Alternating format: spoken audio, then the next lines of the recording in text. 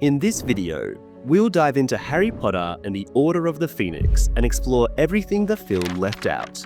We'll reference key events from the books using artwork to help illustrate these missing moments. For example, the movie completely omits the Quidditch storyline, the true reason behind Harry and Cho's breakup, and the full extent of Severus Snape's memories that Harry experiences. Memories that are crucial for understanding Snape's motivations in the future.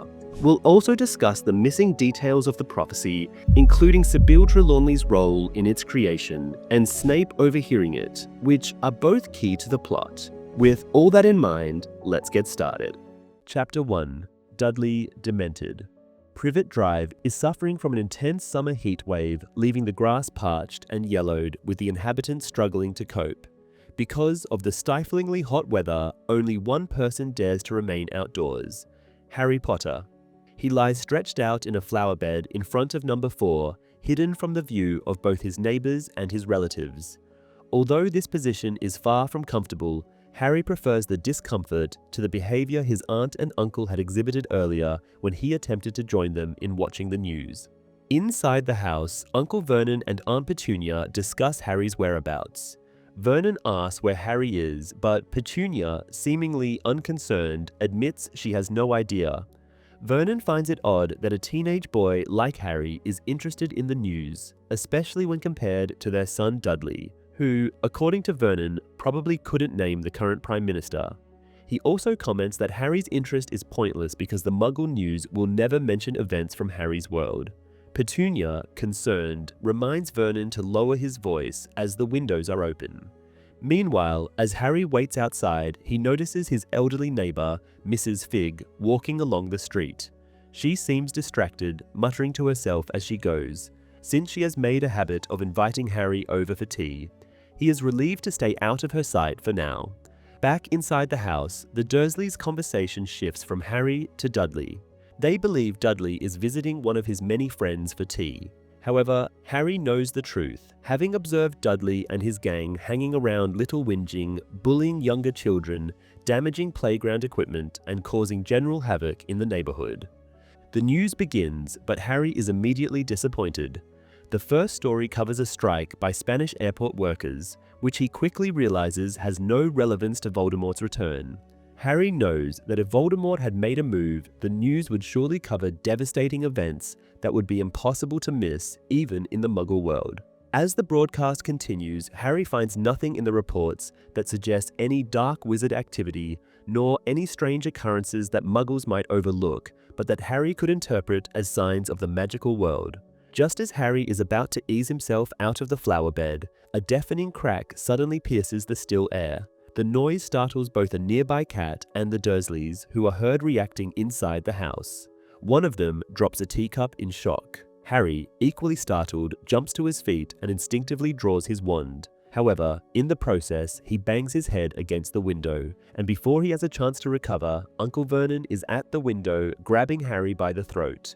Vernon, furious, demands that Harry put his wand away before someone sees it. Harry struggles, nearly choking, and unintentionally performs a minor spell that forces Vernon to release his grip. Harry stumbles backward, tripping over a bush, and looks around. Apart from a few neighbors who have come out to investigate the noise, the street appears deserted. Once the neighbors return to their homes, Vernon, now calmer but still irate, accuses Harry of causing the noise. Harry denies it, asserting that it wasn't him. Vernon then questions why Harry was lurking under the window in the first place, and Harry admits he was listening to the news. This response does not sit well with either Vernon or Petunia, who express their disapproval. Vernon once again points out that the Muggle news will never cover events from Harry's world. Petunia, meanwhile, questions why Harry needs the Muggle news at all, considering he receives regular updates via Owl Post. Harry explains, to their disbelief, that he hasn't received any news from the Owls. Frustrated by their lack of understanding, Harry insults them and storms off. As he walks away from the house, he begins thinking about Dobby, the house elf he had once freed. The loud crack he heard earlier reminds him of the sound Dobby makes when apparating or disapparating. Harry briefly wonders if Dobby might be nearby, but then begins to doubt himself, considering the possibility that the noise wasn't magical at all. Perhaps, Harry thinks, he is so desperate for any sign of magic that he is imagining things. His thoughts shift to how isolated he feels from the wizarding world. Although Ron and Hermione send letters, they are filled with hints about secrets they cannot reveal, leaving Harry feeling more disconnected than ever. Passing Magnolia Crescent, Harry recalls seeing Sirius Black there the previous year. From there, he continues along Magnolia Road, his thoughts still on his godfather. He reflects on the irony of Sirius, known for his impulsive nature, advising Harry to be cautious in his letters. Nevertheless, it is these letters that have kept Harry on Privet Drive, despite the overwhelming temptation to leave. Ever since the summer holidays began, Harry has longed to fly to the burrow where he suspects his friends are staying. Harry eventually reaches a playground and sits on one of the swings. He muses that he will need to find a new hiding spot to listen to the news tomorrow. He also anticipates another night filled with unsettling dreams, most of which involve Cedric Diggory's death or Voldemort's return. Recently, he has also been dreaming of long, dark corridors and closed doors, which he interprets as a manifestation of his feelings of entrapment. These nightmares frequently cause his scar to throb, but Harry dismisses the pain, assuming his friends wouldn't be interested in hearing about it now that Voldemort has returned, and his curse-inflicted scar is expected to hurt sometimes. The feeling of being excluded and sidelined angers Harry. He remains on the playground for a long time, stewing over everything he has endured and how Ron and Hermione are the ones being kept in the loop, and not him. His dark thoughts are occupying him until night starts to fall. In the distance, he sees Dudley and his gang heading home. Although Harry hopes they will spot him and provoke a confrontation, allowing him to release some of his pent-up frustration, they walk past without noticing him. Harry bitterly reflects that his calm reaction is the opposite of what Sirius would have done in his place. Harry observes how Dudley has changed. Though still large, Dudley is no longer as overweight as he once was, having slimmed down due to learning how to fight properly and his success as a junior boxing champion. Although Harry no longer fears his cousin, he realized that Dudley's improved physical strength and knowledge of how to hurt others aren't steps in the right direction. Knowing that arriving home after Dudley will lead to trouble, Harry reluctantly gets up and follows Dudley's group from a distance. He listens to them discussing their latest victim and planning more trouble for the following day. Once Dudley's friends leave, Harry catches up to his cousin. Dudley is less than pleased to see him. Harry, however, seizes the opportunity to mock Dudley, teasing him about the nickname Icklediddykins, and questioning whether Dudley's friends know that Petunia calls him by this name. Dudley retaliates by accusing Harry of only being brave because he carries a magic wand. He also mentions that he knows about Harry's nightmares, revealing that Harry talks in his sleep and calls out for his dead mother. Their verbal sparring escalates, with both boys becoming angrier and more vicious. As they reach an alleyway, the streetlights abruptly go out, and even the stars above disappear. For a moment, Harry wonders if he has accidentally jinxed Dudley, but quickly realizes that blotting out the stars is beyond his abilities. A cold, unnatural chill settles over the alley. Dudley, convinced that Harry has cursed him, charges at his cousin, punching him hard in the head. Harry, momentarily stunned, drops his wand and falls to the ground, scrambling in the darkness to find it. In the eerie silence, Harry realizes what is coming. Dementors. Dudley panics and runs blindly into one of the Dementors at the far end of the alley. Harry, still searching for his wand, shouts at Dudley to keep his mouth closed. He then, out of helplessness, utters the spell for light, and the tip of his wand flashes near to his searching hand. Now able to see, Harry attempts to cast a Patronus charm, but his first effort is weak as he struggles to focus. His mind is overwhelmed with dark memories, particularly of the night when Cedric was killed and Voldemort returned. Desperate, Harry clings to happier thoughts. After several tries, thinking about Ron and Hermione, he finally manages to summon a proper Patronus, a glowing silver stag. The Patronus drives away the Dementor closest to Harry. Harry immediately runs to Dudley, who is on the verge of being kissed by the second Dementor. The Patronus charges at the creature, forcing it to flee before it can complete the soul-sucking kiss. As the Dementors vanish and the lights return, Harry helps Dudley, who, though unharmed, is shaken and barely conscious. Still reeling from the attack, Harry struggles to comprehend what just happened. Dementors are not supposed to be anywhere near Little Whinging, let alone in the Muggle world, as they are tasked with guarding Azkaban prison. As Harry checks on Dudley, he hears hurried footsteps behind him. He turns, wand raised, but relaxes when he sees Mrs. Fig approaching. She is shuffling along, carrying her grocery bags. As she nears, Harry instinctively moves to conceal his wand, but Mrs. Fig sharply scolds him, telling him to keep it out. She appears furious, muttering about someone named Mundungus Fletcher, swearing that she will kill him for abandoning his post. The first part of the chapter, where Harry lies in the flower bed and listens to the news, is omitted in the film adaptation. Instead, the scene begins with Harry already walking toward the playground. The confrontation between Harry and Dudley also differs in the movie, as Dudley's gang directly approaches Harry, leading to a tense exchange where Harry pulls out his wand and threatens Dudley. Dudley's friends initially mock Harry, not believing a wooden stick could be dangerous, but they quickly scatter when the sky darkens ominously. The Dementor attack proceeds similarly to the book, with some additional physical struggle for dramatic effect. Notably, in the film, Mrs. Fig is portrayed as calm and composed when she approaches Harry and Dudley after the attack, unlike her irate reaction in the book. She does not mention Mundungus Fletcher at all in the movie. Harry Melling, the actor who portrayed Dudley Dursley, began losing weight around the time this film was shot. By the time of filming, he had already slimmed down significantly, which aligned with Dudley's transformation into a more athletic, boxing-trained teenager in the story. This installment marks the introduction of a new director, David Yates, who would go on to direct the remaining films in the Harry Potter series, as well as Fantastic Beasts and Where to Find Them and its 2 sequels. Yates brought a distinct style to the franchise, including the frequent use of handheld cameras. There was a real heatwave in the UK in 1995, the year in which Order of the Phoenix began. It was one of the hottest summers recorded at the time. Chapter 2. A Peck of Owls. Mrs. Fig is distraught, telling Harry how Mundungus Fletcher abandoned his watch to purchase stolen cauldrons. Even though he was aware that Mrs. Fig is a squib, and thus cannot perform any magic to protect Harry if necessary. Harry realizes that the man must have been following him earlier, and the cracking sound he heard was indeed the noise of an apparition performed by this Mundungus. Mrs. Fig admits that Harry is correct and adds how fortunate it was that she left a cat as a sentinel. Otherwise, she wouldn't have known about Fletcher's absence. Then she worries about Dumbledore's reaction to the whole incident and snaps at Dudley to get him to pull himself together.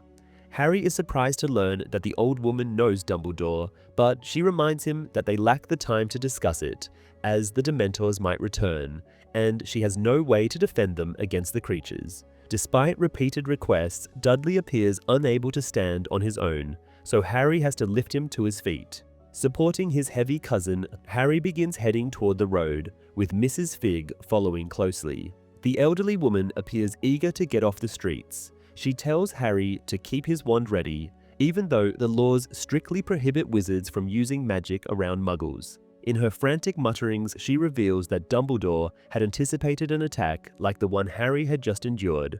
Harry asks why Mrs. Fig never mentioned that she was a squib, especially when the Dursleys often left him in her care as a child. And she apologizes for her past harshness, explaining that she had to convince the Dursleys that Harry did not enjoy his time at her house. Otherwise, his relatives wouldn't have allowed her to babysit him. She then raises a new concern. As a squib, she cannot apparate and cannot inform Dumbledore about the attack. Harry offers his owl, but Mrs. Fig tells him it's too slow. Dumbledore needs to know what happened immediately so he can take action. She fears Ministry officers might already be on their way to arrest Harry for breaking magical law, to which he replies that he used magic to defend himself and Dudley from the Dementors, which is permitted by law. Mrs. Fig starts to respond, but with a now familiar loud crack, a ginger-haired man appears, Mundungus Fletcher. He questions Mrs. Fig about the conspicuous scene, reminding her that they were instructed to remain hidden, and she yells at him, telling him about the attack. Mundungus appears remorseful about abandoning his post, but he claims he encountered a lucrative business opportunity he couldn't pass up. Hearing this, Mrs. Fig flies into an angry outburst, hitting Mundungus with her shopping bag, which appears to contain cans of cat food. Mundungus protests, calling her names and then saying that someone has to go and inform Dumbledore. Realizing he's the only one present with the capability to do so, he disapparates. Mrs. Fig voices her wish that Dumbledore will kill him. As they continue towards Privet Drive, with Harry still largely supporting the near-catatonic Dudley, Mrs. Fig resumes her tirade, revealing more about their instructions from Dumbledore. Apparently, they were directed to prevent Harry from using magic, even in life-threatening situations. Harry asks if Dumbledore has been having him watched all the time, and Mrs. Fig replies that it is inevitable, given that Lord Voldemort has returned to his original form. Upon reaching number 4, Mrs. Fig instructs Harry to go inside and stay there, adding that someone will arrive shortly to meet him. Harry asks her to remain as he has numerous questions, but she hurries away, looking around anxiously. Irritated, Harry drags Dudley to the door, where Aunt Petunia is waiting for them. As she questions Dudley about his appalling condition, the boy vomits, nearly hitting Harry. Aunt Petunia calls for Vernon, who, seeing his son is ill, asks if Mrs. Polkus, where Dudley was supposed to be having dinner, had given him some unfamiliar food. Petunia then suspects Dudley has been mugged and instructs Uncle Vernon to call the police. Harry is almost out of sight when Aunt Petunia asks who hurt Dudley, and Dudley points at him. Harry is ordered to remain with the Dursleys down in the kitchen, and Vernon demands to know what he has done to Dudley. Harry denies any wrongdoing, though he knows his relatives are unlikely to believe him. Petunia, avoiding the words magic or wand, asks Dudley if Harry cursed him, and he nods. As Harry attempts another refusal, trying to explain what happened, an owl swoops into the kitchen.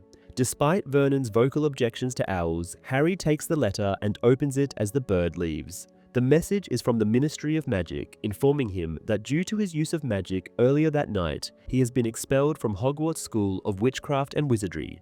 The letter also warns that Ministry officials are on their way to confiscate and destroy his wand. Further details reveal that as this wasn't Harry's first offense, he will also be required to attend a disciplinary hearing where his future will be decided. Shocked, Harry stares blankly at the Dursleys, barely registering Dudley's continued vomiting or his parents' horrified expressions. A decision is made: he will not wait for anyone, nor will he surrender his wand. Ignoring his relatives still talking to him, Harry resolves to flee. He does not even manage to leave the kitchen, however, when Vernon steps directly in his path. Harry raises his wand, warning Vernon to move aside or risk being jinxed.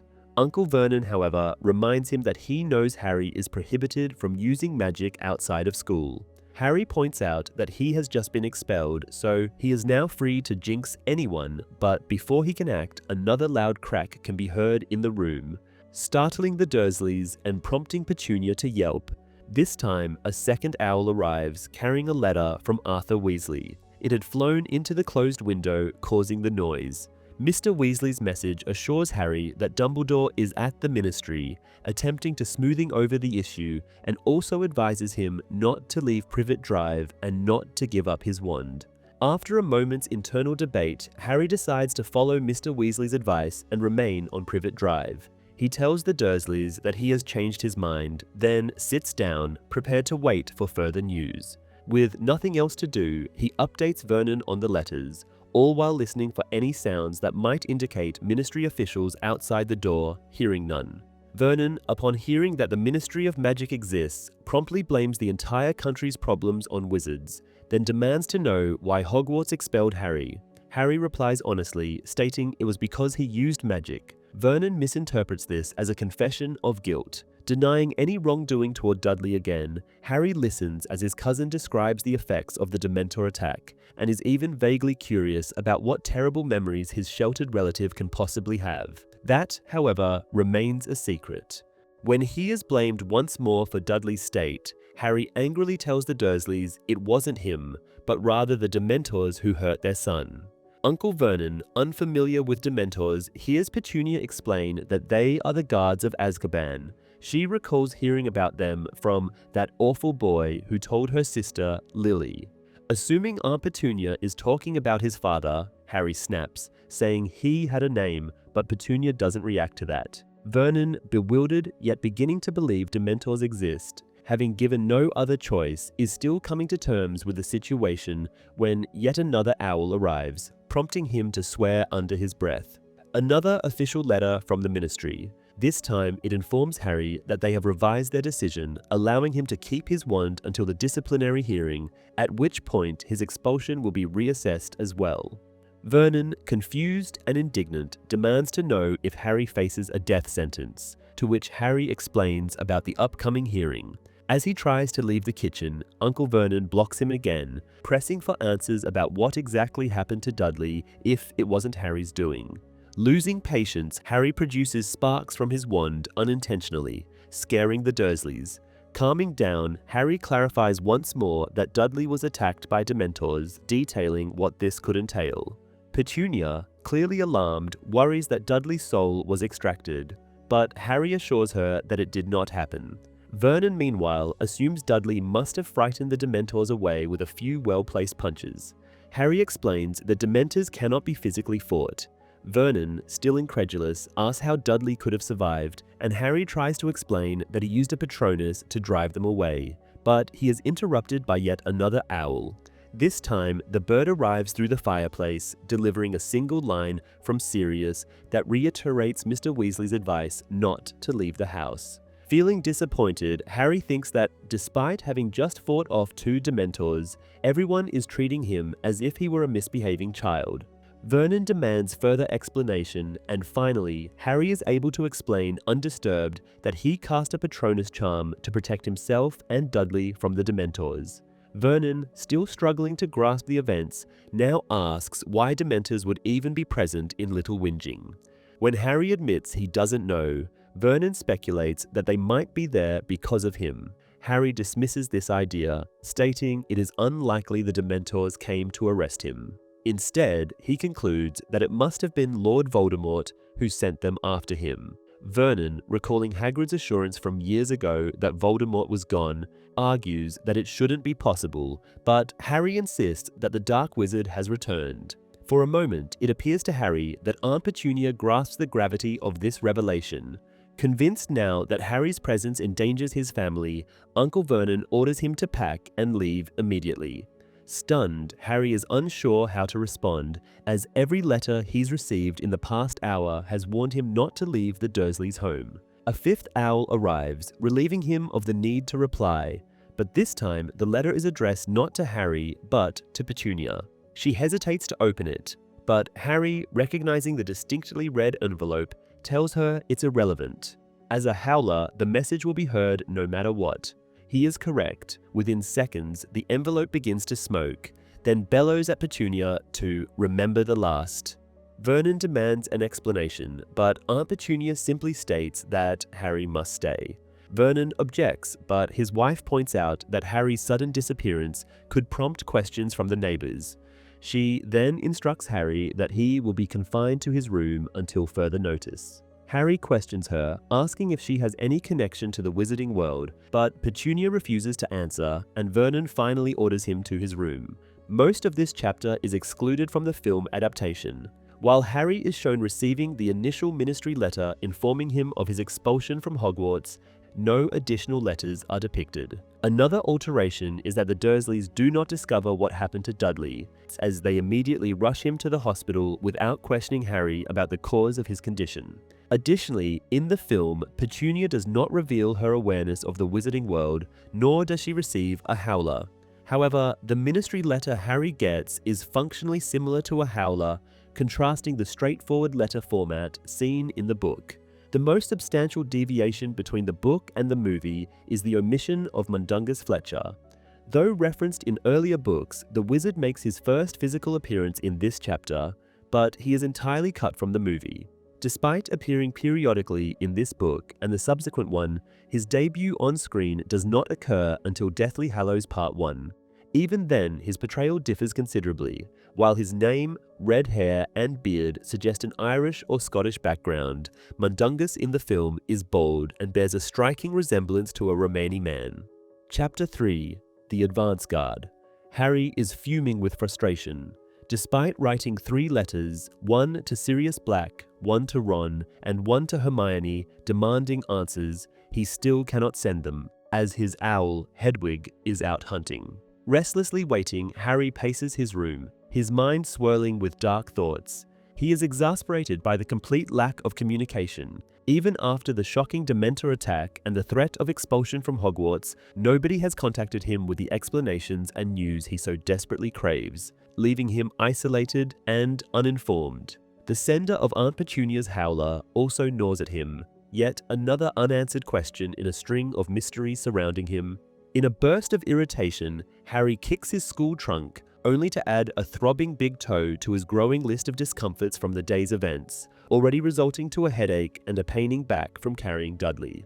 At last, Hedwig returns from a successful hunt, and Harry hurriedly ties the rolled-up parchments to her leg, instructing her to deliver them immediately to Ron, Hermione, and Sirius, and to peck them if necessary, until they respond with long, detailed answers to his questions. After sending Hedwig off, Harry throws himself onto his bed, feeling a pang of guilt over being short with her, mentally resolving to make it up to her when she returns. He expects her back by morning, imagining she will come bearing 3 thick envelopes filled with explanations and plans regarding his extraction from Privet Drive. This hopeful thought soothes him to sleep. Yet, upon waking, he finds no sign of Hedwig or any letters, nor does the owl return throughout the day. Harry remains confined in his room, frustrated, pacing, and constantly turning over the situation in his mind. Every time Aunt Petunia brings food, he attempts to ask her about the howler, but she brushes him off.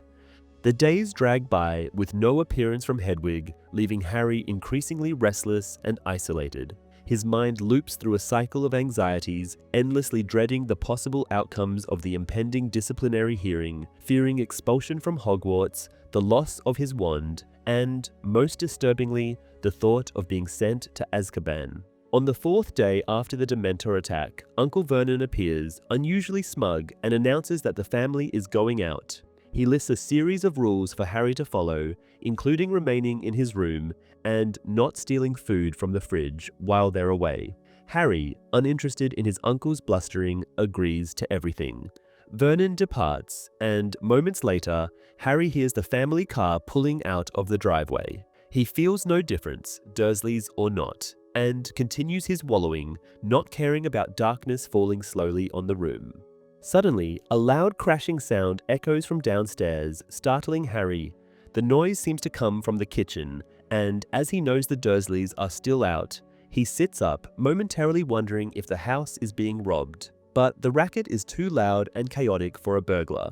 Grabbing his wand, Harry stands just as his bedroom door creaks open. He steps out cautiously, only to see a small crowd of people gathered on the downstairs landing. A familiar voice urges him to lower his wand, and when Harry instinctively addresses him as Professor, Mad-Eye Moody reminds him that he was never truly his teacher. Harry's suspicion flares, remembering that a Death Eater had recently impersonated Moody for months.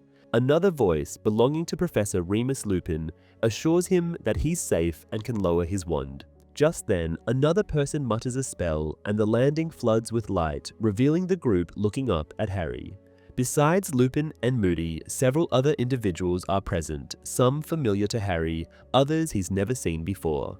A few of them remark on his resemblance to his father, with someone adding that he has his mother's eyes. Moody scrutinizes Harry with his magical eye, but remains skeptical, asking Lupin if he's absolutely certain this really is Harry and not a disguised Death Eater. Lupin verifies Harry's identity by asking him to describe the form of his Patronus, and when Harry answers that it's a stag, Lupin confirms that it is indeed the real Harry. With the verification complete, Harry finally descends the stairs. Moody notices Harry's habit of storing his wand in his back pocket and warns him sternly against it, recounting how he's known people who've lost body parts due to wand mishaps. A young woman who had lit her wand earlier asks Moody for names of people who had lost their butts, but he doesn't answer. Observing the assembled crowd, Harry remarks that it's lucky they arrived while the Dursleys are out. The young witch responds that it was she who orchestrated their absence, luring them away with the promise of a fictional lawn care award. Harry's spirits lift as he realizes this means he'll finally leave Privet Drive. Lupin confirms this, explaining that they're merely waiting for a signal to indicate it's safe to depart. Meanwhile, Lupin introduces Harry to each member of the group, starting with Moody, with whom Harry doesn't actually acquainted. The young witch is Nymphadora Tonks, though she insists on being called simply Tonks. Lupin continues naming the group members Sturgis Podmore, Kingsley Shacklebolt, Elphias Doge, Daedalus Diggle, Emmeline Vance, and Hestia Jones, noting that each has volunteered to escort Harry to their new headquarters. Though Lupin seems to find the situation amusing, Moody asserts that the larger group is necessary to ensure Harry's protection. Harry seizes the opportunity to inquire about Voldemort's current activities, but his escorts remain silent on the matter. Moody explains that sensitive information cannot be shared within the unsecured confines of a Muggle household. Moody then begins grumbling about his magical eye, lamenting that it often gets stuck since his imposter had used it. He removes the eye from its socket to inspect it, much to the group's discomfort. Tonks, somewhat disgusted, chides him, saying that watching him clean his eye is unsettling. Unfazed, Moody asks Harry to fetch a glass of water, into which he promptly drops the eye. Harry inquires about their mode of transportation, and Lupin informs him that they will fly on broomsticks, as every other method could pose the danger of being tracked, given their current circumstances. Kingsley Shacklebolt, a wizard Harry has just met, chimes in, stating that Lupin has praised Harry's flying abilities. Lupin confirms this and urges Harry to start packing his belongings, as they will be leaving soon. Harry heads towards his room upstairs and Tonks offers to assist him. She comments on the Dursley household's unnatural cleanliness, contrasting it with Harry's much less orderly room, where she feels much more at home. She tells him that this can't be a common Muggle trait, as her father is Muggle-born and yet very messy. While Harry packs, Tonks takes a moment to examine her reflection in the mirror, pondering whether her violet hair suits her. Deciding it doesn't, she makes a face and changes it to a bright pink. Harry, taken aback, asks her how she accomplished that transformation. Tonks explains that she is a metamorph magus, a magical ability that allows her to alter aspects of her appearance at will.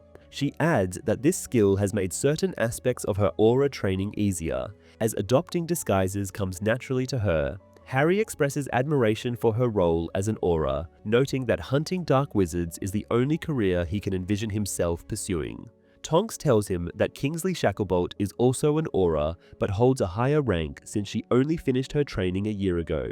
Curious, Harry asks if being a metamorph magus can be learned, but Tonks replies that it is a gift one is born with. She seems to understand Harry's desire to be someone else at times, someone without the burden of the lightning-shaped scar on his forehead. Realizing they are supposed to be packing Harry's belongings, Tonks uses her wand to magically gather everything into his trunk in an instant. She notes that it's quite a mess, but admits she never really perfected the art of packing up with magic, something her mother mastered to the extent that even socks are pairing up for her command.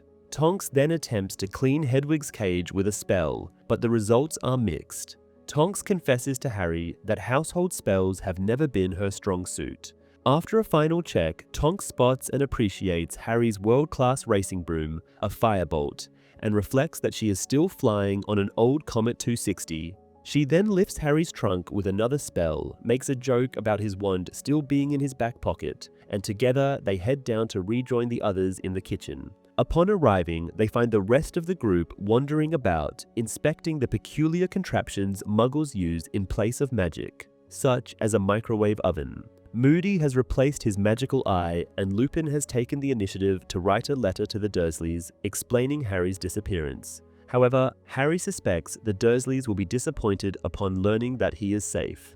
Next, Moody casts a disillusionment charm on Harry, which serves as a form of camouflage, making him difficult to see, particularly in the dark. After this, Moody instructs the group to head outside while detailing the flight plan, including a grim mention of what would happen if one of them were killed en route. When Harry expresses concern about the possibility of such an event occurring, Moody does not respond, but Tonks playfully mocks the old man for his negativity. Moody retorts that they might indeed perish while guarding Harry, but Kingsley reassures the boy that no one is going to die today. Upon spotting the first sign of all clear, the group mounts their brooms, and once a second signal appears in the sky in the form of wand-emitted sparks, they take off. Harry feels a surge of happiness as he flies, for the first time in days forgetting the impending disciplinary hearing. Following Mad Eye's instructions, they gain altitude because the old wizard wants to remain hidden from muggles. As they ascend, Harry chuckles at the thought of the Dursleys returning home from the fake lawn competition in one of the tiny cars below. Mad Eye suggests using clouds for cover, but Tonks refuses, unwilling to get soaked in the process. However, Harry's good mood quickly dissipates as the cold begins to seep into him, leaving him wishing that he had thought of bringing a jacket. The frequent turns ordered by Moody to avoid being followed stretch the flight into an endurance test. Harry remembers the only other time he was this cold while flying, during a Quidditch match held amidst a thunderstorm. When Mad Eye proposes turning back to check for any followers, Tonks finally snaps, shouting that they are all freezing, and Lupin takes charge, instructing Harry to begin descending. The group lands in the largest city they have flown over thus far. They touch down in a grimy and abandoned-looking square surrounded by unfriendly and worn house fronts. Harry asks Lupin about their location, but Lupin tells him to wait while Moody retrieves a small object resembling a cigarette lighter. He clicks it multiple times, causing the street lamps to extinguish one by one. Moody explains that the device belongs to Dumbledore, and he borrowed it to ensure that no muggles see them upon their arrival. Grabbing Harry's arm, he leads him towards the houses across the street, while the others stand guard with their wands drawn. Moody presents Harry with a piece of paper, instructing him to read and memorize it. It contains familiar handwriting that states the headquarters of the Order of the Phoenix can be found in London at 12 Grimmauld Place. In the movie, this chapter has been simplified for the screen. For instance, Kingsley informs Harry that he has not yet been expelled from Hogwarts and that the upcoming hearing will determine his fate, information he learns from various letters in the book. Additionally, the days Harry spends locked in his room are absent. The film implies that the group visits him on the evening of the Demented attack. While Harry counts 8 or 9 members of the advance guard in the book, the movie depicts only 5 characters, of which only Mad Eye, Tonks, and Kingsley have speaking lines.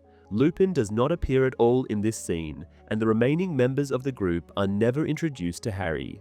The flying journey from Little Whinging to London is portrayed in the book as a cold and uncomfortable experience, but Harry's counterpart in the film appears to enjoy the flight. In the movie, Moody rides a special broom that accommodates his state as an amputee, steering it with his hands rather than his legs. While the book clarifies that Moody and Lupin explain the necessity of remaining hidden during Harry's transport, the film depicts them flying in plain sight, directly next to the well-lit Parliament and over the Thames, a choice that fans often mock for its inconsistency with established rules.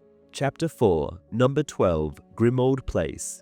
Harry attempts to ask what the Order of the Phoenix is, but Moody interrupts, assuring him that his questions will be answered once inside. Moody takes the note and burns it with his wand.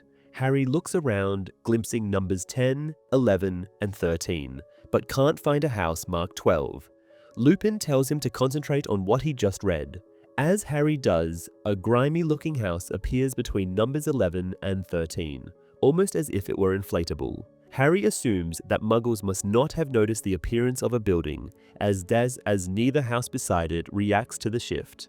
The black door has no keyhole, but Lupin opens it with his wand, instructing Harry to enter and warning him not to wander too far in or touch anything. As Lupin and Tonks carry Harry's belongings into the hall, Mad Eye releases the streetlights from Dumbledore's gadget. Judging by the house's rundown look and musty smell, Harry suspects it's long abandoned. Once they are all inside, Moody removes the disillusionment charm from Harry, then lights a line of gas lamps, revealing the hall's gloomy, snake-themed decor and aged interior. Mrs. Weasley soon appears from a doorway, looking delighted to see Harry, but he notices she's lost weight. Hugging him, she remarks on his thinness and mentions that dinner will be later. She informs the others that someone has arrived and that a meeting has begun. When Harry follows Lupin, Mrs. Weasley stops him, explaining that only Order members can attend, directing him to find Ron and Hermione upstairs. She also asks Harry to keep his voice down to avoid waking something, but doesn't elaborate. She then leads Harry to a dark staircase, and he notices strange items along the way. A troll's leg used as an umbrella stand and mounted house elf heads on the walls. Harry tries to ask Mrs. Weasley about these oddities, but she tells him Ron and Hermione will explain everything and leave him. Harry opens the door she indicated, barely glimpsing the room inside before Hermione grabs him, hugging him tightly and bombarding him with a barely coherent tirade while Ron's small owl flits around. Ron, now taller than when Harry last saw him, tells Hermione to let Harry breathe. Just as she releases him, Hedwig softly lands on Harry's shoulder. Ron explains that Hedwig was frantic and shows a cut she inflicted on his finger. Harry apologizes, explaining that he has been needing answers badly. Ron tells him they wanted to explain everything, but Dumbledore made them promise not to. Harry feels cold as his happiness at seeing his friends quickly fades. Hermione adds that Dumbledore thought it best to keep Harry uninformed, while Ron says the headmaster believed he would be safe on Privet Drive. Harry retorts that he was attacked, and his friends reveal that Order members had been watching him to prevent such incidents. Realizing everyone else knew of this arrangement angers Harry. Hermione recalls how furious Dumbledore had been on hearing the news, and Harry responds that he's actually glad the attack happened. Otherwise, he'd still be stuck in little whinging. Hermione asks if he's worried about the hearing, but Harry insists he's not, even though he's uneasy. Noticing an empty frame on the wall, he questions his friends about Dumbledore's secrecy. Ron explains that Dumbledore warned them not to write anything important, as owls can be intercepted. Harry argues that Dumbledore, as the most powerful wizard alive, must have ways beyond Owl Post to communicate. He speculates that Dumbledore might think he can't be trusted or handle himself, but his friends dismiss this idea immediately. Harry questions why he had to stay with the Dursleys while Ron and Hermione could be together. Ron replies that they're also excluded from meetings and don't know much more than he does. This response angers Harry more, and he begins shouting, reminding his friends of everything he's done, including saving them from Dementors. His yelling frightens both owls, Hedwig and Pigwidgeon, but he continues listing all the dangers he's faced. He vents his frustration, stopping only when he realizes he's made Hermione cry. She says she understands his frustration, adding she would be furious in his place too. After a pause, somewhat calmer but still upset, Harry asks them about the house. Ron explains they're in the Order of the Phoenix's headquarters, and Harry sarcastically asks if someone will finally tell him what the Order is. Hermione explains that the Order is a secret society founded by Dumbledore to oppose Voldemort. When Harry inquires about its members, Ron can only name a few, explaining they haven't met everyone.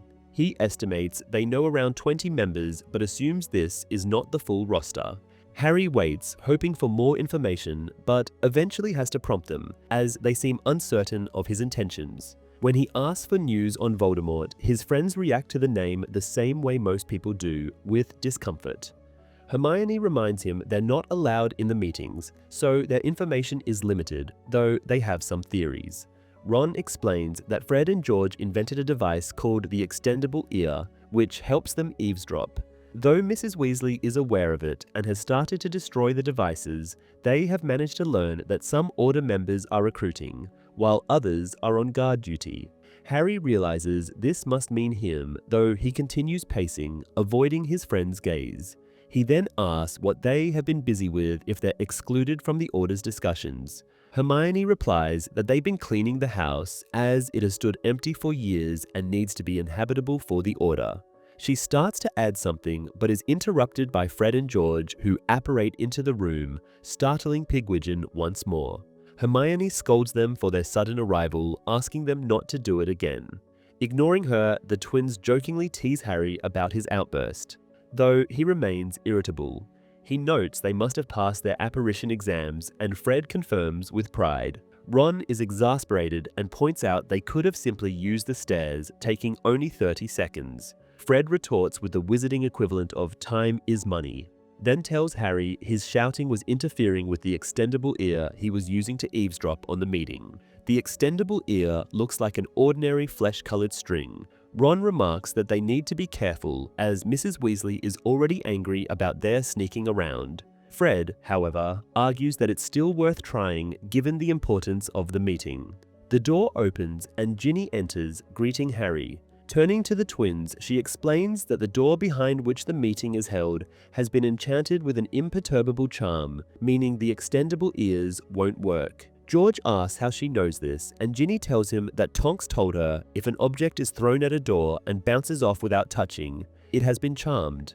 She adds that she tried this by chucking dung bombs at the door, which indeed bounced off, showing that the ears won't be able to slip under the gap between the door and the floor. Fred voices disappointment, admitting he's really curious about what Severus Snape might have to say. Harry is surprised to hear that the potions professor is there, and George explains that Snape is a member of the Order, currently delivering a highly secretive report. Fred calls the professor a git, prompting Hermione to remind him that Snape is on their side. Ron chimes in, saying he's still a git, recalling the unsettling way Snape looks at them each time they meet. Ginny adds that Bill doesn't like Snape either. Harry recalls that Bill had been working in Egypt, but is told by the others that he returned home to be closer to the family, given Voldemort's resurgence. Fred mentions that Bill misses the tomb raiding he used to do, but has found some compensation in his new relationship with Fleur Delacour, who also now works at Gringotts. George goes on to say that Charlie too is an Order member, though he stayed in Romania to help recruit foreign witches and wizards. Harry, remembering that Percy works in the Department of International Magical Cooperation, asks why he isn't handling the recruitment, but the group hesitates to respond. After a series of exchanged looks, Ron advises Harry not to mention Percy to Mr. and Mrs. Weasley, as Mr. Weasley tends to break things and Mrs. Weasley cries whenever Percy's name comes up. In bits and pieces, Harry learns from the other Weasleys that despite Percy's failure to recognize his boss, Mr. Crouch's connections to Voldemort, Percy had still been promoted to junior assistant to the Minister for Magic. Far from impressed, as Percy likely hoped, Mr. Weasley suggested that the minister offered Percy the job to spy on his family. This led to a fierce argument, as Percy resented the insinuation and went as far as blaming his father for the family's low status and lack of financial resources.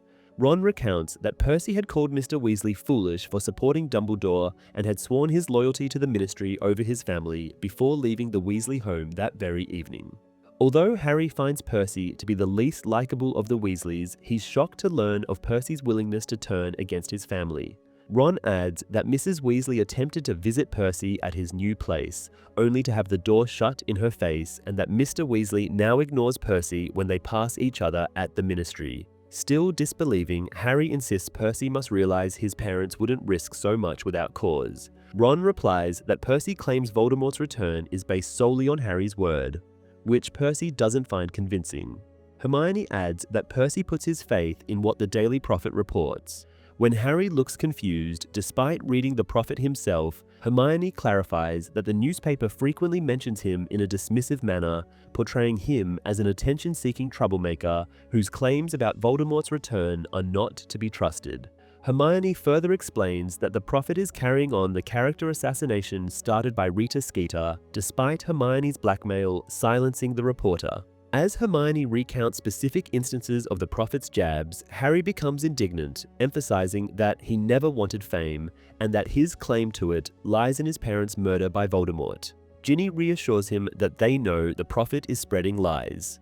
Hermione points out that the Dementor attack on Harry wasn't reported by the newspaper, then asserts that the hearing must find Harry innocent if it adheres to the law. Unwilling to discuss the possibility of being expelled, Harry attempts to change the subject, but is saved by approaching footsteps. Fred and George, taking the extendable ear with them, disapparate just as Mrs. Weasley enters the room. She informs the kids that the meeting is over and that dinner will soon be served in the kitchen, then asks who left the dung bombs by the door. Ginny promptly blames Crookshanks, Hermione's cat, and Mrs. Weasley mentions that she suspected Creature. She then tells Ginny to wash her hands before dinner, and Ginny leaves the room with her mother.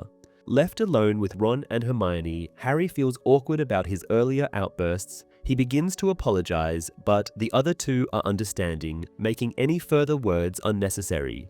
To shift the mood, Harry asks who Creature is. Ron explains that he's the eccentric house elf who lives there, and Hermione scolds him for his dismissive tone. Ron points out that Creature dreams of having his head mounted as wall decor, and though Hermione agrees that's odd, she argues it isn't Creature's fault. Ron then mentions that Hermione has yet to abandon her elf rights movement.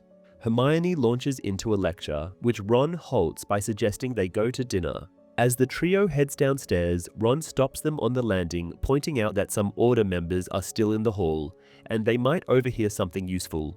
Spotting Snape, Harry leans over the handrail, hoping to catch some of his conversation. From an upper floor, an extendable ear is being lowered.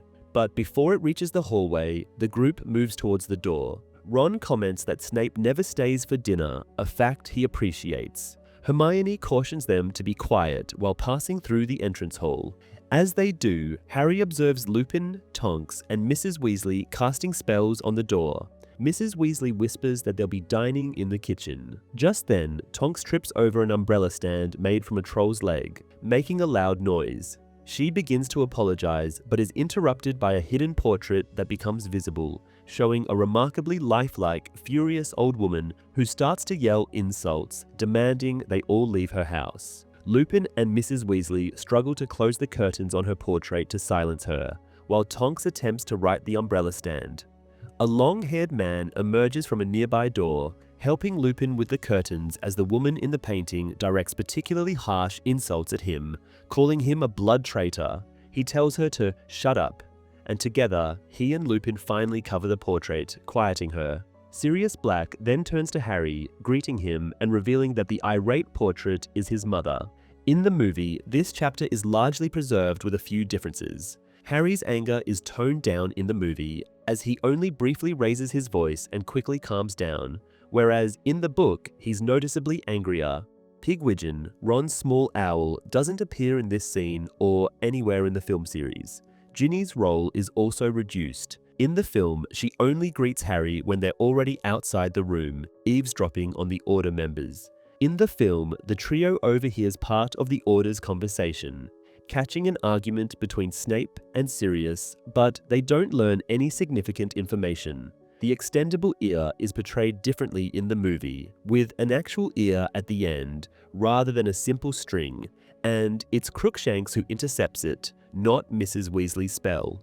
Chapter 5, The Order of the Phoenix. Harry is confused, and Sirius explains that the portrait indeed depicts his late mother. He adds that they have been trying to remove the painting, but it's proven impossible. He suspects a permanent sticking charm is involved. He then suggests they go downstairs to the kitchen before they risk waking Mrs. Black again. Still puzzled, Harry asks why Sirius's mother's portrait is here, and the man replies that 12 Grimmauld Place is his house. Sirius explains that he offered it as headquarters, adding that it's the only useful contribution he has made so far. Harry notes to himself that Sirius sounds slightly sour, feeling disappointed as he had expected a warmer welcome. They enter the kitchen filled with pipe smoke and find Mr. and Mrs. Weasley, Bill, and others gathered around a long table covered with papers. Mr. Weasley jumps up to welcome Harry, while Bill jokes, asking if Mad-Eye Moody made them touch Greenland on their way there. Tonks, also present, answers that Moody did try, and while doing so, she accidentally knocks a candle onto a piece of parchment, burning it. Mrs. Weasley quickly fixes it with her wand, and Harry catches a glimpse of what appears to be blueprints of a building. She notices Harry looking and quickly snatches the parchment, giving it to Bill, who already holds several, while muttering that all order-related documents should have been cleared after the meeting. Bill, drawing his wand, murmurs a spell and the parchments all vanish. Meanwhile, Sirius invites Harry to sit and asks if he has met Mundungus Fletcher. What Harry initially thinks is a pile of discarded clothes stirs as Mundungus wakes, asking if someone called him. He seems completely unaware of what's happening, prompting Ginny to laugh. Mundungus then produces a dirty-looking pipe and lights it while awkwardly apologizing to Harry for leaving him unprotected recently. Mrs. Weasley scolds him over the pipe and Mundungus puts it away. Mrs. Weasley then announces that if the group wants to eat anytime soon, she'll need some help, but declines to involve Harry, saying he must be tired from his journey. She hesitates to accept Tonks's help as the young witch is accident-prone, but Tonks joins Ginny in setting the cutlery regardless. With preparations underway, Mundungus asks Harry if he has seen Mrs. Fig since the attack. Harry replies that he hasn't, and Mundungus tells him again that he regrets leaving but has a significant business opportunity. At that moment, Crookshanks shows up, nudging Harry's leg before settling into Sirius's lap. Sirius then asks Harry about his summer so far, remarking that he doesn't understand why Harry complains, as he himself would welcome a Dementor attack as a refreshing change from his confinement. Sirius explains that he hasn't left the house for a month, as he's still officially a wanted criminal, and now that Wormtail has likely informed Voldemort and the Death Eaters about his animagus form, the disguise is also useless. Under these circumstances, Dumbledore believes it's best for Sirius to remain indoors, though Harry suspects his godfather doesn't entirely agree. This sentiment brings Harry closer to him, as he too has been frustrated with some of Dumbledore's recent decisions. Harry tries to comfort him, pointing out that at least Sirius gets all the latest news, but Sirius counters, saying listening to Snape mock him for staying inside while others take risks has been anything but enjoyable. Sirius adds that Snape even asks how the cleaning is going, referring to the task Hermione had earlier mentioned, blaming the old house elf for the house's poor condition. Sirius states that the building stood empty for a decade since his mother's passing. Mundungus interrupts, asking if a goblet he's found is pure silver. Sirius confirms it, saying it's the work of goblins bearing the Black family crest. Mundungus absently remarks that the crest could be removed as he polishes the goblet. Just then, Mrs. Weasley cries out as Fred and George, aiming to save time, use magic to levitate a large cauldron, a knife, and other items to the table. The cauldron leaves a scorch mark along the table's surface, and Harry, Sirius, and Mundungus jump out of its path. Mrs. Weasley reprimands her sons, and Fred quickly apologizes to Sirius, whose hand was nearly punctured by the knife. Harry and Sirius laugh it off, though Mundungus, who has fallen over, and Crookshanks, now startled, are less amused. Mr. Weasley steps in, backing up Mrs. Weasley by reminding the twins that they don't have to use magic for everything just because they're legally allowed. Mrs. Weasley continues, saying none of their other children were ever so irresponsible, listing first Bill, then Charlie, before accidentally mentioning Percy, at which point she stops abruptly, glancing anxiously at her husband. Bill quickly diffuses the tension by suggesting everyone sit down to eat, and they gather around the long table. As they begin their meal, Lupin compliments the food and the group eats in silence for a while. Eventually, Mrs. Weasley mentions that she suspects something may be living inside the writing desk in the drawing room as it frequently rattles. She thinks it might be a boggart, but wants Mad Eye to investigate before they open it. Sirius responds with a nod, showing little interest. Mrs. Weasley continues, explaining that doxies have infested the curtains, but Sirius, with equal indifference, says he can't wait to deal with them. Across the table, Tonks entertains Hermione and Ginny with her Metamorph Magus abilities. The girls, requesting her favorite transformations, watch as Tonks morphs her nose into the hooked, beak-like shape Snape sports, followed by a pig snout, which reminds Harry of Dudley. Elsewhere, Mr. Weasley, Lupin, and Bill discuss more serious matters. Bill has been attempting to maintain positive relations with the goblins who manage Gringotts, though progress is limited, and he remains unsure whether they believe Voldemort has returned. Mr. Weasley feels it's unlikely the goblins would support Voldemort after the treatment they received from the Death Eaters in the last war. Lupin, however, is more cautious, suggesting that if Voldemort offers them rights long denied by wizards, they may consider supporting him. Bill adds that Goblin leader Ragnarok is already displeased with wizards, as Ludo Bagman essentially swindled him out of money last year, and the Ministry has done nothing to rectify this, opting instead to cover up the matter. Their conversation is interrupted by laughter as Mundungus shares a story about reselling stolen toads to their original owner. Mrs. Weasley scolds him, accusing him of lacking a moral compass, but Mundungus retorts that the toads were initially stolen by someone else, implying this justifies his actions.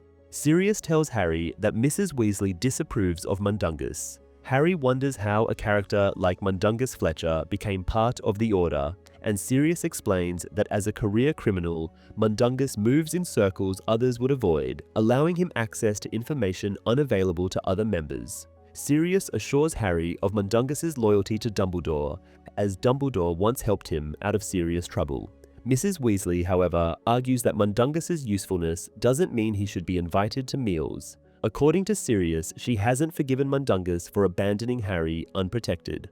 Later, after everyone has finished their dessert, the group grows silent, feeling sleepy. Tonks has reverted to her natural nose, and Ginny plays with Crookshanks. Mrs. Weasley suggests it's time for bed, but Sirius objects, believing Harry deserves answers. The atmosphere shifts abruptly, and Harry explains that he had asked his friends for information, but as they aren't in the Order, they lack answers. Mrs. Weasley agrees, stating the young ones are too immature to join. Sirius counters that one doesn't need to be in the Order to ask questions and argues that Harry has a right to know what is happening. Fred and George add that they have tried to obtain information for over a month and have been denied, despite being of age, unlike Harry.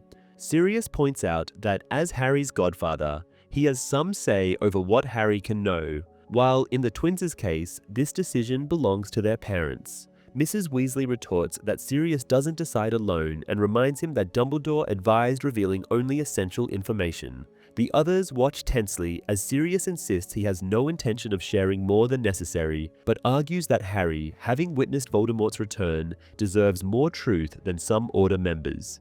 Mrs. Weasley argues Harry is only 15, while Sirius contends he has endured more than many adult wizards. They debate his age, with Sirius asserting he's no longer a child, and Mrs. Weasley pointing out he's not yet an adult. She accuses Sirius of confusing Harry with James Potter, which he sharply denies. Their argument continues, both wanting the best for Harry, but unable to agree on what that might be.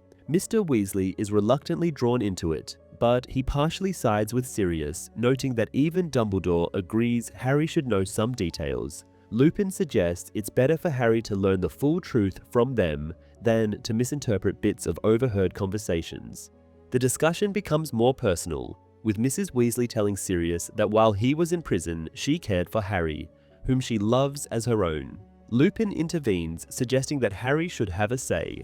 Though grateful for Mrs. Weasley's words, Harry opts to hear more about the situation, sparking further debate as Fred and George argue they should be allowed to stay as adults, while Ron protests that it's unfair for Harry to hear what they cannot. Mr. Weasley concedes the twins have a point, and Ron remarks that Harry would tell him and Hermione what he learns anyway.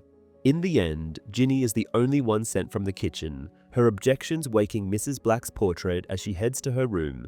Harry's first question concerns Voldemort's whereabouts and activities. He mentions following Muggle news, but hearing no unusual reports of disappearances or deaths.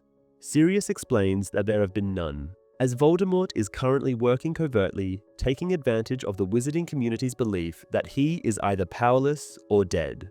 Lupin adds that the original plan was for only the Death Eaters to know of his return, allowing Voldemort to operate unnoticed. However, Harry disrupted this by escaping the night Voldemort regained his body, prompting Dumbledore to alert the Order and begin resisting the Dark Wizard's plans. When Harry asks for specifics, Sirius explains that Voldemort previously commanded an army of followers, many unwilling or fearful, and dark creatures such as Dementors and Giants.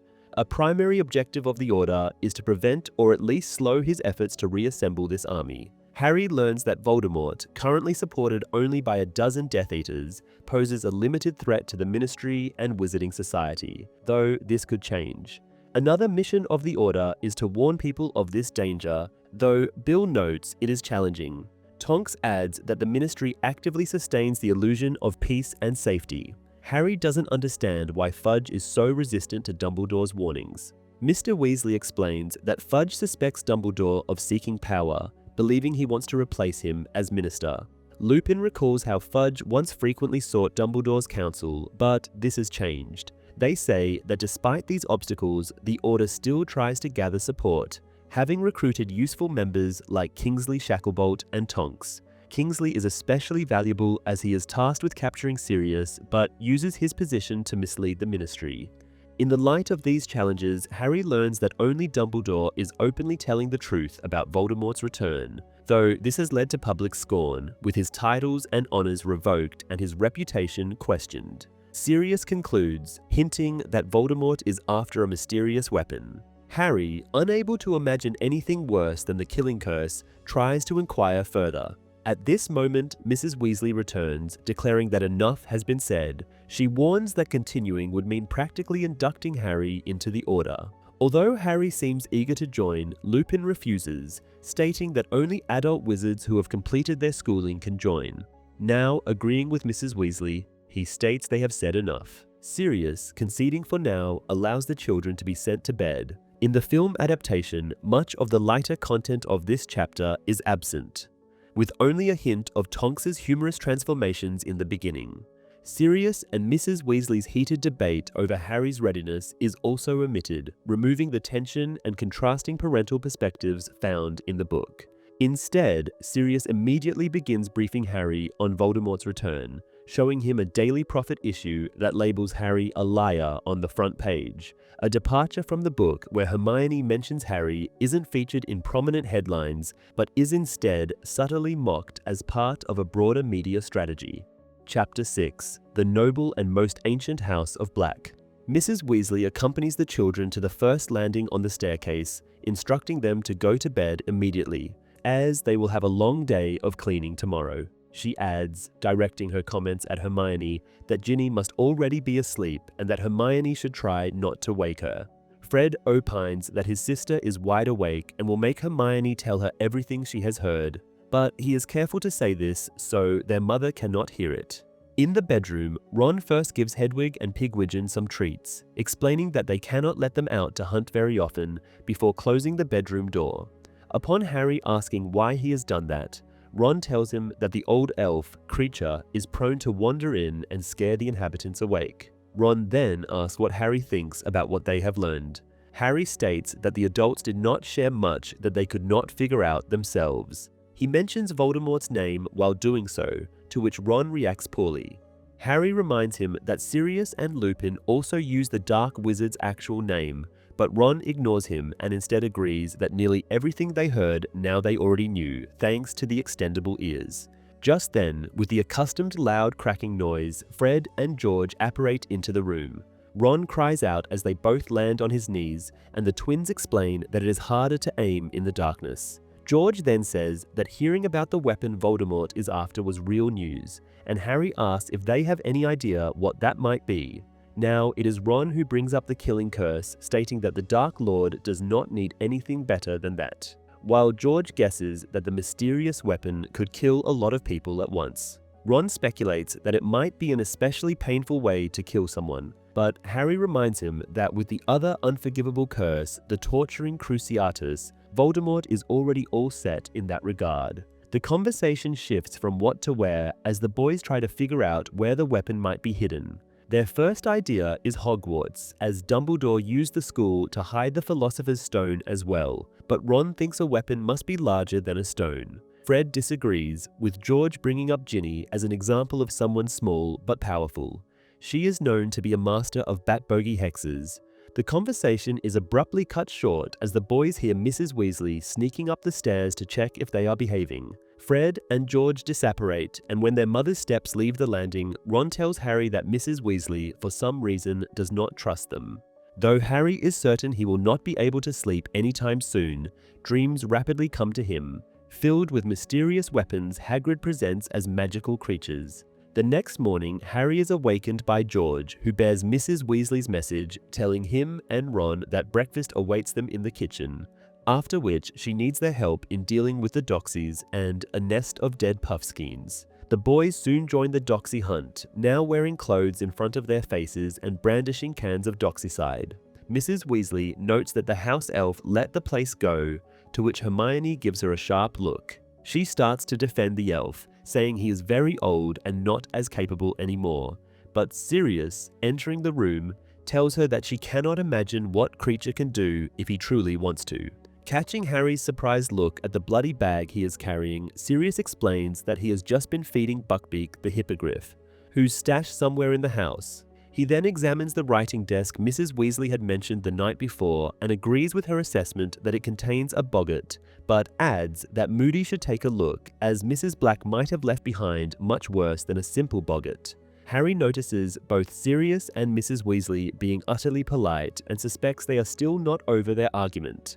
Just then, the doorbell rings, waking up the portrait of Sirius's mother, with the man exclaiming that he has told everyone numerous times not to use the bell. While closing the door of the room, Harry overhears Kingsley telling Sirius that he has been relieved of duty by Hestia Jones. When Harry rejoins the others, Mrs. Weasley tells the children that a doxy bite is poisonous and that one spray of doxycycline should paralyze the little creatures before they start battling them. As Harry deals with his first attacker, he hears Mrs. Weasley asking Fred what he is doing. The twin is holding a doxy, examining it instead of spraying and stashing it until his mother instructs him to do it properly. He does spray the creature, but Harry sees that afterward he puts it in his pocket. George tells Harry that doxy venom is one of the ingredients of their new sweets line, Skiving snack boxes, and upon asking what they are, Harry learns that the snack boxes make one ill enough to skip classes.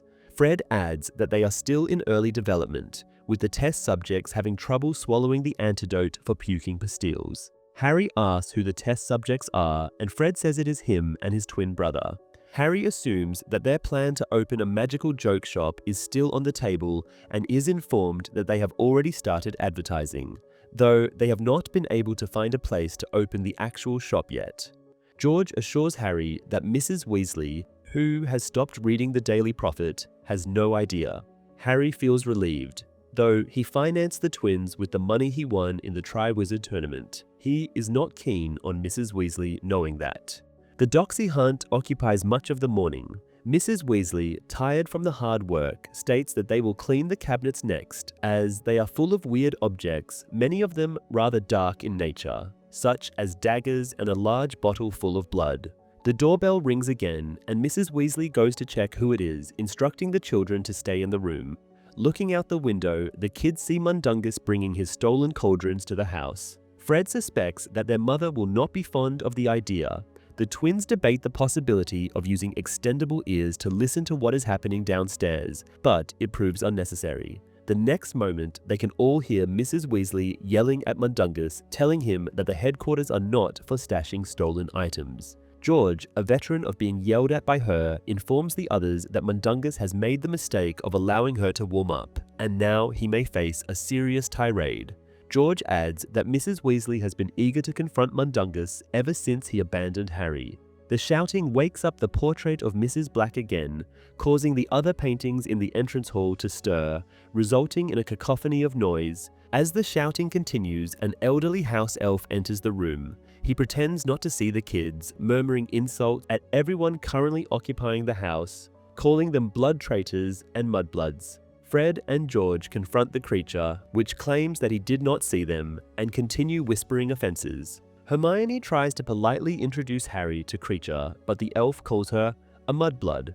Ron and Ginny snap at once, ordering the elf not to call Hermione that, but that the girl insists she is not offended, as the elf is clearly not in his right mind. Fred tells her not to have illusions, asserting that creature is perfectly aware of his behavior, and that the house elf wonders aloud how Harry survived the deadly curse of Voldemort. Fred responds that they all want to know that, and George asks what creature is doing there anyway.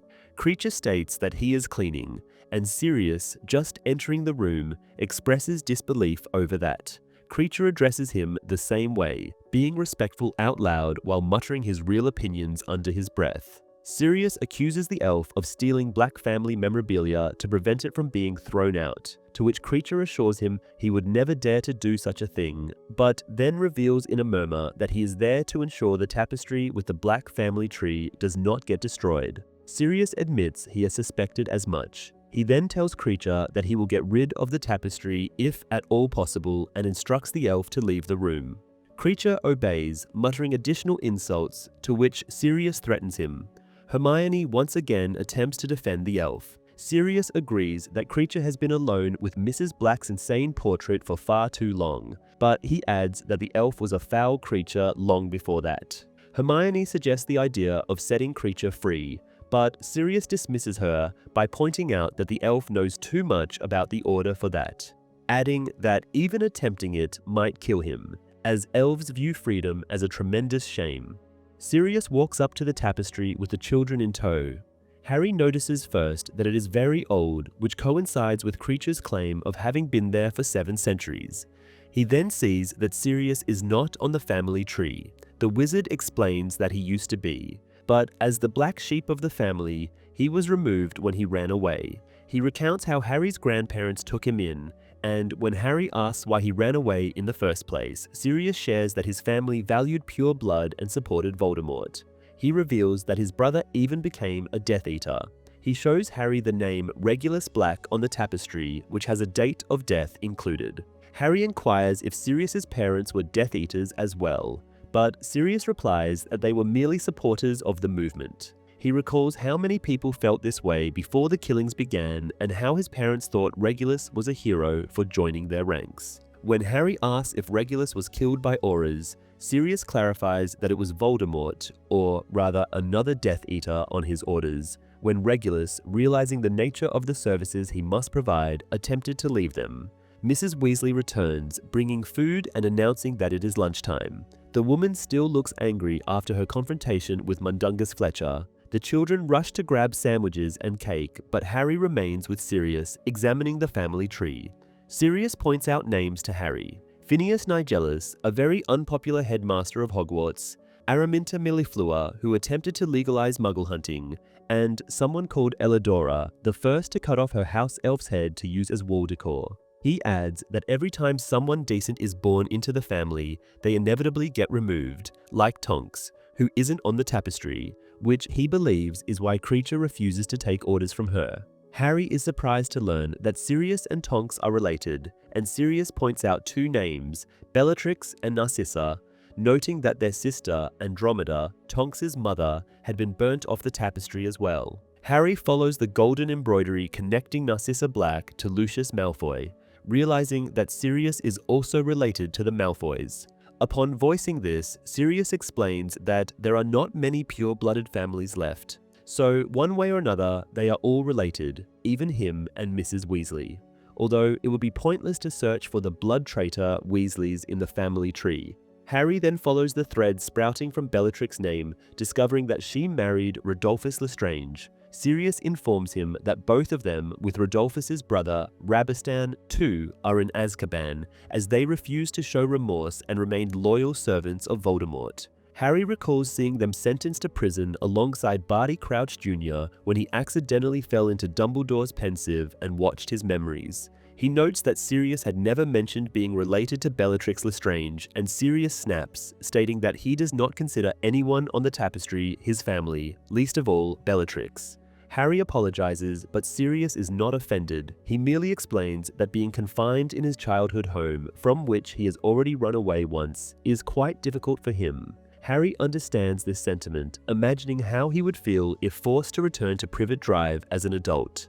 Sirius continues, explaining that the house is perfect as a headquarters, having been heavily enchanted from the start. He adds that he would not feel so miserable if he could leave the house now and then, and suggests the idea of accompanying Harry to the disciplinary hearing in his dog form. Harry, reminded that he might still get expelled, asks Sirius if he could move in with him if that happens, to which Sirius remarks that the Dursleys must be terrible if Harry prefers the Black House over Privet Drive. Harry's mind wanders to the hearing throughout the afternoon, while they wage war on the glass cabinets.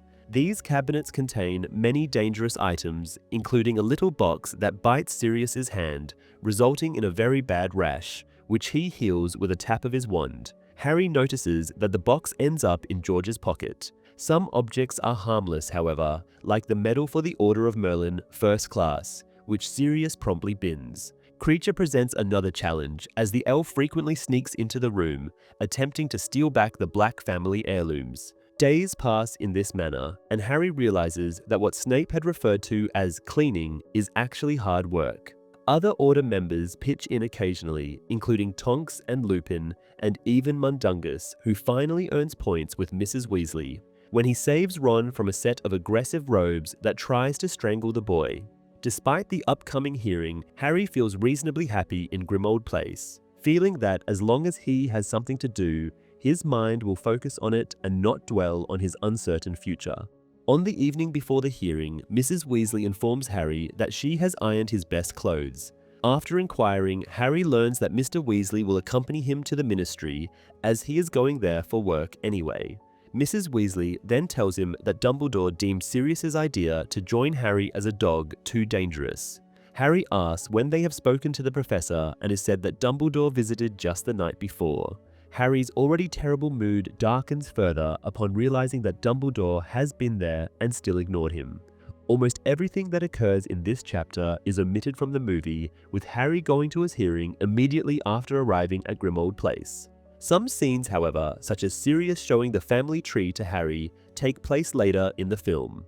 In a dream sequence on the night of his arrival, Harry hears Lord Voldemort whispering his name.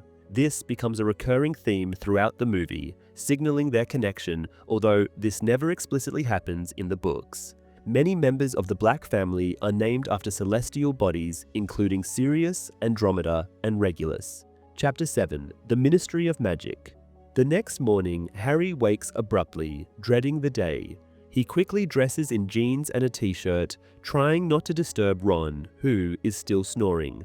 The empty canvas on the wall snickers as he leaves the room. As Harry makes his way out, he avoids thinking about the possibility that he might not be classmates with his best friend the next time he sees him. Through the quiet house, Harry sneaks down to the kitchen. To his surprise, the room is already occupied. Mr. and Mrs. Weasley, Tonks, Lupin, and Sirius are sitting at the long table, giving Harry the impression they have been waiting for him. Mrs. Weasley jumps up when she sees him, declaring it's time for breakfast, and hurries to the stove.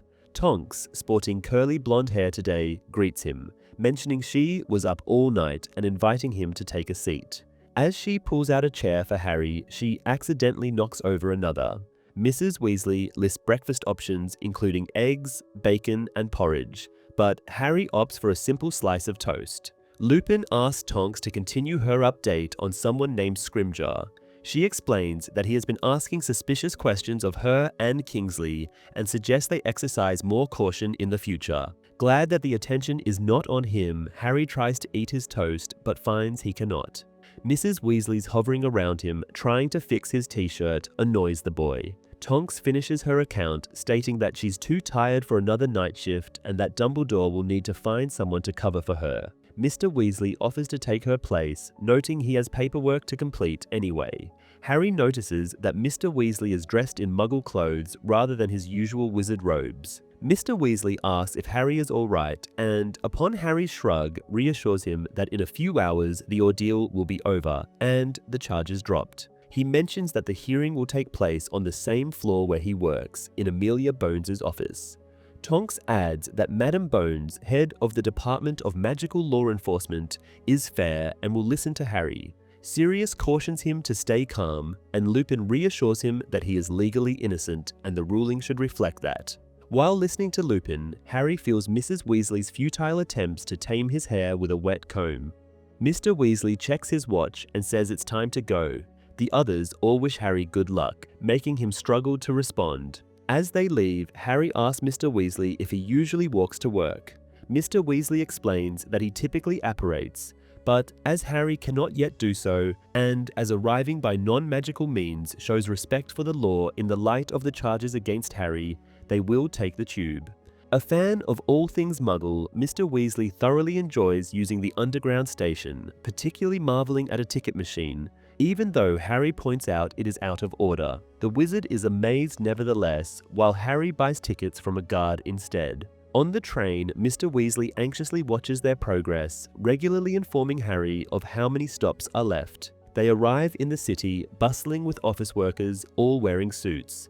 After a moment of confusion, Mr. Weasley leads Harry through quieter side streets, explaining that he has never traveled to work this way before. As they walk, Harry observes that the buildings and streets around them appear increasingly worn and unremarkable. On the street where the ministry is supposed to be, he sees dilapidated buildings and overflowing rubbish bins and even a dingy-looking pub. Mr. Weasley opens a phone box and, though confused, Harry steps inside. Mr. Weasley follows, closing the door.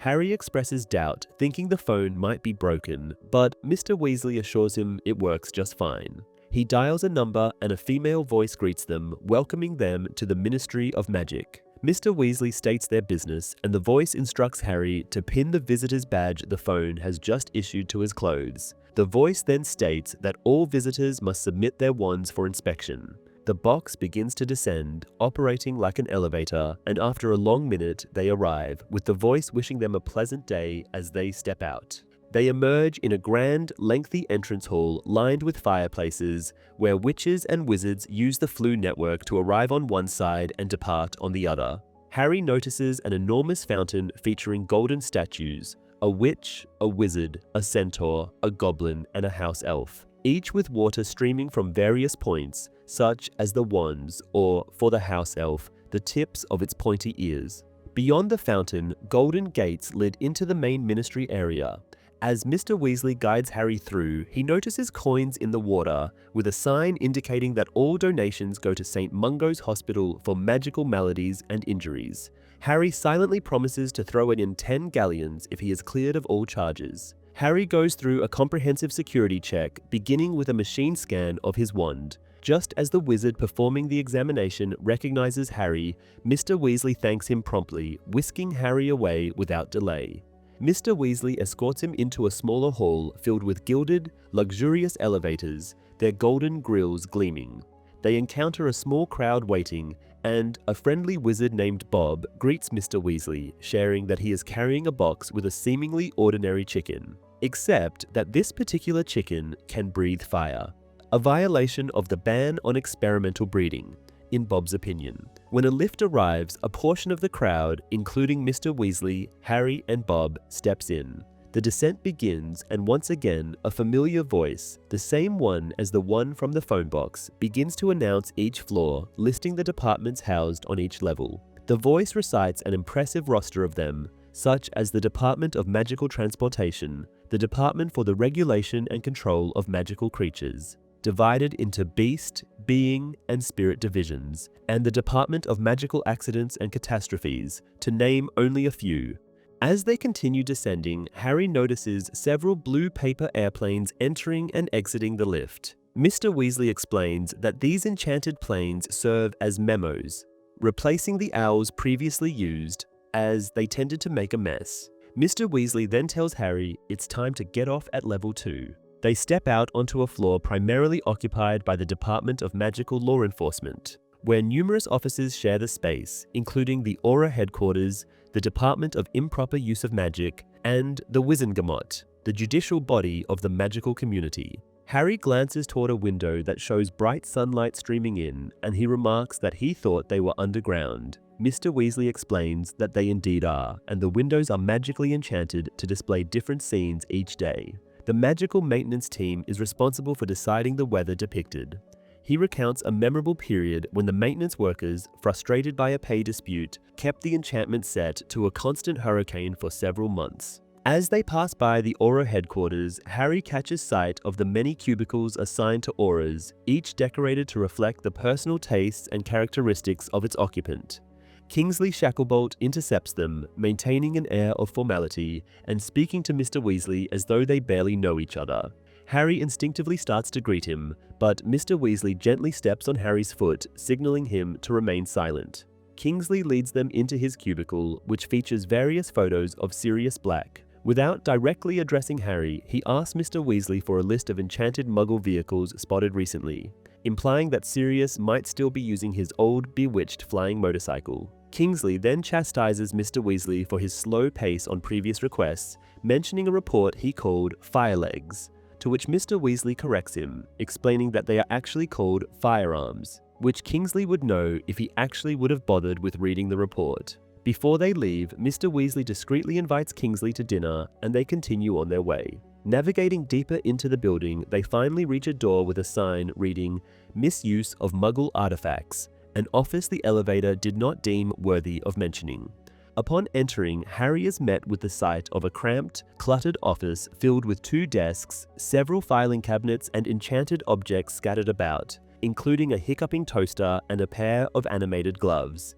Mr. Weasley's desk also displays a framed photograph of the Weasley family, though Percy has conspicuously left the frame, a subtle indication of recent family tensions. Mr. Weasley explains that they have repeatedly requested a window for the office, but have yet to receive one, then invites Harry to sit at the vacant desk, noting that his colleague, Perkins, appears to be running late. As Mr. Weasley settles in, he pulls out a magazine titled The Quibbler from a stack of parchment Kingsley had given to him, and begins flipping through it, commenting with a chuckle that Sirius would find it amusing. Meanwhile, a paper plane memo glides into the room, landing on top of the enchanted toaster. Mr. Weasley unfolds the memo, reading aloud the contents. There's been yet another public toilet, this time in Bethnal Green, that has been cursed to spit back anything placed inside it. Harry, bewildered, asks about the purpose of such enchantment. Mr. Weasley explains that it's a common prank inflicted upon muggles, often leading to perplexed plumbers being called in, unable to find any logical explanation for the toilet regurgitating its content. Harry wonders if the Aurors will track down the pranksters, but Mr. Weasley clarifies that minor incidents like these fall under the jurisdiction of the Magical Law Enforcement Patrol rather than the elite Auror Squad. At that moment, Perkins, a frail, elderly wizard, hurries into the office, appearing quite distressed. He reveals to Mr. Weasley that he's been searching for him and even sent an owl with an urgent message.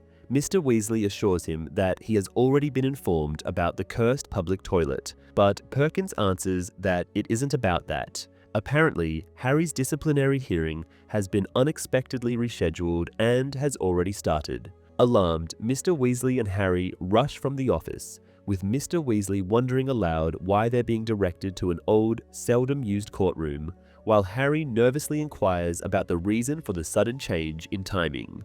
Mr. Weasley has no immediate answers, but remarks that it's fortunate they arrived so much earlier.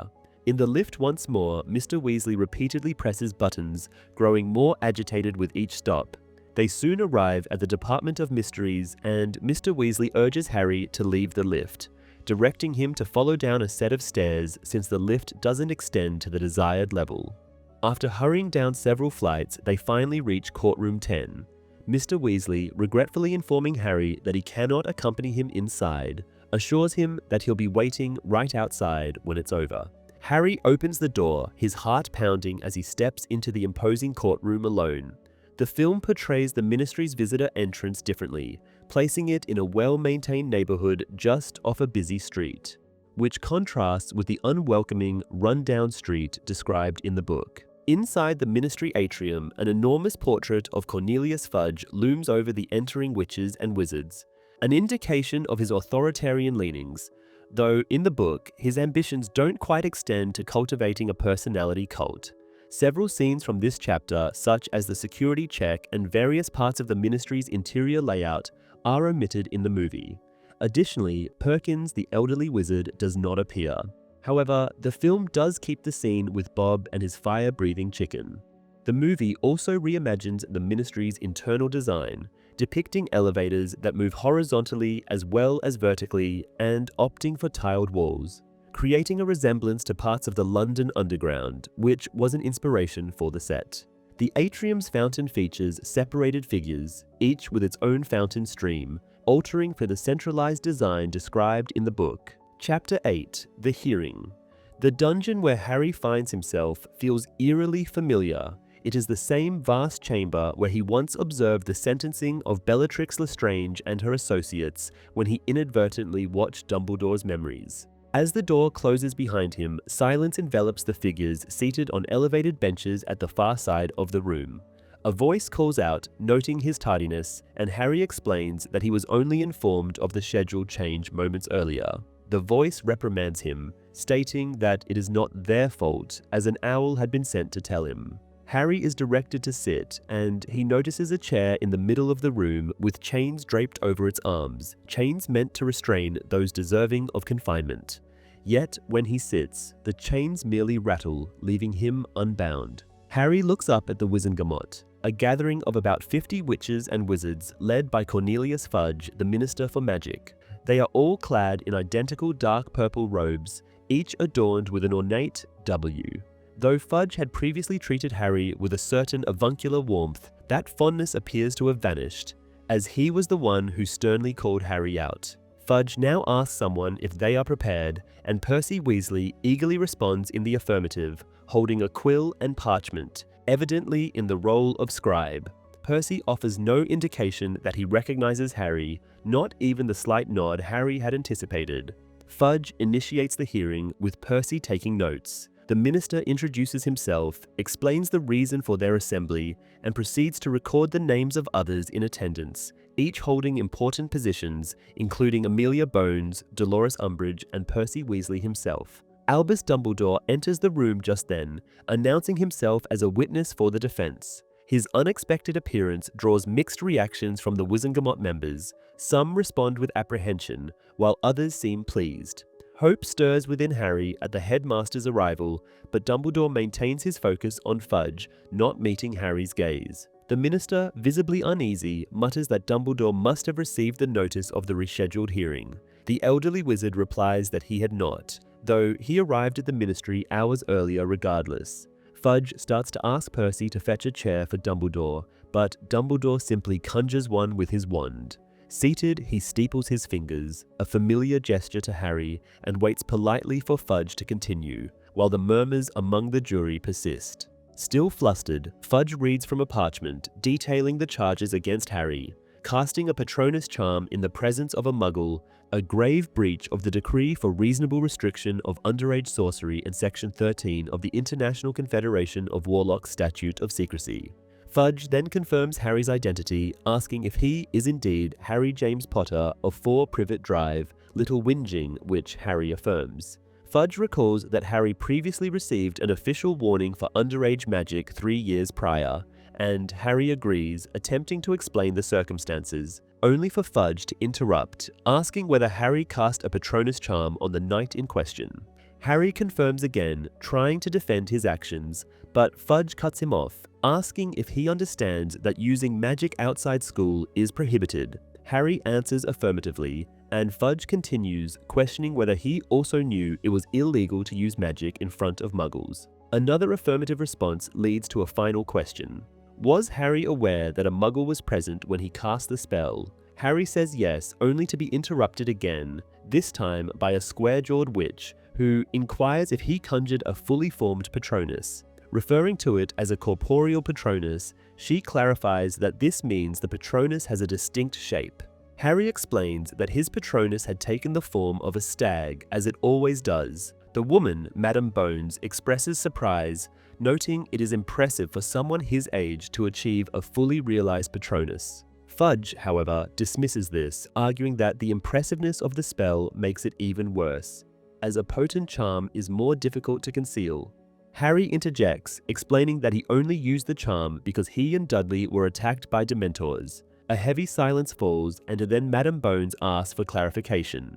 Harry recounts how 2 Dementors ambushed them, to which Fudge responds dismissively, claiming he anticipated this excuse. Madame Bones, however, appears open to considering the claim, though she questions why Dementors would be in Little Whinging. Fudge counters that Harry's story is convenient, as a Patronus charm is primarily used to repel Dementors, who are invisible to Muggles, leaving no reliable witness to corroborate Harry's story.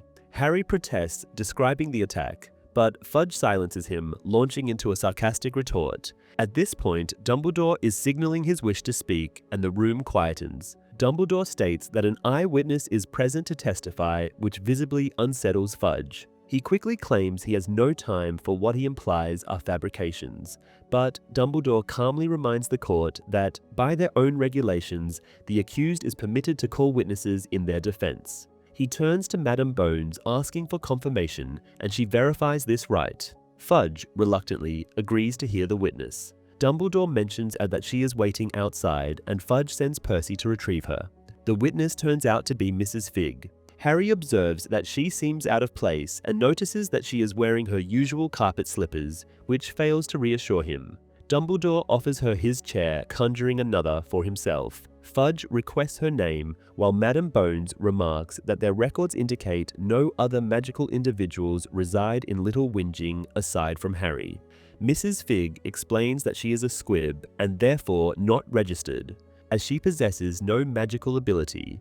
Fudge, skeptical, states that they will verify her background and asks the Wizengamot if any members know whether squibs can see Dementors. Mrs. Fig asserts that they can, but Fudge, still unconvinced, instructs her to describe what she witnessed. Mrs. Fig begins her testimony, which sounds rehearsed. At one point, she mentions seeing Dementors running, prompting Amelia Bones to correct her, stating that Dementors do not run, they glide. Mrs. Fig stumbles in response, and in Madame Bones's next question about the Dementor's appearance, she mistakenly describes Harry and Dudley instead. Madame Bones clarifies what she needs, and Mrs. Fig, somewhat flustered, offers a description of the Dementors. Hearing her description, Harry suspects that Mrs. Fig may never have actually seen a Dementor before. The jury seems to share his skepticism with smirks and whispered exchanges among its members.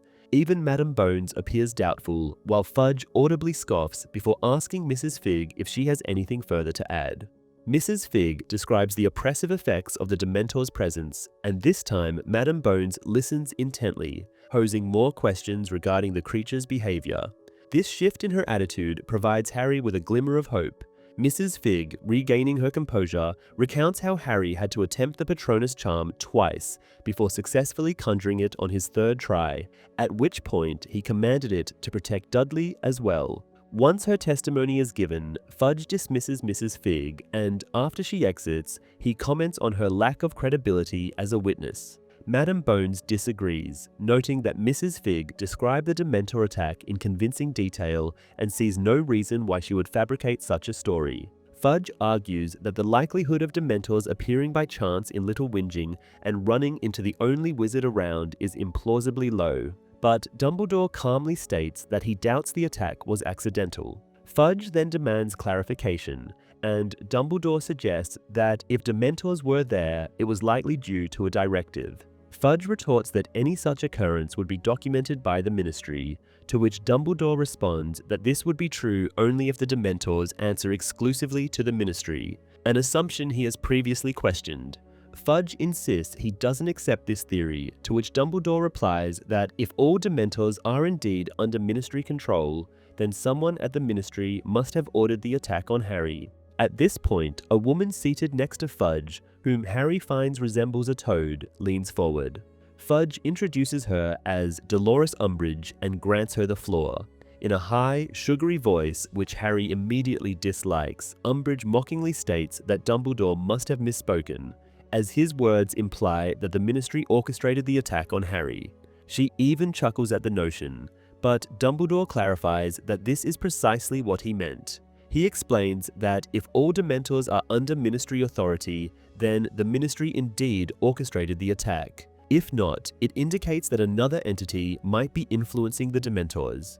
Fudge vehemently insists that no Dementors act outside Ministry control, to which Dumbledore responds that, in that case, the Ministry will surely investigate how the attack occurred. Fudge indignantly rebuffs him, asserting that it is not Dumbledore's role to dictate the Ministry's actions. Dumbledore affirms this, stating that he simply trusts in the Ministry's commitment to justice. Fudge, growing increasingly frustrated, shifts focus, declaring that this hearing concerns Harry's alleged misconduct, not the actions of Dementors. Dumbledore disagrees, pointing out that the presence of Dementors is critical, as the decree permits underage wizards to perform magic when in danger. Fudge curtly replies that the Wizengamot is well aware of this rule. Dumbledore acknowledges this, highlighting that it justifies Harry's use of the Patronus. Fudge, however, remains skeptical, expressing doubt about the Dementor's presence in Little Whinging. Dumbledore reiterates that Mrs. Fig's testimony supports the claim, adding that she would likely repeat it if required. Fudge, insisting on a quick verdict, dismisses Dumbledore's argument as time-wasting. Dumbledore counters, asserting that justice is more significant than the minister's timetable. Frustrated, Fudge brings up Harry's past infractions, such as using a hover charm 3 years prior. Harry explains that it was a house elf, not him, but Fudge disputes this, claiming house elves are not found in Muggle homes. Dumbledore interjects, informing the jury that the elf in question now works at Hogwarts and could testify if needed.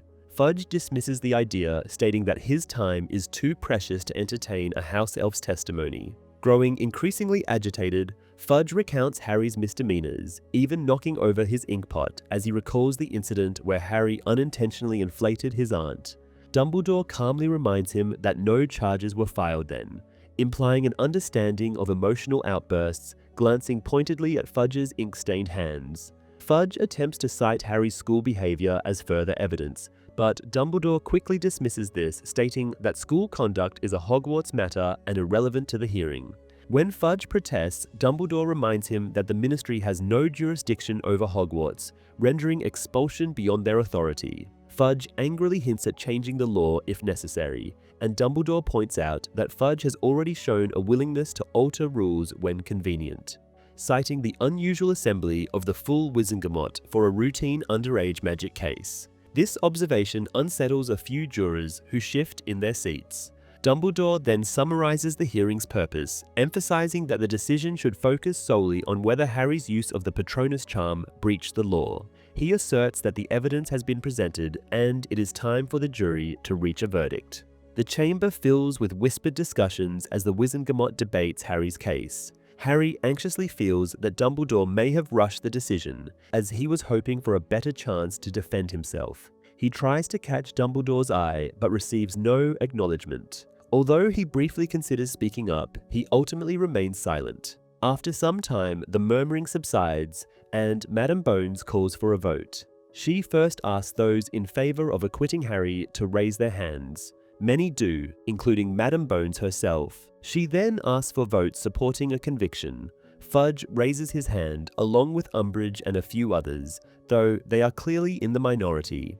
Looking defeated, Fudge announces that all charges are dismissed and Harry is acquitted. Dumbledore expresses his approval, stands, and makes his conjured chairs vanish. He bids everyone a good day and leaves the room without even glancing at Harry, let alone congratulating him. The film's depiction of this chapter retains much of the original events, though there are notable differences. For instance, Dumbledore openly attempts to persuade Fudge of Voldemort's return, a topic he only hints at in the book. Throughout this sequence, Dumbledore's demeanor appears noticeably more impatient and even slightly sarcastic, in contrast to the composed, affable personality he has in the book.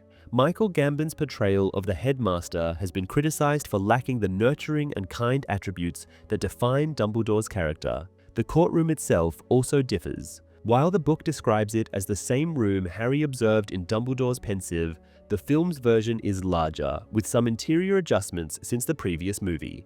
Most significantly, the cage Harry previously saw has been replaced by a plain chair. Additionally, Dobby is not mentioned in the film, and several other lines are omitted, including those involving Percy, who appears briefly in the courtroom without any dialogue. Chapter 9: The Woes of Mrs. Weasley.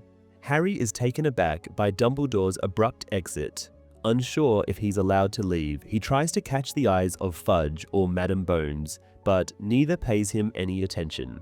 The only one watching him is the toad-like witch, Umbridge, who stares at him intently.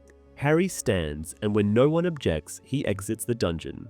Outside, he finds Mr. Weasley, who comments that Dumbledore hadn't informed him of the verdict. Harry interrupts with a burst of excitement, announcing he has been acquitted.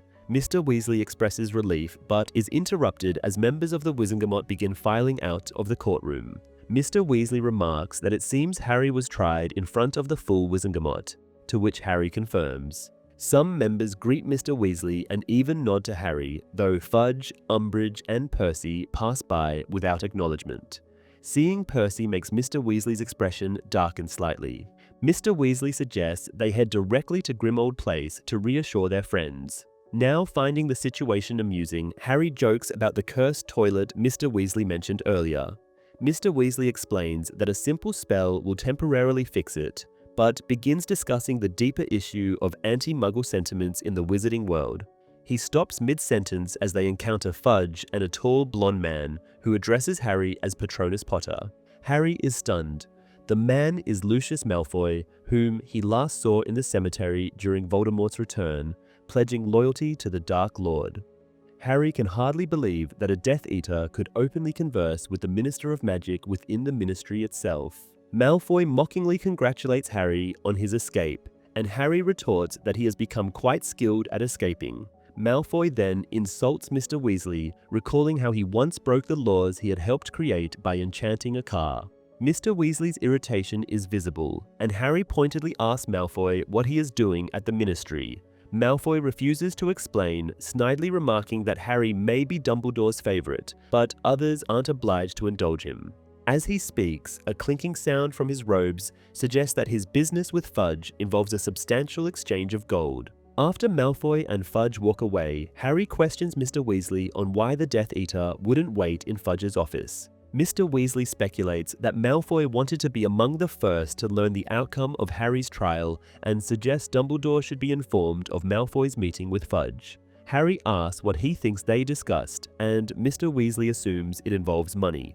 He explains that Lucius Malfoy is known for donating large sums to various causes, expecting favors in return when needed. In the lift, surrounded by paper plane memos, Harry asks how they can be certain Fudge isn't under the Imperious Curse, considering his frequent private meetings with known Death Eaters. Mr. Weasley responds that they've considered this, but Dumbledore doesn't believe Fudge is being controlled, which, while a minor reassurance, doesn't completely ease their concerns about Fudge's behavior. When they reach the atrium, Harry remembers his promise to donate to the fountain. Up close, he finds the statues misleading, realizing that no goblin or centaur would gaze at a witch and wizard with such admiration. Nevertheless, he empties his money bag into the water. Back at Grimmauld Place, everyone is thrilled by the news. Ron says he knew Harry would be acquitted, while Hermione remarks that, by law, the charges had to be dropped. Fred, George, and Ginny simply chant that Harry got off, while Mrs. Weasley tears up with relief. Harry jokes that despite everyone's apparent confidence in his innocence, they all seem visibly relieved. Amid the celebrations, Mr. Weasley tells Sirius about Malfoy's visit to the Ministry, asking him to pass the information to Dumbledore. Sirius agrees while the twins and Ginny continue chanting. Mr. Weasley then departs to handle the Jinx toilet in Bethnal Green, and Mrs. Weasley urges Harry to sit down for lunch, noting he barely ate breakfast. While serving himself and his friends mashed potatoes, Ron remarks that once Dumbledore appeared, Harry's acquittal was almost guaranteed. Harry agrees, thinking Dumbledore likely saved him from expulsion, though he can't shake his wish that the headmaster had at least looked at him once. As he ponders this, his scar suddenly begins to burn, and he instinctively reaches for it, catching Hermione's attention. She asks if something's wrong, and Harry explains that his scar has been hurting more frequently since Voldemort's return. The others remain oblivious to the exchange, occupied with their meals, or, in the case of Ginny, Fred, and George, still celebrating. Ron wonders if Dumbledore will join them later, but Mrs. Weasley doubts it, noting that he is likely too busy to visit. Days pass, and Harry notices that though Sirius initially appears as relieved as everyone else to hear Harry's verdict, he now becomes increasingly withdrawn, speaking less and spending much of his time alone with Buckbeak. Harry suspects Sirius might be disappointed that he, Harry, will be returning to Hogwarts. When Harry voices this to Hermione, she suggests Sirius is being selfish if he wishes Harry were expelled. Ron feels she's being too harsh, pointing out that it must be lonely to stay locked up for months with little company. Hermione argues that Sirius has company, many members of the Order, but concedes that Sirius probably envisioned him and Harry as a pair of outsiders together. Though the boys don't fully agree, Hermione insists that Mrs. Weasley has been right when she has said Sirius sometimes confuses Harry with James Potter. Annoyed, Harry asks if Hermione thinks Sirius is losing his mind, but she replies that what she actually thinks is that Sirius has been alone for far too long. Mrs. Weasley soon arrives, checking on their progress in cleaning out an old cupboard they have been working on. Ron, clearly hoping for a break, grumbles about their work, but Mrs. Weasley reminds him that he is the one who wants to help the Order of the Phoenix and that readying the headquarters is a priority.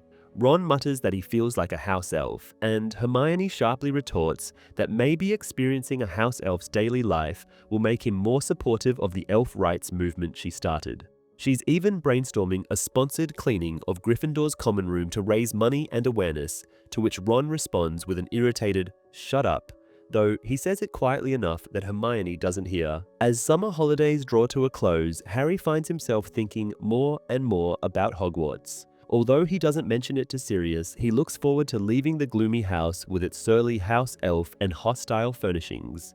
Living at the Order's headquarters has proved underwhelming. Mrs. Weasley ensures that he doesn't overhear anything significant, and even Sirius doesn't seem inclined to share any more information about the Order's activities. Finally, on the last day of the holiday, Hogwarts letters arrive, later than usual as Ron observes while handing Harry his letter in their room. It seems they only need to purchase 2 new books this year. Fred and George arrive with a loud crack from their apparition, remarking that even though they're 2 years ahead, they too need to buy Defensive Magical Theory by Wilbert Slinkard. They reason that Dumbledore must have found someone to fill the defense against the dark arts position, as they'd recently overheard their parents discussing the difficulty Dumbledore was having in hiring for the post. George adds that it's hardly surprising given the previous 4 teachers' misfortunes. Harry lists them aloud. 1 was fired, 1 lost his memory, 1 spent a year trapped in his own trunk, and 1 actually died. Meanwhile, Ron stares at his letter in visible disbelief. When he fails to respond, Fred walks around to read over his shoulder, revealing to everyone's astonishment that Ron has been appointed a prefect. George flips the envelope, revealing a small badge that falls out. The twins are stunned, both admitting they'd assumed Harry would get the badge. Fred even suggests it might be a mistake, as he finds it difficult to imagine Ron as a prefect. They discuss it briefly, deciding that Harry's history of troublemaking must have cost him the honor and joke about their mother's likely reaction. Ron, still speechless, hands the badge to Harry as though waiting for some sort of confirmation. Just then, Hermione enters, spots the badge in Harry's hand, and assumes he's been chosen. She enthusiastically tells him she's also been made a prefect and that she always expected Harry would be selected. Harry quickly hands the badge back to Ron, explaining that it isn't his. Hermione, looking puzzled, asks if he's sure, which irritates Ron slightly. He confirmed that the badge was in his letter. Hermione stumbles over her words, trying to congratulate him, with George jokingly suggesting the word unexpected. She insists Ron deserves to be a prefect, though her tone lacks conviction. Mrs. Weasley enters, saying that now the letters have arrived, she'll make a trip to Diagon Alley to get their supplies. She adds that Ron will need new pajamas as he's outgrown his current ones and asks him what color he'd prefer. George jokes that red and gold would match his new badge. Mrs. Weasley is confused for a moment, then lets out a delighted cry upon realizing Ron's achievement. Overjoyed, Mrs. Weasley declares that being a prefect is the first step to becoming head boy, like Bill and Percy before him. She insists on giving Ron a special present, suggesting new dress robes, but Fred interrupts, explaining that he and George have already bought Ron a set. Mrs. Weasley continues with other ideas, a new cauldron perhaps, or even a replacement for Scabbers the Rat, who turned out to be a disguised Death Eater. Ron, however, shyly asks if he might have a new broom instead. He explains he doesn't need anything top of the line, but would like a broom that isn't second-hand. Mrs. Weasley, though looking slightly concerned, agrees, giving Ron one last congratulatory kiss before leaving to pick up the supplies. Fred and George tease Ron, asking if he'll give them detention if they don't behave, and Hermione interjects, reminding the twins that Ron technically could now that he's a prefect. They laugh at the thought before disapparating. Hermione, watching them go, reassures Ron they're simply jealous, though he doesn't seem convinced. He speculates about which broom he might get, mentioning the new clean sweep model, and leaves in hopes of catching up with his mother to tell her his preference. Left alone with Hermione, Harry congratulates her, though he feels his tone sounds forced. She asks if she might borrow Hedwig to write to her parents, who, though muggles, know what it means to be a prefect. Harry agrees, and Hermione walks out with the owl, leaving him alone in the room. Harry reflects on the situation. He realizes he'd entirely forgotten about prefect appointments, but suspects that even if he had remembered, he wouldn't have expected Ron to be chosen.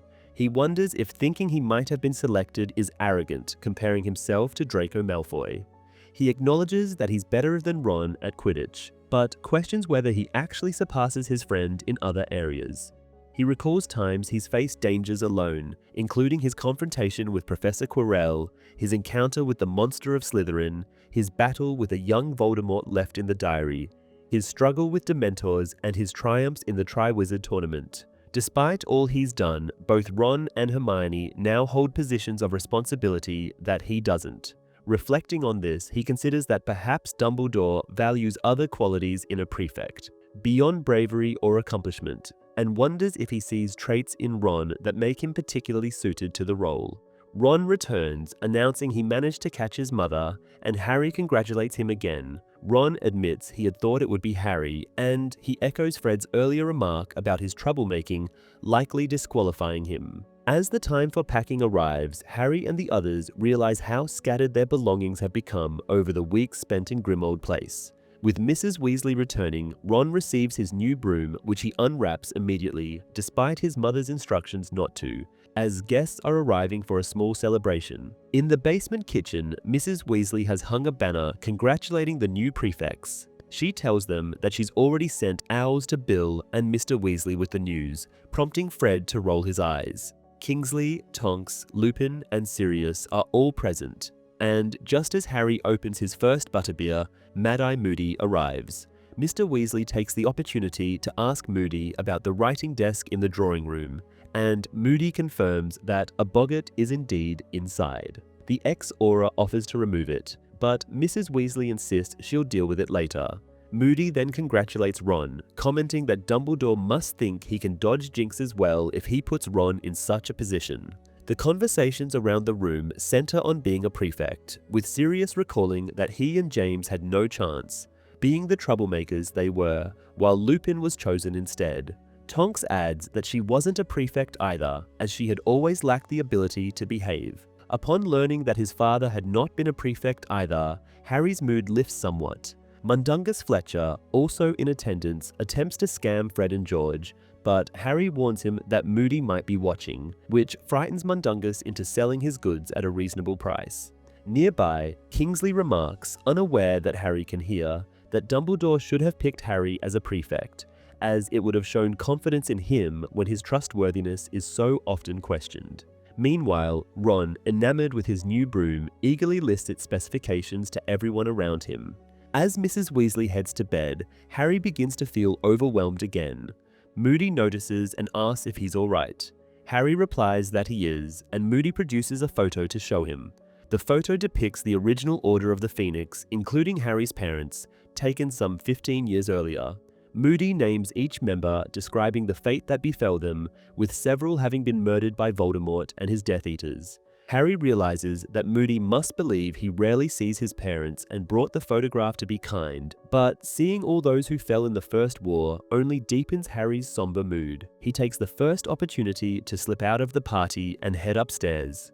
Passing the drawing room, Harry hears sobbing. Advancing cautiously, he enters the room to find Mrs. Weasley cowering and crying over what appears to be Ron's dead body. Harry's mind races, unable to believe what he's seeing. Ron is downstairs at the party. Mrs. Weasley raises her wand and mutters the spell against boggarts, causing the apparition of Ron's body to shift into Bill's, and Harry realizes what's happening. She attempts the spell repeatedly, with the boggart transforming into each of her loved ones' corpses in turn. Finally, it assumes Harry's own form, prompting him to urge Mrs. Weasley to leave the room.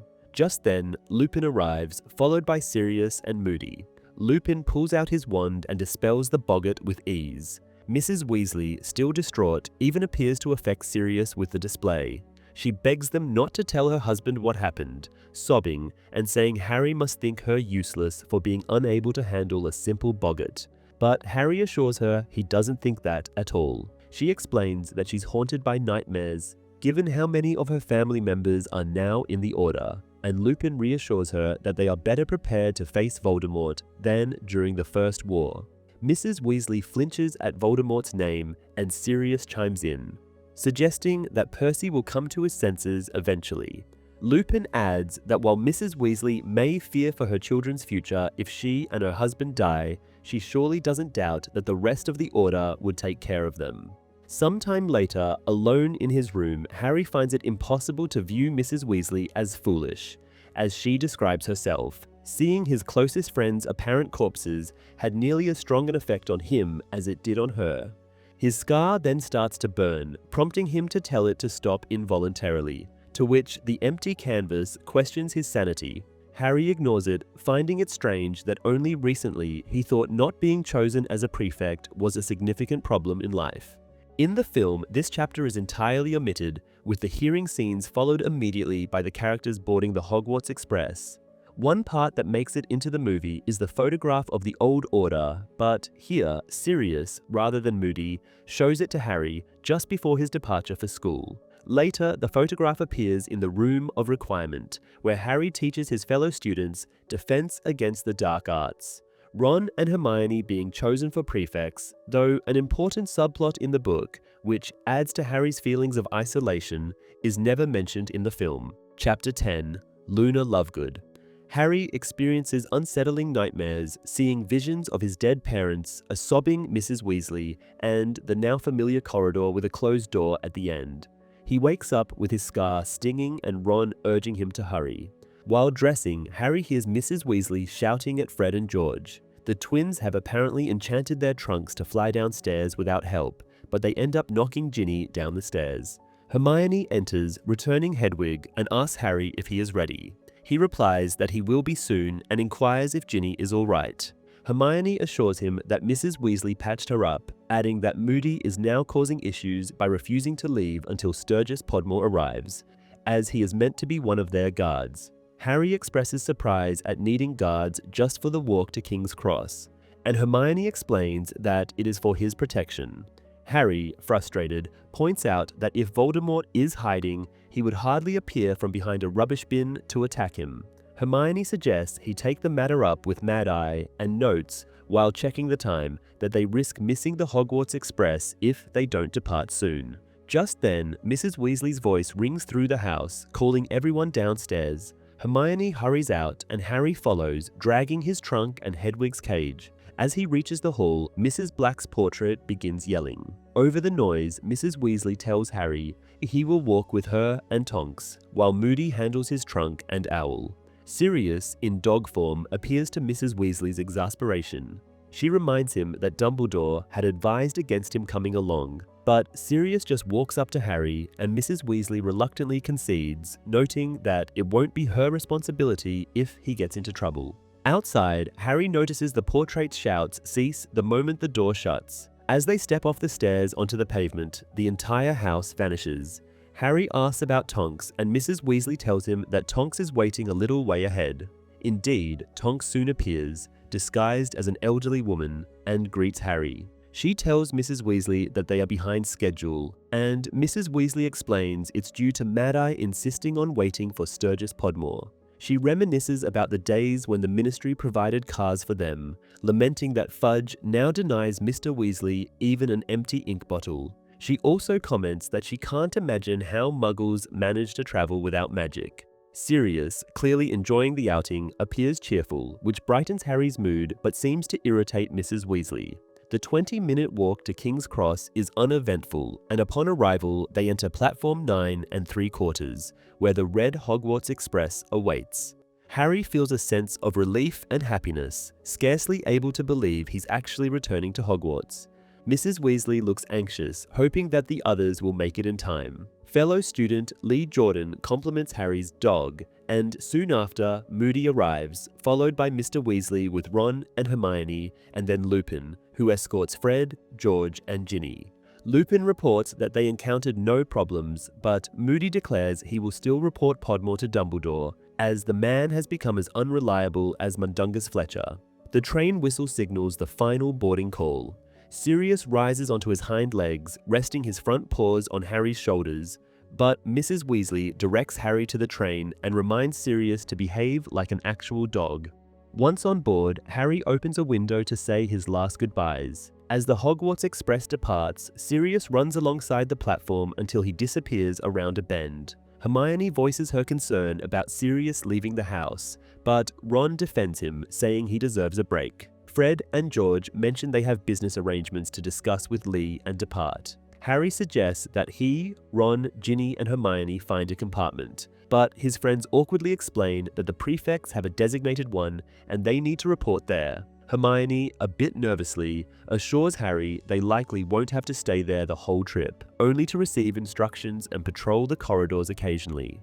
Ron adds that he dislikes the idea, noting he isn't like Percy, and Harry reassures him he understands. Yet, as Ron leaves, Harry feels strange. This is the first time he has traveled to school without his friend. Ginny suggests they find a compartment, mentioning they could save seats for Ron and Hermione. As they move through the train, Harry notices more people than usual are staring at him, likely due to the Daily Prophet's fabricated stories about him. Eventually, they encounter Harry's classmate, Neville Longbottom, who admits he cannot find a seat.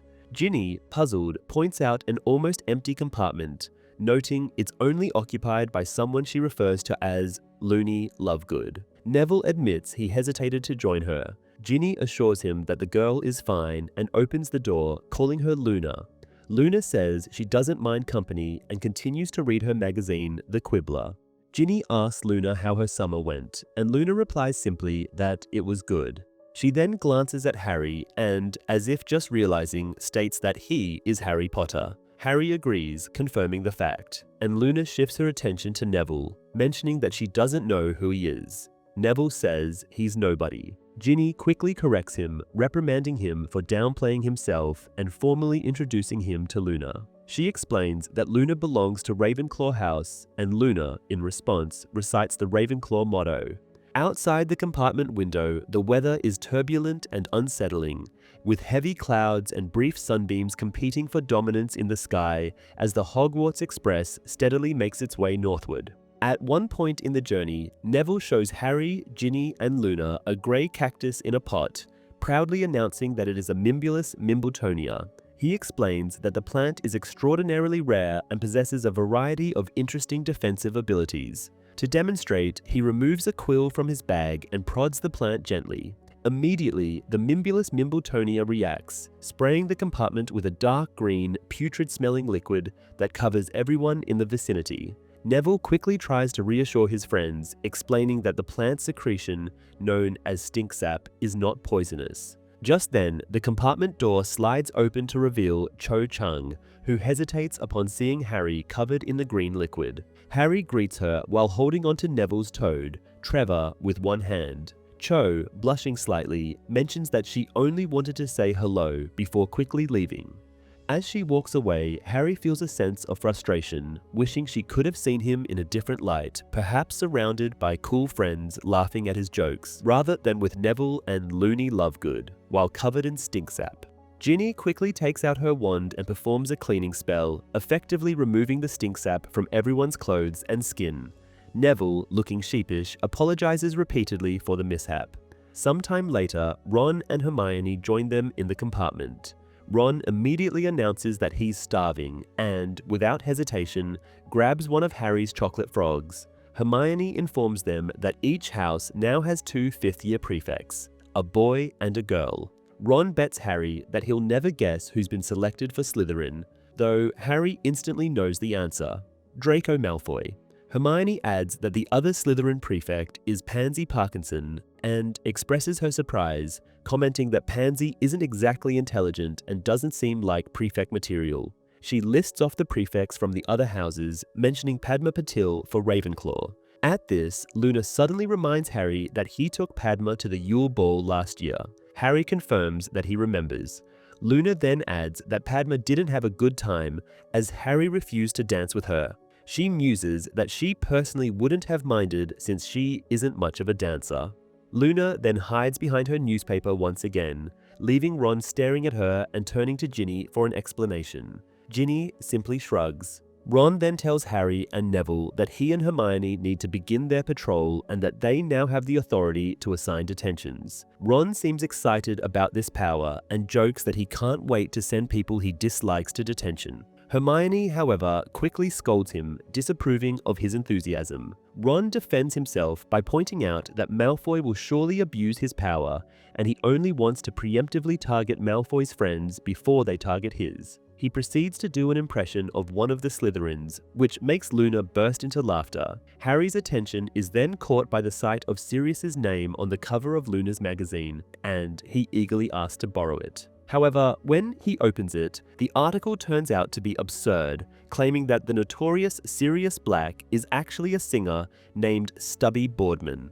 Harry reads in disbelief, then flips to another article that accuses Cornelius Fudge of baking goblins into pies. As he continues reading through the Quibbler, he decides that the idea of Sirius being the lead singer of a band called the Hobgoblins is surprisingly not the most outlandish claim within its pages.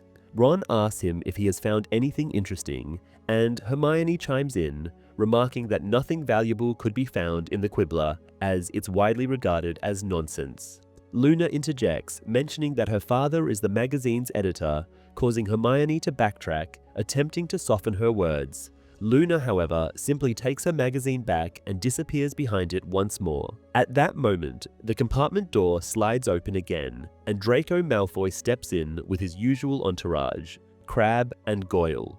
He makes several attempts to taunt Harry, who responds with sharp retorts. Malfoy's comments soon extend to include Ron, but his final insult makes Harry suspect that Malfoy may have spotted Sirius in his dog form at the station. This realization fills Harry with a sense of concern, as Sirius is still a wanted criminal, and a cease with a tip-off to the auras could lead to severe consequences. Ron misses the entire exchange, while Harry realizes he can't discuss the matter openly with Luna and Neville, as they are unaware of Sirius's innocence and the truth surrounding him. The remainder of the train journey passes mostly in silence, with minimal conversation shared between the students. Harry spends a considerable amount of time staring out of the window, lost in thought, while Luna's gaze shifts between her fellow students. Eventually, the train begins to slow, signaling their arrival at their destination. As they gather their belongings, Luna offers to help Harry with Ron's owl, which he's been carrying due to Ron's prefect duties. Harry accepts her help. Once they are on the platform, Harry looks around expectantly, waiting to hear Hagrid's familiar call summoning the first years. To his surprise, however, it is Professor Grubbly Plank, who had previously substituted for Hagrid, who now collects the new students. Concerned, Harry wonders aloud about Hagrid's absence, but Ginny can only respond that she doesn't know where he might be.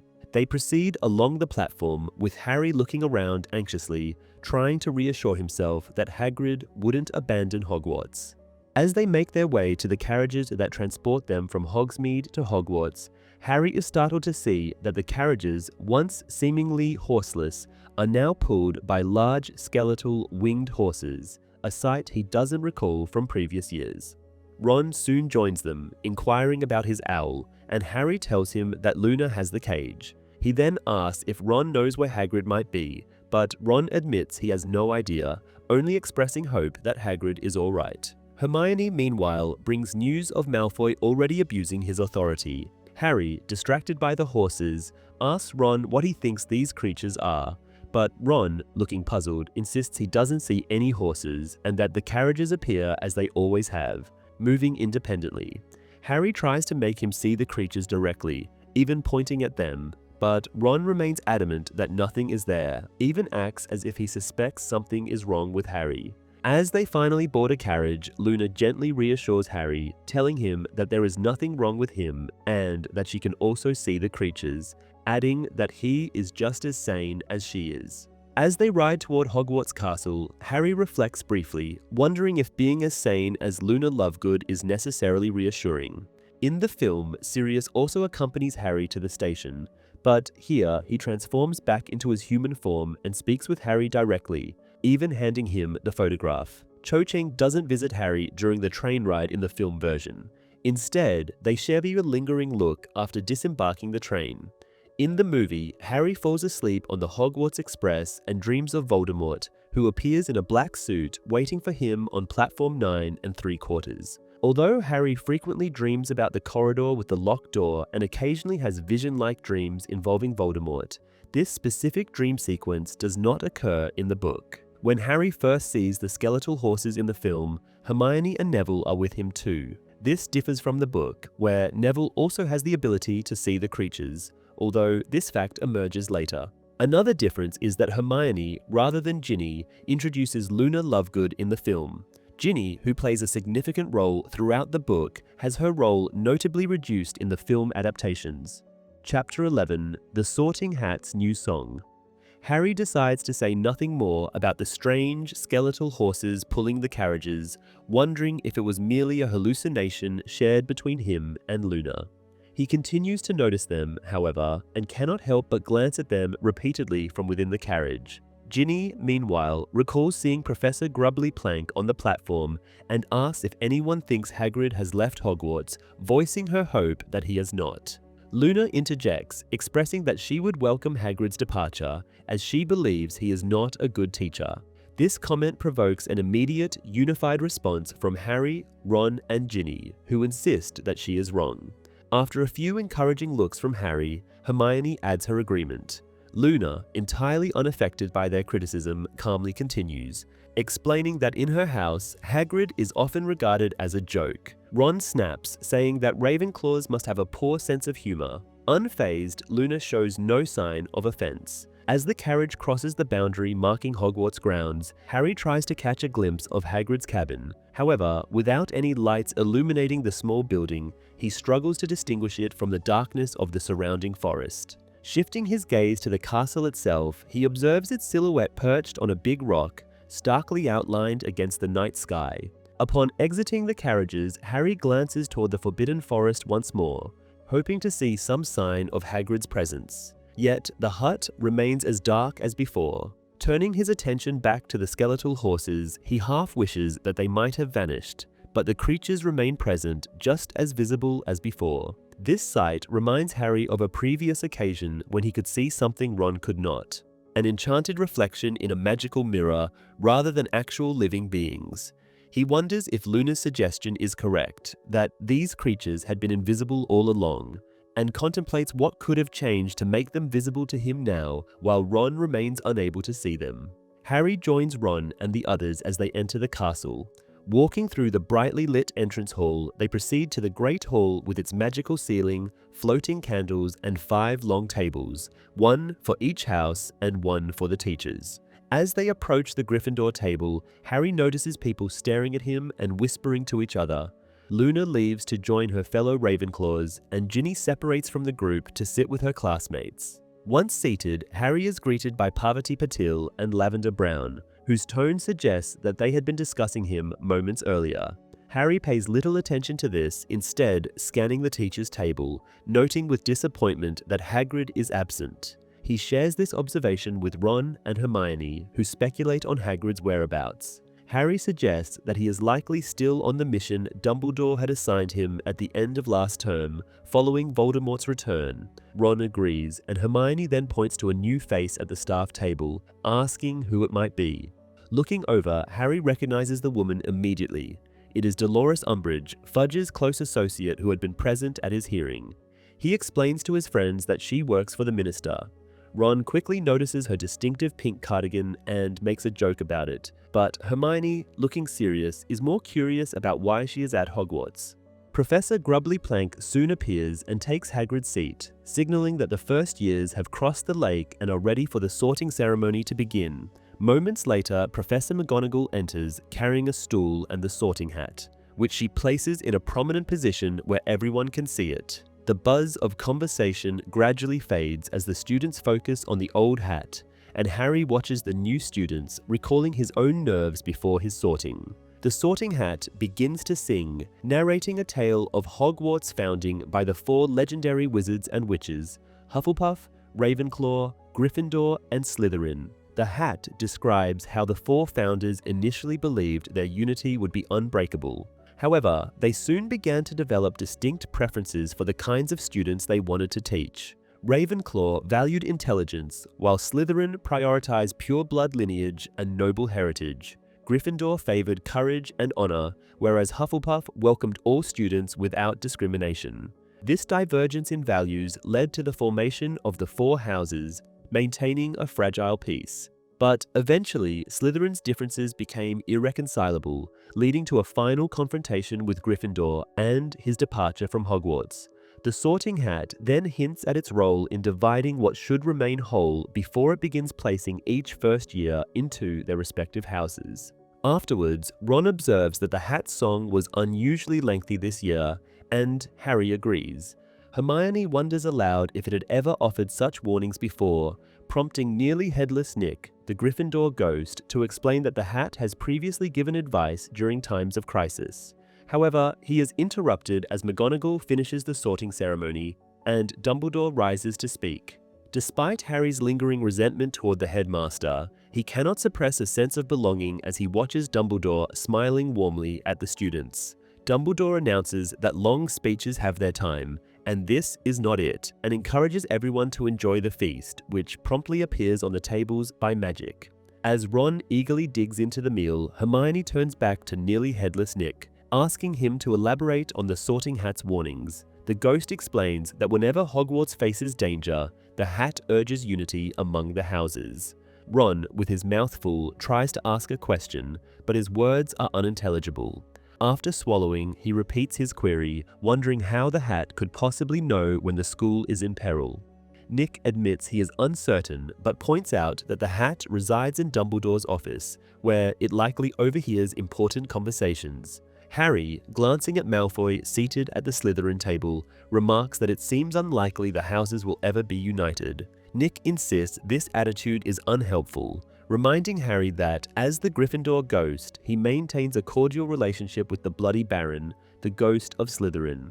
Ron retorts that Nick only befriends the Baron out of fear, unintentionally offending the ghost, who leaves in a huff. Hermione scolds Ron for his insensitivity, though he remains oblivious to his mistake. With their meal continuing, Harry, accustomed to Ron and Hermione's disagreements, refrains from attempting to reconcile them.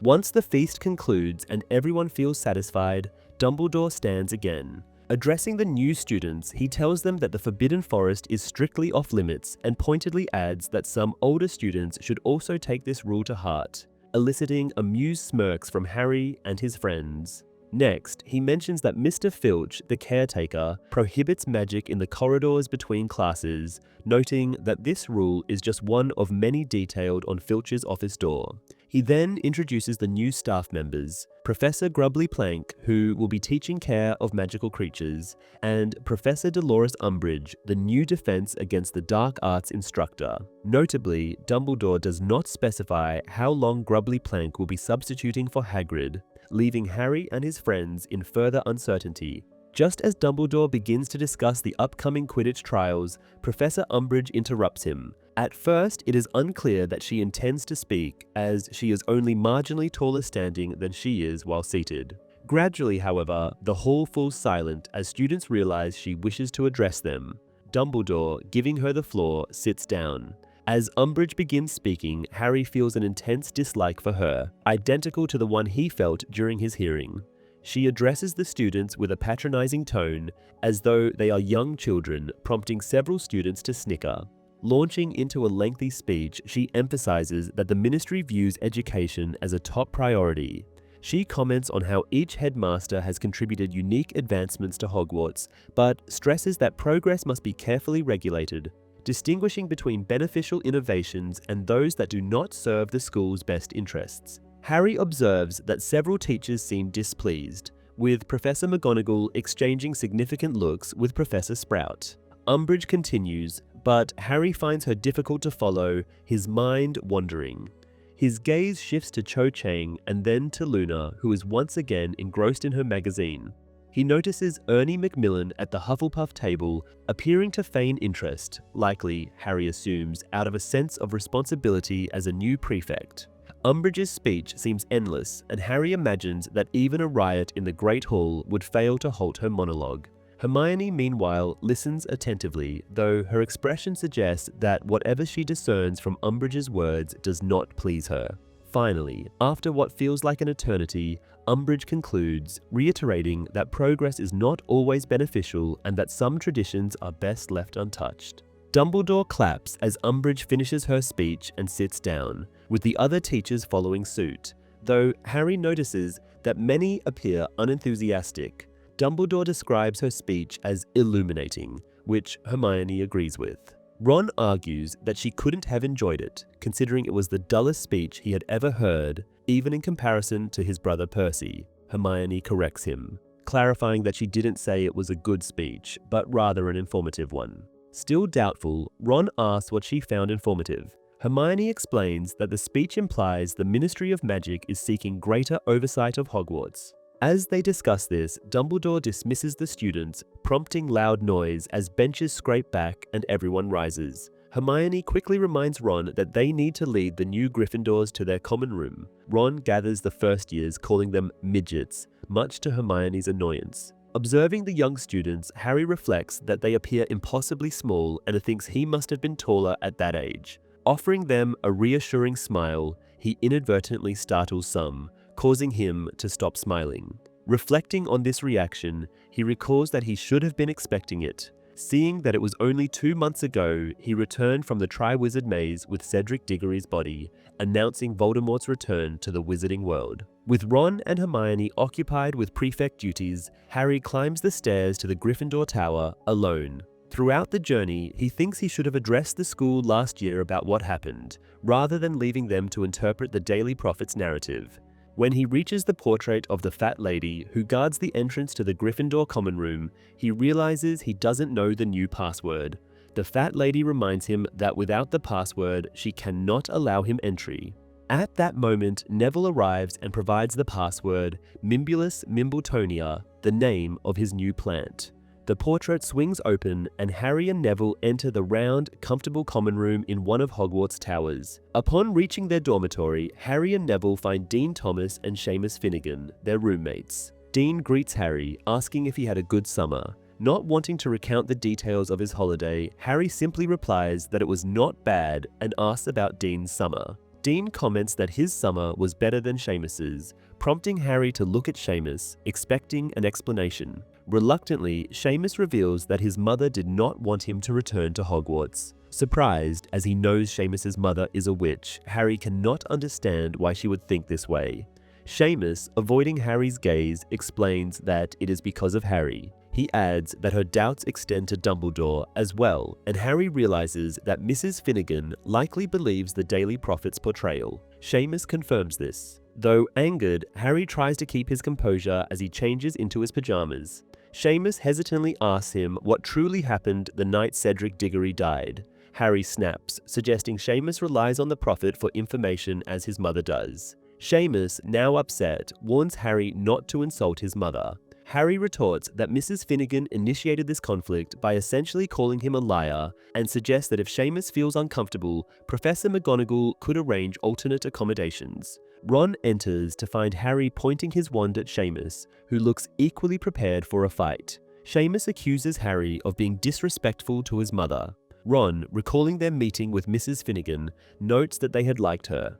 Harry points out that was before she believed the Daily Prophet's reports, leading Ron to finally understand the situation. Seamus declares he doesn't want to share a room with a madman. Ron warns him that he is crossing a line. Seamus continues, telling Ron he must be equally mad if he believes Harry's account of Voldemort's return. Ron replies that he may be mad, but as a prefect, he advises Seamus to stay quiet unless he wants detention.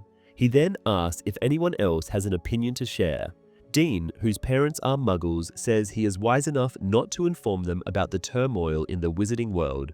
Neville adds that he and his grandmother fully support Dumbledore and Harry, noting his grandmother has always believed that Voldemort would return and trust Dumbledore's word on it. With no further objections, the conversation ends. Harry, filled with gratitude towards Neville, lies in bed wondering if Dumbledore had faced similar suspicions over the summer, considering he was removed from the Wizengamot and other influential groups for his warnings about Voldemort. Harry even considers whether Dumbledore blames him for these consequences, which could explain his silence over the summer. He then reflects on how many similar confrontations he may have to endure until Voldemort moves to the open, proving that he has been truthful all along. This chapter is faithfully adapted in the movie with only minor changes. One is that Seamus Finnegan, instead of being awkward but open, is immediately hostile towards Harry, publicly confronting him in the common room. Another change is an exchange between Ron and Harry, where Ron assures Harry that Seamus will eventually come around, only for Harry to snap at him. Although the book illustrates the tension between Harry and his friends, this specific exchange is unique to the movie. Chapter 12, Professor Umbridge. The next morning, Seamus dresses quickly and leaves the room before anyone else. Harry sarcastically wonders if Seamus is afraid he might catch being insane by staying in the same room, and Dean tries to reassure him, failing somewhat awkwardly in doing so.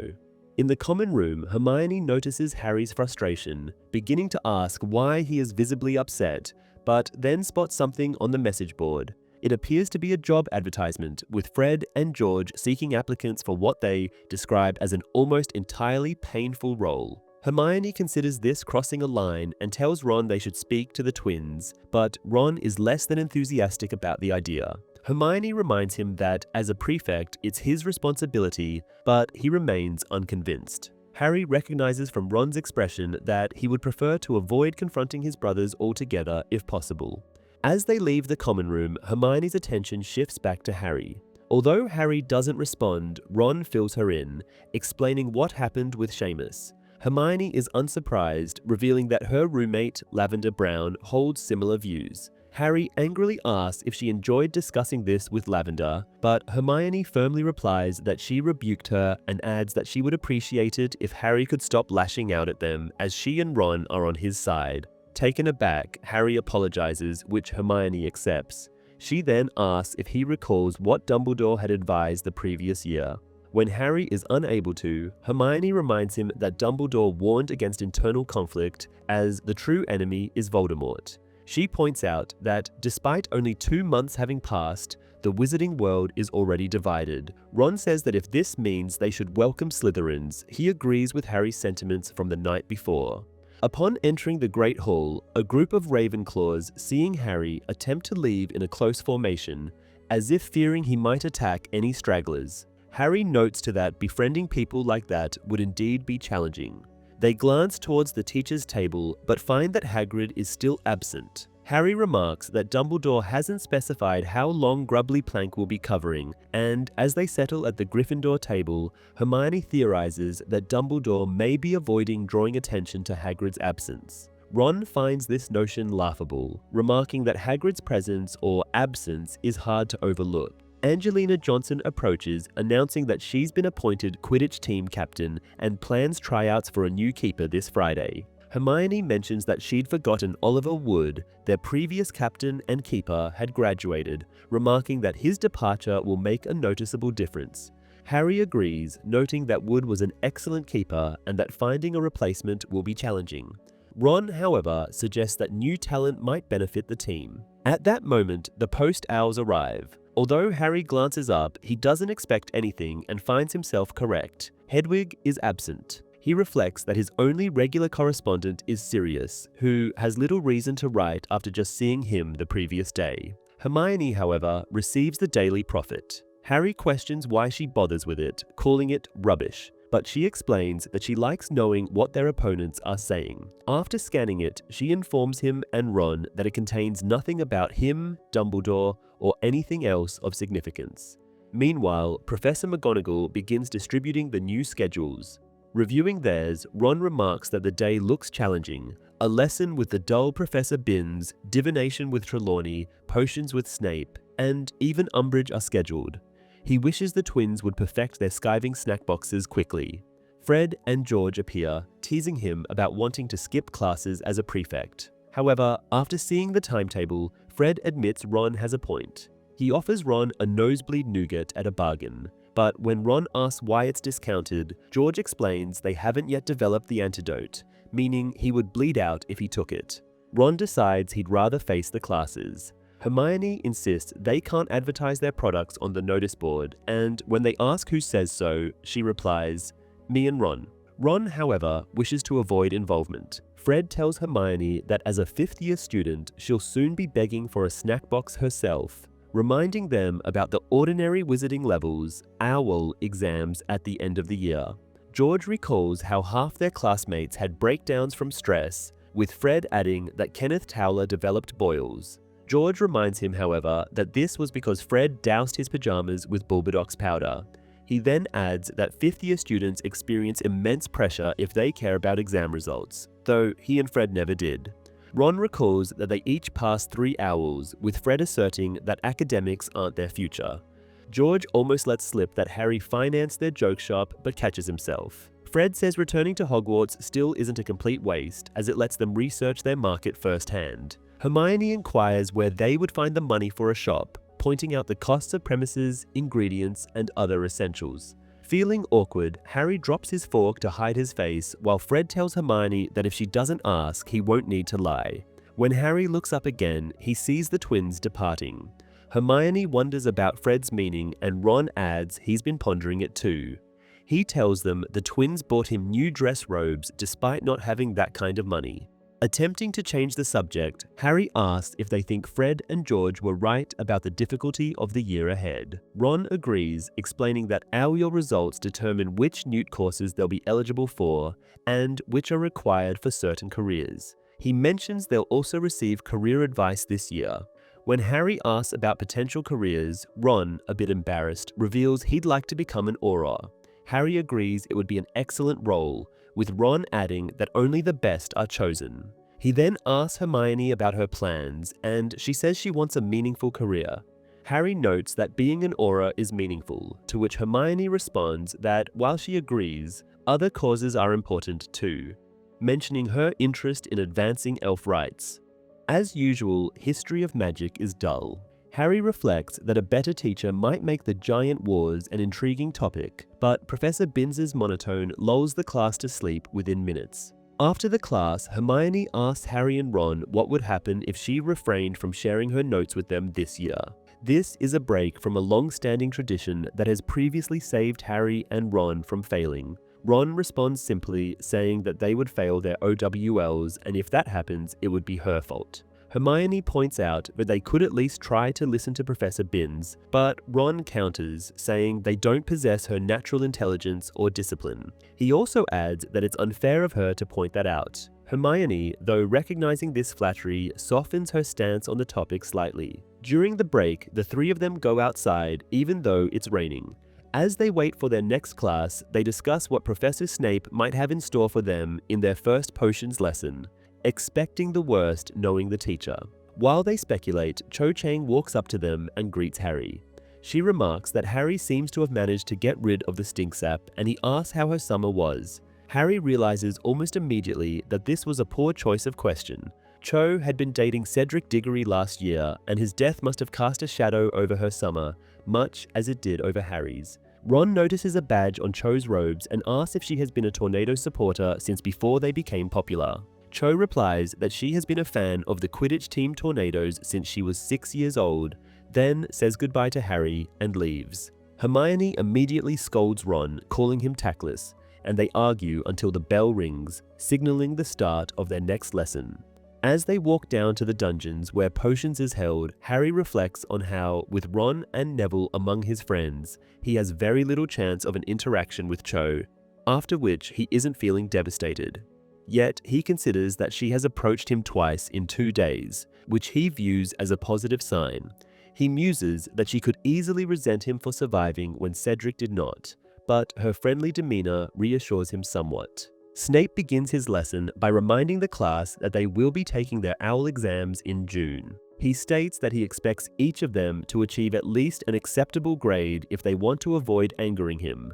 Additionally, he mentions that he will only accept the best students into his Newt class, so most students will not continue with potions the following year. Snape appears to direct this comment primarily at Harry, allowing himself a small smirk. Harry is somewhat delighted by the idea of not being Snape's student as well. The day's assignment is to brew the Draught of Peace, a particularly complex potion. The three friends had predicted that their first potion would be challenging, and they are proven correct. Near the end of the class, Snape instructs them to examine their potions, noting that if they have followed the instructions precisely, a silvery mist should hover above the potion. Harry inspects his own brew, which is producing thick, grey smoke, and then glances at Ron's cauldron, which is emitting green sparks. Other students seem to be struggling as well, with the exception of Hermione, whose potion looks exactly as Snape described. Snape, although clearly trying to find an error, cannot point out any fault in her work. Unfortunately, Harry does not fare as well. Snape stops by his cauldron and asks if he can read. Harry answers that he can, and Snape orders him to read a specific part of the instructions, which Harry realizes he misinterpreted. Snape dismisses Harry's potion as worthless and vanishes it with a flick of his wand. The professor instructs the remaining students to bottle samples of their potions for grading, while Harry fumes inwardly. His potion was no worse than Ron's or Neville's, yet he will be the one to receive a 0. As soon as the bell rings, Harry is the first out of the classroom. At lunch, Hermione brings up Snape's unfairness, pointing out that Harry's potion was not the worst. Goyle's potion, for example, shattered a sample vial and set his robes alight. Harry replies that Snape has never been fair to him. Hermione admits she had hoped that, since Snape is part of the Order of the Phoenix, he might treat Harry more fairly. Ron disagrees, saying that people rarely change and that he has always thought Dumbledore was foolish to trust Snape. He adds that there is no solid proof Snape is actually on their side. Hermione suggests that Dumbledore may have reasons Ron isn't privy to, which prompts Harry to snap, saying he's tired of their constant bickering. He abruptly leaves the table, leaving Ron and Hermione taken aback.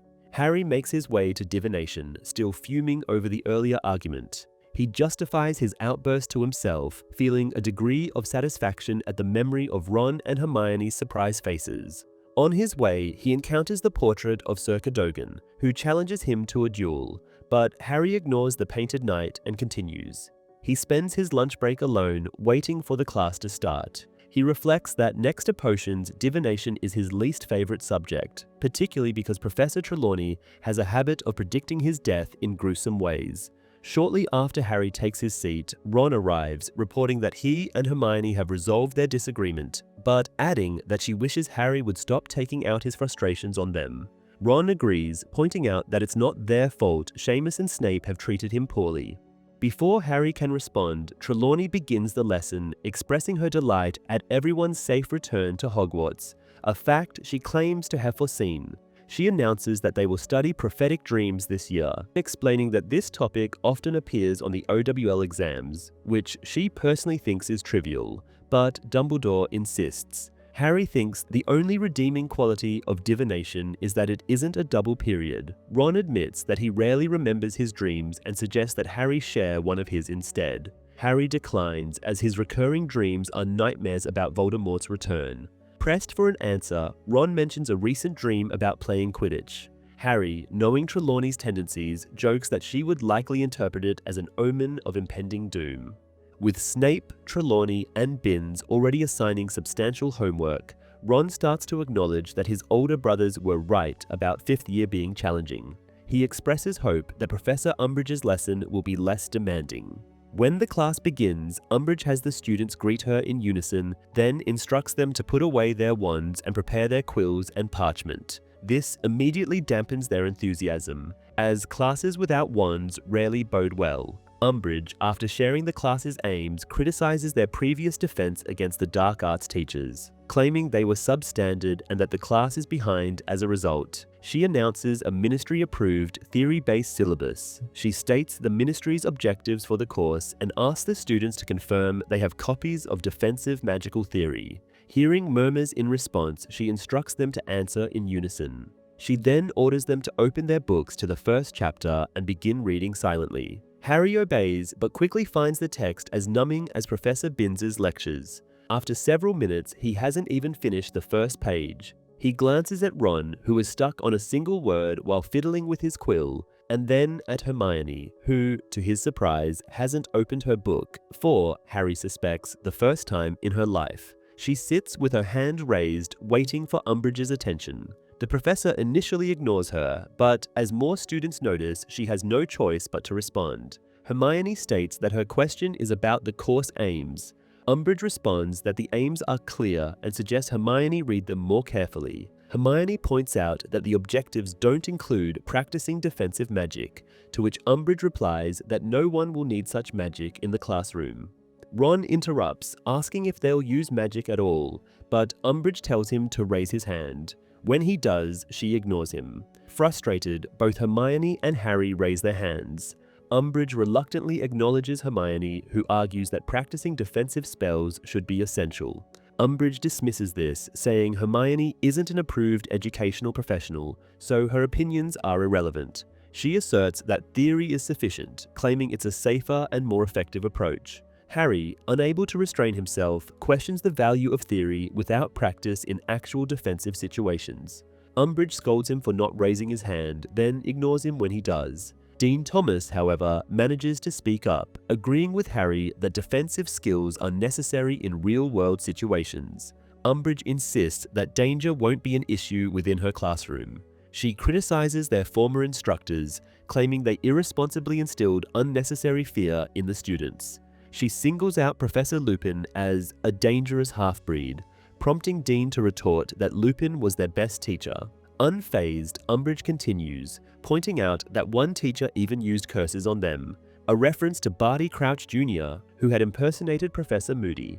Dean counters, saying that although he was a Death Eater in disguise, he still taught them a lot.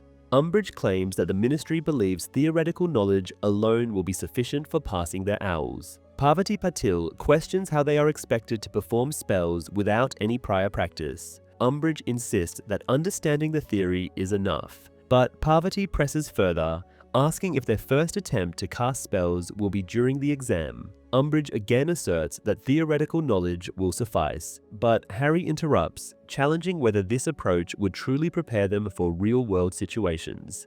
Umbridge replies that they are in school, to which Harry counters, pointing out that they will eventually face the outside world. She claims the outside world is safe, asking rhetorically who would attack a student. Sarcastically, Harry mentions Lord Voldemort, which results in Gryffindor losing points. Umbridge then gives a brief speech asserting that over the summer, some individuals attempted to instill fear in the wizarding world with false claims of a dark wizard's return. She insists this is untrue. Harry refutes her statement, saying he faced Voldemort himself that night, and as a result, Umbridge assigns him detention. She reiterates that Voldemort is dead and no threat exists, instructing the class to resume their reading. Despite Hermione's warning, Harry stands up and questions Umbridge about Cedric Diggory's death. Umbridge responds that Cedric died in a tragic accident, but Harry insists he was murdered by Voldemort. In response, Umbridge writes a note and instructs Harry to deliver it to Professor McGonagall. On his way, Harry encounters Peeves the poltergeist, who mocks him.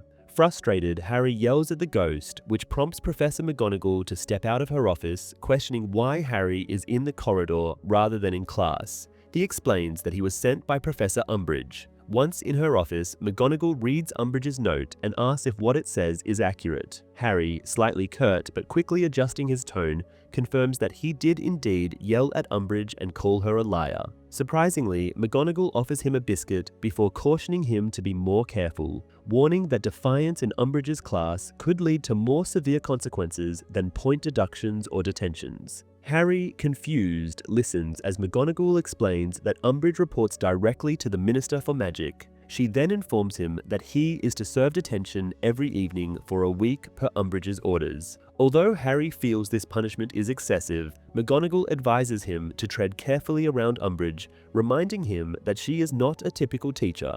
When Harry insists he only spoke the truth, McGonagall, slightly exasperated, tells him that truth matters little in this situation. She again offers him a biscuit and, after he declines, insists he take it. McGonagall then asks if he paid attention to Umbridge's speech at the welcome feast. Harry vaguely recalls parts of it, and McGonagall remarks that at least he listens to Hermione. She then dismisses him. Most of this chapter does not appear in the film. Only the scene in Umbridge's class, including her argument with Harry, is depicted, ending when she assigns him detention. The conversation between Harry and Professor McGonagall is also omitted. When Harry states that Voldemort has returned, Neville, who vocally supports Harry's claims in the book, reacts awkwardly. In the book, Dean Thomas and Parvati Patil express their agreement with Harry and Hermione on the necessity of practical spell practice. However, in the movie, they remain silent. Much of Hermione's and Ron's dialogue is also cut, with the scene focusing on the tension between Harry and Umbridge. Chapter 13, Detention with Dolores. That evening, during dinner, Harry finds himself facing his fellow students' scrutiny. Many do not hesitate to form opinions, openly voicing their disbelief regarding Harry's claims about Voldemort. Harry notes that all these students seem to have accepted the same story when Dumbledore relayed it at the end of the last semester, but Hermione suggests they probably did not. She proposes that they leave the Great Hall, and Harry agrees. Ron, somewhat reluctantly, as he has not yet finished his meal, joins them in exiting. Once outside, Harry asks Hermione to elaborate. She explains that all anyone saw was him, Harry, appearing seemingly out of nowhere with Cedric's lifeless body, declaring that Lord Voldemort had returned. Then, before they had time to accept this new reality, the school year ended and they all went home, where they have been reading in the Daily Prophet for 2 straight months that Harry is a liar.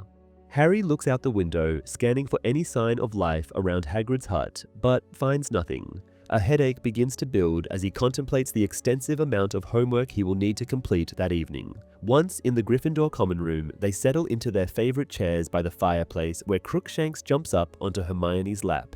She suddenly bursts out, questioning how Dumbledore can allow this to happen. A teacher who refuses to let them use magic and into the year of their OWL exams. Hermione is indignant, while Ron points out that Umbridge goes a step further, encouraging students to report one another if they are overheard discussing Voldemort. Hermione observes that it's obvious Umbridge has been sent as a spy. Before Ron can respond, Harry suggests they focus on their homework instead. Ron starts on Snape's essay, but manages only to write down the title before looking over at Hermione, asking her what to write. She, however, is not paying attention to him, instead watching Fred, George, and Lee Jordan, who appear to be handing out sweets to younger students. Hermione declares they have gone too far, stands up, and asks Ron to accompany her. Ron remarks that giving out sweets is perfectly legal, but Hermione retorts, telling him that they both know very well the sweets they are offering are skiving snack boxes. Harry, seeing the younger students collapsing one by one, guesses that they must be fainting fancies. Hermione storms over, with Ron staying behind and muttering that she has it all under control. She confronts Fred and George, reminding them that she already warned them once that morning. The twins, however, seem to have little understanding of the problem, insisting they are paying their test subjects. Hermione says that the sweets could be dangerous, but Fred dismisses this claim, and even Lee joins in, advising Hermione to calm down as he administers antidotes to the fainted students, who promptly begin to revive. Upon being asked, these students confirm that they are all right. Hermione states that this does not make it acceptable, but the twins once again disagree, asserting that all their test subjects are alive, so their experiment is a success. Fred, growing visibly frustrated, explains that they would never distribute anything they had not already tested on themselves. Hermione, however, remains adamant, and the brothers begin to mock her, expressing disbelief that she could have any real authority over them. She declares, however, that if they do not stop, she will write to Mrs. Weasley, and this threat finally penetrates the twins' defenses. George is horrified and pleads with her, insisting she would not do that, but Hermione assures him she will if they leave her no choice. Returning to their seats by the fire, Hermione sarcastically thanks Ron for his support, and he replies that she managed well enough on her own. Hermione then declares that she is now far too riled up to concentrate on any work, and she is going to bed. Before she leaves, she pulls shapeless knitted objects from her bag, hiding them underneath some rubbish. Ron, concerned that she has lost her mind, asks what she is doing, and Hermione explains that she knitted them over the summer and intends to make many more now that she is able to use magic. Ron realizes her intention and warns her that it is unwise to leave hidden pieces of clothing for the house elves to stumble upon accidentally, as it would effectively force them into freedom.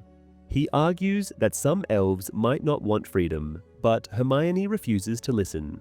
She forbids Ron from touching the hidden hats and leaves for the girls' dormitory.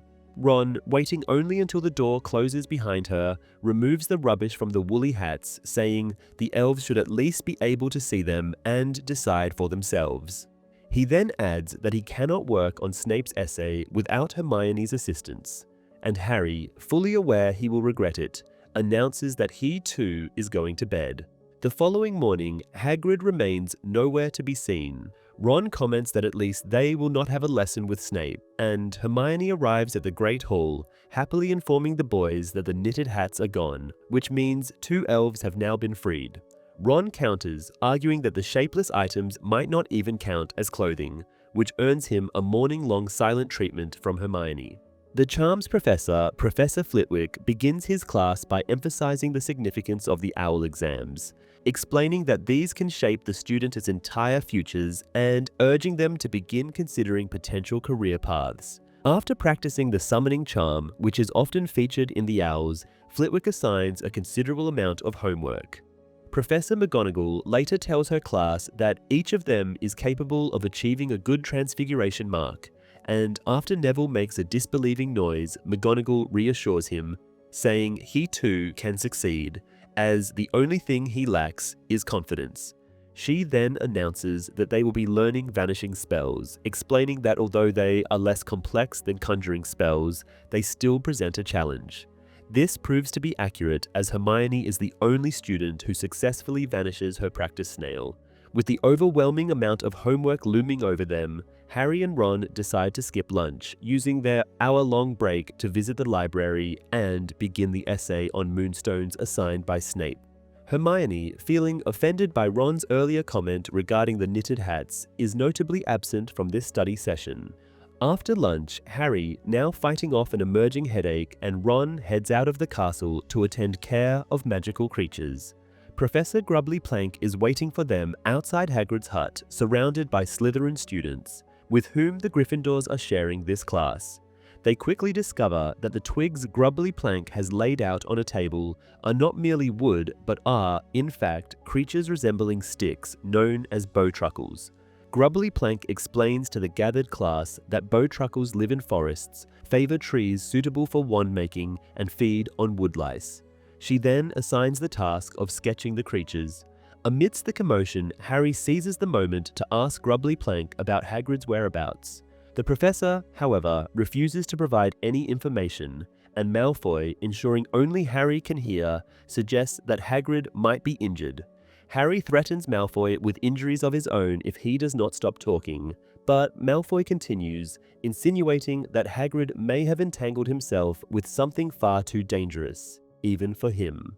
Harry, now deeply concerned, considers that Malfoy, whose father is a known Death Eater, might possess information the Order of the Phoenix lacks. He shares what happened with Ron and Hermione, but Hermione reassures him that Dumbledore would undoubtedly be aware if anything had happened to Hagrid. She then asks Harry to hold the bowtruckle while she sketches it, and when Malfoy adds that with the Ministry intent on addressing substandard teachers, Hagrid might as well remain absent from Hogwarts indefinitely, Harry squeezes the little creature, causing it to retaliate by scratching his hand with its small but sharp claws. On the way to Herbology, Harry, still angry, declares that this will be the last time Malfoy insults Hagrid, but Hermione cautions him, reminding him that Malfoy is now a prefect and that confronting him could result in serious trouble. As they near the greenhouse, they encounter Ginny, who is leaving, with Luna Lovegood just behind her. Luna approaches Harry directly and assures him that she believes in Voldemort's return and supports him. She even adds that people laughed at the concept of crumple-horned Snorkax as well, prompting Hermione to retort that they were quite right to, as such creatures don't exist. After Luna departs, Harry chastises Hermione, asking her not to alienate the few people who actually believe him. Hermione counters, stating that Luna is known for her belief in things nobody else considers credible, a trait that, given she also claimed to see the skeletal horses just as Harry did, unsettles him slightly.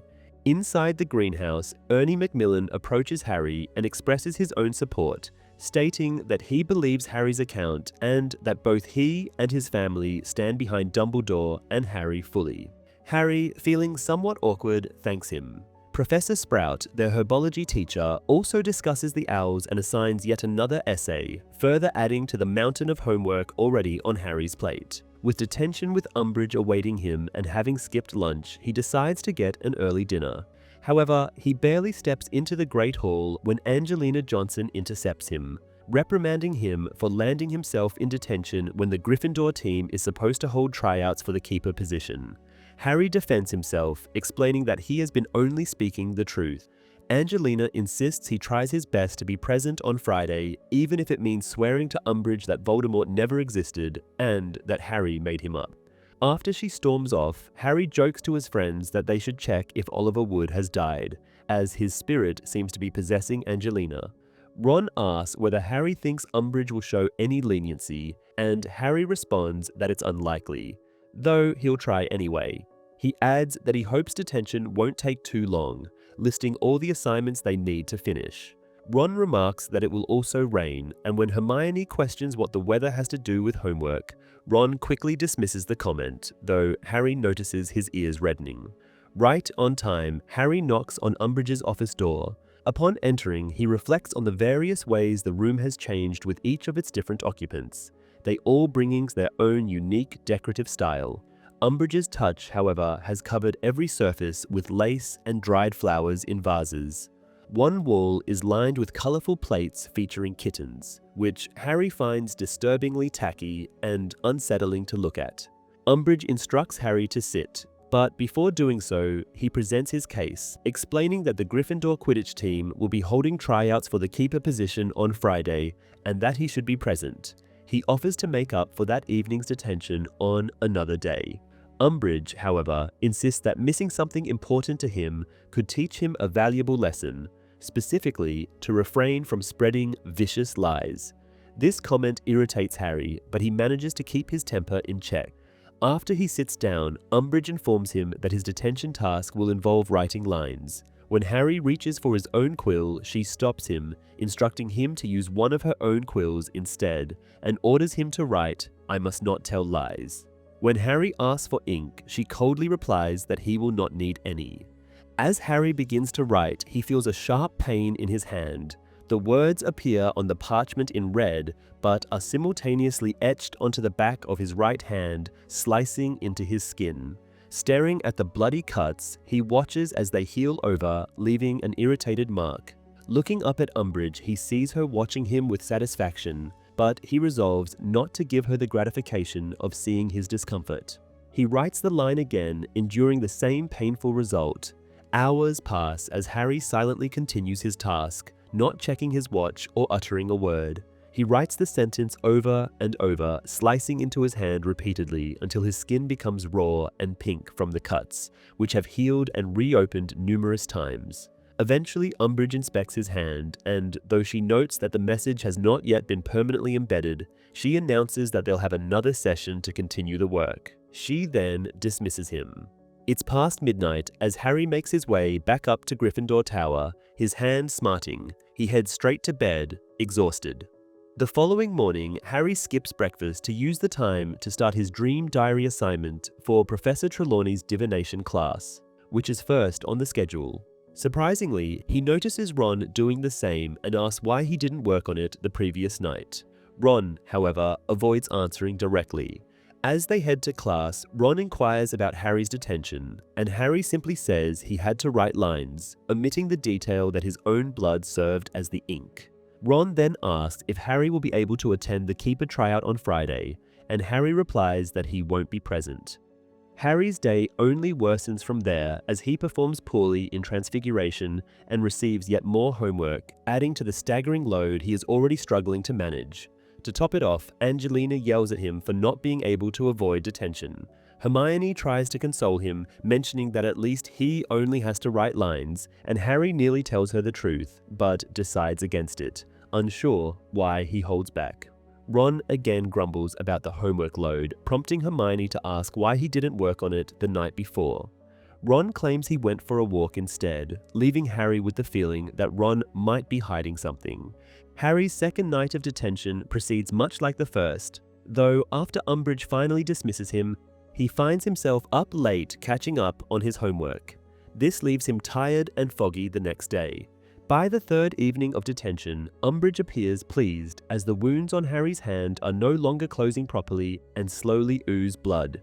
When he asks if he still needs to attend the next day, she confirms, explaining that with one more night, they should be able to permanently imprint the message.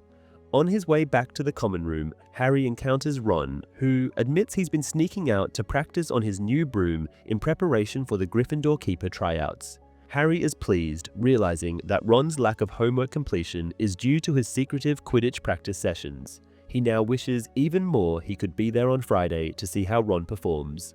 As they talk, Ron notices the cuts on Harry's hand. Feeling that Ron has been honest with him, Harry confides the truth about his detention, and Ron is furious, urging him to report it. Harry, however, refuses. The final night of detention unfolds in much the same way, except this time Harry occasionally glances out the window, hoping to catch glimpses of the tryouts. He can see some of the keeper candidates on the pitch, but from such a distance he cannot tell which one is Ron. As darkness falls, his view fades entirely. When Umbridge inspects Harry's hand for the last time, a sharp pain suddenly flares in his forehead. His scar is burning again. Umbridge, delighted to see that her lesson has finally sunk, dismisses him. Harry, though alarmed by the pain in his scar, reassures himself that it might simply be a coincidence, though he wonders if there could be a connection between Umbridge and his scar's reaction. Back in Gryffindor Tower, Harry is surprised by a party in Ron's honor. Ron has been selected as the new keeper. Katie Bell calls Ron over to try on Oliver Wood's old robes for fit, while Angelina approaches Harry. She tells him that while Ron was decent but not exceptional, at least 2 other candidates outperformed him. However, Ron was the best overall fit for the team, and Angelina believes that with hard work, he has the potential to excel. She asks Harry to support and encourage Ron's efforts to improve. After Angelina leaves, Harry joins Hermione at their usual table, waking her from a nap. He confides in her about the pain in his scar, and Hermione speculates that it is unlikely Umbridge is under Voldemort's control as Professor Quirrell had been, given that Voldemort now has his own body. She considers that Umbridge might be under the Imperius Curse, though they don't know if that would trigger Harry's scar. Hermione reminds Harry that his scar has been known to hurt spontaneously and advises, as Ron did, that he discuss the torturous detention with Dumbledore.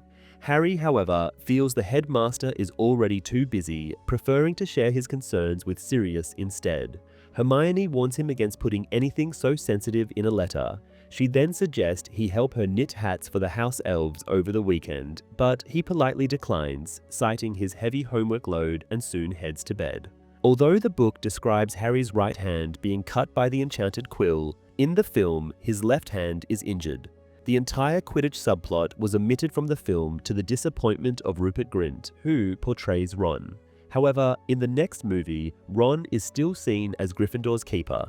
In the film adaptation, Hermione offers to help with part of Ron's essay, a move inconsistent with her book character, who is adamant about not completing others' assignments. In the film, it is Hermione, not Ron, who first notices the cuts on Harry's hand, though both are present in the scene. The movie introduces the skiving snack boxes here, later than in the book, but as neither Ron nor Hermione are prefects in the films, they don't confront the twins about testing the snacks on first-year students. Chapter 14, Percy and Padfoot. Upon waking on Saturday morning, Harry reflects that the first week of term has been exceptionally tiring, almost as though it had been one prolonged history of magic lesson. Despite it still being very early, he gets out of bed, grabs a piece of parchment and his quill, and heads down to the empty common room. Settling into his favorite armchair, he notices that the room has been tidied and wonders how many house elves Hermione has managed to free without their knowledge. Harry soon realizes how challenging it is to write a letter that communicates the essentials without including anything incriminating, appreciating more how hard it must have been to do so for his friends over the summer. He tries to write in a way that only Sirius would understand, ensuring it wouldn't cause trouble if it were intercepted. After some internal debate, he manages to create references only his godfather would recognize, such as mentioning that Umbridge is almost as nice a lady as Sirius's mother. Harry even manages to ask after Hagrid without directly mentioning the giant's name. Leaving the common room, Harry heads to the owlery. Along the way, he encounters nearly headless Nick, who warns him that Peeves is setting up a prank and advises him to take an alternate route unless he fancies having a statue dropped on him. Grateful for the warning, Harry thanks the ghost and detours. In high spirits, he enjoys the clear weather outside the windows, eagerly anticipating the Quidditch practice scheduled for later that day. He soon spots Mrs. Norris, Filch's cat, and assures her he isn't doing anything suspicious. However, knowing her reputation for communicating mischief to Filch, he suspects she'll run off to report him anyway, though he can't imagine why. Arriving at the owlery, Harry finds Hedwig and carefully explains to her that although the letter is addressed to Sniffles, it's intended for Sirius. He carries Hedwig to a window, and after she takes flight, he gazes towards Hagrid's hut, which remains uninhabited. While looking, he spots one of the skeletal horses now flying over the Forbidden Forest. Just then, Cho Chang enters the owlery. She explains that she forgot her mother's birthday and rushed up early to send her a gift. Harry, somewhat flustered, comments on the nice weather, to which Cho agrees, noting that it's perfect for Quidditch. She asks if he's been out on the pitch this week, and he admits he hasn't. Cho then recalls that Gryffindor has a new keeper, and Harry informs her it's Ron, asking if she knows him. She remembers Ron as the guy who accused her of being a fake Tornadoes fan, but still inquires if he's any good. Harry says he doesn't know yet, as he missed the tryout due to detention. Cho expresses her distaste for Umbridge and calls Harry brave for standing up to her. Harry briefly considers accidentally showing her the cuts Umbridge's detention left on his hand, but before he can, Filch enters. Filch accuses Harry of ordering a large number of dung bombs, supposedly acting on a tip he received. Harry asks who reported this, but Filch refuses to say, instead demanding that Harry hand over his letter. Harry, relieved that he's already sent it, tells Filch he can't. The caretaker insists on searching him, but Cho steps in, saying she saw Harry send the letter. Defeated, Filch leaves, warning Harry to avoid smelling like a dung bomb. Harry thanks Cho for covering for him, and she asks if he really ordered dung bombs, which he denies. She wonders what it was all about, but Harry, more interested in spending time with her, dismisses the subject. They soon say their goodbyes, but Harry feels satisfied. For once, he's had an encounter with Cho that doesn't leave him embarrassed. To his delight, she even called him brave. His upbeat mood continues as he joins his friends at the Gryffindor table in the Great Hall. Ron notices Harry's cheerfulness and asks him about it, and Harry attributes it to the upcoming Quidditch practice. Ron suggests they go out to the pitch early for extra practice, and Harry agrees. Hermione begins to caution them about neglecting their homework, but she's interrupted by the arrival of the Morning Post. As Hermione scans the Daily Prophet, she initially remarks that there's nothing significant, but upon a second look, she exclaims upon seeing Sirius's name. According to the paper, the Ministry, acting on an anonymous tip, believes the wanted criminal is hiding in London. Harry suspects Lucius Malfoy is behind the tip-off, likely recognizing Sirius in his dog form at King's Cross. Hermione reads on, noting that Dumbledore warned Sirius about this exact possibility, meaning Sirius now has to stay confined to Grimmauld Place. Harry then notices another article mentioning that Sturgis Podmore has been arrested for attempting to trespass at the Ministry and has already received a 6-month sentence in Azkaban. They initially think Podmore might have been on a mission for the Order, but Harry points out that Podmore was supposed to guard them, and that Moody was upset about his absence, meaning he likely wasn't at the Ministry for the Order. Ron speculates that Podmore might have been framed due to his association with Dumbledore, which Harry finds somewhat unlikely. Hermione, however, believes it is possible. Despite Hermione's attempt to organize a plan for tackling their substantial homework load, Harry and Ron decide to head down to the pitch before the formal Quidditch practice, with Ron saying they'll start their homework in the evening. Harry points out that Quidditch is important too, and they need to train to secure their spots on the team. After hours of practicing, Harry is pleased to see Ron's skills improve steadily. They return to the castle for lunch and, after eating, head back to the pitch to join the rest of the team for the official training session. While changing for the practice, Fred and George mock Ron, who seems to be disheartened by that. Angelina, emerging from the room belonging to the team captain, informs them that a few people are sitting outside intending to watch the practice. Harry, hearing the overly casual tone of Angelina, has a good idea who these sports fans might be, and he is not wrong. Once outside, he sees the Slytherin Quidditch team and others from that house. Malfoy is quick to insult Ron's new broom, and Harry tells his friend to ignore them, with Angelina agreeing, saying, "This is the right attitude." Just then, Pansy Parkinson makes a joke about Angelina's dreadlocks, and true to her own advice, she ignores it. The practice goes terribly, with Ron's nerves getting the best of him, providing endless entertainment to the Slytherin contingent. He even manages to pass the quaffle so hard that it hits Katie Bell in the face, causing her nose to bleed. Fred gives her something to fix it. Harry tells him and George that Ron had been quite good when they were practicing alone, but the twins aren't convinced. After covering the basics, they start an actual scenario with all the balls released and everyone on their posts, but soon Angelina stops them, first scolding Ron for drifting and leaving the goalposts unmanned, then asking Katie if she could do something about her nosebleed. The girl says it is getting worse, and Harry sees Fred checking his pockets and realizing he had given her the wrong end of the nosebleed nougat. Soon, the entire practice is halted, as Katie needs medical attention. Fred and George accompany her to the hospital wing, with Angelina deciding that with 3 missing from the team of 7, there is no point in continuing. Back in the common room, Hermione asks them how the practice went. When Ron says it was terrible, Hermione tries to assure him that he will get better with time, but Ron snaps, saying he never said it was a bust because of him, and storms off to the dormitory. Hermione asks Harry if it was Ron's fault, and the boy says it wasn't at first. Then he admits his friend wasn't the best, adding he trusts Ron will get better. Still in a bad mood, both having a hard time forgetting the Slytherin's taunts, the boys do not get a lot done that evening, which leads to a Sunday filled with homework. Harry even remarks that they should probably not let things go so far next week between essays.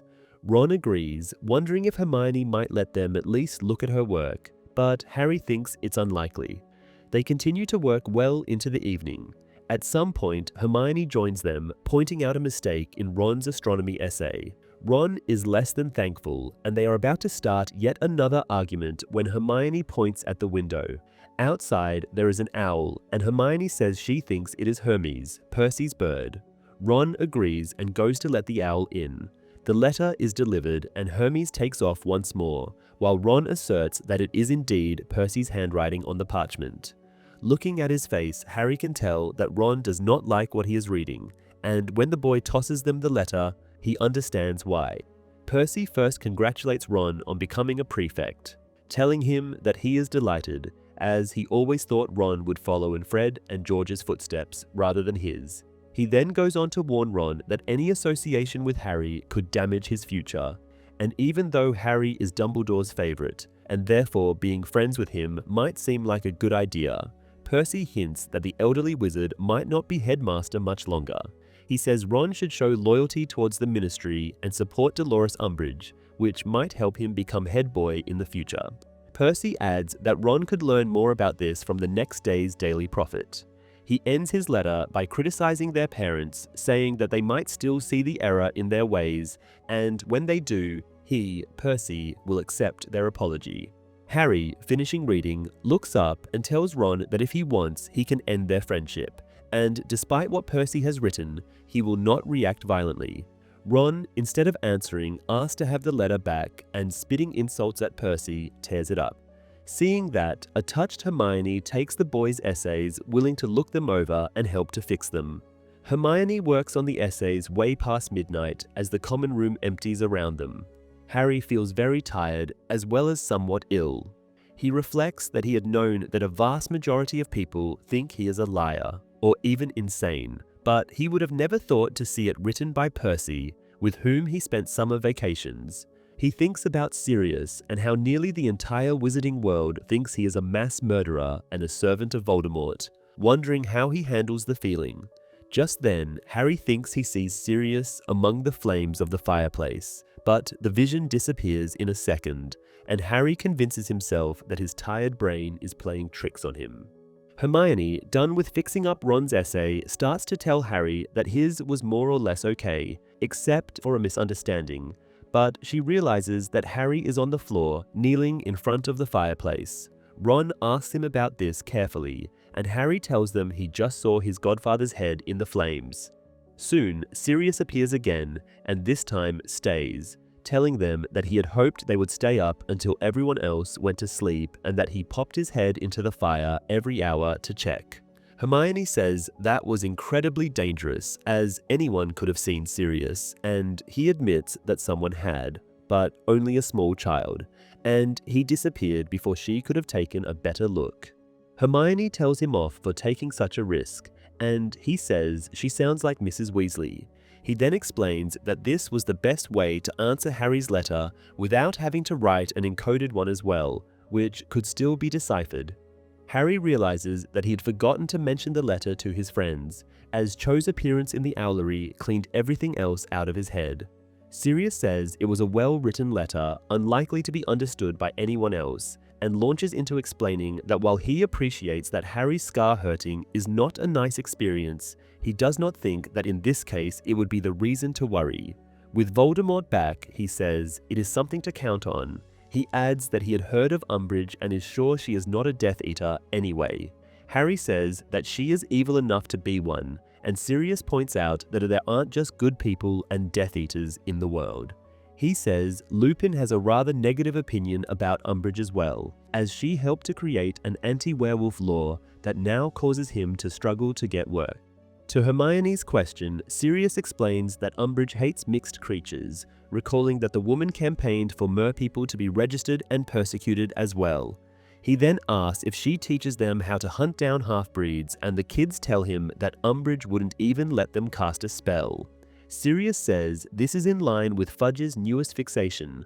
The minister doesn't want the students of Hogwarts to know any battle magic, as he is afraid that Dumbledore will lead an army of trained kids against the ministry.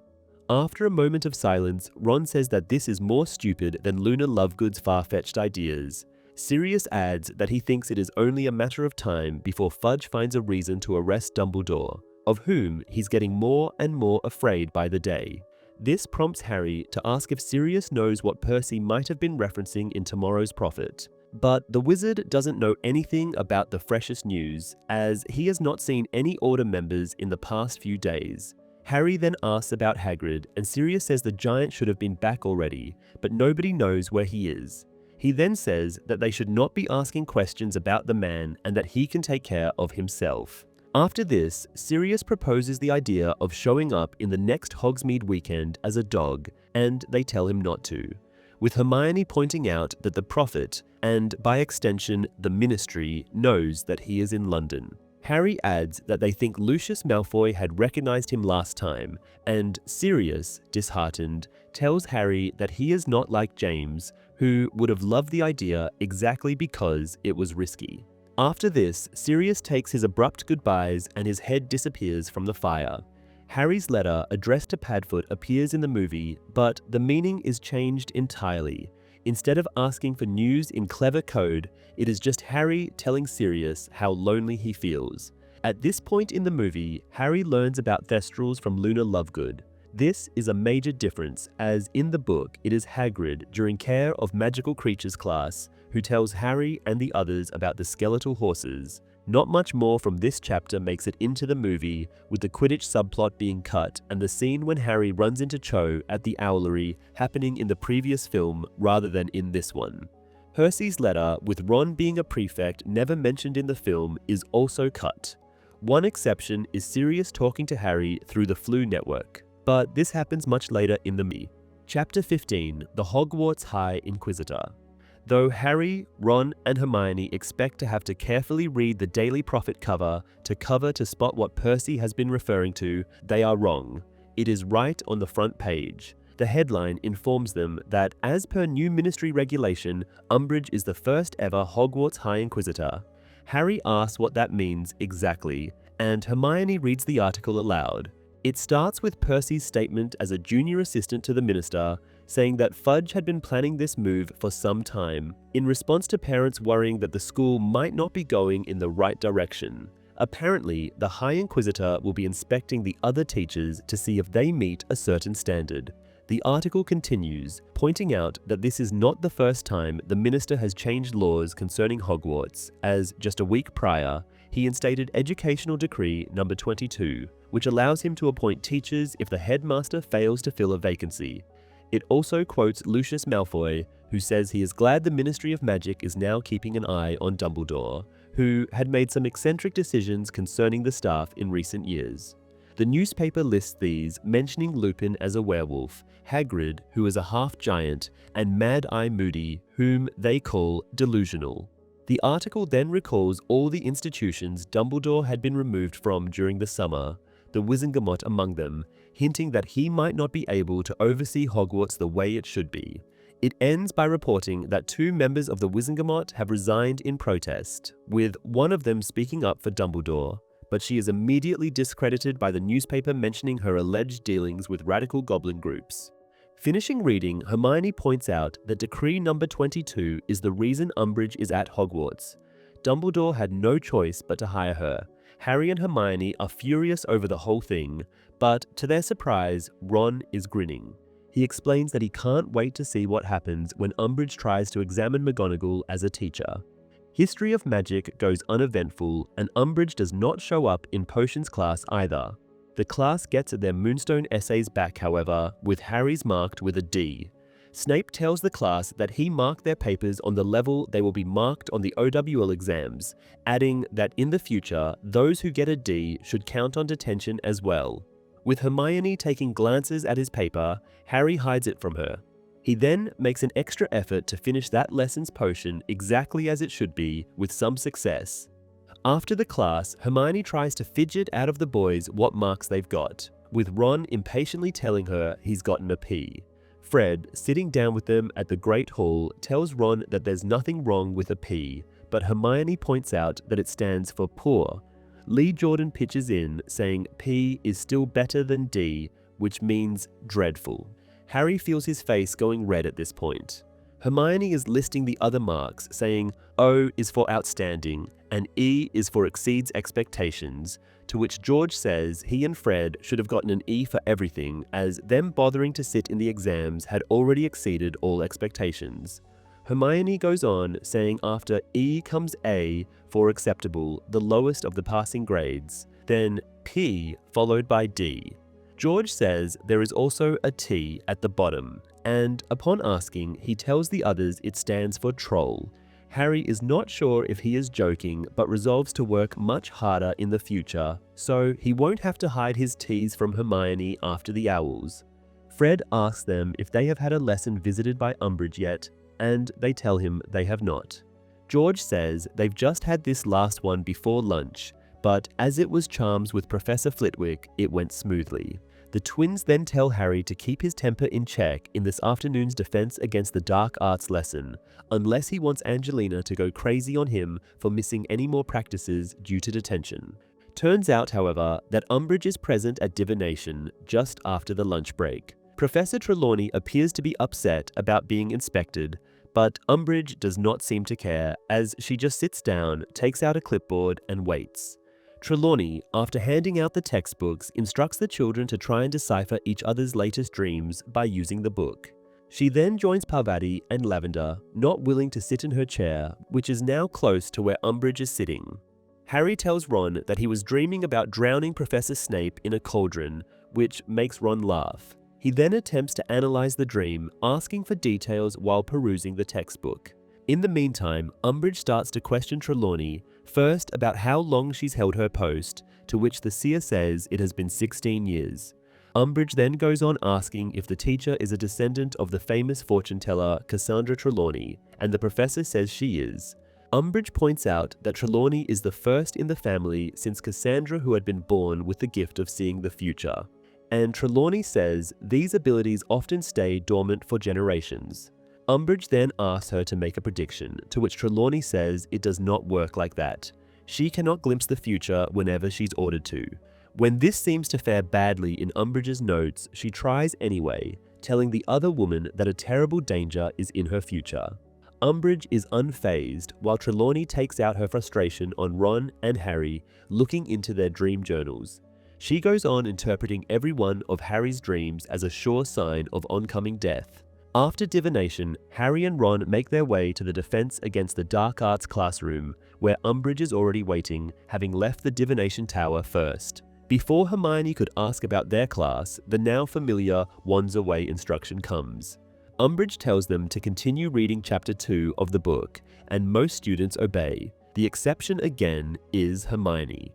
Umbridge, learning last week's lesson, does not allow her to speak and walks up to her. Instead, to ask what she wants in a hushed tone that most of the class can't hear.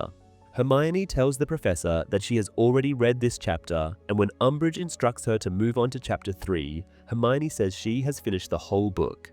Umbridge asks her about a specific paragraph in a random chapter, and the girl recites it with no difficulty. She then adds that she does not agree with the assessment she just quoted.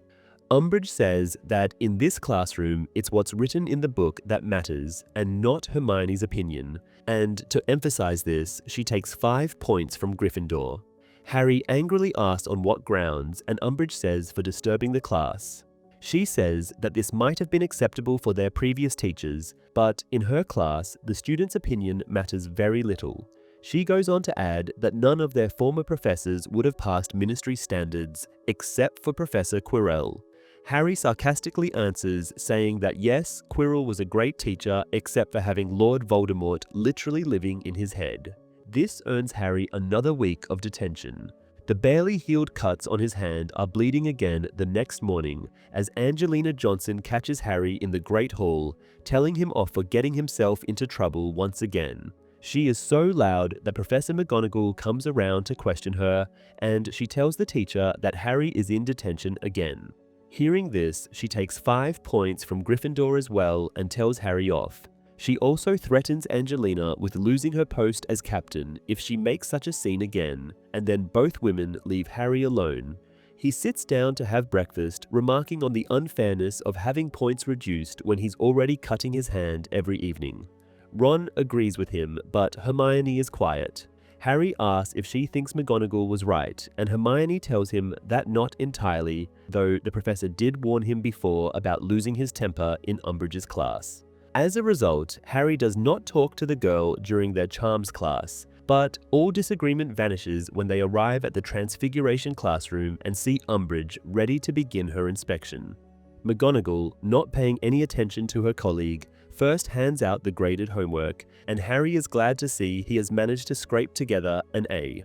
McGonagall then, still ignoring Umbridge, who clears her throat repeatedly, gives out mice as today's practice animals for the vanishing spell. She's interrupted by yet another noise from Umbridge, to which she asks what she wants. Umbridge asks if McGonagall has received her note about the inspection, and McGonagall points out that otherwise she would have asked her why she is in her classroom. She tries to continue, but Umbridge makes her throat-clearing noise again. McGonagall then snaps, asking the other woman how she plans to get a reliable picture of her teaching style if she constantly interrupts the class. She adds that she is not used to people talking when she is. Umbridge is taken aback. Professor McGonagall, unfazed, explains to the class that, being mammals, the mice will be a much greater challenge than the snails had been. In the meantime, Harry whispers to Ron that it's funny how McGonagall told him off for losing his temper with Umbridge, but he is not angry with the Transfiguration teacher. Probably suspecting that McGonagall would order her back to her corner, Umbridge does not attempt to follow her around as she has done with Trelawney. Only when the lesson is over does Umbridge approach McGonagall, clipboard in hand. She asks how long Professor McGonagall has been teaching at Hogwarts, and the answer is 39 years. Umbridge informs her that she will have the results of her inspection in 10 days, to which McGonagall says indifferently that she can't wait. Harry gives her an approving smile on his way out and thinks he receives one in return.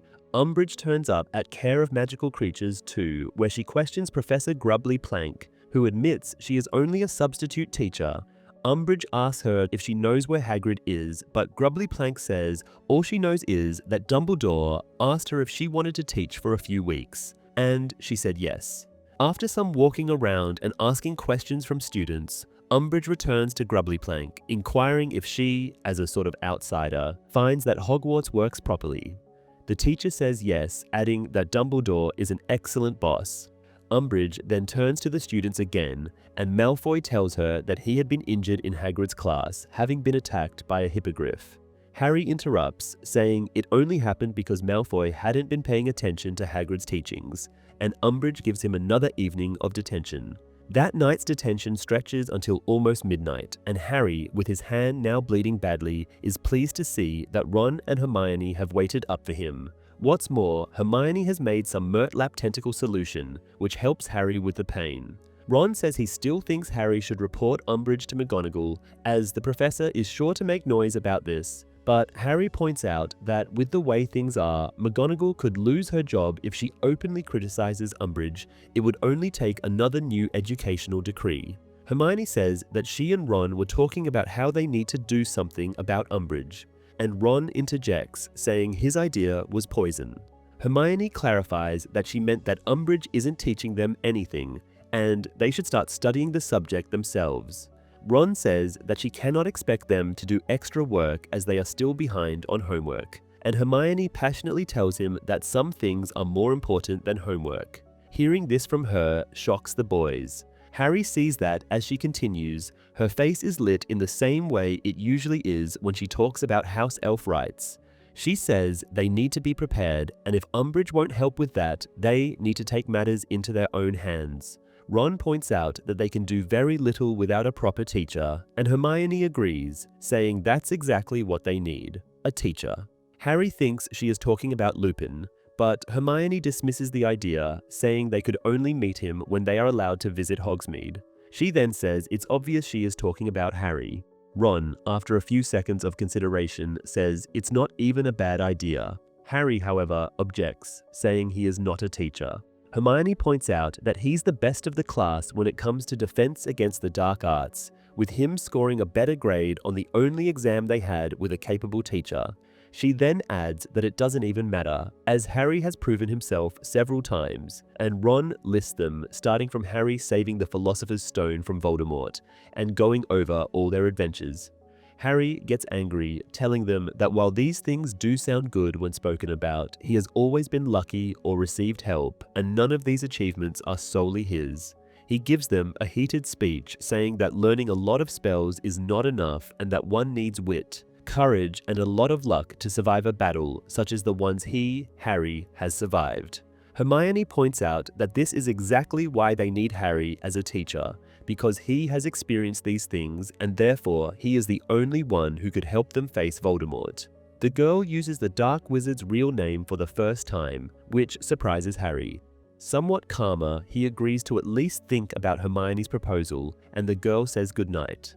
Ron also gets up, but Harry stays, saying he has to clean up the Murtlap essence he had spilt in his anger.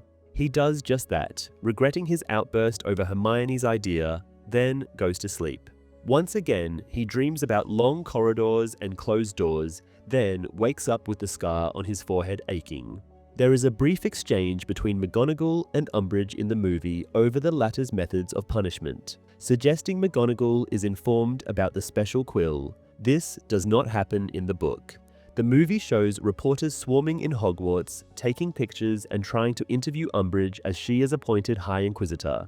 This does not happen in the book at all, as reporters are not permitted on school grounds since Rita Skeeter.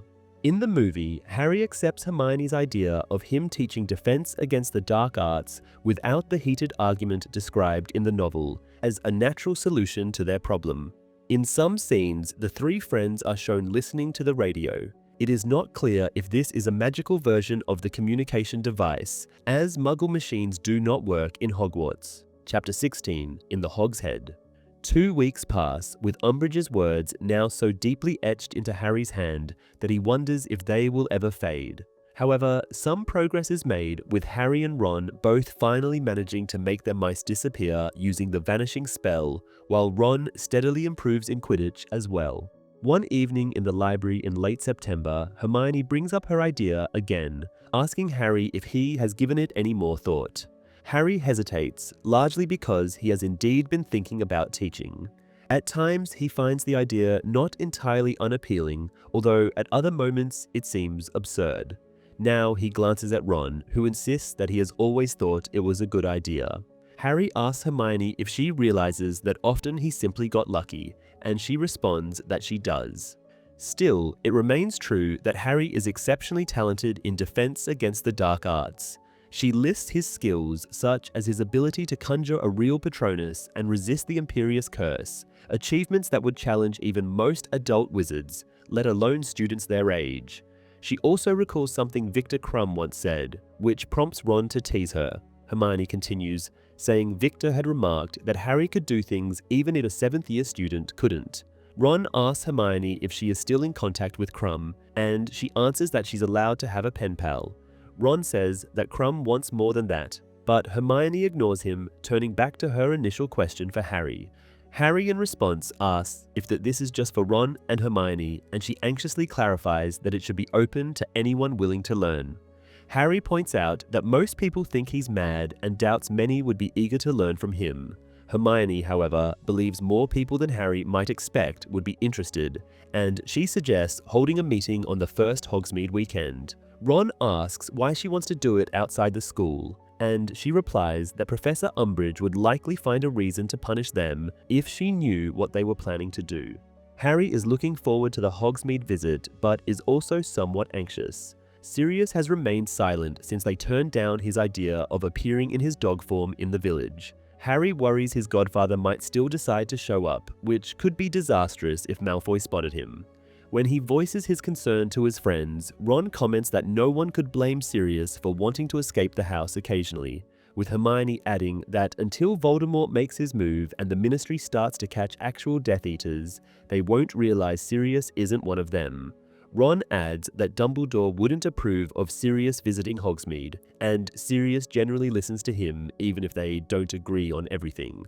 Hermione tells Harry that she and Ron have found a few students interested in learning real defense against the dark arts. Noticing that Harry is barely listening, she adds that he has enough to worry about without adding Sirius to his list of concerns when it might not be necessary at all.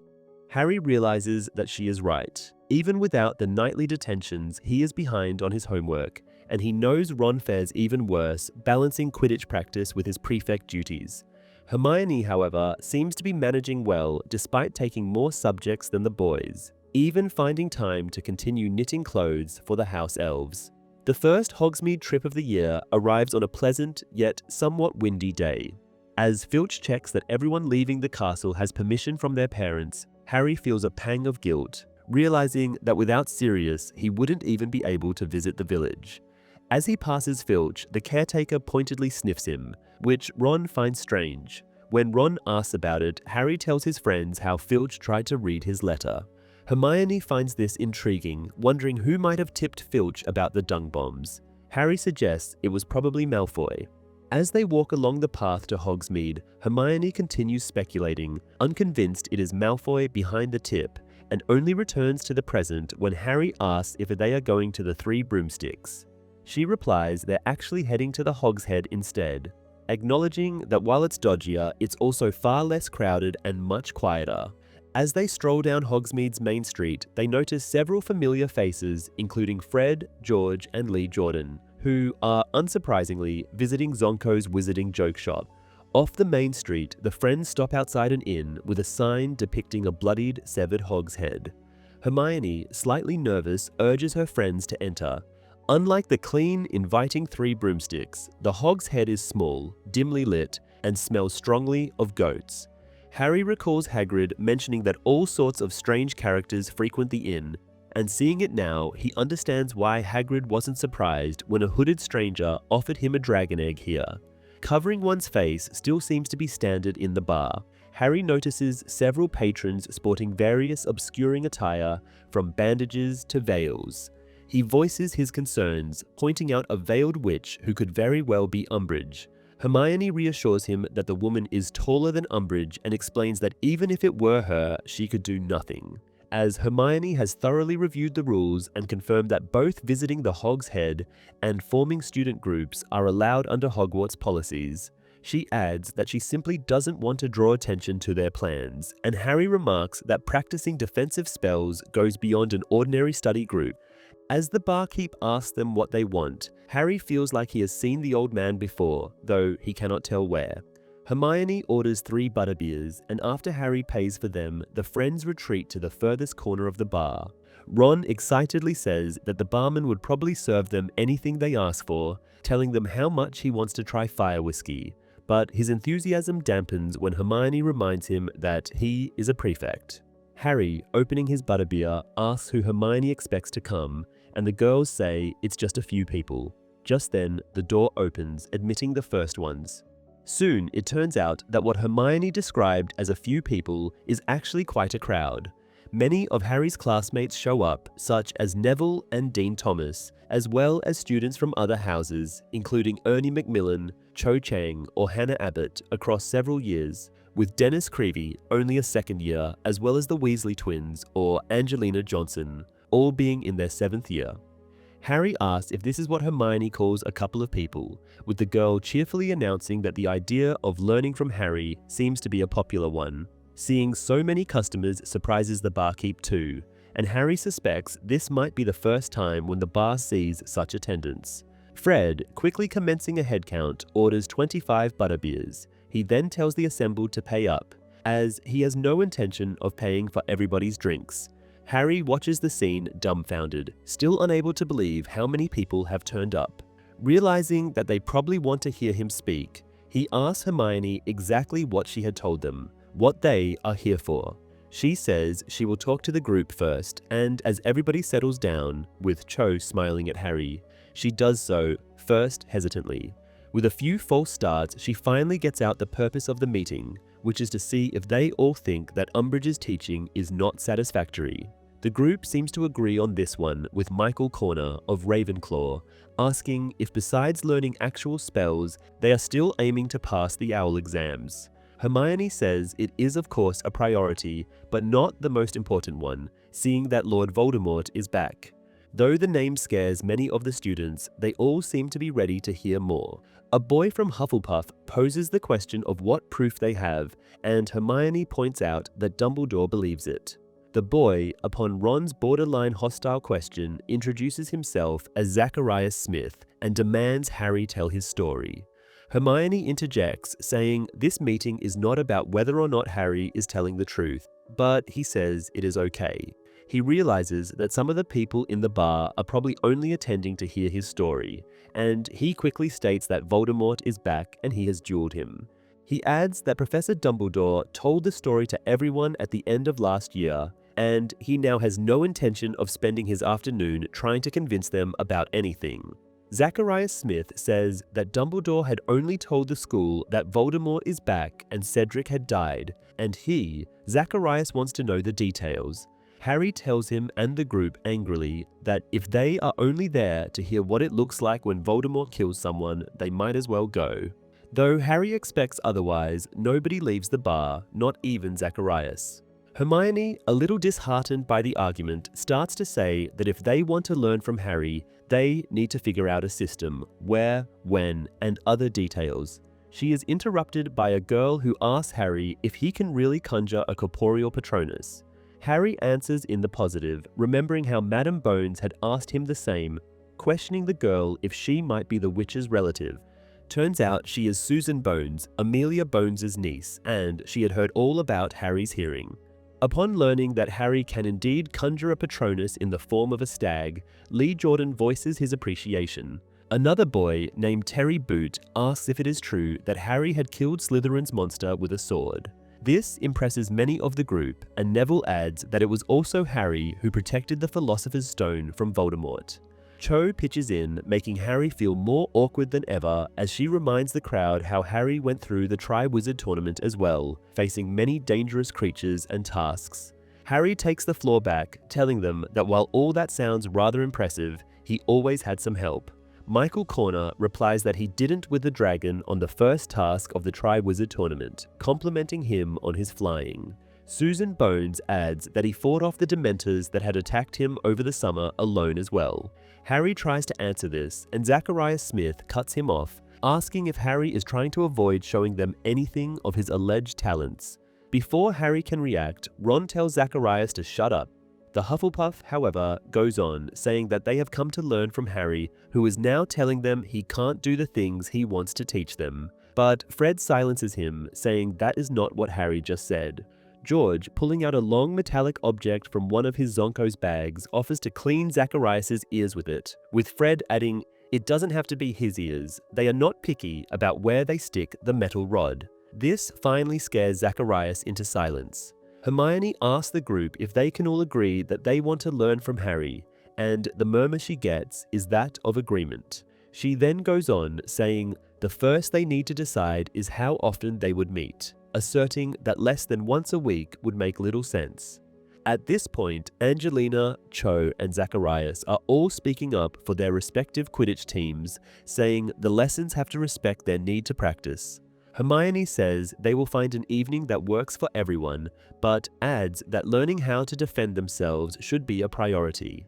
Ernie Macmillan agrees, saying that even with the owls coming up, self-defense is the most important thing they can study now. He goes on, telling the others how baffling Umbridge's approach is, even if the Ministry does not believe that Voldemort is back, and Hermione tells him and the group that the Ministry is afraid of Dumbledore recruiting an army, which is the reason behind Umbridge not letting them use magic.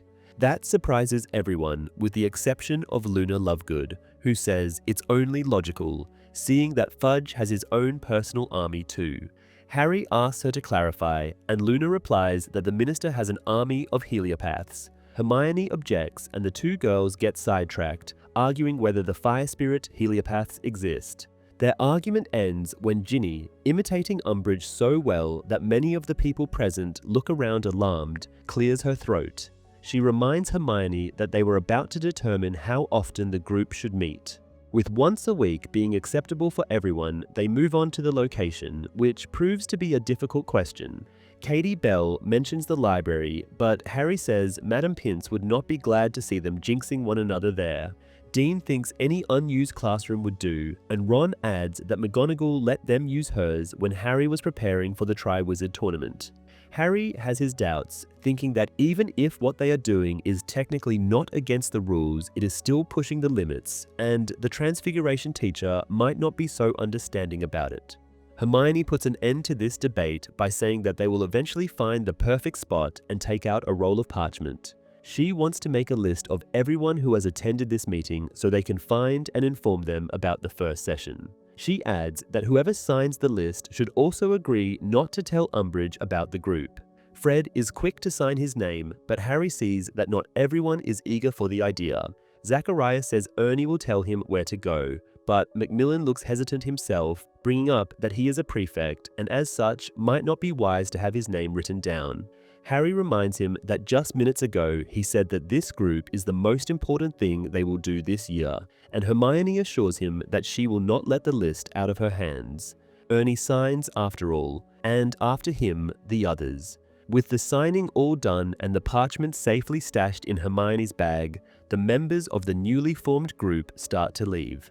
It seems to Harry that Cho is trying to stay behind, but her friend, who made it no secret how much she disagrees with everything that happened here, now makes her hurry up.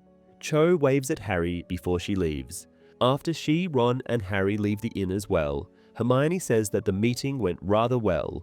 Ron remarks that Zachariah Smith is quite unlikable, and Hermione agrees, adding that he was there when she presented the idea to Ernie and Hannah Abbott.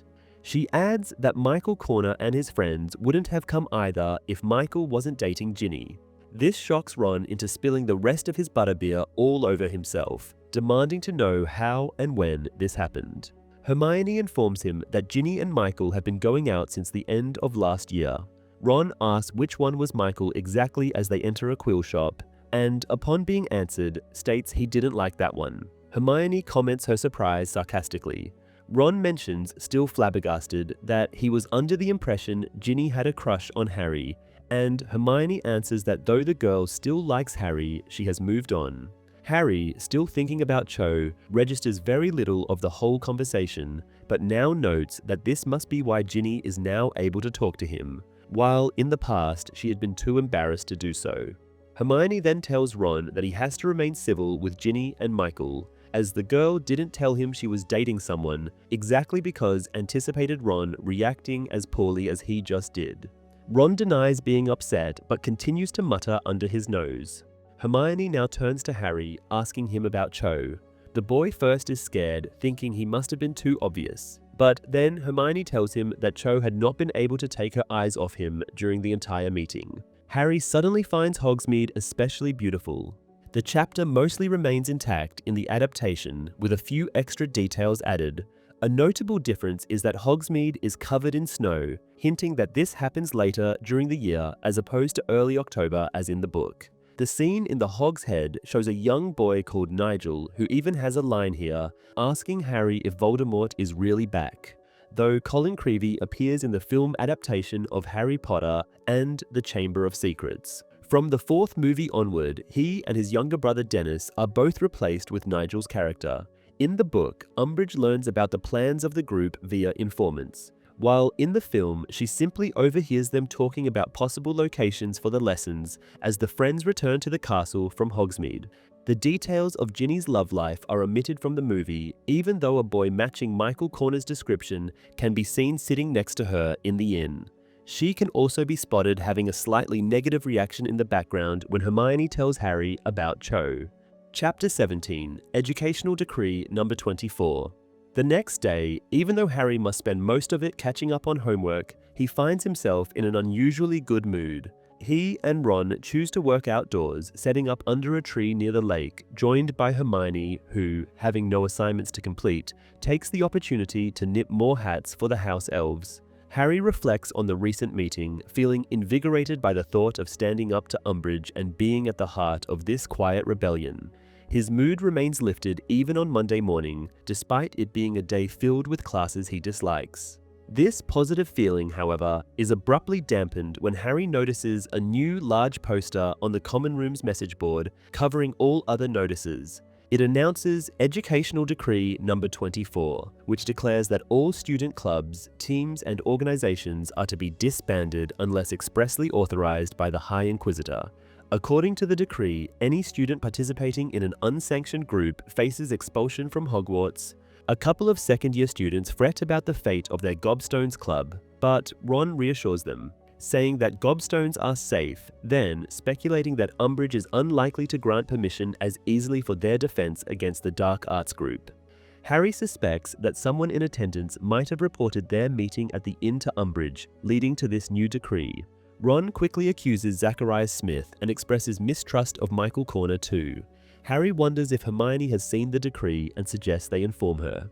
However, as they start up the staircase to the girls' dormitory, the steps morph into a slide, blocking their path. Amused, Harry realizes they're prohibited from going up. Ron protests, annoyed by the unfairness of the rule, pointing out that Hermione can enter their dormitory without issue. Just then, Hermione arrives at the bottom of the staircase slide and explains, citing Hogwarts, a history that the founders believed girls to be more trustworthy. When she asks why they are trying to go up, the boys direct her attention to the message board. After reading the new decree, Ron concludes they've been betrayed. Hermione dismisses this, stating confidently that betrayal is impossible because she jinxed the sign-up list. Anyone who reports them to Umbridge will reveal themselves and through a noticeable physical effect. When Ron questions her further, she mentions that Eloise Midgeon's legendarily bad acne will look mild compared to the jinx's impact on a betrayer. In the Great Hall, it's evident that Gryffindor isn't the only house facing the impact of the decree. The tension among students is palpable. Friends, including Neville and the twins, approach Harry at his table, all inquiring whether the group's plans will proceed. Harry assures them they will continue. George approves, but then asks whether the prefects are on board. Hermione confirms they are. Ron, observing students from other houses like Ernie Macmillan, notes that none of them seem marked by Hermione's jinx. Hermione insists that they worry less about the jinx and more about avoiding suspicion, especially with so many students now approaching them. She signals for the Hufflepuffs not to come over, while Ginny jumps up to warn Michael and the Ravenclaws to stay put.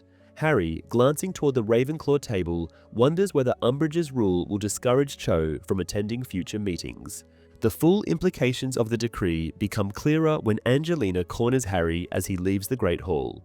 Although Harry assures her that their meetings will continue, Angelina clarifies that the decree also applies to Quidditch teams. She implores Harry to be on his best behavior in Umbridge's class, as her authorization is crucial for reforming the team. Despite Ron's assumption, Umbridge does not attend Professor Binns' History of Magic class, allowing the ghost to drone on in his usual monotonous style. Harry soon loses interest in the lecture, only paying attention when Hermione, after much prodding, directs his gaze to the window. There, he sees Hedwig, unusually arriving during class rather than at breakfast. Her unexpected presence catches the attention of others, and Lavender Brown remarks on how beautiful the snowy owl is. With a quick glance to ensure Professor Binns remains absorbed in his notes, Harry sneaks over to the window and lets Hedwig inside. However, instead of delivering a letter and flying off, Hedwig hops into the classroom, obliging Harry to carry her back to his seat. Once there, he notices that something is wrong. Hedwig appears injured. He tells Professor Binns he's unwell and, concealing Hedwig under his robes, leaves the classroom. With Hagrid still gone, he has few options. Harry decides to find Professor Grubbly Plank, hoping she can treat Hedwig. Looking outside, he sees the Care of Magical Creatures area is empty, concluding that Grubbly Plank must be in the staff room. Arriving at the staff room, Harry is met by the stone gargoyle guards, who mock his insistence that his business is urgent. Undeterred, he knocks, and Professor McGonagall answers. Assuming he has gotten detention again, But Harry quickly explains that his owl is injured and he needs Professor Grubbly Plank. The substitute teacher emerges, pipe in hand, and, upon examining Hedwig, remarks that she's likely been attacked. She speculates about the attacker, noting that Hagrid had trained the local Thestrals not to harm owls. Harry has no idea what a Thestral is and couldn't care less, now more concerned with Hedwig's injuries. McGonagall then inquires how far Hedwig has travelled, and Harry replies that he sent her to London. From McGonagall's raised eyebrow, he assumes she understands this to mean Grimmauld Place. Grubbly Plank assures Harry she can treat Hedwig, and he thanks her. As she turns away, McGonagall reminds her about the letter still attached to the owl. When Harry takes it, he notices that Hedwig seems reluctant to part with him, and he feels a bit of guilt over leaving her with a stranger. Just outside the staff room, McGonagall stops Harry and cautions him about the possibility of their communication channels being monitored. She advises him to be discreet. Before she can elaborate further, other students begin filling the corridor and she retreats to the staff room. Harry opens his letter, finding it brief and coded in a way only he can decipher. When Harry rejoins his friends, he recounts what happened with Hedwig. Hermione tells him that they have been debating whether someone might have deliberately attacked the owl to intercept her letter. Examining the note, they decode that Sirius wants to meet them through the fireplace once more. Hermione expresses concern, saying she hopes nobody else has read the letter. Harry reassures her that it was still sealed when he received it, and argues that even if someone did open it, they wouldn't easily deduce what same time, same place actually means. However, Hermione remains skeptical. She explains that it's simple to magically reseal letters, making it look untouched, and warns that if anyone has been monitoring the Flu Network, they might already be expecting Sirius to appear that night. She adds that there's no way to warn him now, as sending an owl would likely just lead to it being intercepted as well. While they are waiting for potions class to begin, they overhear Malfoy boasting to his fellow Slytherins that his Quidditch team has gotten approval to reassemble without any hassle. He then makes a loud remark, wondering aloud if Gryffindor will be as fortunate. Hermione quickly warns Harry and Ron to ignore him, recognizing that he is clearly trying to provoke a reaction. Malfoy proceeds to make a disparaging comment about Ron's father and then shifts his focus to Harry, saying his own father thinks Harry will soon be sent to St. Mungo's hospital. He adds that St. Mungo's has a whole wing dedicated to people who have suffered magical brain damage, illustrating his statement by contorting his face into a grotesque parody of insanity. Unexpectedly, Harry feels a force push him aside, and he turns to see that Neville has lunged at Malfoy in a fit of rage. Harry immediately grabs Neville by the back of his robes, holding him back. At the same time, Crabbe and Goyle step forward protectively in front of Malfoy. Ron hurries over to help Harry restrain Neville, who mutters furiously about how it is wrong and offensive to mock people with brain injuries. Just as they regain control, the classroom door opens and Snape appears, taking one look at the scene and immediately assuming that Harry, Ron, and Neville have been fighting. Without hearing any explanations, he deducts 10 points from Gryffindor before instructing everyone to enter the classroom. Harry lets go of Neville, attempting to explain that he only intervened to protect him from Crabbe and Goyle, but Neville, still furious, simply walks away without responding. As they enter, Ron, still visibly shaken, quietly asks what just happened. Harry remains silent, though he knows the answer.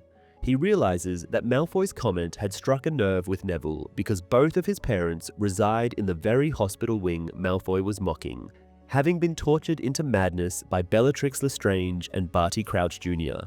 Despite understanding this, Harry chooses to keep the information private, remembering his promise to Dumbledore and feeling that it is ultimately Neville's story to tell if he ever chooses to. After the class has settled, Snape informs them that they have a visitor for the lesson. Harry spots Umbridge sitting quietly in the corner, and he feels torn. He is uncertain which of these two detested teachers he should be rooting for.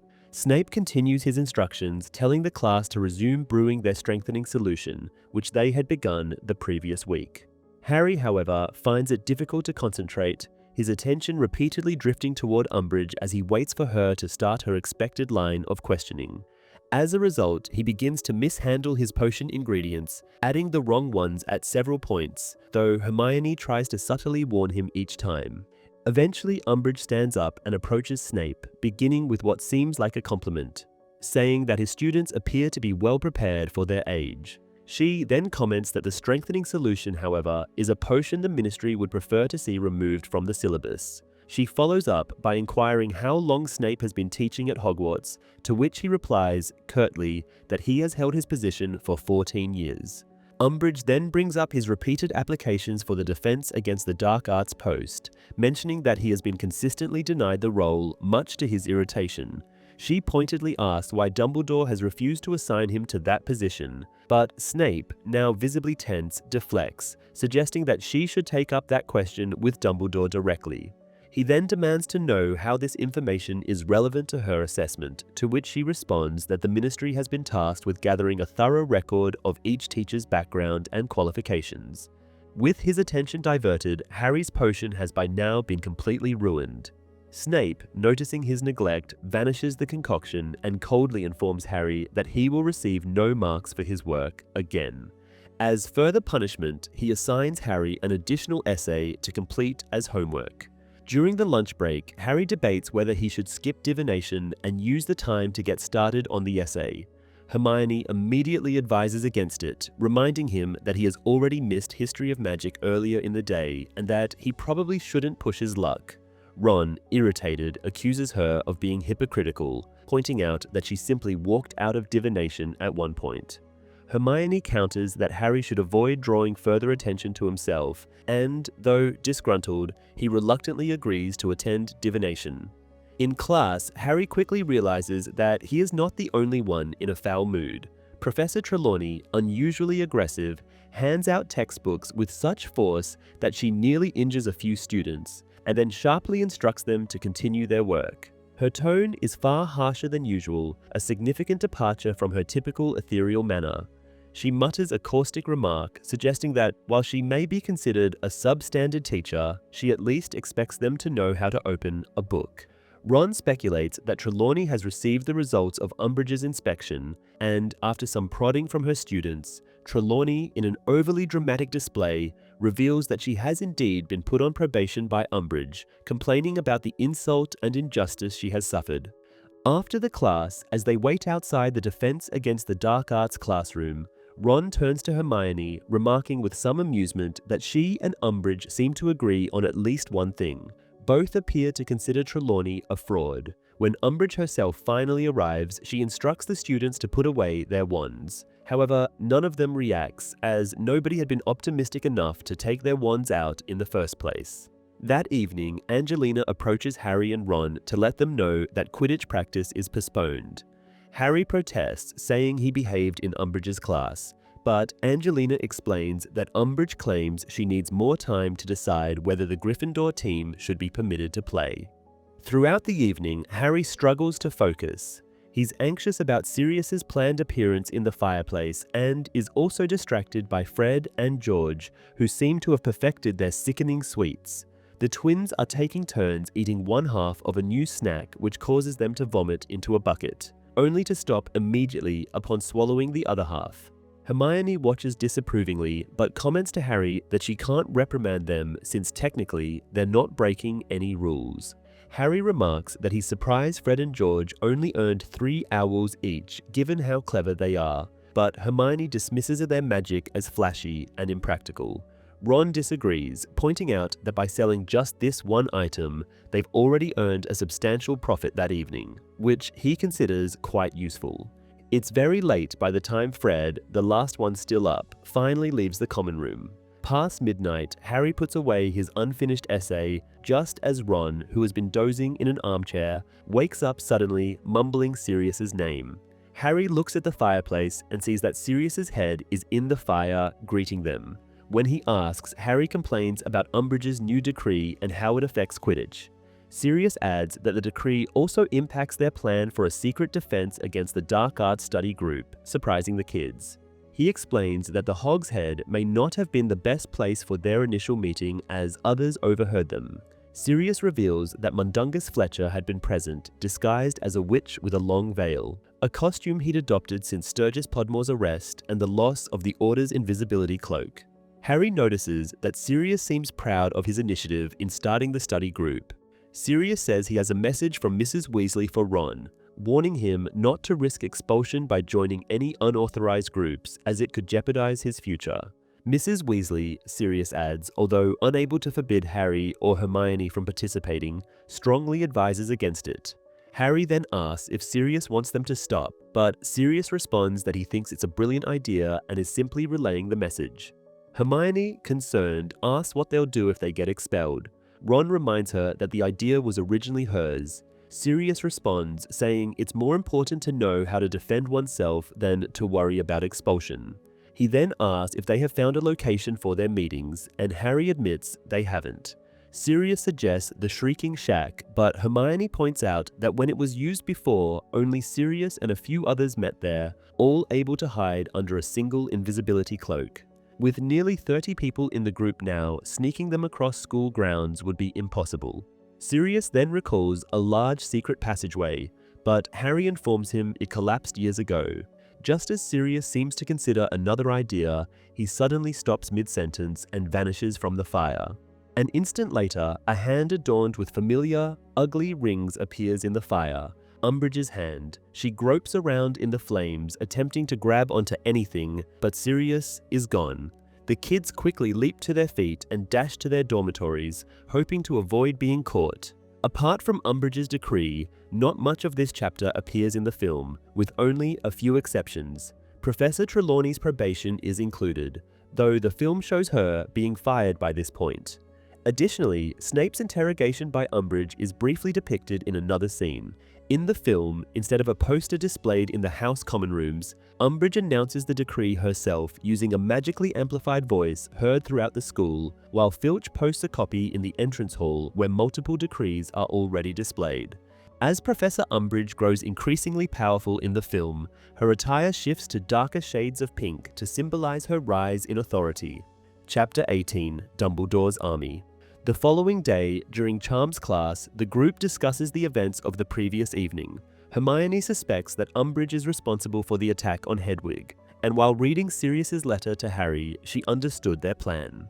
While Harry retrieves a bullfrog he must silence, Hermione explains that she has suspected Umbridge of reading their letters ever since Harry mentioned how Filch attempted to confiscate one. After casting a flawless silencing charm on her frog, she comments that last night was a close call. Harry agrees, noting that Sirius almost ended up back in Azkaban. Distracted, Harry inflates his frog, which Hermione promptly corrects for him. She then insists that Sirius should avoid contacting them in this manner again, though she is unsure how they could convey this with both the Owls and the Floo network under surveillance. Ron suggests that Sirius has likely understood what happened and is wise enough not to risk it again. Ron, meanwhile, struggles to silence the raven he is practicing on, and Hermione advises him to make a poking motion with his wand rather than waving it. Offended, Ron argues that charming a raven is more difficult than charming a bullfrog, prompting Hermione to swap their animals and silence the raven herself. Professor Flitwick observes this, applauds Hermione, and instructs Ron to perform the spell as well. Nervously, Ron pokes the frog, accidentally hitting it in the eye. Later that day, Angelina approaches the group, informing the boys that she has received permission to reform the Quidditch team. She explains that she appealed to Professor McGonagall, who likely took the matter to Dumbledore. She tells them to meet at the pitch at 7 and reminds them that their first match is in 3 weeks. Looking out at the pouring rain, Ron expresses his hope for better weather by the evening. He then asks Hermione what she is thinking about, as she appears visibly distracted. Although preoccupied even when addressed, Hermione eventually reveals that she has been reconsidering the value of the study group. Ron reminds her that it was her idea, and she acknowledges this, but explains that their recent conversation with Sirius has caused her to have doubts. Harry counters that Sirius supported them, to which Hermione admits that this is precisely why she is beginning to wonder if they might be heading in the wrong direction. Harry, frustrated, insists that Sirius has given them sound advice in the past, but Hermione argues that he has become overly reckless since being confined to Grimmauld Place, which may have affected his judgment. Ron comments that Sirius was correct in saying that Hermione sounds like Mrs. Weasley. She does not respond as the bell rings, signaling the start of their next class. The rain does not let up until evening, and Harry and Ron find the twins in the changing room debating whether to use skiving snack boxes to skip Quidditch practice. The challenge is that Angelina knows about puking pastilles, and fever fudges cause pus-filled boils as an unfortunate side effect. Ron observes that he does not see any boils on his brothers, to which Fred replies that they are located in rather private areas, making flying a broom quite painful. The practice session is a grim experience. Even with Hermione's clever charm to repel water from Harry's glasses, visibility is nearly zero, and Harry struggles to spot the bludgers, let alone the golden snitch. After nearly an hour, Angelina concedes defeat and calls it a day. Back in the changing room, Harry overhears Fred and George grumbling about their boils when his scar suddenly flares in intense pain, causing him to cry out and excuse himself by saying he accidentally poked his eye. He signals to Ron, and once they are alone, Ron inquires if it is his scar. He then remarks that Voldemort cannot be nearby, as the scar pain once indicated the Dark Wizard's proximity. Harry confirms that Voldemort is indeed far away, and explains that his scar reacted to Voldemort's frustration over something he desires not materializing quickly enough. Ron questions how Harry could know this, but Harry has no answer. Ron asks if similar feelings coincided with previous instances of scar pain. Reflecting, Harry recalls that the last time, Voldemort was feeling pleased, while Harry himself felt miserable due to detention, which probably caused him to misinterpret the Dark Wizard's feelings. Impressed, Ron remarks that Harry could surpass Professor Trelawney in divination, but Harry clarifies that he is not predicting the future. Rather, he is sensing Voldemort's emotions and moods. Ron suggests he should inform someone, and Harry responds that Sirius is already aware, although they currently have no means of communication.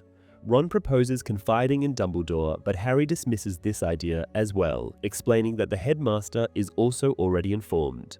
On their way back to the castle, Harry reflects on what he heard on his arrival at Grimmauld Place. Sirius had mentioned that Voldemort has plans he can pursue while in hiding, a weapon he still lacks, and Harry suspects that delivering this weapon to the Dark Lord has now been delayed. He wonders if it is the Order of the Phoenix who countered Voldemort's plans. Back in the common room, the boys find that Hermione has gone to bed early. Harry is unbothered by this, as he has no intention of repeating what happened in the changing room, only to be advised again to speak with Dumbledore. Instead, he attempts to work on his essay for Snape, but falls asleep. He dreams once more about the long corridor ending in a closed door and is awakened by someone calling his name. It is Dobby, the house elf, saying he is returning Hedwig. The owl is indeed there, perched on a pile of hats Hermione has made, which Dobby is wearing, the bird's injury now fully healed. Dobby explains that he volunteered to bring Hedwig back to Harry. Harry thanks him and, upon closer inspection, asks if Dobby is wearing every item Hermione has ever left out. Dobby replies that he has given some to another free elf, Winky. Harry inquires about her, and Dobby admits that Winky is still unhappy, drinking heavily, and discontent with her freedom, especially disliking her clothes. He adds that other elves feel similarly and have abandoned cleaning Gryffindor Tower, leaving the work to Dobby. He assures Harry he does not mind, as he always hopes to encounter him. Dobby notes that Harry looks troubled and asks if he can assist. Harry initially declines, but then reconsiders, asking if Dobby knows of a place within the school where students could practice defensive spells in private. Though he has low expectations, Harry is surprised when Dobby responds with an answer. The elf tells Harry about a magical room known as the Room of Requirement, which appears only when someone is in great need and always in the form most suitable to them. He recounts using the room himself to hide an intoxicated Winky and even finding an elf-sized bed and an antidote for butterbeer. He adds that Filch once found cleaning supplies there, and Harry, recalling a story Dumbledore told the previous year, now mentions that if someone urgently needed a toilet, the room would appear as one. Harry asks if many people know of the place, and Dobby explains that most people use it only once by chance and never find it again, as the room only appears when summoned. Harry then requests Dobby to show him the room, and the elf suggests they go immediately. Tempted, Harry declines, noting the late hour. Instead of risking a midnight escapade, Harry simply asks Dobby for instructions on how to locate and summon the Room of Requirement. The next day arrives with severe bad weather. The situation is so bad that the Care of Magical Creatures class is temporarily moved into the castle, and even Angelina cancels Quidditch practice for that evening. Harry is glad to hear that, as he wants to have their first defense against the Dark Arts class right away now that they have what appears to be the perfect spot for it. Harry asks Angelina to give the word to Katie Bell and Alicia Spinett while he informs others. After Angelina leaves, Harry continues his breakfast, with Hermione staring at him. He asks what's the matter, and the girl points out that Dobby's plans, though he means well, aren't always working the way he intends them to, reminding Harry of the occasion when Dobby's help cost him all the bones in his arm. Harry assures Hermione that the Room of Requirement isn't just something Dobby made up, as Dumbledore has also mentioned it to him briefly, which seems to calm Hermione's nerves. Harry, Ron, and Hermione spend most of their day hunting down members of their group and telling them about the first class. To Harry's disappointment, Ginny finds Cho before he can, but even so, by the evening, he is sure that everyone has been informed. At 7:30, he, Ron, and Hermione are leaving the Gryffindor common room. Harry has the Marauders map with him and checks on it in real time that Filch, Mrs. Norris, and Umbridge are all comfortably far away, even though being out in the corridors at this hour is not against the rules. Their destination is an empty stretch of wall on the 7th floor, across a wall carpet depicting a man trying to teach trolls how to dance. Harry tells his friends that, according to Dobby, they need to walk past the empty wall 3 times while focusing on what they need from the Room of Requirement. They do so, each one of them appealing to the magical room. After the 3rd turn, Hermione says Harry's name, and looking up, the boy sees that the once blank wall now has a door in it. Without hesitation, Harry enters, with his friends following. The room is big and has everything they could ask for: cushions to fall on when stunned, sneakoscopes and other detectors to warn them when danger comes, and many books all concerning defensive magic. This latest bit seems to convince Hermione for good that they found the perfect place, and grabbing a book, she settles to read while they are waiting for the others. They arrive in groups, the Gryffindor contingent first. Shortly, everyone is present and the door is locked behind them. Harry, feeling somewhat awkward, tells them that this is going to be their classroom, and Cho voices her admiration for the place. The twins reminisce, saying they have been in here once, but then it was just a broom closet hiding them from Filch. Dean asks about the sneakoscope and the faux glass, and Harry explains they are called dark detectors, and are meant to warn them of danger in various ways. He adds that while useful tools, they can be fooled or corrupted, so one cannot trust them blindly. Now Hermione raises her hand, saying that they need to choose a leader. Cho points out somewhat angrily that Harry is their leader, and Hermione says they should still vote so as to give the leader authority. With every hand raised when she asks who wants Harry to lead, the matter is officially settled. Hermione, however, raises her hand again, this time stating that they should also have an official name. Options are pouring in from the students, such as the Anti-Umbridge League or Defensive Association. This works according to Cho, as they could just call the lessons DA meetings, not giving away what they are talking about in public. Ginny agrees, but adds that DA should stand for Dumbledore's army, this being the very thing Cornelius Fudge is terrified of. After everyone casts their votes again, now in favor of the new name, Hermione stands up and writes it over the list of members on the parchment, which is now displayed in the room. It is finally time for actual practice. Harry says they should start with the basics, namely the disarming charm. Zacharias Smith interjects, saying Expelliarmus won't be much use against the Dark Lord, but Harry tells him that this very spell had saved his life when he fought Voldemort. He adds that if Zacharias thinks the lesson is not up to his standards, he's free to leave. The Hufflepuff boy stays put. Harry then instructs his pupils to pair up and start practicing the disarming charm. Neville, the odd one out, is paired with Harry. Unsurprisingly, Harry has no difficulty disarming Neville. Looking around, he sees that despite Zacharias' interruption, starting with a basic spell had been a good idea, as few of his students succeeded in actually disarming their opponents. Neville, however, takes a shot at Harry, and with the boy's attention elsewhere, disarms him. Harry congratulates the ecstatic boy on his first proper disarming charm, omitting the fact that in a real fight, his enemy will not be facing the other direction. He then sends Neville to practice with Ron and Hermione while Harry, walks around, giving instructions and advice on how to cast the spell. An oddity occurs as Zacharias is being disarmed every time he tries to utter the incantation. Even though his practice opponent does nothing to defend himself, Harry quickly finds the explanation. Fred and George, from some distance away, are taking turns in disarming the boy. Others fare not much better. Michael Corner seems to be unwilling to curse Ginny, while the Creevy brothers are much more enthusiastic, but lack precision, causing dozens of books to cascade from the shelves. Luna gets the spell right about half the time. Seeing the first attempts, Harry stops in the practice with the whistle the room has just given him when he wished for one, and tells the class that while there is some success going around, there's also a need for more exercise. Time goes by, and with Harry's help, the students are getting steadily better.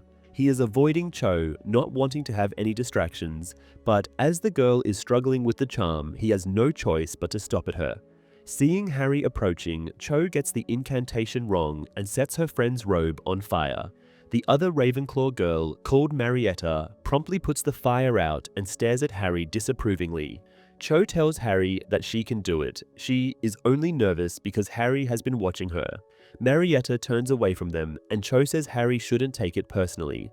Turns out, Cho made her friend come, even though Marietta's parents are working for the ministry. Harry asks about Cho's parents, and she says they have forbidden her to get involved with the DA as well, but she doesn't care, and she wants to fight after what happened to Cedric. Bringing up her dead boyfriend somewhat kills the mood, but Luna pitches in, saying that her father supports everything anti-ministry.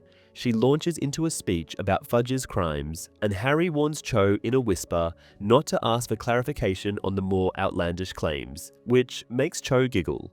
Hermione tells Harry to check the time, and the boy is surprised to see that it is already past 9. As most of them have to be back in their respective common rooms by 9, or in the case of younger students, earlier, Harry ends the session. He tells his students that the lesson was a success, then sets up another appointment, after which he lets them go in small groups, checking on the Marauders map if they arrive back in their clubhouses safely. Harry, Ron, and Hermione are the last ones to leave, and after they depart, the door to the room of requirement melts away, leaving the same blank wall behind. All the way back to the Gryffindor Tower, Ron and Hermione are arguing about which one of them has disarmed the other more times, while Harry thinks about how Cho said he made her nervous. In the movie, Dobby has been left out of the adaptation. Here, it is Neville who accidentally stumbles upon the Room of Requirement. Interestingly, he was the one giving Harry the gillyweed in the previous movie too, while in the novel that is also Dobby's doing. Even though in the book, Hermione was somewhat wary about the room, in the film, she's aware of its existence. The movie does not adapt the first lesson faithfully, rather than working with a montage depicting several meetings over an extended period of time. This starts with Neville being unable to perform the disarming charm and ends with him casting it successfully sometime later. Chapter 19, The Lion and the Serpent. In the weeks following, Harry draws strength from the memories of the DA meetings, finding that they help him endure his defense against the dark arts classes. Even when faced with Umbridge, he is able to smile, knowing that he and his students are doing exactly what she and her superior fear the most. However, finding a fixed time for the DA sessions proves difficult. With 3 different Quidditch teams represented among the members, each with training schedules often disrupted by weather, it becomes nearly impossible to coordinate. Harry sees this as an advantage, as the lack of a fixed meeting time makes it harder for them to be caught. The need for constant communication arises, and Hermione devises a solution. During one of the DA practices, she arrives with a collection of galleons, which turn out to be fake ones. She explains that on real galleons, the numbers on the edges indicate the goblin who minted them, but on these counterfeit coins, the numbers will correspond to the time and date of the next meeting. Thanks to the protean charm she has cast on the coins, whenever Harry alters the numbers on his, the others will change as well. A stunned silence follows, and Hermione, misinterpreting this, remarks that she had thought this would be a good idea because they are allowed to carry money, and Umbridge wouldn't find that suspicious. Soon, it turns out the silence is one of astonishment. Terry Boot from Ravenclaw asks her if she can really perform the protean charm. Hermione admits that she can, and Terry points out that the Protean charm is far beyond their level, being taught only in the Newt courses. Hermione, flustered, says that Terry is right, and he then tells her that with a brain like hers, she should be in Ravenclaw. Hermione mentions that the Sorting Hat had almost placed her there, but she ended up in Gryffindor. Harry says the coins remind him of the dark mark that all Death Eaters bear in their arms. When Voldemort touches one of them, all the others feel it and know they have been summoned. Hermione admits that the idea came from this, but points out that she used metal, not flesh. Harry jokes that he prefers her version. He adds that now he just needs to be careful not to spend the fake galleon, and Ron remarks sadly that since he doesn't have any real galleons, he is safe in that regard. As the first Quidditch match of the season, Gryffindor versus Slytherin, approaches, the DA meetings must be temporarily suspended. Angelina Johnson insists on having Quidditch practice every evening. She is not the only one taking the sport seriously. Professor McGonagall, head of Gryffindor House, gives no homework that week, telling Harry and Ron that she is used to having the Quidditch Cup in her study and is not keen on giving it up to Snape, head of Slytherin. Snape, in turn, tries to sabotage the Gryffindor team by booking the pitch for his own team as often as possible. He also disregards reports of Slytherin students attacking the Gryffindor team, even though Alicia Spinett ends up in the hospital wing with eyebrows so bushy that she cannot see because of them. Despite these setbacks, Harry feels optimistic about the game. Gryffindor has never lost to Slytherin, though he recognizes a problem. Ron, his friend, shows signs of talent and works hard to improve, but he still falls short when compared to Oliver Wood. Harry reflects that Ron's confidence is fragile. After a single mistake, he becomes hasty and unfocused. At other times, however, Ron plays at the level of world-class keepers, something even Fred and George are forced to admit after a particularly impressive save. The insults and intimidating tactics from the Slytherins, which have no effect on Harry after 4 years of enduring them, visibly get to Ron. He reacts badly to threats and even jokes, letting Malfoy and the other Slytherins get under his skin. As November arrives, the weather turns cold, with frost glazing on the school grounds. On the morning of the big game, Harry wakes to find Ron sitting on the edge of his bed, hugging his knees and staring blankly. Harry asks if he's okay, and Ron nods wordlessly. Harry recalls how Ron once accidentally cursed himself with belching slugs and notes to himself that Ron looks eerily similar now. Determined, Harry tells him what he needs is a proper breakfast, and they head down to the Great Hall. Once there, Harry notices that all the Slytherins are wearing not just their usual silver and green robes and hats, but also a badge shaped like a crown. He isn't sure what this means, but he knows it cannot be good. The cheer greeting them at their table does nothing to help Ron's mood, and he mutters that he must have been insane to sign up for this. Harry tells him it's normal to feel nervous before a match.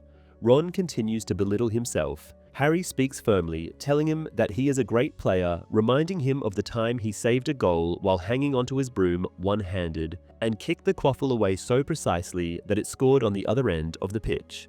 Ron claims he only slipped off his broom and was trying to climb back when the ball hit his foot. Harry, taking this in stride, tells him that more accidents like that could win them the match. Ginny and Hermione arrive, dressed in Gryffindor's gold and red, and ask how Ron feels. Harry says he's just a little nervous, and Hermione assures him that's a good sign, as she too gets nervous before exams sometimes. Luna shows up at their table, wearing a hat resembling a lion's head. She announces, unnecessarily, that she is supporting Gryffindor, then makes the lion roar. She adds that she wanted to have a snake in its mouth, symbolizing Slytherin losing to Gryffindor, but she didn't have the time. She wishes Ron good luck and leaves. Angelina arrives with Katie and Alicia, who, to everyone's relief, has her original eyebrows back.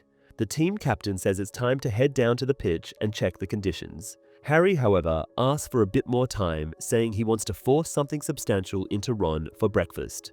This proves impossible, so Harry and Ron get up soon after. Before they leave, Hermione takes Harry aside, making sure Ron won't hear.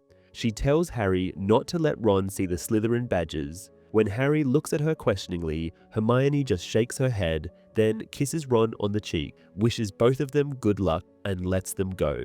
This gesture seems to wake Ron up somewhat, though now he appears confused, touching the spot where Hermione had kissed him. Meanwhile, Harry finally manages to read one of the Slytherin badges, which bears the phrase, "Weasley is our king."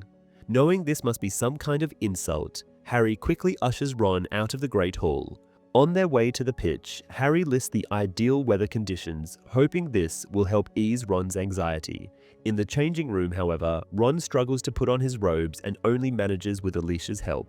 Once they are on, Angelina steps forward and informs them that Slytherin has 2 new beaters. While she doesn't know much about them, she says they don't appear to be particularly bright or skilled at flying. Upon hearing it's Crabbe and Goyle, Harry reassures her that she's right.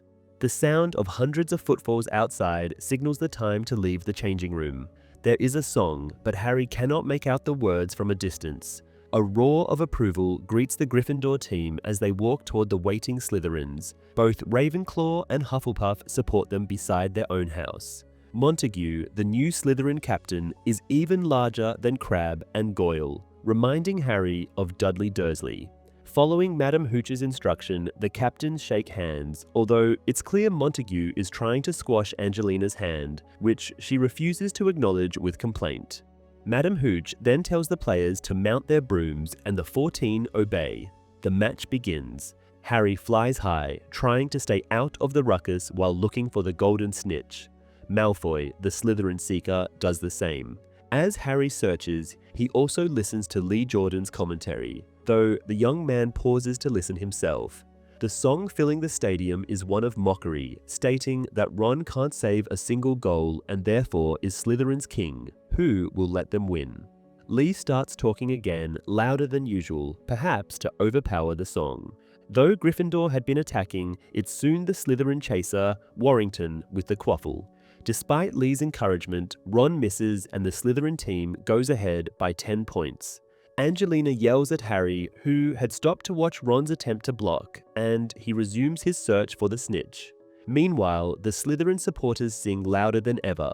The score soon becomes 40-0 in favor of Slytherin, with Ron letting every attempt on goal pass. Harry is desperate now, hoping to catch sight of the snitch and end the game while there's still a chance to win. At last, the tiny ball appears, and after a short struggle with Malfoy, who also spots it, Harry catches it. The game is over, but a bludger still comes, hitting the unaware Harry in the back and sending him hurtling off his broom. Fortunately, Harry had been flying low in pursuit of the snitch and hit the ground just after a few feet of falling. Angelina rushes over, asking if he's okay and telling him that Crabbe sent the bludger at him after he caught the snitch, which is against the rules. Angelina expresses her happiness over the victory, but a derisive snort interrupts. Turning around, Harry sees Malfoy, who has landed nearby. The Slytherin seeker mockingly congratulates Harry for saving Ron. He then asks if Harry has liked the song, but the boy ignores him. He notices Ron already walking toward the changing rooms alone. The other Gryffindor players land around Harry, congratulating him. Just as Alicia and Katie hug him, Harry hears Malfoy's cruel words about Ron's mother, claiming they wanted to include her in the song, but couldn't find a rhyme for fat and ugly. He goes on, calling Mr. Weasley a loser, and Fred and George finally understand what Malfoy is referring to. Angelina tells them to leave it, as Malfoy is simply trying to get back at them for losing the match. Malfoy's attention shifts back to Harry, telling him that after the Muggles he lives with, even the Weasley house must be nice. Alicia, Katie, and Angelina hold Fred back while Harry struggles with George. Madam Hooch is still busy reprimanding Crabbe for his unsportsmanlike behavior, so it seems she won't be of any help in diffusing the situation. Malfoy continues, now suggesting that perhaps Harry is reminded by the bad smell of the Weasley house of his mother's own stench. Harry lets George go, and both he and George charge Malfoy. Harry doesn't bother with magic, simply hitting Malfoy in the stomach. He and George strike the boy where they can, uncaring about the people watching and their teammates yelling for them to stop. The brawl only ends when Madam Hooch finally arrives, using the impediment jinx to separate them. The referee orders them to report to McGonagall, while Fred is still being held back and Malfoy is on the ground, nursing his injuries. Harry and George don't speak as they storm off the pitch, heading across the park. They are already in the castle, crossing the entrance hall, when Harry realizes he's still holding the golden snitch, which is weakly attempting to escape. He also notices his bruised knuckles. The boys arrive in front of Professor McGonagall's office just as she appears in the corridor, visibly furious, tearing off the Gryffindor scarf she had been wearing to show her house support. She orders Harry and George inside, still shaking with anger, and demands an explanation for their behavior. Harry responds that they were provoked, and McGonagall strikes her desk so hard that a box of biscuits she had been offering to Harry on his last visit falls. The professor asks what Malfoy could have possibly said to prompt such a reaction. George tells her, but McGonagall seems uninterested, beginning to say that they should have waited for Madame Hooch to deal with Malfoy. She can't finish her sentence, however, as a familiar noise, the clearing of a throat, signals Professor Umbridge's entrance. Umbridge, dressed in Slytherin green and looking more toad-like than ever, stands in the doorway, asking with a sickening smile if she can help. McGonagall, unsure of what Umbridge means, asks for clarification, and Umbridge explains that McGonagall might want more authority in this case. The Transfiguration teacher curtly declines the offer and turns back to the boys. She tells them she doesn't care what Malfoy said and that they both deserve a week's worth of detention. Umbridge interrupts again, and McGonagall, barely containing her anger, demands to know what she wants this time. The High Inquisitor expresses her belief that detention isn't a sufficient punishment, but McGonagall shuts her down, pointing out that as George and Harry are in Gryffindor, it's her opinion as head of house that counts. Umbridge, however, disagrees, pulling out a parchment from her handbag. It's Educational Decree number 25, prompting McGonagall to exclaim in disbelief, "Another one?" Umbridge explains that it was McGonagall herself who made this decree necessary by overruling her when she hesitated to allow the Gryffindor Quidditch team to reform, taking the case to Dumbledore. Umbridge asserts that the High Inquisitor must have the power to take away student privileges, or else she would have less authority than any regular teacher. She then points out that in the case of the Gryffindor team, she was right, citing the violent tendencies they had just displayed. Reading from the parchment, Umbridge declares that the Hogwarts High Inquisitor now has overriding authority regarding student punishments. Based on this, she promptly bans Harry and George from ever playing Quidditch again. Harry is dumbfounded. He asks Umbridge if he heard her correctly, and she confirms he did. A lifelong ban from Quidditch will likely teach him a valuable lesson. She adds that Fred should share their punishment, as it was only his teammates restraining him that prevented him from joining in the beating. Umbridge demands that the boys' brooms be confiscated and then tells McGonagall that, as a reasonable person, she has no objection to the rest of the team continuing in the championship. Back in the common room, the Gryffindors are shocked. Angelina Johnson is devastated, as the team has lost the Seeker and both beaters. The mood is miserable, and Ron is missing, having not shown his face since the game. Alicia asks if Crabbe has been banned as well for unlawfully attacking Harry, and Ginny informs her that she overheard Montague telling someone that Crabbe only got detention. Alicia angrily points out that banning Fred, who had done nothing wrong, is utterly unfair, but Fred says that if it were up to him, he would have joined in. Harry looks out the window and sees the snow starting to fall. Then he watches the snitch zooming around the common room, with Crookshanks in pursuit. One by one, the others leave for bed until it's just Harry and Hermione sitting by the fireplace. Hermione asks if Harry knows where Ron is, and Harry replies that he doesn't, assuming his friend is hiding in embarrassment.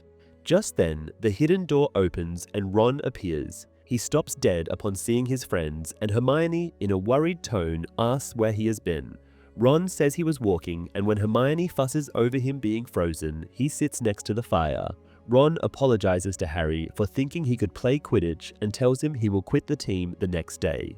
Harry tells him that if he does, there will only be 3 members left. When Ron, confused, asks what Harry means, Hermione tells them about the ban placed on him and the twins. Ron blames himself, but Harry tells him that it wasn't Ron who made him hit Malfoy, and that the song would have gotten into anyone's head. Ron declares it the worst day of his life, and Harry agrees. Hermione, however, looking out the window, tells the boys that she has something to cheer them up. Harry is skeptical but turns to Hermione, who announces that Hagrid has returned. In the movie, apart from the DA training montage showing Harry teaching, nothing from this chapter makes it into the movie, and even Hagrid's return happens at a later point. Luna's lion head hat, while missing in this film, appears in the next one, though there it looks more like a helmet than a hat. Angelina Johnson is heavily featured in this chapter. Though she does not appear in the movie, the character can be seen in previous films, and the actress who plays her even recorded lines for the tie-in video game released with the movie. Chapter 20, Hagrid's Tale. Harry quickly retrieves the invisibility cloak and the Marauder's map from their room, waiting for Hermione, who soon comes downstairs dressed for the cold, even wearing one of the elf hats she had knitted. After putting on the cloak, they realize that Ron is now so tall that he has to hunch down to remain properly covered. Though they stop regularly so Harry can check the Marauder's map, no one is in the corridors except for nearly headless Nick, who floats past them humming the Slytherin's mock song. The three children cross the deepening snow, leaving footprints behind. When they reach Hagrid's hut, Harry knocks and calls out that it's them. Hagrid's dog begins barking, and the giant says he should have expected them. The door opens and Hermione lets out a scream. Hagrid warns her to be quiet. Though he cannot see them under the invisibility cloak, he invites them in. Once inside, Hermione apologizes for screaming. Hagrid's face is in terrible shape, with one eye swollen shut and blood in his long hair. Additional injuries are visible all over him, and by the careful way he is moving around, Harry suspects he has a few broken ribs as well. It is apparent that Hagrid has just returned, with his luggage and traveling cloak still visible. Harry asks what happened to him, and Hagrid says nothing. Ron points out his injuries, but Hagrid offers them tea instead of an explanation. He smiles at the kids, telling them that he's glad to see them, and asks about their summer. Ron comments that Hagrid has clearly been attacked, but Hagrid insists it's nothing. Ron asks if he would say it wasn't important if one of them looked like that, with Hermione asserting that Hagrid needs to see Madame Pomfrey in the hospital wing. The giant says there is no need for that, as he is dealing with his injuries himself. He shows them a huge slice of greenish, bloody steak, and Ron nervously says he hopes Hagrid isn't planning on eating it. Hagrid explains that it should be green as it is dragon meat, and adds that he didn't buy it for dinner. Instead, he places it over his injured eye. Harry asks where Hagrid has been, and Hagrid says he cannot tell them that, as it is a secret. Hermione asks if the giants had heard him, and he is shocked, asking somewhat wildly who told them about the giants. Hermione says they put it together themselves, with Ron adding that Hagrid being a half-giant and Dumbledore's plan to send ambassadors to the giants before Voldemort could has made it easy to guess. Hagrid scolds them for being nosy, but his tone is gentle, and he even serves them tea. Harry asks again if he had been off to see the giants, and this time Hagrid admits it. Hermione asks if he succeeded, and Hagrid points out that it isn't exactly hard to find giants, as they are rather large.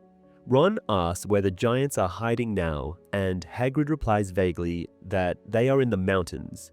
Hermione wonders why muggles don't run into them, and Hagrid says they do, but they don't live to tell the tale. Ron offers Hagrid a deal. He will tell how the giants attacked him, and in return, Harry will share the story of the Dementor attack. Harry adds that he had nearly been expelled over the incident. After being sufficiently baited, Hagrid agrees to the exchange of tales. He starts by saying they left right after the end of last school year, and Hermione interrupts, asking if "we" means Madame Maxime joined him. Hagrid assures her she did. His face softens as he describes how well she handled the journey, despite being a real lady used to finer things in life. Harry asks if they had an idea of where to go, and Hagrid says Dumbledore did. He reveals that the giants' whereabouts aren't exactly a secret, though most wizards prefer to stay away from them. Hagrid adds that it is difficult to reach their territory, and it has taken them a month. Ron asks why they didn't just use a portkey. Hagrid explains that with the Ministry of Magic watching everyone closely connected to Dumbledore, they could hardly use magic, as Hagrid is not allowed to do so. They had to travel mostly like muggles, which wasn't easy, considering both he and Madame Maxime are half giants and are therefore twice the size of a regular human. Hagrid continues his story, saying they lost their ministry tail somewhere around Dijon. From then on, they could risk some magic, making the trip more comfortable. He recalls having a row with a few Polish trolls and a vampire in Minsk. But apart from those incidents, it had been smooth sailing. After reaching the mountains, however, magic was off limits once more. Giants don't like wizards, Hagrid explains, and they had to be extra careful again, as Death Eaters were now a concern. Dumbledore had warned them before leaving that Voldemort had most likely already sent his own messengers. Eventually they found the giants, Hagrid says. Ron asks how big a regular giant is, and Hagrid replies that they are normally around 20 feet, but bigger ones can be as tall as 25 feet. Harry is more interested in how many there are, and Hagrid tells him he thinks there were nearly 80 when they arrived. Hermione is surprised by such a low number, and Hagrid explains that the giants are going extinct. Recalling how Aurors had been hunting them for years, he adds that the survivors are steadily killing one another, mostly because they come from different tribes. Hagrid says they waited for daylight and then approached the camp. Ron is amazed that they just walked in there, and Hagrid explains that Dumbledore had told them how to behave, giving gifts to the Gurg and all. Harry asks what a Gurg is, and Hagrid tells him it's the name they give their leader. Ron wonders how one can identify the Gurg, and Hagrid says it's easy, just look for the biggest and meanest one. This particular Gurg was called Carcass, and he spent his days lying next to a lake, shouting at the other giants to feed him and his wife. Hermione is impressed by their bravery in simply walking up to such a creature, and Ron asks how the giants didn't kill them on sight. Hagrid repeats Dumbledore's advice about how to approach giants. Ron asks what one can give a giant as a present, assuming food, but Hagrid corrects him, saying that giants love magic. Though they hate when it's used against them, they appreciate the magic itself. The first gift, Hagrid adds, was Gabrathian fire. With Harry and Ron drawing a blank, Hermione explains that it's a branch lit by fire that will never go out. She scolds them, saying they should know this, as Professor Flitwick had mentioned the spell more than once. Hagrid takes the floor again before an argument can erupt. After presenting Carcass with the Gabrathian fire branch, the group was able to find a giant who spoke English and translated their greetings from Dumbledore. The gift was well received, prompting Hagrid and Madame Maxime to retreat, requesting another audience for the following day. Dumbledore had warned them, Hagrid recalls, not to overwhelm the giants, as they could be unpredictable and quick to violence. The next morning, they returned to the giant camp with a second gift, a goblin-made, indestructible helmet. Carcass was already waiting, and negotiations began. Hagrid explains that Carcass, aware of Dumbledore's stance against hunting giants, was intrigued by the wizard's offer. However, just as things seemed to be progressing, a fight broke out among the giants. Hagrid explained that it was in their nature to fight, as the surviving giants came from different tribes that had once been much smaller. Despite the giants' impending extinction, their violent tendencies persisted. By morning, the valley was soaked in blood, and Carcass's head had been placed in the pond. Despite their concerns about the new Gurg, Golgamath, Hagrid, and Madame Maxime attempted to approach him too, only to be captured by Golgamath's giants. Hermione, curious, asked how Hagrid escaped, and Hagrid revealed that it was Madame Maxime who saved him by drawing her wand and dealing with the threat. Although they were able to flee, they had used magic against the giants, which is the worst thing they could have done. Ron expresses admiration for Hagrid's bravery once more, and Hermione inquires why Hagrid had been away for so long if their time with the giants had only lasted a few days. Hagrid explains that they hadn't given up, as Dumbledore had tasked them with the mission, and they were determined to complete it. Although the giants were hostile, they spent several days regrouping, hoping for an opportunity to talk to those who weren't supporting Golgamath. Unfortunately, a new complication arose: Death Eaters. Ron asks how Hagrid could be sure they were Death Eaters, and Hagrid reveals that he recognized one of them, Walden Orm McNair, a former Ministry executioner of dangerous animals. McNair and Golgamath had bonded over their shared love for killing. Hermione then says that McNair must have convinced the giants to join Voldemort, but Hagrid tells her to wait, as he is not finished with his story yet. He and Madame Maxime had decided it's time to approach the giants who didn't support Golgamath's leadership, hoping to sway them. Hagrid, answering Ron, says that it was easy to identify those giants who weren't loyal to Golgamath, as they had been beaten by him. These giants had secluded themselves in nearby caves to avoid Golgamath's wrath. Ron assumes it must have been scary to go and look for giants in dark caves, but Hagrid says that their greatest fear was the Death Eaters. Dumbledore had cautioned them not to provoke the Dark Wizards, but with Golgamath and McNair forming an alliance, they had to assume the Death Eaters knew of their presence. Hagrid fondly recalls Madame Maxime's eagerness for action, crediting her French temperament. After a pause, Harry asks if they had found the rogue giants. Hagrid confirms they had, 3 of them hiding in a cramped cave. Hermione wonders why the giants didn't attack them, to which Hagrid replies that they were in no condition to fight, having been badly beaten. Though they were physically weakened, Hagrid and Madame Maxime managed to convince 6 or 7 giants to side with Dumbledore. However, Hermione, picking up on Hagrid's use of the phrase "at some point," asks what had happened afterwards. Hagrid reveals that Golgamath had hunted down the sympathetic giants, and those who survived the attack refused to speak with Hagrid and Madame Maxime out of fear. Ron then asserts that none of the giants would be coming to their side, and Hagrid reluctantly agrees. He hopes, however, that some of them might one day remember Dumbledore's efforts and reconsider their stance. After a heavy silence, Hermione, with caution, asks if Hagrid had encountered his mother during his journey. Hagrid, initially surprised by the question, answers that he had asked about her, but his mother had died years ago. Hermione expresses her condolences, but Hagrid downplays it, saying he barely remembers her, noting that she had not been a particularly good mother. After another stretch of silence, Ron points out that Hagrid has still not explained his injuries, with Harry adding that he is also very late as, according to Sirius, Madame Maxime had gotten back weeks ago. Before Hagrid can respond, however, there is a knock at the door. Looking out of the curtained window, the kids can clearly see the well-known silhouette of Umbridge. Hermione drops her teacup in surprise. The kids promptly hide under the invisibility cloak, and Hermione reminds Hagrid to take care of their mugs. Hagrid quickly does so, pushing Fang, the dog, aside as he opens the door. Umbridge greets him loudly, as though talking to someone with hearing problems, then waves away Fang when the dog attempts to lick her. Hagrid, clearly surprised by the tiny woman strolling into his home without invitation, asks who she is. Umbridge introduces herself, and Hagrid, now more confused than ever, recalls that Umbridge works for Cornelius Fudge.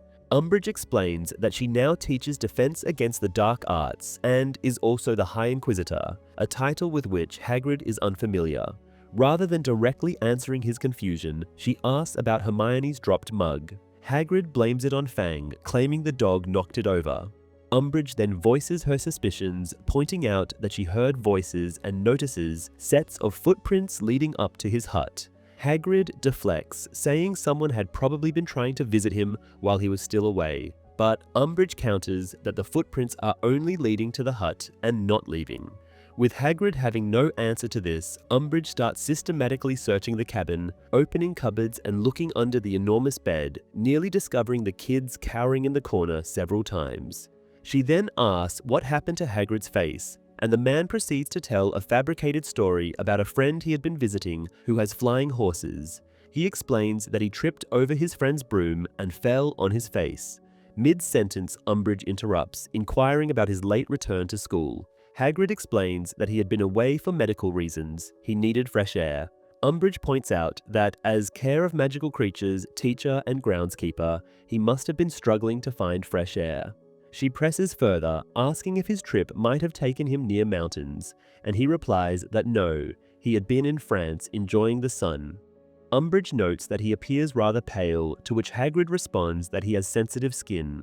He tries to smile, and Harry spots that 2 of Hagrid's teeth are missing.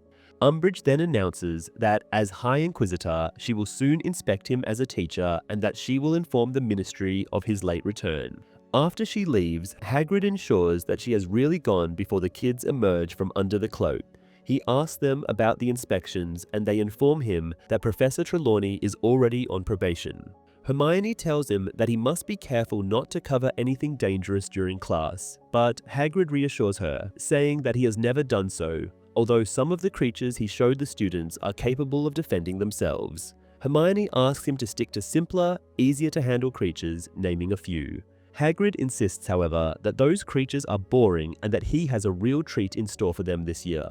Despite Hermione's continued pleading, Hagrid is firm on his plans. He then says it has been a long day and that he would like to go to bed, sending them back to the castle. Once outside, the kids sneak toward the school, with Hermione magically erasing their footprints as they go. Ron comments that he isn't convinced Hagrid fully understands Hermione's point.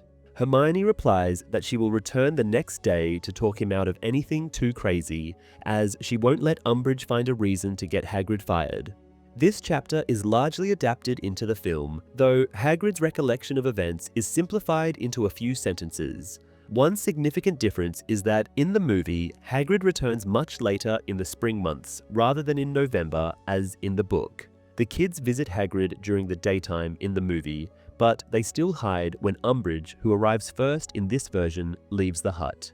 The High Inquisitor, while showing no sympathy for Hagrid in the novel, is portrayed in the movie as being even more direct, telling him not to bother unpacking his bags. In the movie, Hagrid's face is not nearly as injured as it is described in the novel. Chapter 21, The Eye of the Snake. True to her word, Hermione visits Hagrid the following morning. Meanwhile, Harry and Ron, overwhelmed by their mounting pile of homework, confine themselves to the Gryffindor common room. Their efforts to concentrate, however, are hindered by the loud commotion of others enjoying the snow outside, with some students going so far as to enchant snowballs to strike the tower windows. Growing frustrated, Ron opens one of the windows to threaten the culprits with detention, but his only reward is a snowball to the face. Retreating, he grumbles to Harry, revealing that it had been Fred and George causing the mischief. Hermione returns just before lunch, her robes damp from trudging through the snow. Ron asks if she managed to convince Hagrid, but Hermione replies that he wasn't even home when she arrived. She explains she had to wait for him, eventually seeing him walk out from the Forbidden Forest. She says she tried to reason with him, but finds him hopelessly stubborn. Harry asks if she at least discovered what Hagrid is hiding in the forest, but Hermione answers that he wants it to be a surprise. She adds that he seemed in an odd mood, barely listening and still refusing to discuss his injuries. News of Hagrid's return is met with mixed reactions among the students. While some are delighted, others, even some Gryffindors, appear visibly disappointed. Though Harry is naturally biased towards Hagrid, he can understand their perspective. Grubbly Plank's teaching style, which lacks the frequent encounters with creatures that might want to eat them, has its appeal. On Tuesday, Harry, Ron, and Hermione head to Hagrid's hut with a sense of wariness. Hagrid appears worse for wear, with some of the cuts on his face still oozing blood. Harry suspects that he may be dealing with a magical beast in the Forbidden Forest, possibly one with powers to prevent healing. Hagrid has what appears to be half of a dead animal slung over his shoulder, which does little to reassure the trio. When the rest of the class arrives, Hagrid announces that the lesson will take place inside the forest, explaining that whatever they are about to study prefers darkness. Malfoy, looking apprehensive, asks Crabbe and Goyle if they have heard what it is that prefers the dark. Harry smirks, recalling the time Malfoy had to enter the forest as part of detention and had shown a similar level of fear. Hagrid tells the students that he is about to show them something unique, hinting that he may be the only one in the country capable of training them. Malfoy questions if these creatures are truly trained and reminds Hagrid that it wouldn't be the first time they've dealt with dangerous animals during class. The Slytherins voice agreement, and even some Gryffindors share looks of concern. Hagrid assures Malfoy that the creatures are fully trained, to which Malfoy retorts by pointing out Hagrid's injuries. Hagrid dismisses this with a terse response, telling Malfoy to stop asking silly questions before instructing the class to follow him deeper into the forest. Harry, Ron, and Hermione are the first to comply, albeit with some reluctance. Deep within the forest, Hagrid stops and drops his half-cow on the ground, instructing the students to form a circle. He explains that the mysterious creatures will be drawn by the meat, but adds that he'll call them as well, just in case. Although the sight of the gigantic man emitting bird-like shrieks could be seen as humorous, the students are too nervous to laugh. For a few minutes, nothing happens, but then Harry spots one of the creatures. A skeletal, winged horse emerges from between the trees. Harry points it out to Ron. The creature begins to eat the cow carcass, and Harry feels a sense of relief. pleased to finally learn what these horses are. Ron, still unable to see the creature, asks why Hagrid doesn't call out again. Harry realizes that in the majority of the class is similarly oblivious, still watching for something to appear. Only one Slytherin and Neville seem to be able to see the creature besides Harry. Hagrid instructs the students to raise their hands if they can see the horses, as a second one joins the first. He remarks that he had known Harry would be able to see them. Malfoy, still oblivious, demands to know what they're supposed to be seeing. Hagrid directs everyone's attention to the cow, pointing out that even if invisible, it is evident that something is devouring it. Pansy Parkinson, a Slytherin, asks what is eating the carcass, and Hagrid reveals that they are Thestrals. Hermione makes a sound which Harry interprets as a sign of understanding. Parvati nervously speaks up, recalling that Professor Trelawney had taught them that Thestrals are bad omens, bringing misfortune. Hagrid dismisses this as superstition, assuring the class that Thestrals are very intelligent creatures with no malicious intentions. He adds that they mostly assist around Hogwarts by pulling the carriages and even serving as mounts for Dumbledore when he needs to travel by air. As one of the Thestrals passes close to Parvati, she recoils in fright, but Hagrid reassures her that the animals won't harm anyone. He then asks if anyone knows why only certain people are able to see them. Hermione explains to the class that only those who have witnessed death can see Thestrals. Hagrid awards her 10 points for the answer, just as the familiar throat-clearing sound heralds the arrival of Professor Umbridge. Umbridge pointedly asks if Hagrid received her note about her visit, and, when he answers, pretends not to understand him. Misinterpreting her behavior, Hagrid tries to explain, even using gestures to mimic wings in an attempt to communicate about the Thestrals, thinking Umbridge might have difficulty understanding him. Smiling coldly, Umbridge makes a note on her clipboard, loudly stating that it appears Hagrid has to resort to sign language. Hagrid, looking confused, asks where they left off in the lesson, but Umbridge dismissively notes that he seems to have a poor memory. Her comments amuse the Slytherins, who smirk at her thinly veiled jabs. As Hagrid tries to continue, Umbridge interrupts, questioning if he is aware that the Ministry classifies Thestrals as dangerous creatures. Hagrid disagrees, but his response does little to sway her.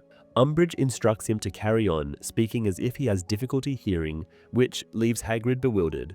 Umbridge moves among the students, posing leading questions that the Slytherins eagerly answer in ways they know she wants to hear. She eventually turns to Neville, bluntly asking him who he has seen die and then questioning him about his opinion of the Thestrals. Neville, visibly uncomfortable, says he has no strong opinion, but Umbridge twists his response, suggesting he is too afraid of Hagrid to speak truthfully, even though Neville denies this.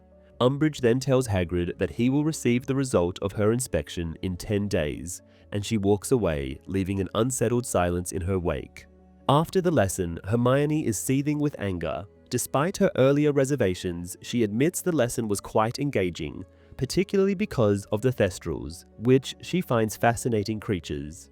She adds that Grubbly Plank likely would have saved such creatures for a Newt-level course, but points out they aren't actually dangerous. Hermione then mentions she wishes she could have seen them, prompting Harry to ask if she's sure, to which Hermione quickly apologizes. Ron remarks on the number of students who can see the Thestrals with some surprise. Overhearing, Malfoy sarcastically asks Ron if witnessing a death would help him see a quaffle better, then starts chanting his taunting song. Hermione warns Ron to ignore him and uses her wand to melt out a path through the snow to the greenhouses. As December begins, Ron and Hermione's prefect duties become so demanding that Hermione even stops making elf hats, bemoaning how the elves will spend Christmas at Hogwarts without their freedom. Harry, who has kept quiet about the fact that Dobby took all of her creations, avoids responding. For Harry, Christmas is a delicate subject, as the only joy he finds amidst everything happening is in the DA meetings, which will be paused for the holidays. Hermione plans to go skiing with her parents, and Ron eagerly anticipates heading home to the Burrow. After days of quietly envying his friends' holiday plans, Harry asks Ron how he's planning to travel, and Ron informs him that he is also invited to the Burrow, as Mrs. Weasley had sent an invitation weeks ago, which he promptly had forgotten to relay. Harry feels a surge of joy at this news, though his enthusiasm is soon tempered by thoughts of Sirius, whom he imagines spending Christmas alone in Grimmauld Place. Though communication with Sirius has been impossible under Umbridge's scrutiny, Harry wishes he could ask Mrs. Weasley to include his godfather in their plans. When Harry arrives early for the last DA meeting before Christmas, he sees that Dobby has decorated the room of requirement with festive flair, including some displays that use puns on Harry's name, and even ornaments depicting his face. He decides to vanish the decorations and is midway through when Luna arrives, complimenting them. She points out the mistletoe, prompting Harry to recall the superstitions about it and step away. Luna finds this wise, mentioning that mistletoe is likely full of nargles. Harry never gets a chance to ask what nargles are because Angelina, Katie, and Alicia arrive from Quidditch practice. Angelina informs Harry that they found replacements for the band players. To Harry's surprise, Ginny is now the Gryffindor Seeker. Angelina, though affirming Ginny's talent, remarks that they've had to settle for her in Harry's absence. She also mentions the new beaters, Kirk and Sloper, who were chosen more for their availability than any particular skill. With the room filling up, the conversation fades, though Harry notes that Angelina still seems disgruntled. He begins the lesson by explaining that as this is their last meeting of the term, they will review the spells they've practiced so far. Zachariah Smith openly complains, stating he wouldn't have bothered coming if he'd known, and Fred retorts that in that case everyone is sorry Harry neglected to inform him. The session kicks off with the impediment jinx, with Harry pairing with Neville, who impressively jinxes him 3 times in a row. Pleased with Neville's progress, Harry suggests he join Ron and Hermione before making his rounds to observe the others. As he watches, Harry feels a sense of pride in his students' performance, especially noting Neville's ability to stun Padma Patil, albeit accidentally, as he'd been aiming for Dean Thomas. At the end of the meeting, Harry praises everyone's hard work and promises to introduce more challenging spells, such as the Patronus Charm, in the new year. After exchanging Merry Christmas wishes, the students begin to depart, leaving Harry and his friends to tidy up. Eventually, even Ron and Hermione leave, and Harry finds himself alone with Cho, who seems hesitant to go. Expecting her to say something, Harry realizes instead that Cho is crying. She apologizes, explaining that learning defensive spells reminds her of Cedric, and how he might have survived had he known them. Harry reassures her that Cedric has been well versed in these spells, adding that even skill can't protect against Voldemort's intent to kill. Cho notes that Harry survived Voldemort's attack as a baby, and he modestly says he doesn't know how he survived, so he can't take credit. As he steps towards the door, Cho asks him to stay, apologizing again. Harry, noticing how pretty she looks even when crying, suddenly hears her say she admires his teaching skills, mentioning she'd never successfully stunned anyone before.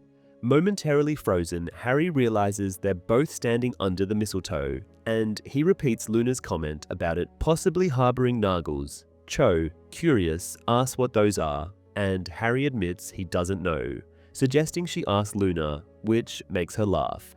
Then she says she really likes Harry, who now notices they're standing exceptionally close. Half an hour later, Harry enters the Gryffindor common room to find Hermione absorbed in writing an extremely long letter and Ron working on an essay. Ron asks where Harry has been, but he doesn't answer immediately. Hermione asks if he's alright, and Harry, still a bit dazed, only shrugs. After some prodding, he tells them he kissed Cho. Ron erupts in celebration while Hermione merely resumes her letter. Curious, Ron asks how the kiss was, and Harry replies that it was wet, explaining that Cho was crying. Ron jokingly suggests Harry's bad kissing might be to blame, but Hermione interjects, saying it's not that simple.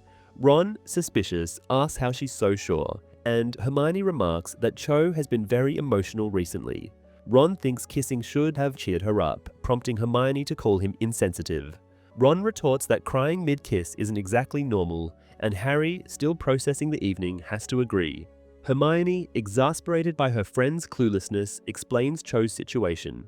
She lists how Cho must be dealing with conflicting emotions, grieving Cedric, feeling guilty about liking Harry, worried about dishonoring Cedric's memory, and under pressure for almost being dropped from the Ravenclaw Quidditch team due to poor performance under the weight of it all. After a moment's silence, Ron skeptically remarks that one person couldn't possibly have so many conflicting feelings. Hermione responds that his emotional range is equivalent to that of a teaspoon. Harry admits he didn't know how to respond to Cho's tears, and Hermione explains that Cho likely just wanted a bit of comfort, asking if he showed her any kindness. Harry says he patted her back, which Hermione accepts, though not without some bemusement. She then asks if he plans to ask Cho out, and Harry admits he's uncertain, as they haven't discussed it. Hermione reassures him that he'll have more chances to figure it out. Curious, Ron then asks who Hermione is writing to, and she answers it's Victor Krum, much to Ron's clear annoyance. The three lapse into silence. Hermione finishes her letter, Ron adds the last lines to his essay, and Harry gazes at the fire, half wishing Sirius's head would appear to offer him some advice about girls. As Hermione heads off to bed, Ron asks Harry what Hermione could possibly see in Krum. Harry says that Krum is a famous Quidditch player, though Ron doubts there's much else to like, describing Krum as a grumpy, unfriendly guy. Harry, still preoccupied with thoughts of Cho, isn't fully listening. Even as he heads to bed, Harry's thoughts linger on Cho, hoping that the next time he sees her, she'll be in a better mood. Hermione's explanation didn't clarify much, instead leaving him more confused. He muses that Hogwarts ought to offer a class on understanding girls, something he'd find much more useful than divination. As Harry drifts into sleep, he starts off in a strange dream where Cho accuses him of not giving her enough chocolate frog cards, but the scene quickly changes. Suddenly, Harry feels different, stronger, with unfamiliar senses, moving close to the floor. He notices a man guarding a door, though the man appears to be dozing off. Harry feels an urge to bite him, but holds back, reminding himself that the mission comes first. Then, the guard wakes, leaps to his feet, and draws his wand. With no other option, Harry lunges at the man, repeatedly attacking as pain erupts in his forehead. A voice calls his name, jolting Harry awake. He's drenched in sweat, and his scar is throbbing intensely. Through the pain, he barely registers Ron nearby, and soon feels so unwell that he vomits. Someone in the background suggests calling for help. Harry struggles through the pain to tell Ron what he saw. He says that Ron's father, Mr. Weasley, has been seriously injured and is currently bleeding. This prompts someone to fetch help, while Ron suggests it was only a dream. Harry insists it wasn't. He believes he was there himself, and even that he somehow attacked Mr. Weasley. He urges Ron to find his father quickly. Just then, Neville returns with Professor McGonagall. Relieved to see her, Harry tells McGonagall he saw Mr. Weasley being attacked. Though McGonagall asks if he's certain it wasn't a dream, Harry clarifies that this vision interrupted his actual dream, and he is convinced that Mr. Weasley is in grave danger. McGonagall, taking him seriously, instructs him to put on his dressing gown so they can go directly to see Dumbledore. The film presents certain aspects of this sequence differently, whereas the book only implies Harry and Cho kiss, showing their conversation leading up to it. The movie shows them kissing. Additionally, in the film, Hermione suggests that Cho is stressed over her upcoming OWL exams, rather than her place on the Quidditch team, as in the book. This small change implies that the movie Cho is a year younger than her book counterpart, who is in her 6th year in this book. The attack on Mr. Weasley by Nagini is also altered. In the movie, Mr. Weasley is already inside the room he's meant to guard, allowing the audience an early look at the object Voldemort seeks. Chapter 22, St. Mungo's Hospital for Magical Maladies and Injuries. Harry dresses quickly, and McGonagall instructs Ron to accompany them, leaving behind Dean, Seamus, and Neville in the dormitory. As they leave the Gryffindor common room and traverse the dimly lit castle corridors, Harry feels an unbearable sense of impatience. He cannot stop himself from imagining the worst, thinking that every second they waste could be fatal, as Mr. Weasley is somewhere bleeding profusely. He finds it increasingly difficult not to dwell on the horrifying thought that he, in some way, might be responsible for the attack. At one point, Mrs. Norris crosses their path, but McGonagall promptly shoos the cat away. They soon reach the gargoyle statue that guards the entrance to Dumbledore's office. McGonagall utters the password, and the stone figure springs to life, sliding aside to reveal a spiral staircase that begins moving upward. As they ascend, Harry hears raised voices coming from behind the office door. It sounds as though Dumbledore is engaged in an intense conversation with several individuals, but the moment McGonagall knocks, the voices cease completely. The door opens on its own and McGonagall leads Harry and Ron inside. The headmaster appears to be alone. The mysterious silver contraptions around the office are still, emitting neither whirring nor smoke, as they usually do. Fawkes, the Phoenix, sleeps on his stand. Though the portraits of past headmasters line the walls, their occupants appear to be feigning sleep. Despite wearing a night robe, Dumbledore looks entirely alert. McGonagall begins to explain that Harry has had a nightmare, but Harry interrupts her forcefully, declaring that it was not a dream. McGonagall, slightly annoyed, encourages Harry to recount the experience. Though frustrated, Harry does so, explaining the events in detail and stressing how real it had felt, even though he had been asleep. As Harry finishes, he realizes Dumbledore is deliberately avoiding eye contact, which only fuels his irritation. When the headmaster asks Harry to clarify how he saw the events, Harry explains that he experienced them through the eyes of the snake, as though he was the creature.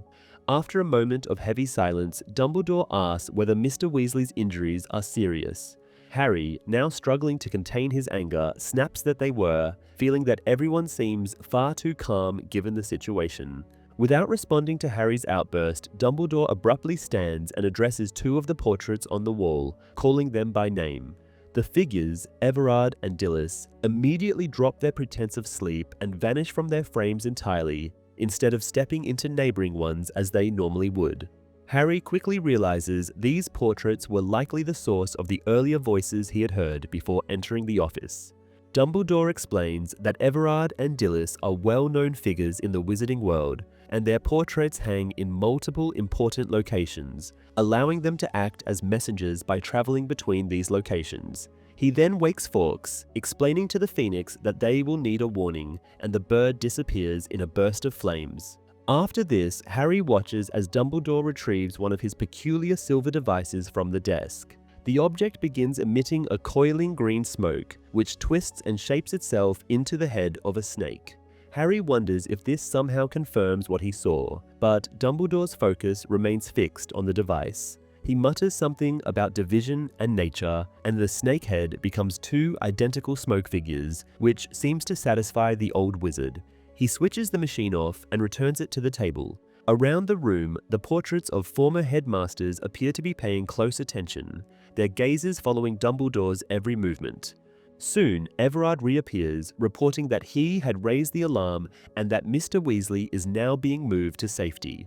He adds gravely that the man was severely injured and covered in blood. Moments later, Dilys returns as well, confirming that Mr. Weasley has arrived at St. Mungo's hospital.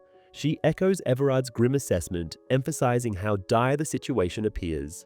Dumbledore now turns to McGonagall, instructing her to wake the rest of the Weasley children. She inquires whether Mrs. Weasley has been informed, and Dumbledore reassures her that Fawkes is delivering the message. He also mentions that Mrs. Weasley's magical clock might have already alerted her to the danger. Harry imagines the clock's hand for Mr. Weasley pointing to mortal peril and shudders at the thought. He recalls Mrs. Weasley's boggart, which had taken on the forms of her loved ones' lifeless bodies, and now feels a fresh wave of nausea at the memory. McGonagall leaves, and Dumbledore enchants an old kettle into a portkey. He then approaches another portrait and calls out to its occupant, Phineas. At first, the figure pretends to be asleep, but when Dumbledore persists, Phineas grudgingly acknowledges the summons, complaining of exhaustion. Harry finds the voice familiar, but cannot immediately place it. Meanwhile, the other portraits erupt in protest, scolding Phineas for his reluctance. They argue that as a former headmaster, his duty is to assist the current one. Under mounting pressure, Phineas finally agrees to deliver Dumbledore's message, albeit with much grumbling. He remarks that his other portrait might have been destroyed, but Dumbledore dismisses this, expressing confidence that Sirius would not have allowed such a thing. Harry suddenly recalls the empty frame in his room at Grimmauld Place and realizes it must belong to Phineas. The reluctant portrait repeats Dumbledore's message about Mr. Weasley before vanishing from his frame. Just then, McGonagall returns, accompanied by Fred, George, and Ginny. Ginny immediately asks Harry what has happened, and Dumbledore explains that Mr. Weasley has been injured while carrying out important work for the Order of the Phoenix. He adds that they are going back to Grimmauld Place as it is much closer to the hospital than the burrow. Fred asks whether they will be using the flu network, but Dumbledore explains that it is not safe with the Ministry monitoring it. He shows them the portkey he has made from the blackened kettle, which they will use as soon as Phineas returns with confirmation that it is safe to go to Sirius's house. Flames in the air and a slowly falling golden feather signal Fawkes' warning. Dumbledore says Umbridge is now aware that students are out of bed, instructing McGonagall to distract the High Inquisitor. The professor leaves without a word. Phineas soon returns, quoting Sirius's comment about being delighted to have guests, adding that Sirius has a peculiar taste in friends. Ignoring this remark, Dumbledore instructs the group to gather around the kettle. After confirming that everyone knows how the portkey works, he begins counting down. Just before the portkey activates, Harry and Dumbledore meet each other's gaze for the first time that night. Harry's scar flares with pain and he feels an overwhelming urge to harm Dumbledore, but the portkey pulls him away, taking them out of Hogwarts. They arrive at 12 Grimmauld Place, where Kreacher greets them with muttered questions about whether the blood traitor's father is dying. Sirius yells at him to leave. The wizard is still in his day clothes, unshaven and smelling strongly of alcohol. He asks what has happened, as Phineas had been vague in his report. Fred tells Sirius to ask Harry, and George echoes this, saying he is curious himself. Harry retells the story, but leaves out the part where he experienced it from the snake's point of view. Ron notices the omission and gives Harry a look, but says nothing. Harry feels that the twins and Ginny are looking at him accusingly, which convinces him that keeping the full truth to himself is the right decision. Fred asks if Mrs. Weasley is at Grimmauld Place, but Sirius explains that she is probably still at home asleep, as getting the children out of Hogwarts before Umbridge could interfere had taken priority. Ginny insists they go to the hospital, asking Sirius if he has robes to lend them, as they are all in their pajamas. Sirius, however, says they cannot rush to St. Mungo's.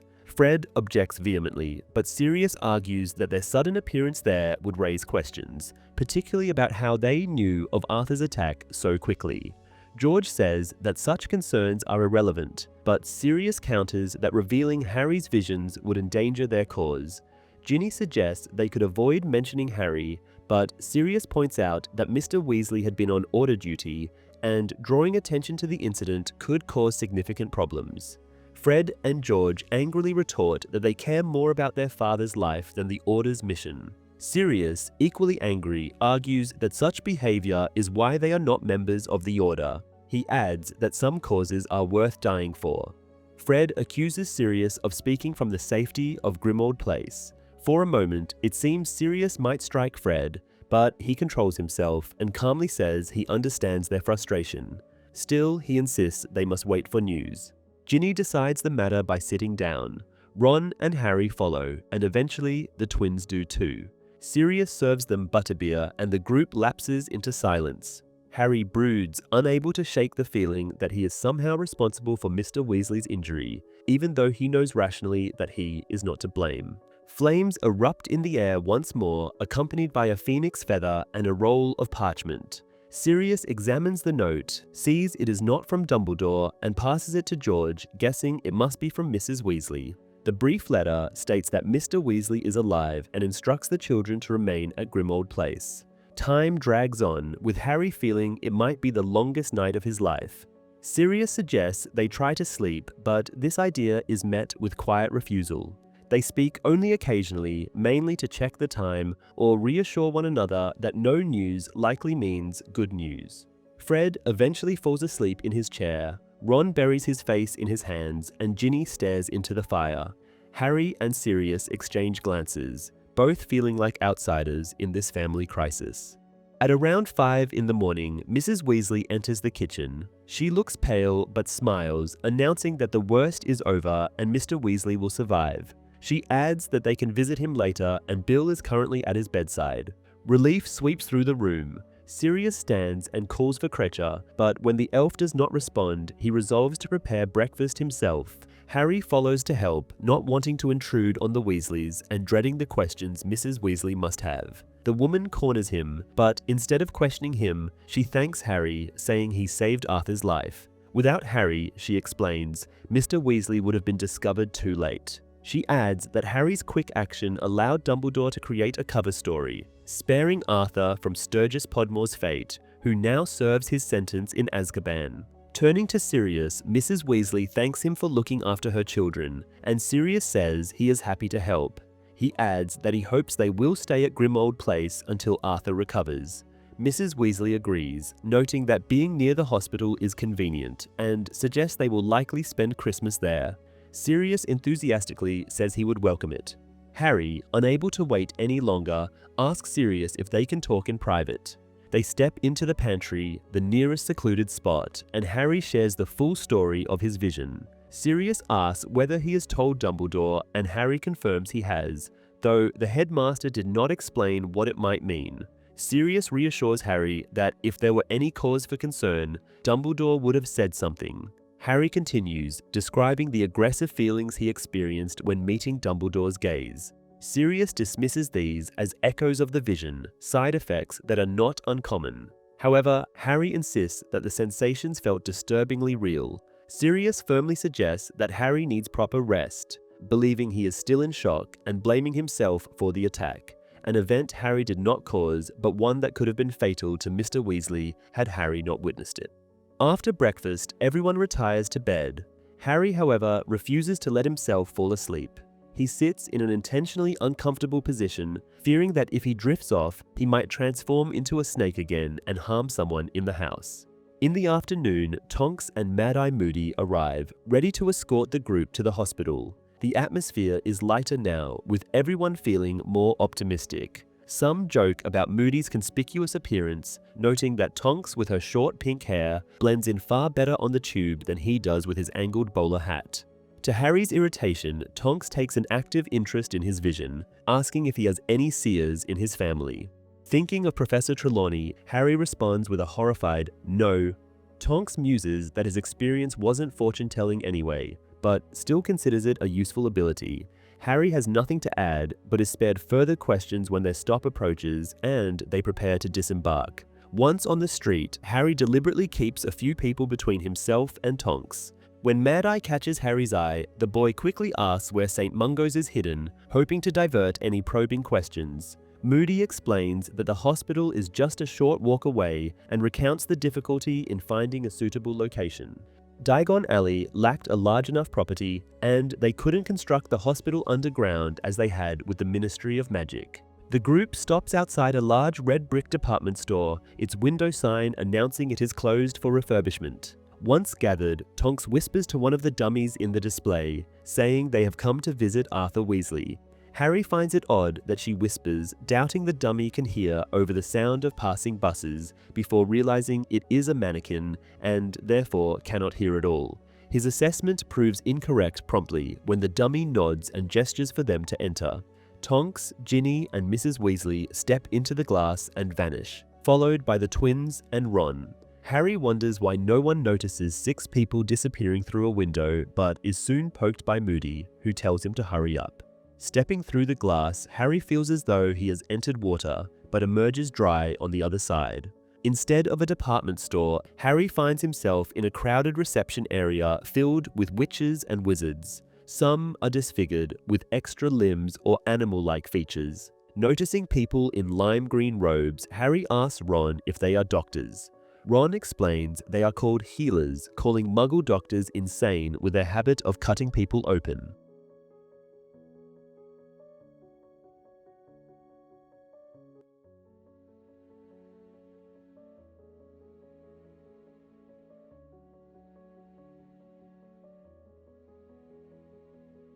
Harry then notices a guide listing the hospital's departments, such as spell damage and creature-induced injuries. After a man holding a little girl by the ankle, preventing her from flying away with her large, feathery wings, it is finally Mrs. Weasley's turn at the desk. She is informed that Mr. Weasley is on the first floor in the Di Llewellyn ward. The group ascends the stairs and Tonks mentions she will stay outside, reasoning that Mr. Weasley will first want to see his family. Moody agrees. Harry begins to side with them, but Mrs. Weasley insists he comes along, saying Mr. Weasley would want to thank him personally. The Die Llewellyn ward is a modest room with one small window and 3 beds. Mr. Weasley, occupying the farthest bed, looks up from his newspaper and beams at his visitors. He tells his wife that Bill has just left and assures her he feels fine, though he cannot go home yet. He explains that removing his bandages causes his wounds to reopen due to lingering poison, though the healers are optimistic about finding an antidote. He adds that he considers himself fortunate compared to his roommate, who was bitten by a werewolf. When Mrs. Weasley questions whether the man should have a private room, Mr. Weasley points out the next full moon is 2 weeks away. Fred asks about the attack, and Mr. Weasley confirms it involved a snake. When Fred inquires whether it made the news, Mr. Weasley replies that the Ministry would not want the public to know where the incident occurred, narrowly avoiding revealing the location before Mrs. Weasley cuts him off. George presses for details, but Mr. Weasley firmly states that it is his business. He then attempts to tell a story about a wizard who jinxed Muggle toilets over the summer. Fred interrupts, asking what mission he had been on for the Order and whether it involved guarding the weapon Voldemort seeks. Ignoring the question, Mr. Weasley resumes his anecdote, but the twins remain persistent. Fred finally turns to Harry, asking if he has mentioned Voldemort has a snake. Mrs. Weasley, having had enough, insists they leave so Tonks and Moody can visit. Outside in the corridor, the twins pull out extendable ears. Harry hesitates, but is convinced when they argue that he, having saved Mr. Weasley's life, deserves to know what is happening. Reluctantly, Harry takes one. He overhears Tonks stating that the snake has disappeared and that Voldemort likely never expected it to succeed. Moody speculates that the attack was merely reconnaissance. He then asks whether Harry witnessed everything. Mr. Weasley comments that Dumbledore seemed prepared for something like this to happen, referring to Harry's vision. Moody notes that there is something unusual about Harry, and Mrs. Weasley adds that Dumbledore is worried. Moody remarks that Dumbledore's concern is justified if Voldemort is possessing Harry. Horrified, Harry pulls out the extendable ear. His friends stare at him, still listening, with fear evident on their faces. In the movie, the conversation in Dumbledore's office is adapted with several key differences. For one, the scene is much more dynamic, with no time spent waiting around or Dumbledore consulting his odd machinery. Another significant change is that while hearing Voldemort's whispers, Harry directly confronts Dumbledore, shouting, "Look at me!" Another difference is that Harry asks Dumbledore if something is wrong with him, but Dumbledore doesn't provide an answer. Instead, Snape, who was absent from this part of the book, shows up, and Dumbledore informs him that teaching Harry Occlumency cannot wait, not even until morning. The entire second half of this chapter, where Harry, Sirius, and the Weasleys wait for news and later visit Mr. Weasley at the hospital, is entirely omitted in the movie. In fact, St. Mungo's, which plays an important role both in the wizarding world and in the plot of the novel, does not make it into the film. Chapter 23, Christmas on the Closed Ward. Now, Harry suspects that Voldemort invading his mind is the reason why Dumbledore won't look at him. The old man is afraid Voldemort's red eyes would look back at him from Harry's face. As the train, full of everyday people who aren't corrupted by Voldemort, continues towards their destination, Harry recalls Professor Quirrell, the teacher who shared his body with the Dark Lord, touching the back of his head, where, in Quirrell's case, Voldemort's face had been. Harry concludes that he hasn't just seen the snake attacking Mr. Weasley, but somehow he himself was the snake. He then has another, even more terrifying thought. He is now sure that the weapon Voldemort is after is him. That's why he had been so closely guarded all summer, and every time he left Hogwarts, not to protect him, but to protect others from him. Mrs. Weasley asks if he is feeling well, pointing out how pale he is. Harry realizes that all his friends are watching him closely. The woman asks the same thing again once they are off the train and walking toward the house on Grimmauld Place. She assumes Harry hasn't had much sleep and tells him to go to bed so he can have a nap before dinner. Harry gladly does so, welcoming an excuse to be alone. Back at Grimmauld Place, Harry locks himself in a room, still thinking. He doesn't attempt to sleep, instead pacing the room, entertaining one terrible thought after another. First, he thinks he somehow became an animagus who turns into a snake, then goes on debating the merits of that, unsure how that would even be possible. He then develops a new theory, namely that it is Voldemort, not him, who is an animagus, and when Voldemort transforms, Harry does too. He is still unsure how Voldemort could get him to London so quickly, but then he realizes that as the most powerful living wizard, the Dark Lord probably knows magic Harry has no idea about. Then another thought, darker than any before. If Voldemort has free access to his mind, he could be watching right now. Harry already knows a lot about the Order, and now he is here at the headquarters with his friends and Sirius. The answer comes to him easily. He has to leave right now. At first, Harry thinks Hogwarts would suffice, at least over the holidays. But then he remembers that it is still full of people who decided to stay for Christmas. He could attack them just as easily. No, Harry realizes that he cannot go back to school. Only one place remains open for him, Privet Drive. He needs to leave the wizarding world behind for good. He acts on the thought immediately, closing his trunk and dragging it toward the door. Just then, a voice asks him if he is running away, and looking up, Harry sees that Phineas Nigellus has appeared in the usually empty painting on the wall. The former headmaster says that he had thought one had to be brave to be in Gryffindor, and muses that Harry, as a true Slytherin would, is now trying to save his own neck. The boy objects, and Phineas answers sarcastically that he understands this is not a cowardly move, but a noble runaway. Harry doesn't reply, and just as he reaches for the doorknob, Phineas says that he has a message from Dumbledore. Harry asks what it is, and Phineas tells him not to go anywhere. Impatiently, Harry says he hasn't moved, but the portrait explains that this was Dumbledore's message. He said that Harry needs to stay where he is. The boy demands to know what else the headmaster has said, but Phineas says this is all. Harry bursts out angrily, stating how frustrating it is that he is handled like a little child and that Dumbledore wouldn't tell him anything, recalling that this was the case over the summer too, even after the Dementor attack. Phineas, no less furious, tells Harry that this behavior, young people believing they know everything better than anyone else, is exactly why he hated being a teacher. He adds that heeding Dumbledore's order had never led Harry astray, and maybe there are things the headmaster of Hogwarts understands better than a teenage boy, such as Voldemort's plans. Harry cuts the painted wizard off, saying that it's true then, and Voldemort does have plans for him, but Phineas says this is not what he said, and then leaves his frame. With the painting now silent, Harry pulls his trunk back to its original place and throws himself on his bed. He feels exhausted, and kissing Cho less than a day ago now seems to have happened in another age and time.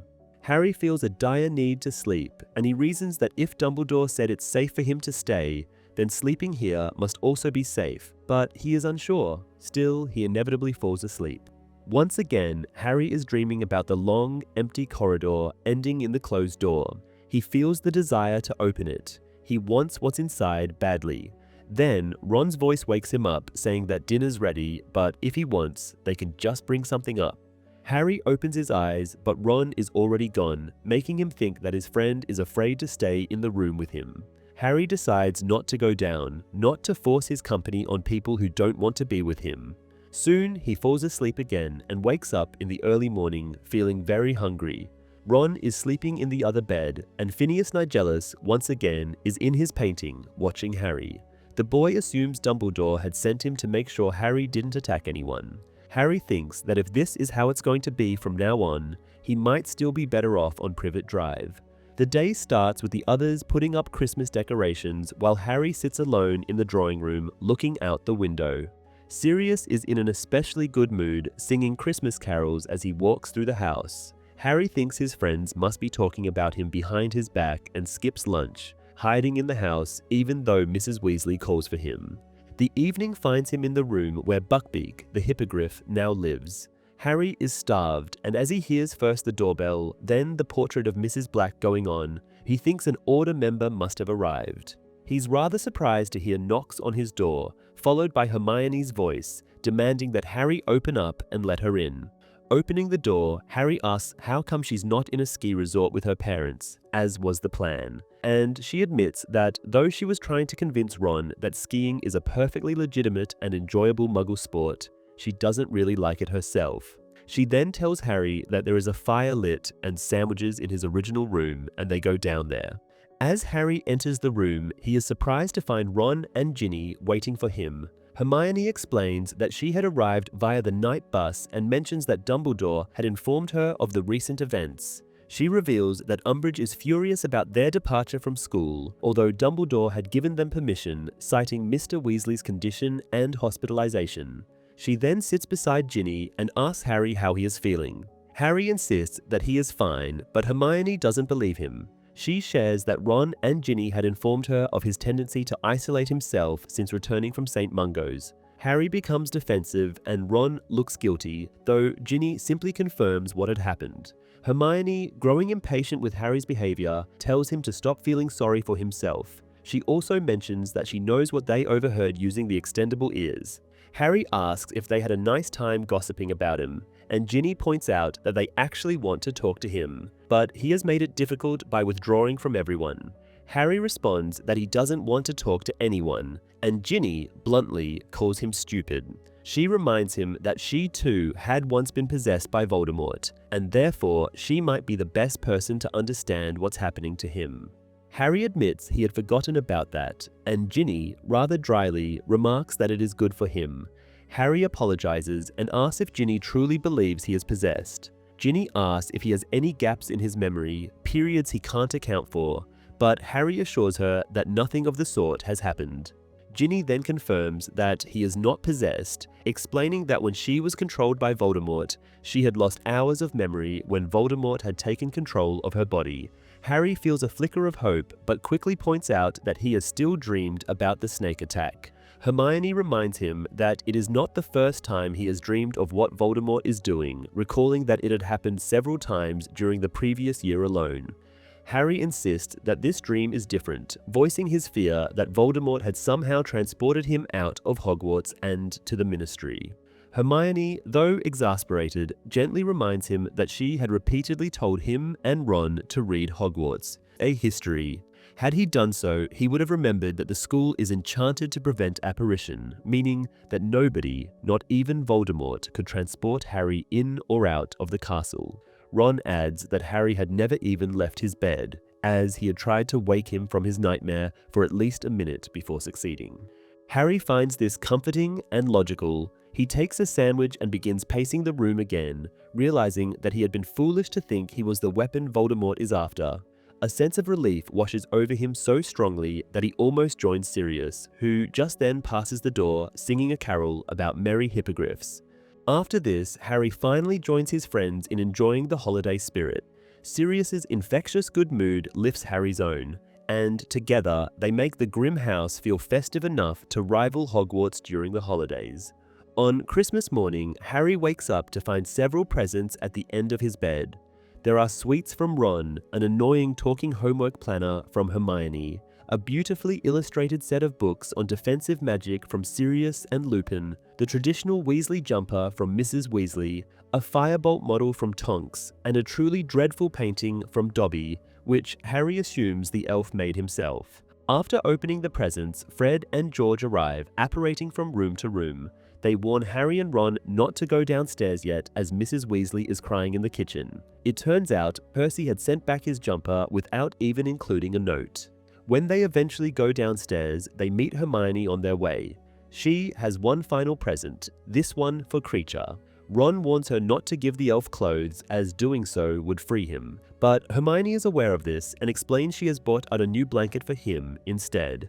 She wants to leave it in Kreacher's room, a small, filthy space under the boilers. When they find the room, they are disgusted by the state of Kreacher's belongings, including the moldy rags he uses as bedding. Harry notices that Kreacher has kept several items from Sirius's cleaning spree, including a photograph of Bellatrix Lestrange, although Kreacher himself is nowhere to be found. Sirius, entering the room, mentions that he hasn't seen Kreacher in a while and asks if anyone has. The answer is negative. Harry recalls that Sirius had ordered the elf to leave and wonders if Kreacher interpreted that as being out of the house. Sirius dismisses this, saying it's impossible, as house elves are bound to the houses they serve and cannot leave. However, Harry points out that Dobby had managed to leave the Malfoy house, though he had to punish himself for it.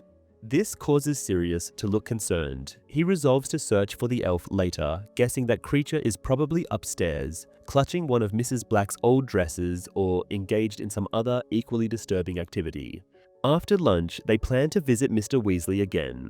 This time, it is Moody and Lupin who are accompanying them, while Mundungus Fletcher is driving, having borrowed a car since the Underground doesn't operate on Christmas Day. The hospital looks festive, decorated in gold and red, giving the reception area a cheerful appearance. When they enter Mr. Weasley's room, he seems somewhat uneasy. He asks if his wife has met his healer, and Mrs. Weasley responds that she hasn't. Mr. Weasley assures her that everything is fine, but Mrs. Weasley notices that his bandages have been changed earlier than scheduled. She immediately questions this, and Mr. Weasley admits that Augustus Pye, the trainee healer, had suggested trying stitches. He explains that they work wonderfully for Muggle injuries, but unfortunately, they prove to be ineffective with magical wounds. Mrs. Weasley expresses her disbelief, saying that even Mr. Weasley, with his fondness for Muggle things, wouldn't be foolish enough to try such absurdity, as stitches sound like they have tried to sew his skin back together. Harry, who is well aware of what stitches are, decides to follow Bill and the twins, who had already left, anticipating the impending argument. Even Lupin seems to think that some distance would be wise and moves to speak with a werewolf in the other end of the room. As they reach the corridor, they suddenly hear Mrs. Weasley's first shout. Ginny comments that it's typical of Arthur to experiment with Muggle remedies. Hermione, however, explains that stitches are a common solution in Muggle medicine, adding that the snake's venom must have dissolved the sutures, making them ineffective. The kids then head to find the tea room, which Harry remembers is located on the 5th floor. As they walk, they are followed by a portrait of an old healer who misdiagnoses Ron with Spattergroit, simply because of his freckles. The group does their best not to laugh at this. After a bit of confusion, they find themselves on a corridor they believe is the 5th floor, but it becomes clear they're mistaken when they come face to face with none other than Gilderoy Lockhart. The man, now residing in the spell damage ward, walks toward them offering autographs. Harry mutters to Ginny that Lockhart hasn't changed much. Ron, perhaps feeling guilty for having caused Lockhart's condition with his broken wand, asks the man how he's feeling. Lockhart frowns and asks if they have met before. Ron explains that Lockhart used to teach them at Hogwarts. A healer soon appears and gently guides Lockhart back to the closed ward, explaining that he isn't dangerous but prone to wandering off and getting lost. The healer thanks them for coming to visit Lockhart, mentioning that he doesn't get many visitors despite once being famous. The group, feeling somewhat guilty, follows the healer and Lockhart into the ward. Inside, the healer explains that this is a long-term care facility where some patients can improve through extensive spell work, potions, and a bit of luck. She points out Lockhart, who is starting to remember that he was once famous, and another patient, Bode, who can now speak, though not in any known language. The healer then leaves. Harry watches as the healer distributes gifts, such as an ugly plant and a hippogriff calendar to Bode, until he hears her mention the name Longbottom. Turning, Harry spots Neville and his grandmother leaving 2 beds at the far end of the room. Harry immediately understands the situation and wants to offer Neville an exit, but it's impossible now, as the others have heard Neville's name as well. Ron points out Lockhart and asks who he is visiting, prompting Mrs. Longbottom to recognize Harry. She mentions that Neville speaks very highly of him. After shaking hands, Mrs. Longbottom continues, saying that she knows Ron and Ginny's parents, calling them fine people, and she even recognizes Hermione, based on Neville's stories. Mrs. Longbottom then goes on explaining that Neville's parents, Frank and Alice, used to be highly respected Aurors. She then adds that a group of Death Eaters captured and tortured them into insanity, trying to extract information about Voldemort's whereabouts after the Dark Lord had fallen. At that moment, Alice Longbottom appears, walking slowly between the beds. Though Harry had seen her in Moody's photograph, he barely recognizes her. Alice, no longer speaking, is intent on giving Neville something.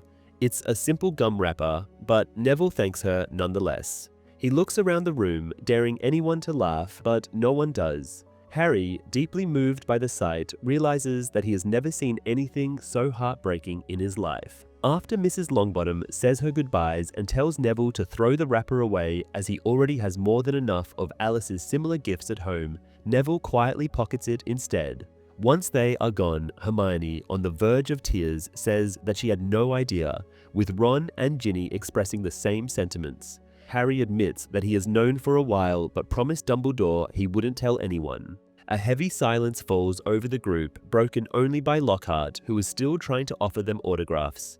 This entire chapter is omitted in the film, with Harry only appearing at Grimmauld Place after Mr. Weasley has already left the hospital. Ginny, who plays a crucial role in helping Harry deal with his fears about his connection to Voldemort, is demoted to the background during these scenes. While the hospital visits are cut entirely, some key moments from this chapter made it into the film. For example, Harry's confiding in Sirius about his fear that something is wrong with him. Neville's secret is also referenced in the movie, but it is Neville who tells Harry about it later. Instead of the hospital scene, the movie has Neville reveal the tragic story of his parents when they discuss Bellatrix Lestrange's escape from Azkaban. Chapter 24, Occlumency. Eventually, Kreacher is found in the attic, where Sirius suspects he must have been lurking to find more Black family memorabilia to save. The house elf appears to be in a rather good mood upon reappearing, though Harry catches him staring a few times. Harry suspects that Kreacher may be up to something, but he omits to mention this to Sirius, who, as the holidays have passed, has reverted to his usual brooding self. His gloomy behavior, much like his previous cheerfulness, seems to be affecting the entire house. Harry feels guilty for leaving Sirius alone, with only the house elf for company. He is also not looking forward to returning to Hogwarts. With the Quidditch ban, Umbridge, Dumbledore's cold manner towards him, and most of the students still thinking he's a lunatic, the school feels less inviting than ever. If not for the DA meetings, Harry thinks he might have dropped out and stayed at Grimmauld Place. This desire grows stronger when, on the last day of the holidays, Severus Snape arrives at Grimmauld Place. Harry can't imagine any scenario in which Snape needs to contact him outside of school, and he becomes anxious as he heads down to the kitchen where Snape is waiting. When Harry arrives, Snape tells him to sit, and Sirius, also present, tells Snape that he'd appreciate it if Snape wouldn't give orders in his house. Snape insists that he needs to speak to Harry in private, but Sirius remains, reminding Snape that he is Harry's godfather. Snape concedes, stating that he is following Dumbledore's orders, but Sirius can stay, as he knows how much the man needs to feel involved. Sirius demands to know what Snape means by that, and Snape replies that he understands how hard it is to feel utterly useless.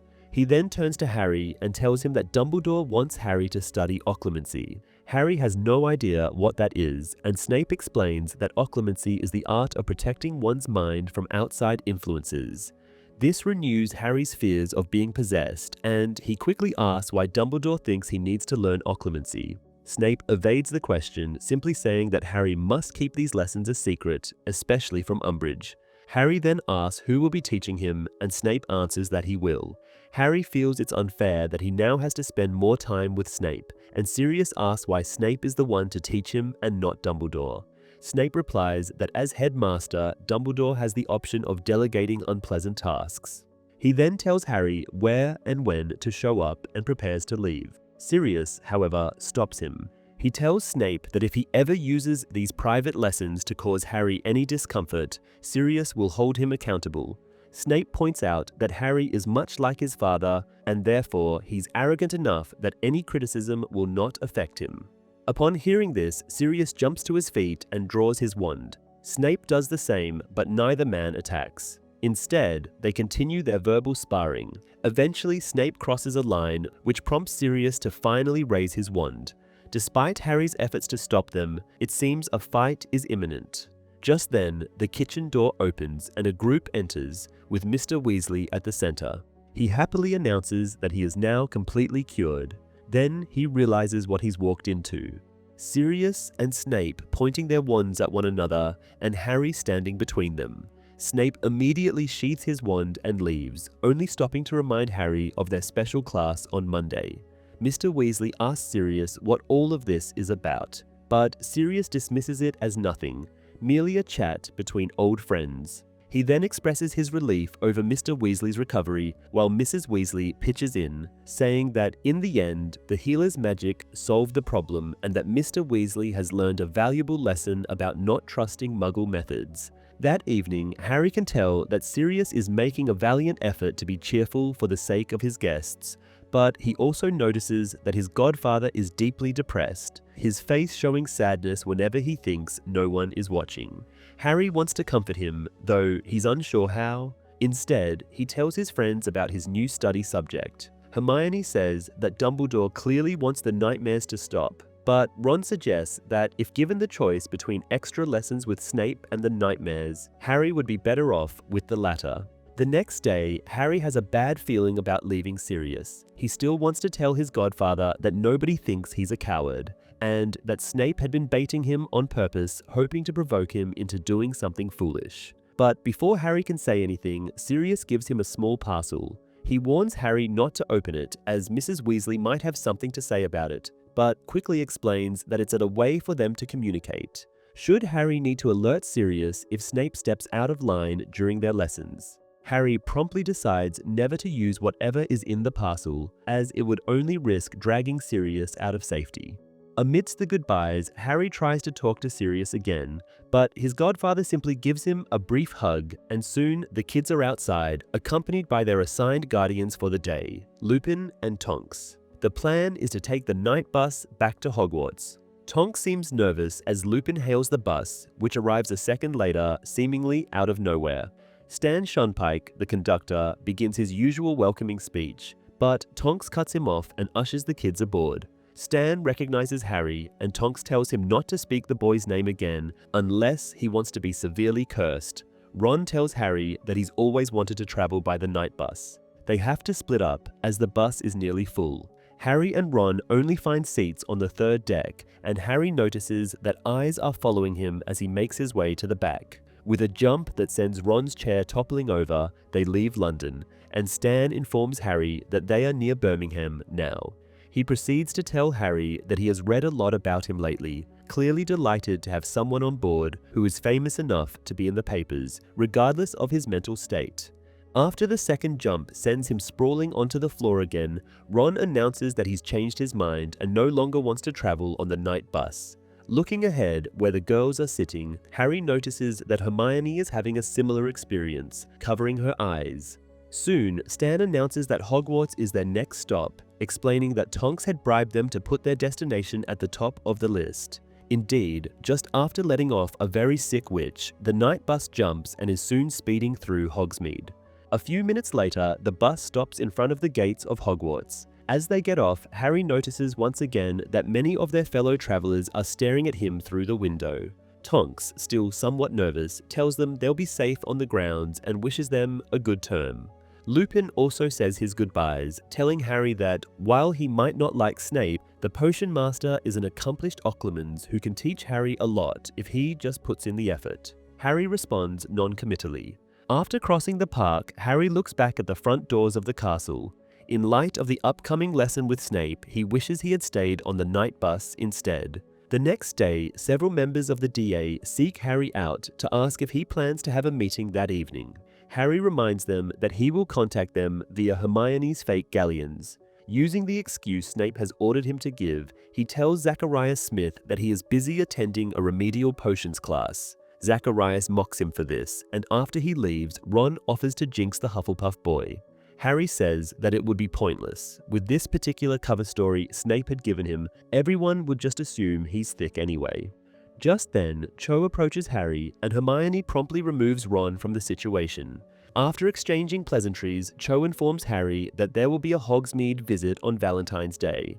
Harry is unsure why Cho needs to tell him this, assuming she wants to ask about the next DA meeting, but he soon realizes he misunderstood something. Catching Cho just in time to fix his mistake, Harry asks her on a date for Valentine's Day, and Cho agrees. This exchange makes Harry feel that the day hasn't been all bad after all. That evening, Harry finds Snape in his eerie office. The room is lined with dead animals and plants in various liquids, residing in jars. These aren't unfamiliar sights for Harry, but he is surprised to see Dumbledore's pensieve sitting on Snape's desk. After sitting down, Snape voices his hopes that Harry will prove to be better at occlumency than at brewing potions, then quickly reprimands him when Harry fails to address him with the title that he feels would show proper respect. Snape repeats himself, explaining that occlumency is the art of closing the mind off from outside influences. Harry asks why Dumbledore thinks he needs to learn that, and Snape replies that it shouldn't be a surprise to Harry that Lord Voldemort is an accomplished legilimens. Harry, of course, has no idea what legilimency is, and when he asks, Snape explains that it is the way of extracting feelings or memories from one's mind, or even to influence it. Harry calls it mind reading, but Snape corrects him, saying it's much more subtle than that. Mind reading, as Harry assumes it works, is no more than Muggle nonsense. He adds that some truly gifted legilimens, such as Voldemort, can always tell when they are being lied to. Occlumency, however, allows one to shield the mind and hide memories and feelings that contradict the lie.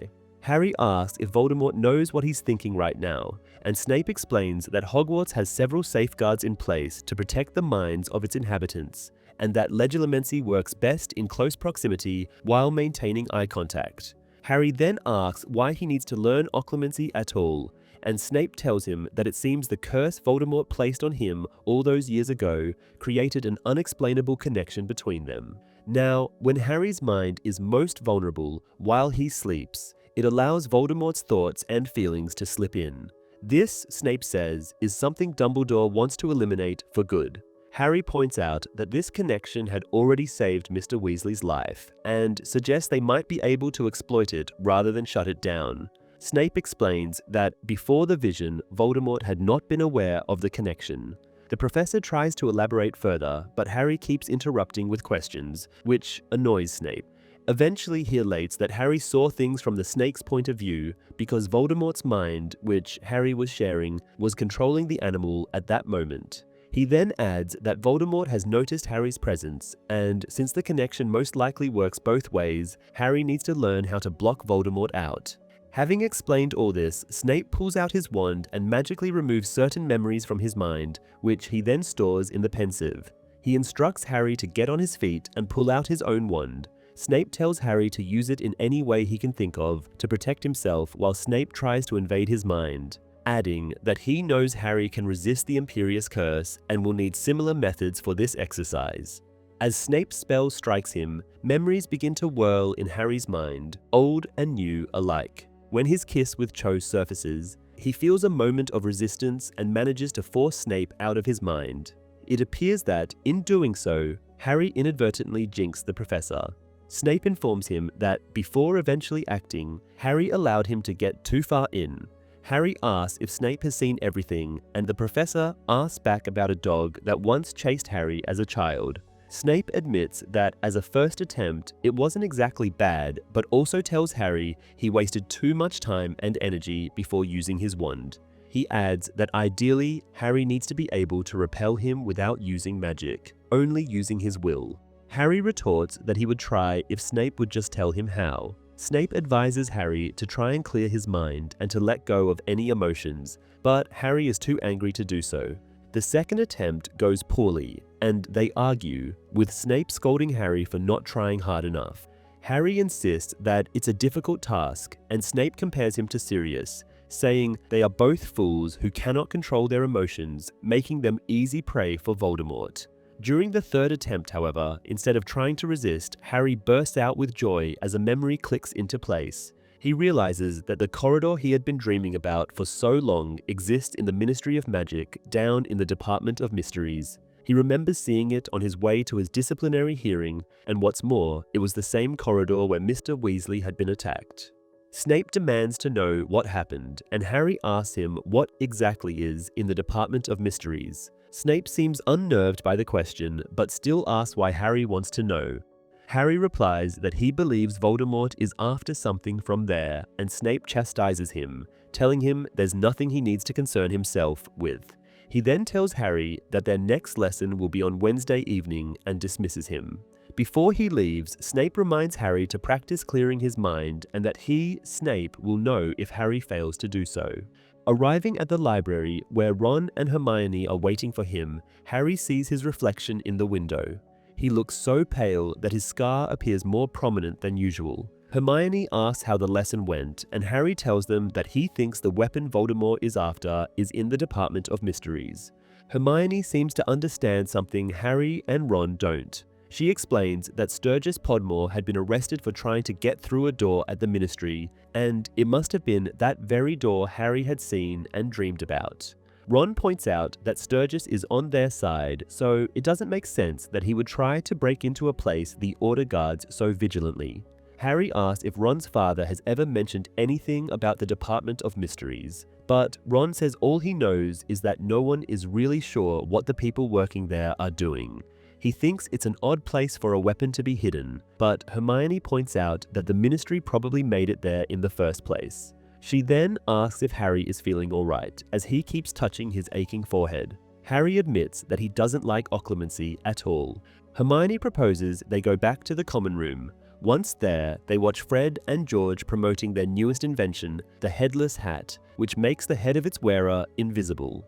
Hermione muses that the charm making this possible must be very clever, as invisibility spells usually only work when the piece of clothing actually covers the area, whereas these hats seem to have an extended field. Instead of answering, Harry announces that he will finish his homework the next day, and Hermione reminds him to put a note in his homework planner.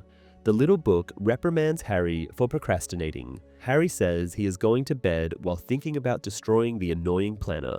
Just as he opens the door to the dormitory, real pain explodes in his scar, so intense that he forgets where he is and what he's doing. He feels happiness and an ecstatic mood, then someone calls his name. Harry wakes up to someone slapping his face. Though he is back in the dormitory, he still hears Voldemort's happy laughter and, a moment later, realizes that it's his own. He is now lying on the floor with Ron leaning over him, asking what's going on. Without thinking, Harry answers that Voldemort is happier than he has been in months, and that something incredible has happened. Ron explains that Hermione sent him after Harry, suspecting this would happen, as Harry's mind's natural defenses were weakened by Snape's probing. Ron also expresses hope that all this will pay off in the long run. Meanwhile, Harry wonders, not without some dread, what it is that made Voldemort so happy. A notable difference between the movie and the book is that Harry's first Occlumency lesson takes place on the night of his vision about the snake attack, with Dumbledore saying the lesson cannot wait. Though Snape explicitly states in the book that Legilomancy is not mind reading, in the movie he says the exact opposite, confirming that Voldemort might be able to read Harry's mind. He also says that the Dark Lord is unaware of the connection between him and Harry, and for Harry's sake, he hopes it will remain that way, while in the novel, Voldemort learning about this connection is the primary reason Harry has to study Occlumency. As opposed to early memories, Snape sees more recent events, that is, from the movie. This is achieved by using flashbacks, which is something director David Yates introduced and used heavily in this film. Chapter 25, The Beetle at Bay. The next morning, during breakfast, Hermione receives her usual copy of the Daily Prophet. A glance at the front page reveals the reason behind Voldemort's elation the previous evening. 10 Death Eaters, previously serving sentences in Azkaban, have escaped. The entire front page is dominated by their 10 moving photographs, accompanied by lists of their crimes. Among them are Antonin Dolohov, known for murdering the Pruitt brothers, and Augustus Rookwood, who acted as a spy for Voldemort. Harry's attention, however, is drawn to Bellatrix Lestrange. This photograph does not depict the beautiful woman he had seen in pictures at Grimmauld Place. He reflects that, like Sirius, who was once a strikingly handsome man, Bellatrix's time in Azkaban has robbed her of her former appearance. At Hermione's prompting, Harry reads the article.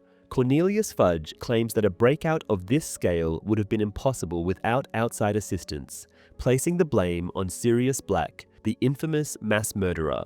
Fudge alleges that Sirius is now rallying Voldemort's former followers. He advises the wizarding community to exercise caution and assures them that the Ministry is doing everything in its power to recapture the escaped prisoners.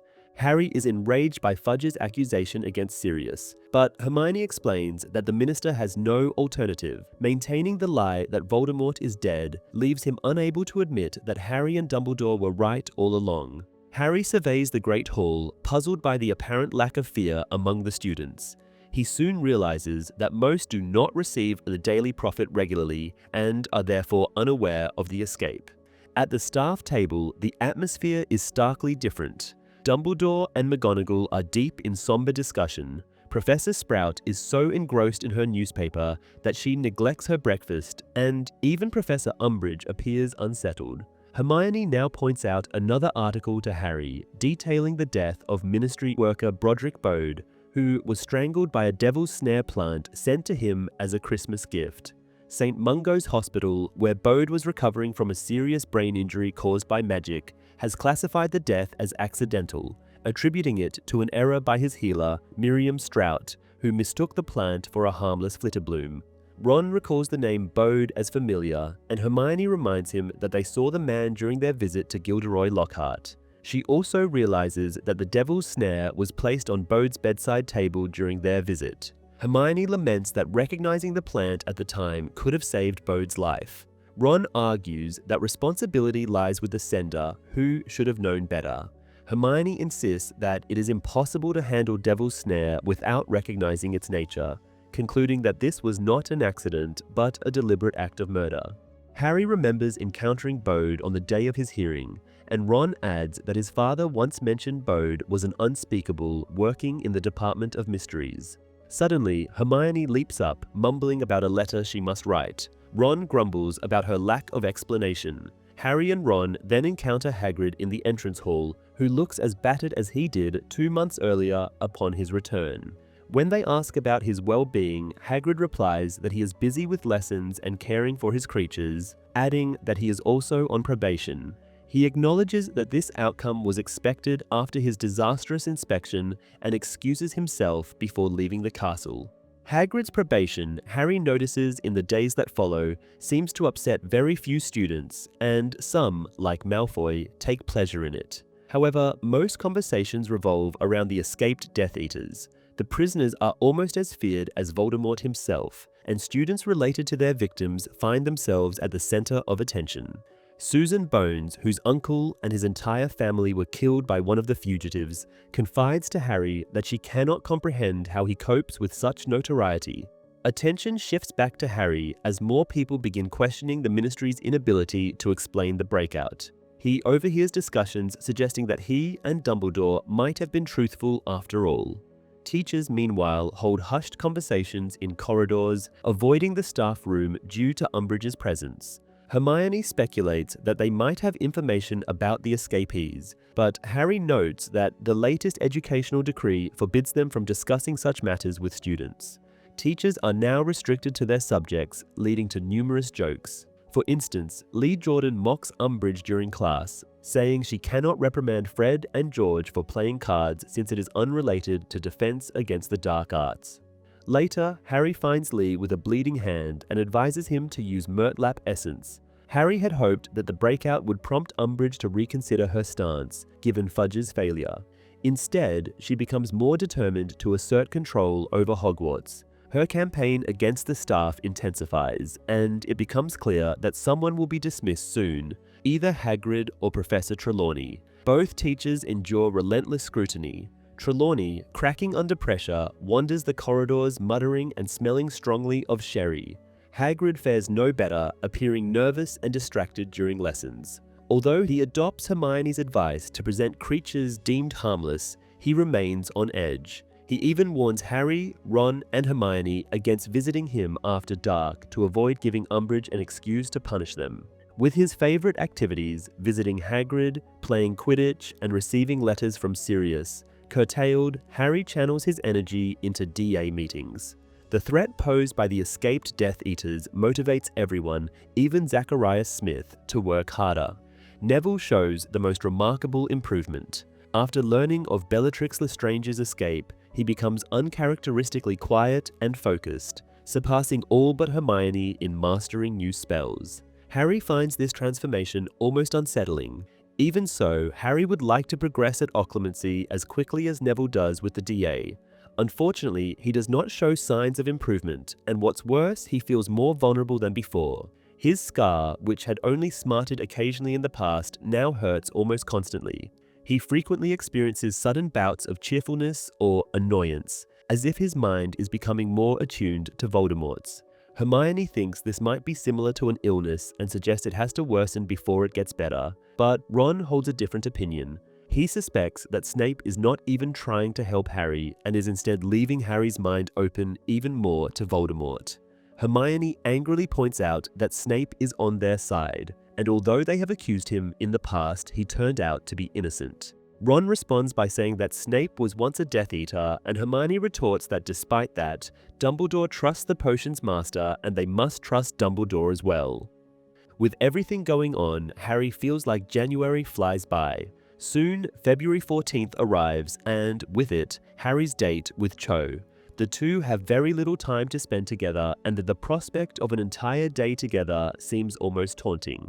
Over breakfast, Hermione receives an owl and asks if Harry can meet her around noon at the Three Broomsticks. Harry is uncertain, as Cho might want to spend the whole day together since they had never agreed on any specific plan for the date. Hermione assures him that he can bring Cho along as long as he shows up because it is very important. She then leaves, explaining she needs to respond to the letter. Harry asks Ron if he will be joining them, but Ron says he won't be going to Hogsmeade at all, as Angelina insists on a day-long Quidditch practice. He doesn't see the point since the team is now terrible, with the new beaters performing even worse than he does as keeper. He adds that Angelina should let him quit the team, and Harry tells him off, reminding him that he only lacks self-esteem and is a great player when he's in a good mood. Ron leaves shortly after, and Harry, still wondering what exactly he and Cho will talk about all day, heads to the entrance hall to meet her. At first, they are silent, but once they reach the grounds, Cho notices Harry glancing at the Quidditch pitch and asks if he misses the sport. Harry admits that he does, and Cho reminisces about the first time they played against each other as Seekers. Harry remembers how Cho kept blocking him, and she mentions how Oliver Wood had told Harry to knock her off her broom if she wouldn't stop. Cho then asks if Wood really is a professional player now, and Harry says he is, although he plays for a smaller team. They continue to talk about Quidditch long after leaving the Hogwarts grounds, and Harry feels it is easy to talk to Cho. He starts to really enjoy the date when a group of Slytherins shows up, with Pansy Parkinson among them. Pansy criticizes Cho's taste in boys, pointing out that Cedric at least had been handsome. This reminder of him dampens the mood of both Harry and Cho, and they continue walking in silence. When they reach Hogsmeade, Harry asks where Cho would like to go, and she replies that she is fine with anything.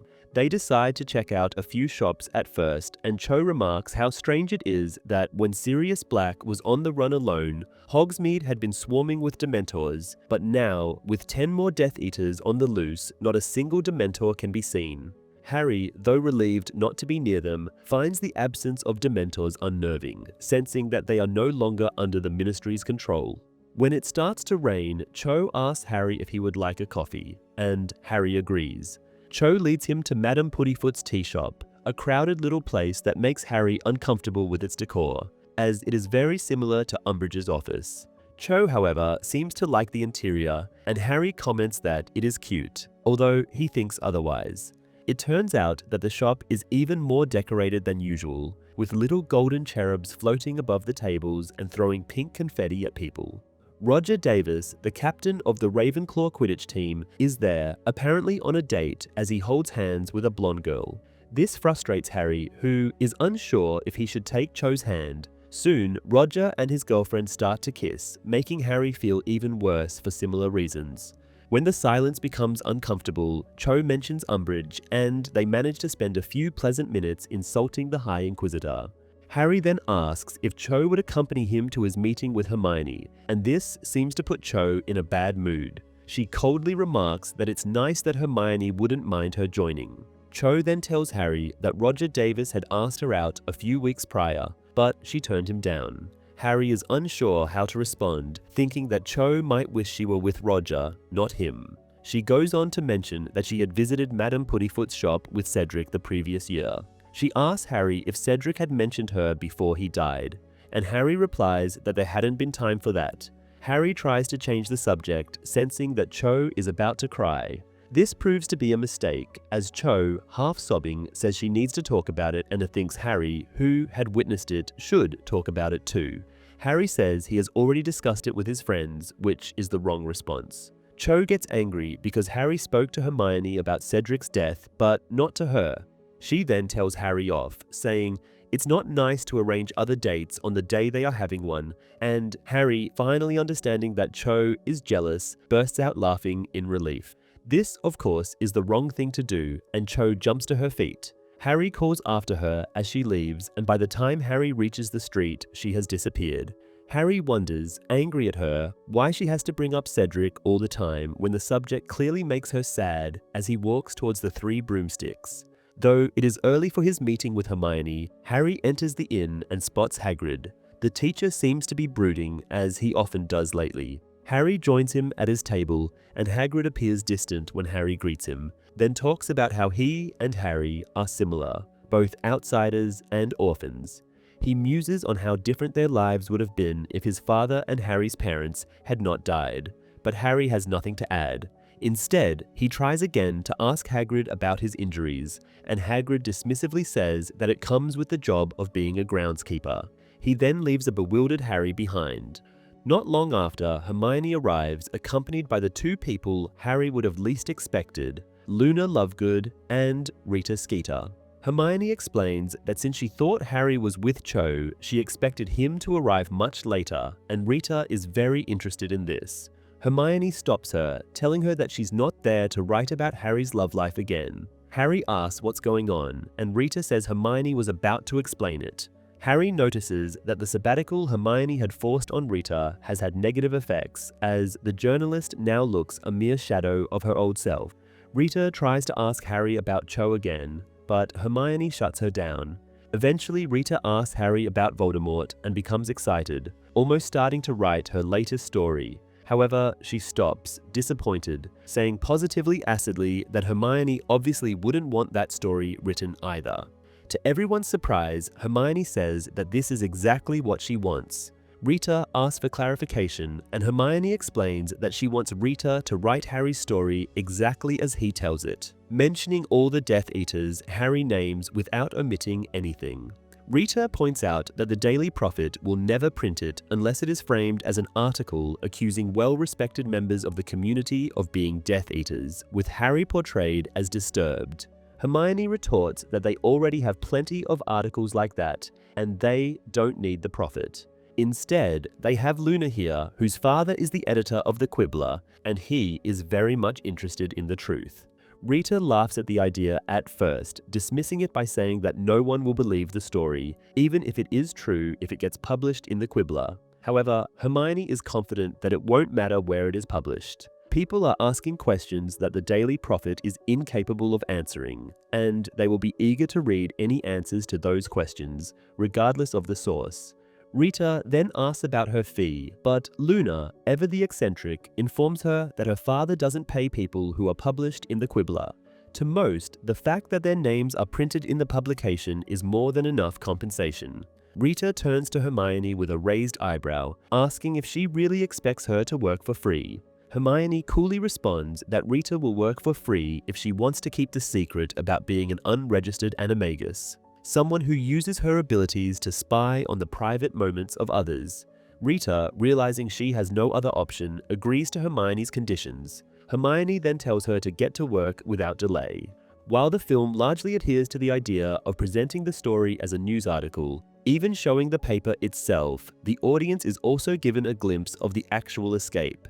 This sequence features Bellatrix Lestrange prominently and portrays the Azkaban fortress as a tall, triangular structure. We see Neville's actual reaction in the film when he reads the article about the escaped prisoners. He later confides in Harry about his parents, explaining that he is not ready for the world to know what happened to them, even though in the book, the Daily Prophet prominently displays an article on the front page detailing the crimes Bellatrix Lestrange had been convicted for. Though Seamus apologizes to Harry and tells him that he now believes Harry's claims in both the movie and the book, this occurs after the escape in the film rather than when Rita's article is published. In fact, the entire subplot in which Harry gives an interview to Rita Skeeter is omitted from the film, as is Rita Skeeter herself. Similarly, Cho and Harry do not have a date in the movie. Their relationship is portrayed quite differently here compared to the book, to the point that it barely qualifies as a relationship at all. Chapter 26, Seen and Unforeseen. Luna informs Harry that her father is waiting for a critical article about recent sightings of crumple-horned snorkax, which means his interview may have to be postponed until the next issue. Harry later reflects that the interview itself was an unpleasant experience. Rita had dragged every tiny detail out of him about that fateful night. Despite his doubts about how people would react to the article, especially since it would be published alongside outlandish stories, he still feels he made the right decision by speaking up. Dean and Neville agree when they hear about the upcoming issue of the Quibbler. Neville adds that people need to understand just how dangerous Voldemort and his Death Eaters are. After Neville, Dean, and Seamus leave, with Ron still occupied by the day-long Quidditch practice, Harry and Hermione find themselves alone. When Cho appears in the Great Hall, Hermione asks about the date, and Harry admits it was a disaster. Hermione believes Harry was tactless and explains how he could have handled the situation better. She points out, for instance, that blaming her for interrupting the date was a mistake. She jokingly suggests it would have helped if Harry had told Cho that he found Hermione unattractive. Harry replies that he does not think Hermione is ugly, which leads her to remark that Harry is worse than Ron, though she immediately retracts her statement as Ron arrives, splattering everyone around with mud.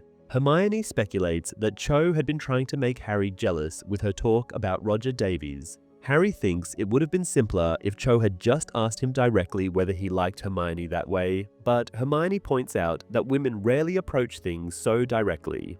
Ron, overhearing the conversation, quips that Hermione should write a book to help boys understand girls. Harry notices Cho leaving without looking in his direction.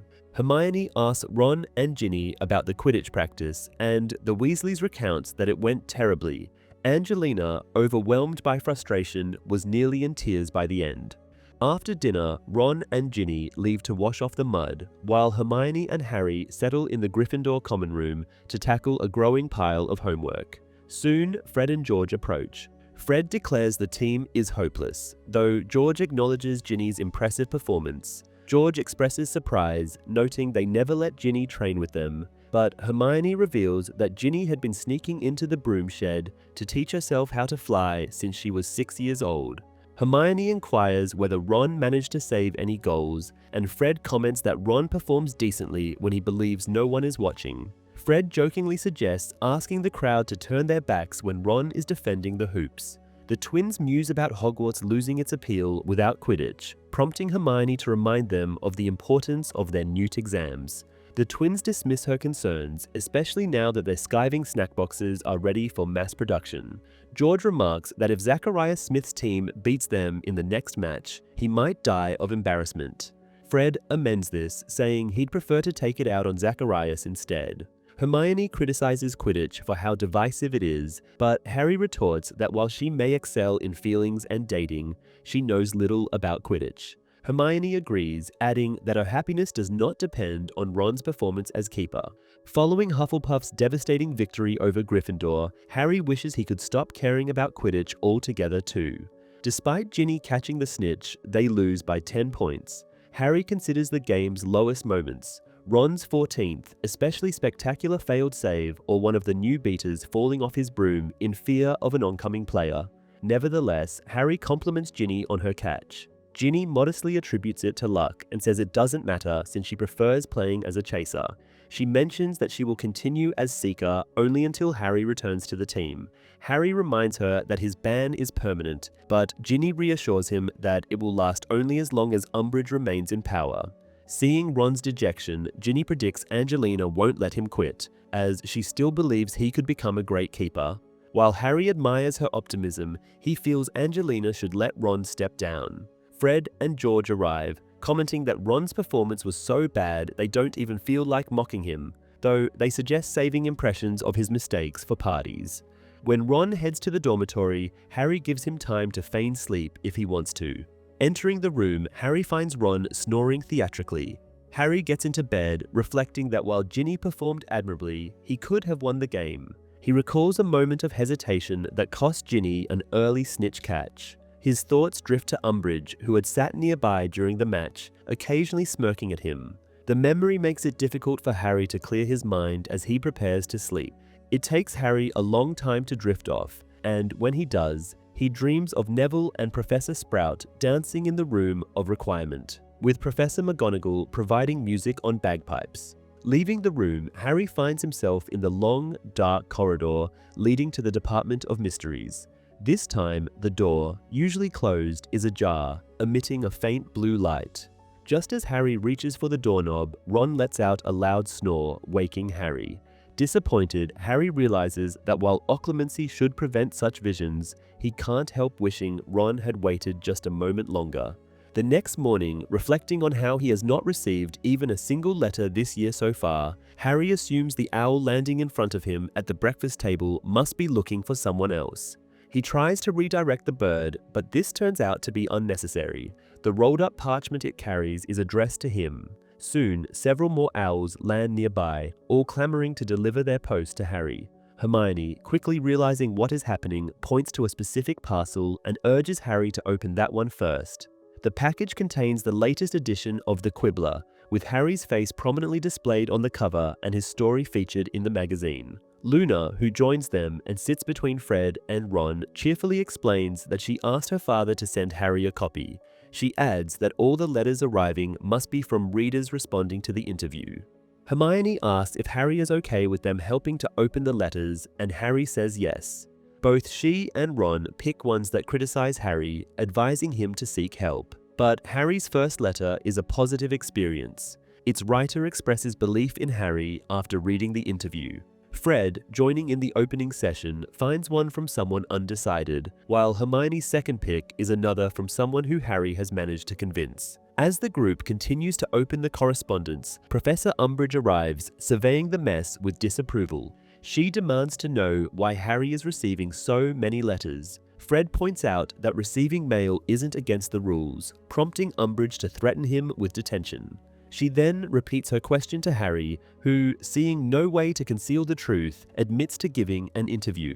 Harry feels Dumbledore's gaze from the staff table, but when he looks, the headmaster appears deep in conversation with Professor Flitwick. Umbridge, demanding clarification, asks Harry to explain. He tells her what an interview involves, a reporter asking questions and him answering. Furious, Umbridge forbids him from visiting Hogsmeade ever again upon learning the interview had taken place there, deducts 50 points from Gryffindor, and assigns him a week's worth of detention. Barely able to contain her anger, she storms off. Just hours later, a new educational decree appears, not only on the Gryffindor common room notice board, but also plastered across the school walls. It states that any student caught with a copy of The Quibbler will face immediate expulsion. Surprisingly, Hermione seems delighted every time they pass one of these posters. When Harry finally asks why, she explains that Umbridge's ban will ensure every student reads the magazine. As the day progresses, Hermione's prediction proves correct. Although nobody openly displays a copy of The Quibbler, it becomes clear that everyone knows its contents. Students enchant their copies to appear as homework, textbooks, or blank parchment to evade detection. Meanwhile, Umbridge spends the day roaming the school, trying to catch someone in possession of the magazine. Even the teachers, though forbidden from discussing anything unrelated to the curriculum, find subtle ways to show their support. Professor Sprout awards Gryffindor 20 points for Harry handing her something. Professor Flitwick discreetly gives Harry some sweets. And even Professor Trelawney declares she has reconsidered her earlier predictions. She now foresees Harry living to an old age and becoming Minister for Magic. What stands out most to Harry, however, is Cho Chang's reaction. She approaches him to apologize, saying she cried while reading the interview and then kisses him on the cheek. While Harry dislikes the idea of making Cho cry yet again, he feels reassured that she still likes him. The surprises do not end there. Before Transfiguration, Seamus approaches Harry to apologize for doubting him. He reveals he sent a copy of The Quibbler to his mother. Harry also enjoys the reactions of certain Slytherins, such as Malfoy, Crabbe, Goyle, and Theodore Nott.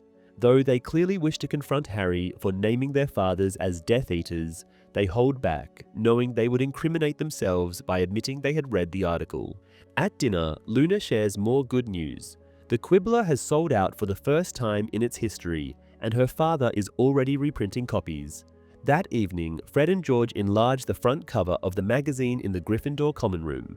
Initially, the poster shouts rebellious slogans like, "Eat dung, Umbridge." However, the enchantment eventually falters, causing the poster to scream random words. This annoys Hermione, who retires early and gives Harry a headache, prompting him to leave for bed too. His decision disappoints his housemates, who had hoped to celebrate him as a hero. Once in the dormitory, Harry presses his forehead against the cold window pane to soothe the pain in his scar. He then gets ready for bed and quickly falls asleep, only to experience a vivid and unsettling dream. In the dream, Harry finds himself standing in an unfamiliar room. His hands are pale and spider-like, and his voice is high-pitched and cold with fury. Augustus Rookwood kneels before him, trembling. Rookwood insists that Avery was wrong and that Bode could never have retrieved the object Voldemort desires. He explains that Bode likely resisted Malfoy's Imperious Curse because he knew the task was impossible. Voldemort orders Rookwood to stand up and demands that he provide all necessary information for their success.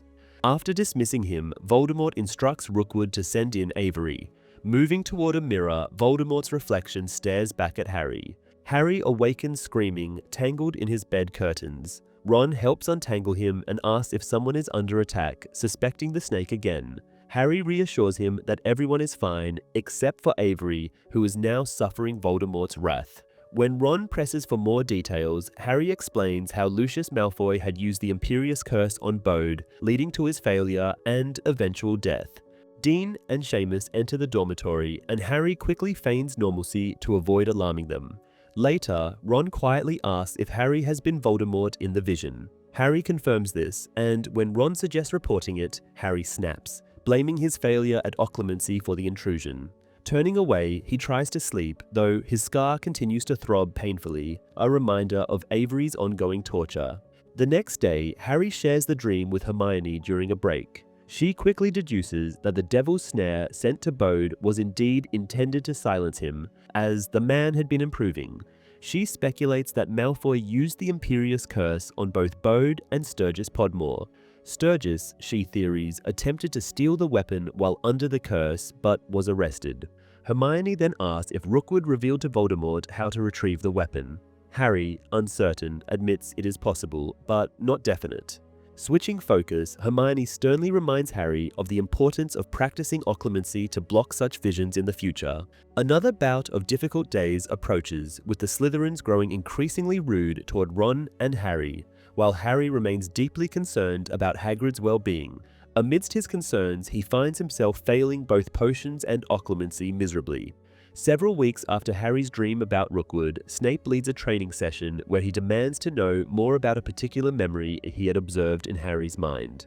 Harry, struggling to manage the chaotic stream of thoughts caused by Snape's repeated intrusions, is uncertain about which memory the teacher refers to. Snape clarifies that he is talking about the one in which Harry witnessed Rookwood kneeling in a dimly lit room. The potions master presses him, asking how Harry could have seen such a scene. Harry, unsure of what else to say, answers that it was just a dream. Snape, with a sarcastic edge to his voice, asks if Harry fully understands the purpose of these sessions. Harry asserts that he does indeed understand. Snape, however, is not satisfied and continues to probe. He asks Harry how many dreams he has had about Voldemort, to which Harry, still not entirely honest, replies that he has only had this one. Snape, now theorizing that these dreams might make Harry feel important or special, declares with conviction that he is neither. The professor adds that Harry's role is certainly not to spy on Voldemort. Harry, irritated, snaps back, confirming that he knows it is Snape's role as a spy. This response seems to satisfy Snape, who admits, somewhat to Harry's surprise, that he is indeed working as a spy within Voldemort's ranks. Snape, undeterred, attempts once more to enter Harry's mind. Though Harry's thoughts swirl uncontrollably, he begins to focus on Snape's presence. With time, he manages to see Snape more clearly and realizes that he still has some control over the situation. Acting quickly, Harry casts a shield charm, and as he does, his mind fills with a series of images. Snape's memories. He witnesses scenes from Snape's past. His father yelling at his mother, Snape alone, and his teenage self being mocked. Before Harry can fully process these images, Snape pushes him away and then immediately checks the pensive. Satisfied that whatever he wished to keep hidden remains safe, Snape comments that although Harry was not specifically instructed to use the shield charm, it was undoubtedly effective. Harry, feeling guilty for having intruded into Snape's memories, struggles to find a suitable response, but remains silent, wary that any answer might make the situation worse. When Snape announces that they will continue their exercises, Harry is convinced he will face some form of punishment for his actions. This time, when Snape casts the charm again, Harry finds himself standing once more in the familiar corridor. However, this time the door is open, revealing a circular room with black walls and floors, bathed in an unsettling blue light. Snape, upon waking Harry from the vision, demands an explanation. Harry, now more truthful than before, admits that he has no idea where this particular room came from, as he had never seen it before, only the corridor and the door. Snape, visibly angrier than before, accuses Harry of not working hard enough, asserting that his failure to understand what had just happened is proof of his laziness. At this point, Harry, growing increasingly frustrated, asks Snape why he always refers to Voldemort as the Dark Lord, a title that only Death Eaters use. Everyone else either refers to him by his name or as you-know-who. Snape, about to respond, is interrupted by the sound of a woman screaming in the distance. Snape asks Harry if he has noticed anything unusual on his way to the dungeons, to which Harry answers no. The scream rings out again, prompting Snape to leave the room. Harry hesitates for a moment but follows Snape out into the hall. The screams are coming from the entrance hall, where Harry soon finds a large crowd gathered in a wide circle.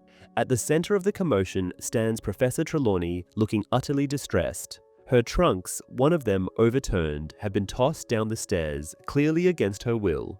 Trelawney herself is staring at something Harry cannot yet see, muttering to herself that she refuses to accept whatever is happening. A voice interrupts her thoughts, Professor Umbridge's girlish voice, responding that Trelawney's situation should come as no surprise, even considering how terrible she is at predicting the future. Trelawney pleads with Umbridge, explaining that Hogwarts is her home and that she has nowhere else to go. Umbridge, cold and dismissive, tells her that the school is no longer her home and that she must leave immediately. Harry observes that Umbridge seems to be enjoying herself, watching the scene unfold with an air of satisfaction. The onlookers, including Parvati and Lavender, are visibly upset, some even crying in sympathy for the heartbroken professor. Professor McGonagall steps forward, offering Trelawney a handkerchief and trying to reassure her. McGonagall tells her that things are not as bad as they seem and that she does not need to leave Hogwarts. Umbridge, however, is not pleased by McGonagall's interference and demands to know by what authority she dares contradict her. Before McGonagall can respond, a voice interrupts from the entrance. It is Professor Dumbledore emerging from the mist, his presence commanding attention. Harry, though curious about why Dumbledore was outside at such a late hour, cannot help but be impressed by the grandeur of his entrance. Dumbledore listens to Umbridge's explanation, where she asserts that she has fired Trelawney, citing her right to do so under the Ministry's educational decrees. Dumbledore, still smiling gently, acknowledges that Umbridge has the right to dismiss professors, but points out that no decree grants her the authority to remove them from the castle entirely. He instructs McGonagall to escort Trelawney back to her tower, and Professor Flitwick quickly joins them to assist. Umbridge, clearly frustrated, asks what will happen when she finds a new divination teacher who needs Trelawney's rooms. Dumbledore assures her that this will not be an issue as he has already found a replacement, a person who does not mind the lack of stairs.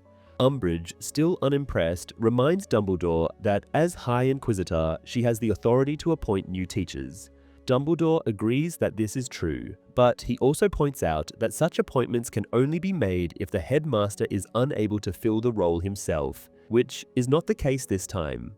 At that moment, from the fog, emerges Firenze, a centaur whom Harry instantly recognizes. Dumbledore introduces him as the new divination teacher, to Umbridge's utter shock and dismay. The sacking of Professor Trelawney is depicted in the movie, although it happens much sooner than in the book. The location is also changed. Instead of the entrance hall, the scene takes place outside, so Dumbledore exits the castle to reach them as opposed to entering it. The time of day is also different. As in the movie, this all happens during daylight. Perhaps the most notable difference is that once Dumbledore tells Umbridge that she can't banish his teachers, in the film he does not introduce a replacement. Firenze, who appears in the first movie, is absent from this one. Chapter 27, The Centaur and a Sneak. On the morning of their first lesson with the new divination teacher, Parvati asks Hermione if she regrets now giving up divination, clearly harboring a huge crush on the handsome new professor. Hermione says that she does not care much for horses, to which Lavender angrily corrects her, insisting that Firenze isn't a horse but a centaur, and Parvati adds that he's a gorgeous one at that. Hermione points out that he still has 4 legs, adding that she thought they would be more upset about Trelawney. The girls assure Hermione that they are upset and reveal that they even visited Trelawney in her tower. Harry asks how she is, and Lavender replies that the former professor is in a low mood, crying very often and saying that she feels bad even staying under the same roof as Umbridge. Lavender adds that she doesn't blame Trelawney on that one, given how horrible Umbridge had been to her, and Hermione predicts that this was not the worst thing they have seen Umbridge doing. Ron pitches in, saying that not even the High Inquisitor can lower herself any deeper. But Hermione points out that Umbridge will want to seek revenge on Dumbledore for outmaneuvering her by hiring Firenze, who is also only half human, something Umbridge loathes. After breakfast, Harry and Ron head to divination. Parvati informs them that it is now held on the ground floor in one of the otherwise unused classrooms, as Firenze cannot be expected to climb all the stairs and the ladder leading to the old divination classroom. Harry expects a moldy-smelling, neglected room and is very surprised to step into what looks like a forest, with a mossy floor and even trees. Firenze greets Harry as an old friend, and the boy notices a hoof-shaped bruise on his chest. Firenze then tells the class that Dumbledore had transformed this classroom to mirror his natural habitat, as he cannot teach them in the actual Forbidden Forest. Parvati points out that Hagrid has already taken them inside the forest and they are not afraid, but Firenze explains that it is not about their bravery but rather his own situation. It turns out his herd had banished him and he is now a persona non grata in the Forbidden Forest. Lavender is surprised to hear that there's more than one centaur on the school grounds, and Dean asks if Hagrid bred them the same way as he did the Thestrals.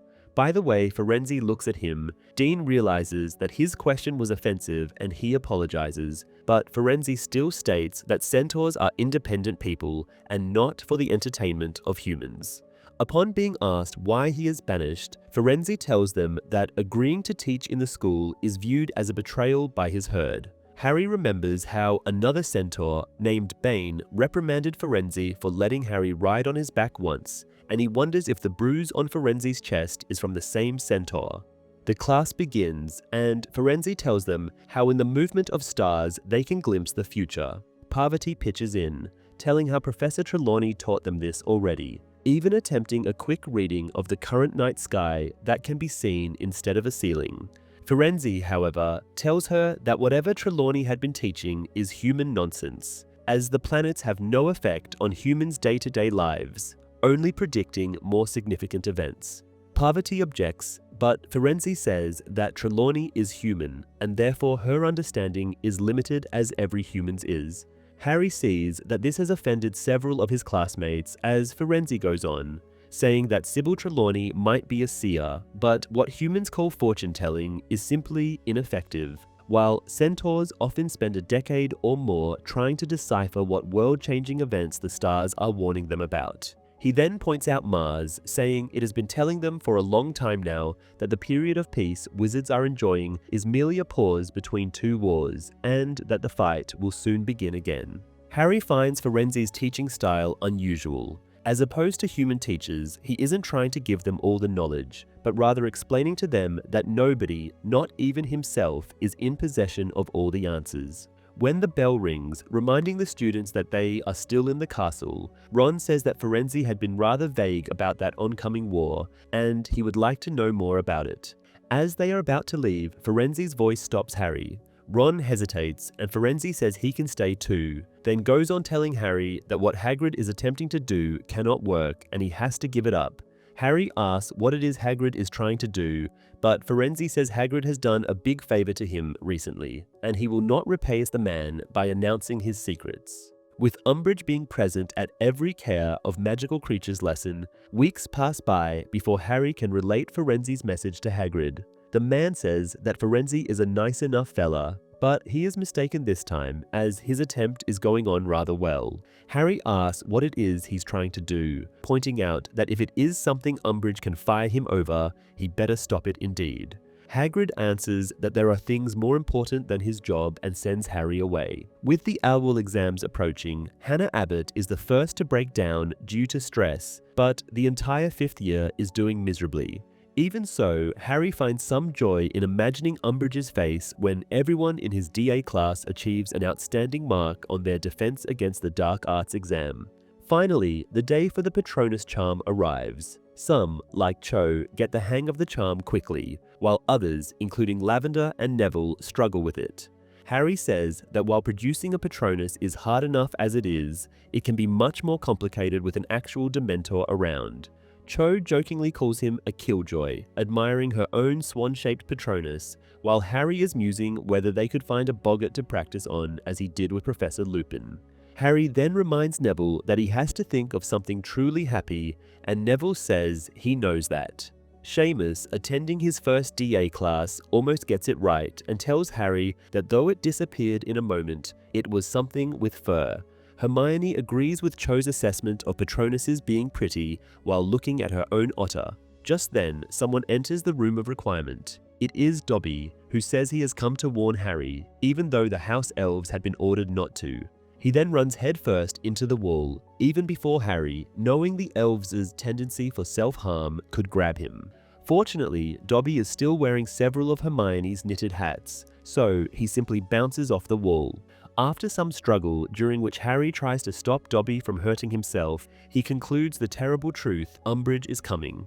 Harry tells his students to run, and they do, in one great mass. He just hopes they won't all run back to their common rooms, as that could be incriminating now, but he has not much time to ponder this, as he has to disappear himself. He tells Dobby to go back to the kitchen, lie if Umbridge asks him anything, and don't hurt himself. They part ways in the corridor, and Harry sees that the DA members have already cleared the area. He starts to run too, hoping to reach a nearby toilet he could then claim to have occupied all along.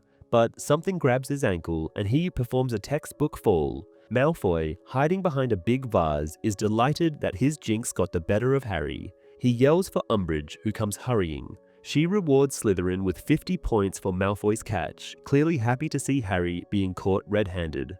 Umbridge tells Malfoy to go along and try catching some more of them, then tells Harry that they are going to see Dumbledore. As they make their way to the headmaster's office, Harry wonders who else they have managed to catch. He thinks about Ron, who will be in serious trouble with Mrs. Weasley, Seamus, who had his first session today, and Neville, who has improved so admirably. Dumbledore's office is full of people when they arrive. Kingsley Shacklebolt is there, along with another man Harry doesn't know, guarding the door. Percy Weasley, once again acting as a scribe, Professor McGonagall, Cornelius Fudge, and, of course, Dumbledore himself. The headmaster appears calm, while Fudge is visibly excited. Upon seeing Harry being dragged into the room, Fudge looks even more pleased than before. Umbridge reports that Harry was caught trying to sneak back to the Gryffindor Tower. Fudge asks Harry if he knows why he is there, and though Harry wants to answer with a loud yes, he catches Dumbledore's subtle headshake, signaling him to deny everything. He does so despite Fudge's repeated questions, mentioning broken school rules and ministry decrees. When Harry gets a moment to look at Dumbledore unnoticed, he sees that the old wizard is satisfied with his performance. Harry is unsure what Dumbledore gains from this, other than making Fudge angry. Harry knows someone must have tipped Umbridge off, so they can't deny what happened much longer. Soon enough, Umbridge says they can't make any progress with Harry and announces that she will bring in the witness. Minutes later, Umbridge returns with Cho's friend, Marietta. She tells Fudge that Marietta's mother works at the ministry and helps to keep the flu network under control. The girl tries to cover her face, but at Fudge's encouragement, she reveals it. The minister is taken aback by the deformation. Many pimples have formed the word sneak across Marietta's face. She hides her face again, refusing to speak, but Umbridge insists she will reconstruct the events without Marietta if necessary. Umbridge explains that Marietta came to see her tonight after dinner, telling her that if she visited a secret place called the Room of Requirement, she could find something very interesting. Umbridge adds that the spell disfiguring Marietta's face began to take effect at this point, and the girl became too scared to provide any more details. With the girl still refusing to talk, Fudge asks if they know the counterjinx that could clear her face. Umbridge admits that she hasn't been able to find one yet. Harry feels a certain pride over Hermione's handiwork hearing this. Umbridge repeats that she doesn't need Marietta to tell what happened and reminds Fudge that she sent a report about Harry having an illegal meeting in the Hog's Head back in October. McGonagall cuts in, asking if there's any proof of this, and Umbridge mentions Willie Widdershins, who had been heavily bandaged at the time but heard every word Harry and his friends said. McGonagall comments that Willie's service to Umbridge by reporting Harry's plans must have been why he avoided prosecution for cursing Muggle public toilets, remarking what an interesting insight this is about their justice system. Umbridge goes on to claim that Harry was in the inn to form an illegal student society. Dumbledore interrupts her, pointing out that she's incorrect, as forming student societies only became illegal 2 days after the meeting. Therefore, Harry did nothing wrong by recruiting students on that day. This comment wipes the gloating smiles off Percy and Fudge's faces momentarily, but Umbridge takes it in stride, saying that even if the first meeting wasn't illegal, all the others afterwards certainly had been. Dumbledore agrees they would have been, asking if Umbridge has any evidence of additional meetings taking place. Just then, Harry thinks he hears Kingsley whispering behind him, and he even feels a gentle touch as if a small animal passed him. When he looks down, however, there's nothing to see. Meanwhile, Umbridge claims that Marietta is the proof, asking the girl if she will nod or shake her head, as the jinx will likely not activate again just from that. She then asks Marietta if there have been any meetings since the first one. To Harry's surprise, Marietta shakes her head. Umbridge refuses to accept this, even when McGonagall asks if Marietta means to say that there had been no more meetings, and the girl nods. Umbridge insists that Marietta herself said there was a meeting tonight, but the girl continues her wordless denial until Umbridge gets so angry she physically grabs Marietta to shake her. The next second, Dumbledore is on his feet, his wand raised. Umbridge immediately lets go of Marietta, as though she suddenly became too hot to touch. Dumbledore tells her he can't allow her to hurt the students. Even Kingsley tells Umbridge to calm down. Harry's attention is on Marietta, who now seems almost catatonic. Harry suspects there may be a connection between Kingsley's whisper and Marietta's sudden change of heart. Umbridge then declares that none of these matters, none of the warnings or the fact that everyone escaped but Harry, because they managed to get the full list of participants when entering the Room of Requirement. Harry feels terrified as Umbridge hands Fudge the list made during the first meeting. Fudge is pleased with this development until he sees the name of the group, Dumbledore's Army. For a long moment, not even Dumbledore seems to know what to say. Then he smiles and asks Fudge if he needs a written confession or if his words in front of all these witnesses will suffice. Fudge is first confused, clearly struggling to follow the turn of events before realizing that Dumbledore just admitted his worst fear. Harry had organized the meeting for the newly formed Dumbledore's Army.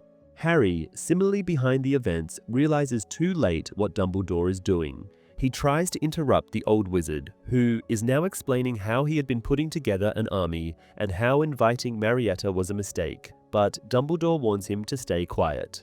Fudge, overjoyed, sends Percy to the owlery to inform the Daily Prophet immediately. After Percy leaves, the minister tells Dumbledore that he will now be taken to the Ministry and then to Azkaban, where he will await trial. Dumbledore says he feared Fudge would say this, then adds that though he obviously could escape Azkaban, he has no intention of wasting his time doing so. Fudge's face shows deep disbelief, but he looks at the men he brought with him. The one who had been silent the entire time now steps forward, his hand nearing his pocket. Dumbledore calls him Dawlish and warns him kindly not to do anything foolish. Though Dawlish is surely an excellent aura, Dumbledore says if he attacks, he will end up injured. Fudge, now angry, asks if Dumbledore thinks he can truly take on him, Umbridge, Kingsley, and Dawlish all alone. Dumbledore replies that he doesn't want to and hopes he won't be forced to. McGonagall adds that Dumbledore wouldn't be alone either, but Dumbledore tells her to stay out of this, as he needs her at Hogwarts. At this point, Fudge has had enough and orders the Aurors to arrest Dumbledore. There's a blinding flash of light and Harry feels someone grab him by the scruff of his neck, dragging him out of the way. The fight is chaotic but brief, and when the dust settles, Dumbledore is the only one still standing. He asks if they are okay, and McGonagall, who is crouching over Harry and Marietta, says they are. Harry sees that the once beautiful office is now a wreck and Fawkes is flying around. Dumbledore voices his regrets over having had to hex Kingsley as well to keep him out of trouble, but he also expresses admiration for Kingsley's quick thinking. He explains that Kingsley had modified Marietta's memory while the others weren't paying attention. He adds that Fudge and the others won't remember being unconscious and will believe only a second has passed. McGonagall asks if Dumbledore is going to Grimmauld Place, but he says he isn't. Harry tries to speak up, unsure of what he wants to say. Before he can get more than Dumbledore's name out, the old wizard begins speaking to him, stressing the importance of continuing to study Occlumency. As Dawlish moves, Dumbledore grabs Harry's wrist to repeat himself. At that moment, Harry feels the snake-like urge to bite the man again, the same sensation he had when he witnessed the attack on Mr. Weasley. Dumbledore then grabs Fawkes' tail feathers and with a fiery flash, disappears. Just a moment later, Cornelius Fudge sits up, looking for the headmaster. Umbridge, now conscious, states that Dumbledore couldn't have disapparated. Dawlish runs out to the stairs, assuming Dumbledore is escaping on foot. Meanwhile, Fudge tells McGonagall that this is the end of Dumbledore, but the professor disagrees. The minister instructs her to put Harry and Marietta to bed, and as they leave, Harry hears Phineas Nigellus's portrait remarking to Fudge that though he disagrees with Dumbledore on many matters, he cannot deny the man has style. There are several significant differences between the book and the movie during these events. In the film, Marietta Edgecombe does not appear. Instead, Cho Chang is the one who betrays Dumbledore's army, which results in the end of her relationship with Harry. Later in the movie, Harry discovers that Cho was not entirely at fault, as she had been under the influence of the truth potion, Veritaserum. As a result, it is Cho, not Marietta, who serves as the witness in Dumbledore's office. McGonagall, who is present in the book, is absent in the movie. There is also no magical confrontation. Dumbledore escapes without ever drawing his wand, simply by grabbing Fawkes. Additionally, because Dobby does not appear in the film, he is not there to warn Harry. The events unfold differently as well, with Umbridge acting on Cho's information, forcefully entering the room of requirement and capturing the entire group rather than just Harry. In the movie, it is Kingsley, not Phineas Nigellus, who delivers the line about Dumbledore's style. Chapter 28, Snape's Worst Memory. Even though the poster that appears across the school the following day only states that effective immediately, Dolores Umbridge has assumed the position of headmistress from Albus Dumbledore, it somehow seems that the entire school knows every detail of how Dumbledore managed to overpower the Minister for Magic, Dolores Umbridge, and 2 Aurors entirely on his own.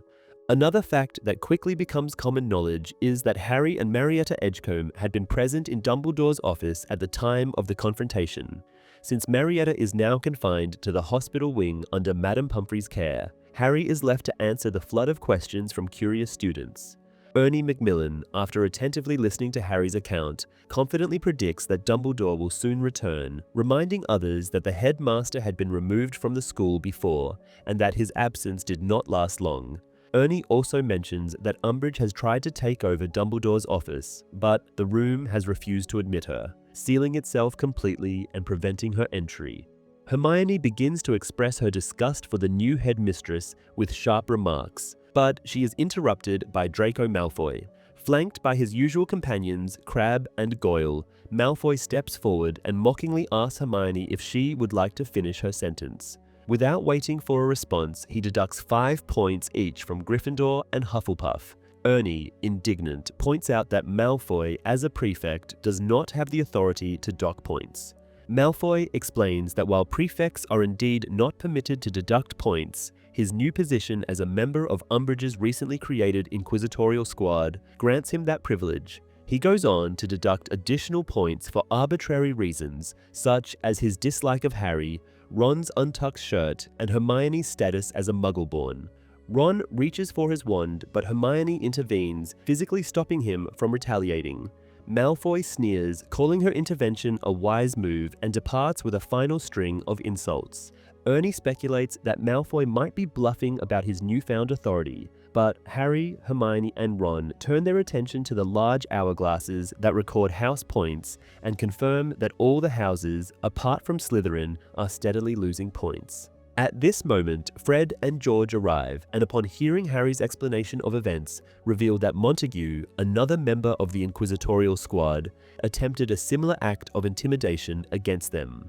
When Ron inquires why Montague failed, Fred explains that they had forcibly shoved him headfirst into an old vanishing cabinet before he could finish speaking. Hermione expresses concern, warning them that such actions could result in severe consequences. Fred dismisses her worries, speculating that it could take Montague weeks to find his way back, as they have no idea where the cabinet might have sent him. He adds that they no longer care about the consequences of their actions.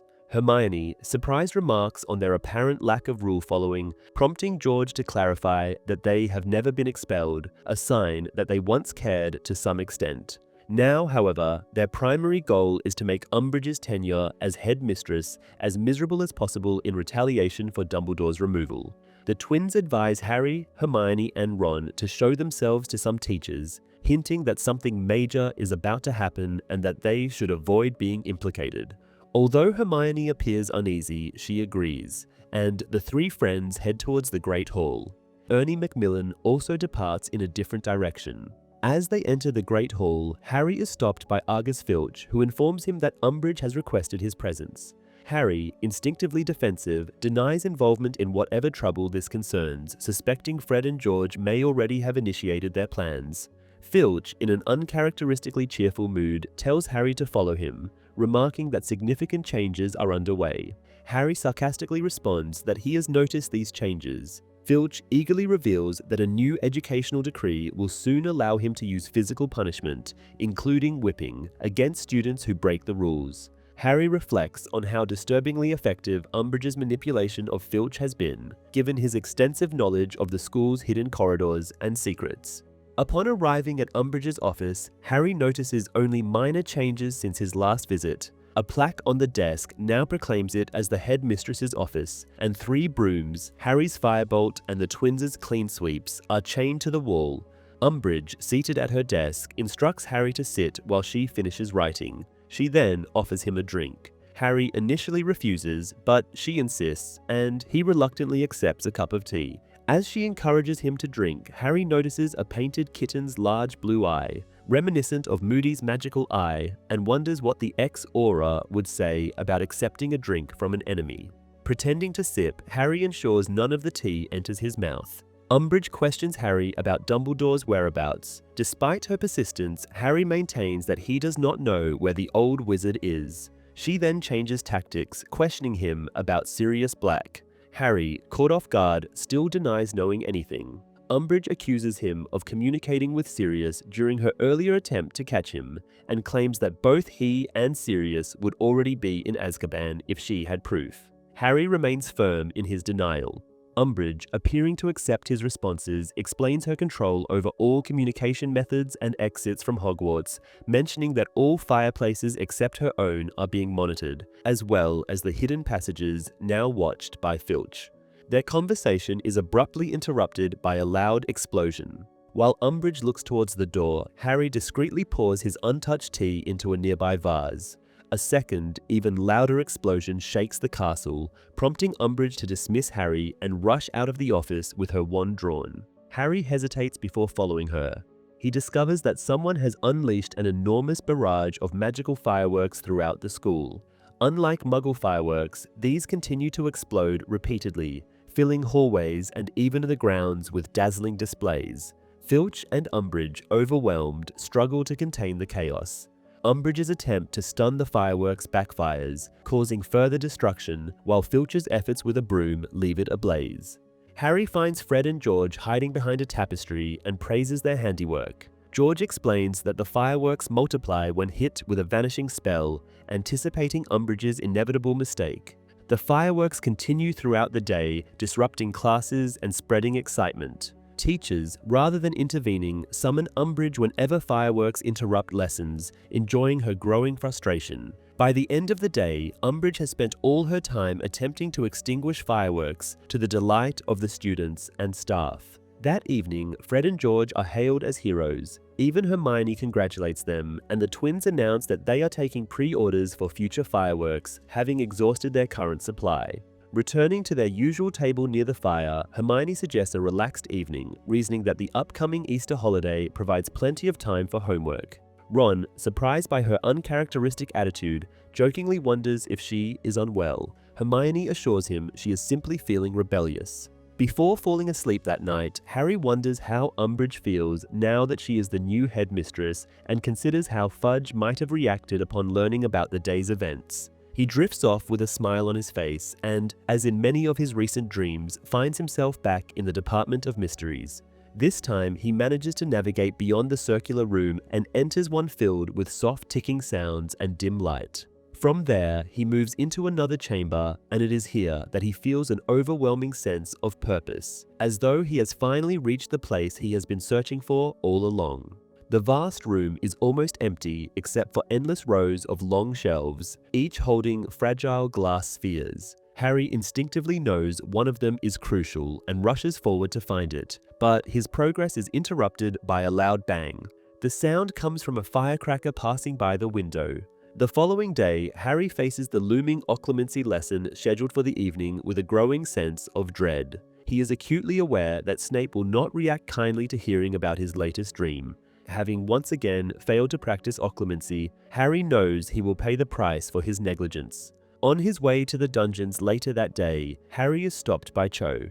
He immediately asks if she was caught, but she assures him she wasn't. Instead, she expresses disbelief and disappointment, explaining she never imagined Marietta would betray them. Harry, however, silently thinks that Cho ought to be more discerning in her choice of friends. He takes only limited satisfaction in the fact that Marietta remains confined to the hospital wing, as Madame Pomfrey has been unable to remove the disfiguring curse. Cho tries to defend her friend, insisting that Marietta is fundamentally kind but has made a mistake. Harry is unimpressed by this justification and retorts that Marietta has betrayed her, Cho as well. Cho attempts to explain that Marietta's mother works for the Ministry of Magic, but Harry sharply counters, pointing out that Ron's father works there too, and yet Ron has managed to avoid being disfigured. The argument escalates. Cho grows frustrated and upset, accusing Hermione of cruelty for cursing the list of names without warning them. Harry, however, insists that Hermione's actions were justified, prompting Cho to sarcastically suggest that Harry would never criticize anything Hermione does.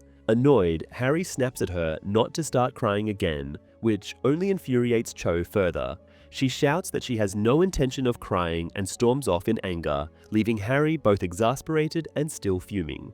As Harry continues towards the dungeons, his unresolved anger only intensifies, knowing it will make it easier for Snape to break into his mind during the lesson. Despite this, he finds it nearly impossible to calm himself. Upon entering Snape's office, he is greeted by a scolding for being late. Snape stands behind his desk, transferring silvery memories into the pensive, his expression as stern as ever. The potions master questions whether Harry has been practicing, and Harry lies, claiming he has. Snape, unsurprisingly, sees through the falsehood, remarking that the truth will soon be revealed. Before the lesson begins, however, Malfoy bursts into the office, his expression shifting to surprise as he sees Harry and Snape standing with wands drawn. Snape quickly explains that Harry is taking remedial potions lessons, a revelation that clearly delights Malfoy. Harry struggles to suppress the urge to hex him as Malfoy smirks in triumph. Ignoring the tension, Snape demands to know why Malfoy is there. Malfoy reports that Montague has been discovered jammed inside a toilet, and he is too confused to explain how he got there. Snape dismisses Harry, instructing him to return the next day, and leaves with Malfoy to attend to Montague. Relieved to have a brief reprieve from Occlumency, Harry nonetheless feels a fresh wave of irritation knowing that Malfoy will spread the rumor about his supposed remedial potions classes. Just as Harry turns to leave, a flickering light catches his attention. He realizes it is coming from the pensieve, which Snape left behind. Curiosity consumes him as he wonders what Snape is so determined to hide. Harry speculates that the memories might hold information about the Department of Mysteries. Estimating that Snape will be gone for a while, helping Montague and escorting him to the hospital wing, Harry decides to take a risk.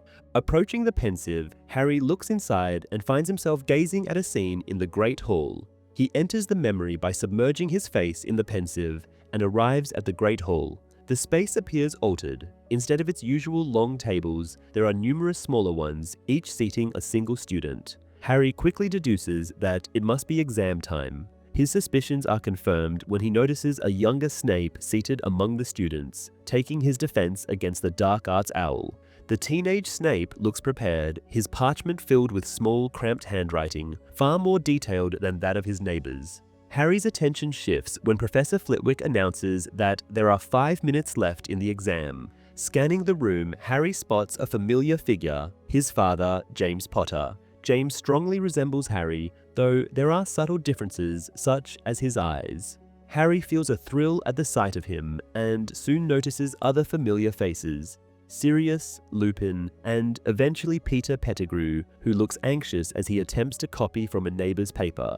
When the exam ends, James lingers to wait for Sirius, and the group heads out into the entrance hall. Sirius asks Lupin about a specific question from the test, and Lupin enthusiastically replies that he rather liked it, as it had been about werewolves. The group jokes about the topic until Peter sheepishly admits he couldn't list 5 characteristics, prompting James to scold him for his ignorance, pointing out that Peter regularly roams the grounds with an actual werewolf. The group eventually makes their way to the grounds outside, bathed in sunlight. James pulls out a snitch, tossing it casually into the air and catching it again with effortless precision. Peter watches in awe, his admiration so obvious that it begins to annoy Sirius, who asks James to put the snitch away, and Harry thinks it a little odd how much his father seems to have enjoyed Peter's enthusiasm. Meanwhile, Snape remains nearby, reviewing his exam questions. Harry is relieved that Snape's proximity to James allows him to continue observing his father and his friends without interruption, as he doubts he could stay with them if Snape, to whom the memory belongs, would take another path. They settle near the lake, and Lupin pulls out a book. Sirius announces that he is bored, but refuses to start a study session with Lupin. Looking for a new source of entertainment, James soon notices Snape, who seems ready to leave the area of the lake. Pointing him out to Sirius, the two stand while Lupin and Peter remain seated. Harry observes Lupin frowning slightly while Peter glows with anticipation. James and Sirius approach Snape, who reacts quickly but not fast enough, and he is soon disarmed. The pair mock him about his greasy hair as other students gather around to watch. Judging by their mostly amused reactions, Harry concludes that Snape had not been popular. Snape mutters vague threats until James remarks that his mouth is too filthy and casts a cleaning spell, making Snape cough up bubbles and foam. At that moment, a girl steps forward, demanding James leave Snape alone. With her red hair and unmistakably familiar green eyes, Harry recognizes her instantly as Lily, his mother. Seeing Lily, James adopts a more mature, pleasant tone, clearly aiming to impress her. However, when Lily asks what Snape has done to deserve this, James simply states that Snape's existence annoys him. The crowd finds his response amusing, but neither Lily nor Lupin, who is still sitting, laughs. Lily expresses her deep dislike for James and repeats her demand for him to leave Snape alone. James cheekily offers to do so if Lily agrees to a date with him, but she retorts that she would sooner date the giant squid who lives in the lake. Taking advantage of the distraction, Snape retrieves his wand and sends a curse that cuts James's face. James retaliates by making Snape hang upside down in midair, his robes flipping over his head to reveal his legs and underpants. Lily demands that James put Snape down, and he complies. But before Snape can counterattack, Sirius immobilizes him with a jinx. Lily, now furious, draws her wand, and James warns her against using it. Lily insists that James let Snape go, and with a sigh, he does, telling Snape how lucky he is that Lily is around. Snape, however, spits out that he doesn't need help from a mudblood. Lily freezes momentarily, then tells Snape she won't stop James again if that's what he wants. James raises his wand at Snape once more, demanding an apology, but Lily intervenes, saying James is just as bad as Snape. She lists James's faults, calls him sickening, and storms away. James appears surprised by her reaction, then becomes angry and jinxes Snape again, seemingly taking out his frustration on him. Harry never learns how the memory concludes, as the adult Snape suddenly appears, furious, asking Harry if he is enjoying himself. Snape then drags Harry out of the pensive and back into the real world. The Potion Master is livid, shouting at Harry and demanding to know if he found his father amusing. Truthfully, Harry responds that he did not. Snape angrily orders him to tell no one what he has seen and commands him to leave the office and never return. Relieved but shaken, Harry quickly leaves. Outside, Harry is horrified. He does not want to return to the Gryffindor common room, and the thought of telling Ron and Hermione about what happened deeply unsettles him. He reflects that he now understands how Snape must have felt and realizes the teacher had been truthful all along. James Potter had indeed been an arrogant bully. In the movie, the argument between Harry and Cho is not included. While Harry believes Cho betrayed them, their falling out is only signaled by an exchanged look, and Harry walking away without stopping when Cho tries to talk to him. The film follows up on Umbridge catching the DA with a scene in the Great Hall. All the members are shown in detention, using quills that cut into their hands, while Umbridge sits in Dumbledore's throne-like chair, watching gleefully. In the movie, Harry sees Snape's worst memory while using the shield charm during an Occlumency lesson, rather than entering the pensive. This memory is significantly shorter, less detailed, and notably excludes Lily stepping in to defend Snape. Fun fact: in one of Harry's memories, the adult James and Lily appear. Fans have often criticized this depiction, as the couple supposedly died in their early 20s, yet the actors portraying them appear considerably older. Chapter 29, Career Advice. Harry informs his friends that Snape expects him to continue studying Occlumency on his own and will no longer provide him with lessons. Hermione, skeptical about this, insists that Harry should approach Snape and request further lessons, but Harry firmly rejects the idea. Meanwhile, Hermione has been creating study schedules for the boys. Ron is taken aback when he realizes that their OWL exams are only 6 weeks away, admitting that with everything happening, he has completely lost track of time. Hermione assures him that following the schedule will keep him on track, and Ron is initially relieved to find an evening off every week. However, his excitement quickly diminishes when Hermione explains that this time is designated for Quidditch practice. Ron complains, saying there is no point in practicing given the current state of things. Noticing Harry's distracted demeanor, Hermione asks if everything is all right. Harry lies, claiming it is, prompting Hermione to cautiously bring up Cho, noting that she has looked miserable and asking if they had quarreled. Grateful for a diversion, Harry admits they had fought, explaining that Cho was defending Marietta Edgecombe. Ron interjects with an animated rant about Marietta's betrayal, allowing Harry to contribute minimally to the conversation with nods and murmurs of agreement, while his thoughts drift back to the troubling memory he witnessed. Harry reflects that he had always believed his parents were exemplary individuals, dismissing Snape's claims to the contrary. With figures like Sirius reinforcing the notion of their greatness, Harry finds it unsettling to realize that his godfather had been just as flawed as his father. He recalls Professor McGonagall describing James and Sirius as troublemakers, though he had likened them to Fred and George. However, he struggles to imagine the twins targeting undeserving people. Attempting to justify his father's actions by convincing himself Snape deserved it, Harry cannot ignore James's admission that there was no reason for the attack beyond Snape's mere existence. Lupin's passive observance of the incident only deepens Harry's disillusionment. The only solace Harry finds lies in Lily, who had seemed compassionate and kind. However, even this thought disturbs him, as he cannot reconcile how someone who despised James so openly could eventually marry him.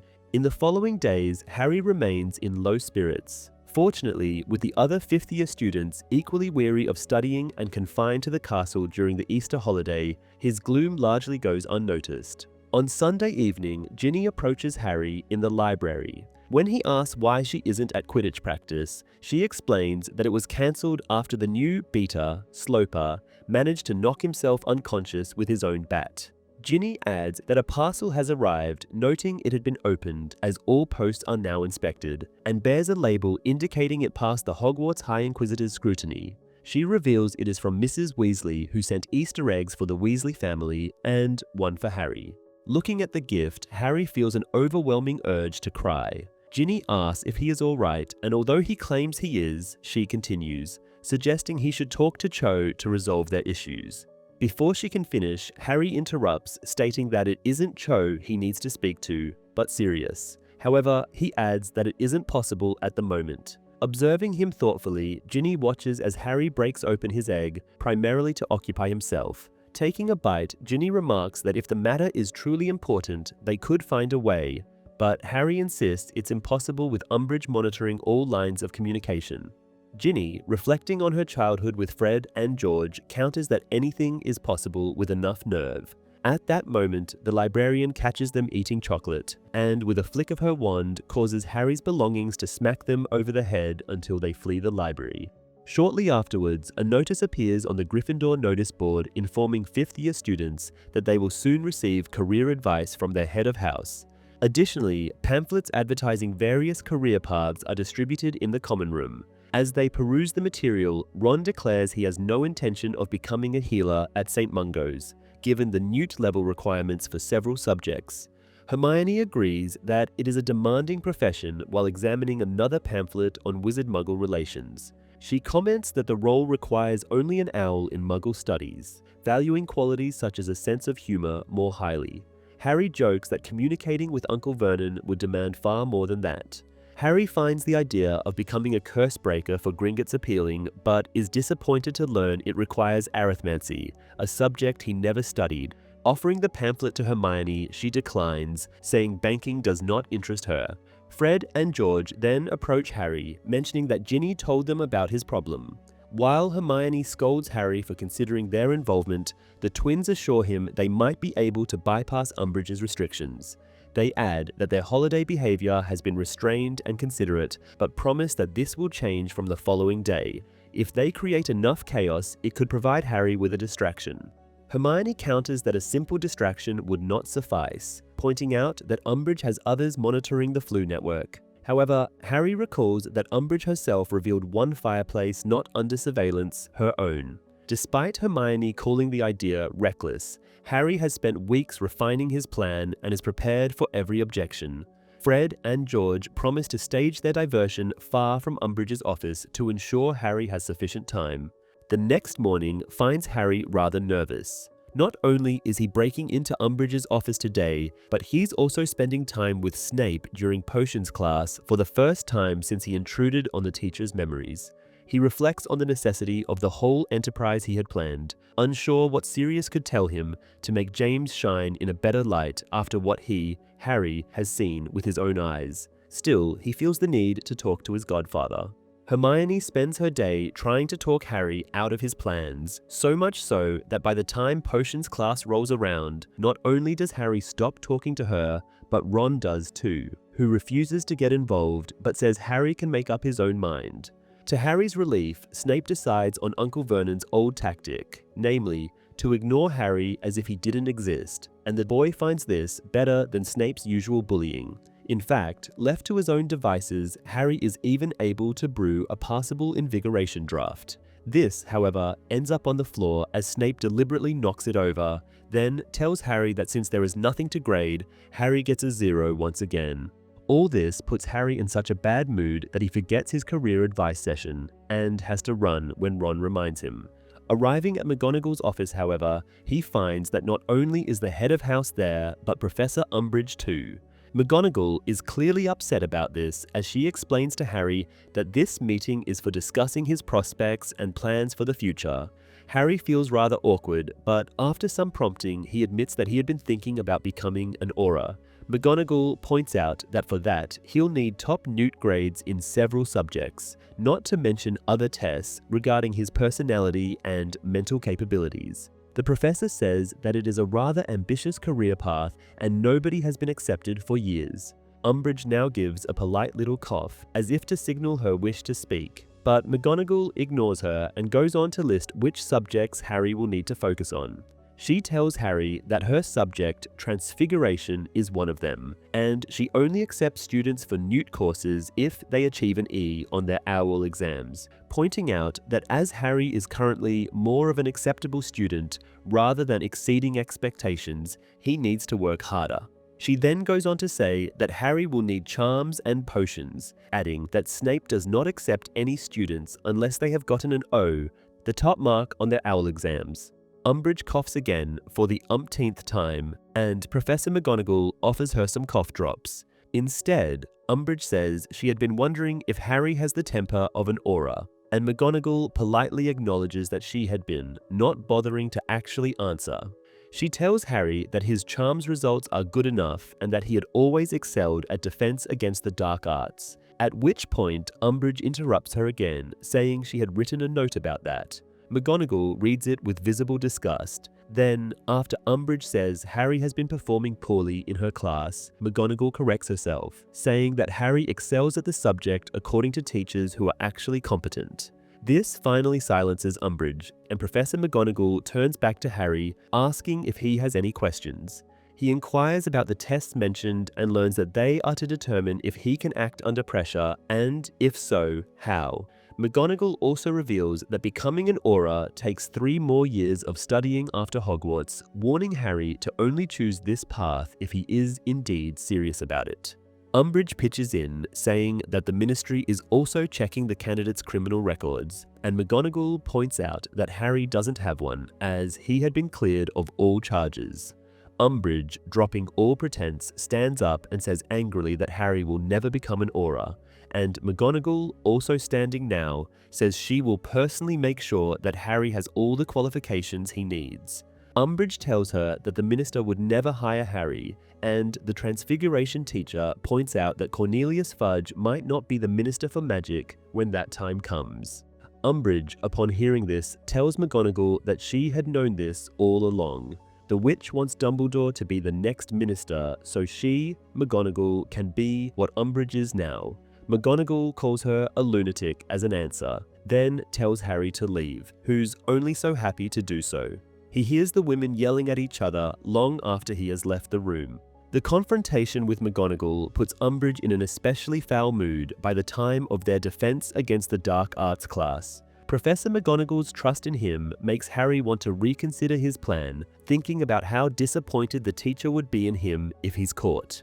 Hermione isn't helping when she points out that Dumbledore had sacrificed himself and now is a wanted fugitive just so Harry can stay at Hogwarts, something he's now about to risk for no good reason at all, yet he just cannot bear the idea of accepting Snape's truth about his father.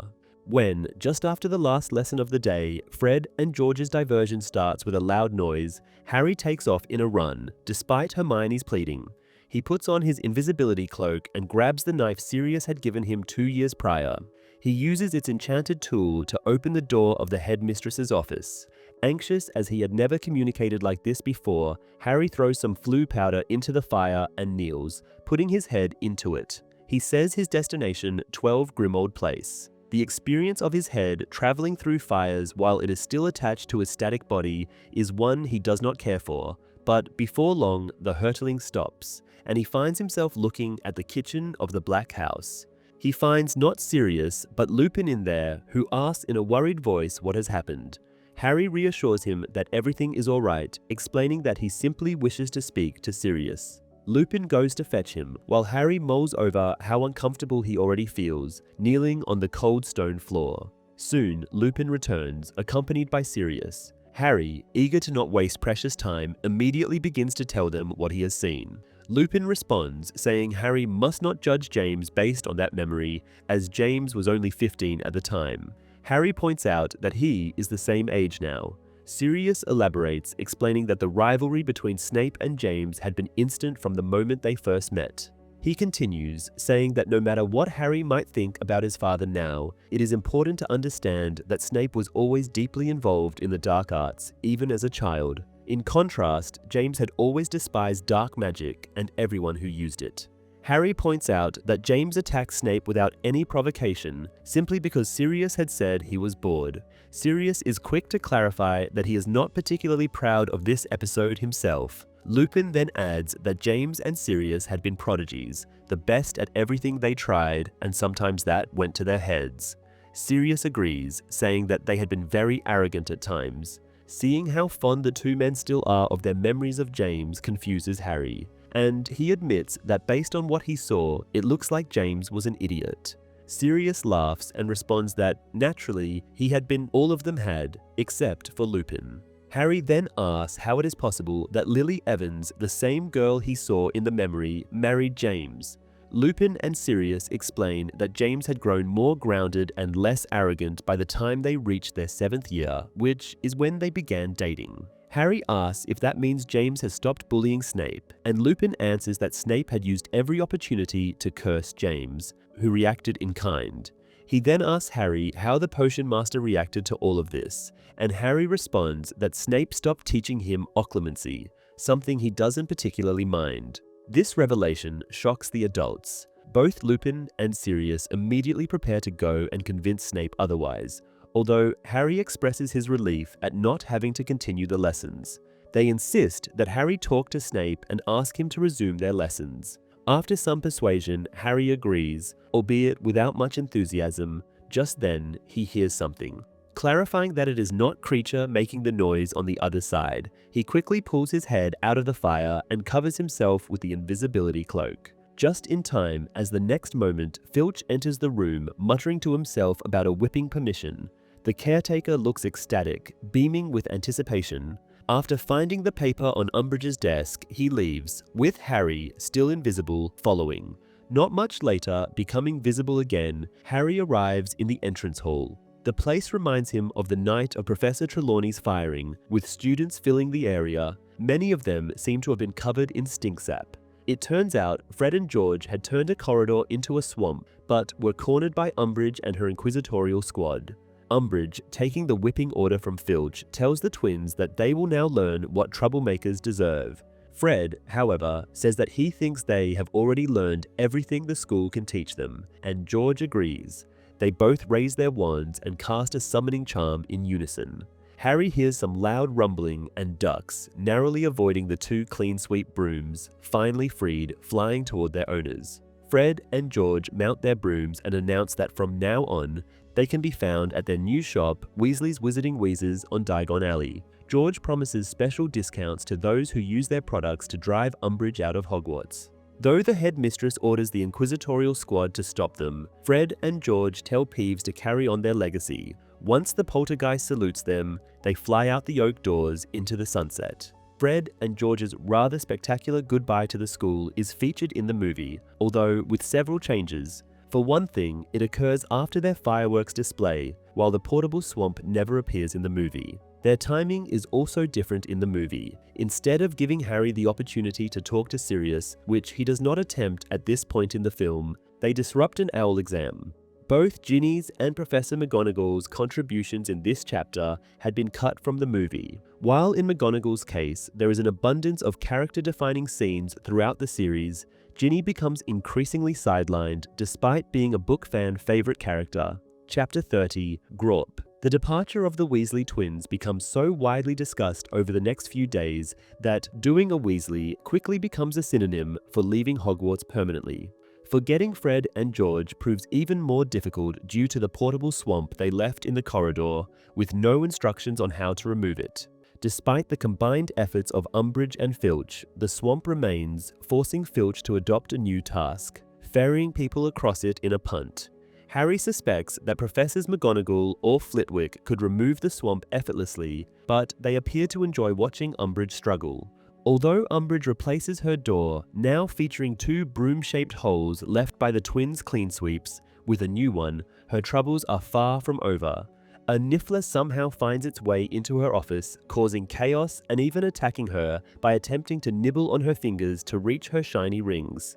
This prank is just one of many plaguing the school. Dung bombs frequently explode in the corridors, despite Filch patrolling with a whip in hand, forcing students to adopt the habit of casting bubblehead charms to breathe fresh air. The Inquisitorial Squad fares no better in enforcing the order, with its members prone to strange mishaps, such as Pansy Parkinson suddenly growing antlers. The large number of skiving snack boxes purchased from the twins has also become a major issue. Despite her efforts, Umbridge cannot uncover the truth behind the mysterious illness students now call Umbridge-itis, and she is forced to let entire groups leave her class for the hospital wing. Central to all this chaos is Peeves, who is now completely out of control, wreaking havoc across the school. No one attempts to stop him, and rather than helping Umbridge, Harry even witnesses Professor McGonagall advising Peeves that he's trying to loosen a chandelier incorrectly. Adding to Umbridge's mounting troubles are angry parents. Montague, still unwell following his experience in the Vanishing Cabinet, prompts his furious parents to visit Hogwarts, their displeasure obvious. Hermione expresses concern for Montague, suggesting they inform Madame Pomfrey about what happened to him. However, Ron and Harry are indifferent, with Ron stating that if Hermione insists on worrying, she should focus on him instead. He explains that he is waiting for Mrs. Weasley's inevitable letter, which he fears will somehow blame him for Fred and George's dramatic exit. He even predicts receiving a howler, noting it wouldn't be the first time. Hermione counters that it wouldn't be fair for Mrs. Weasley to be upset with Ron, adding that she doubts Mrs. Weasley is very angry anyway, given that Fred and George already have a shop, meaning they must have planned their departure long in advance. Ron admits he has been wondering about that too, as opening a shop requires significant funds. Hermione speculates that the twins may have been working on something illegal with Mundungus Fletcher to acquire the money. At this, Harry reveals that he gave his Triwizard Tournament prize winnings to the twins last year. Overjoyed, Ron declares it's now Harry's fault, so Mrs. Weasley can't blame him. Harry, though uncomfortable with Mrs. Weasley learning what he did, finds it preferable to her believing her sons were involved in criminal activity. Hermione, however, criticizes Harry's decision to finance a joke shop and seems ready to lecture him further, but instead shifts focus to Snape. She demands to know when Harry plans to speak to the potions master about resuming occlumency lessons. Harry reflects that he made a mistake by deflecting Hermione's questions about his desire to contact Sirius by mentioning that his godfather supports continuing occlumency. Ever since, she has been relentless. Ron exacerbates matters by revealing that Harry had another dream about the Department of Mysteries last night, although Harry denies it. The conversation transitions to Quidditch. Ron notes that if Montague remains in the hospital wing when Slytherin faces Hufflepuff, it might result in a Slytherin loss, giving Gryffindor a slim chance at the Quidditch Cup. Most dismiss this as unlikely, largely due to Ron's track record, but he remains optimistic, believing he can't possibly perform worse. On the morning of the big match, Ron is grim yet determined. With Hufflepuff having indeed beaten Slytherin, Gryffindor now has a chance to defend its champion status. Hermione observes that without Fred and George present, Ron might perform better, as the twins never helped his self-esteem. Meanwhile, Harry notices Luna Lovegood wearing what looks like a real eagle on her head, prompting Hermione to realize something Harry already knows. Cho, Ravenclaw's seeker, will be playing today. Harry's feelings about Cho are muted. He remains unsure of what he wants from their relationship, knowing only that he cannot endure another argument. Even seeing her talking to Roger Davies elicits only faint jealousy. Soon, the match begins, and Lee Jordan, still dejected following Fred and George's departure, starts his commentary with far less enthusiasm than usual. Ravenclaw takes the first move, quickly scoring as Ron once again fails to defend the hoops. The Slytherin crowd predictably launches into their mocking song. At that moment, Hagrid appears and asks Harry and Hermione to accompany him. Although Harry is reluctant to leave, Hagrid insists, and they eventually agree, following him away from the Quidditch pitch. As they go, Hagrid mutters that he hopes she doesn't notice them, and Hermione deduces he is referring to Umbridge. Concerned, she questions Hagrid's intentions, but he only tells them they will find out soon.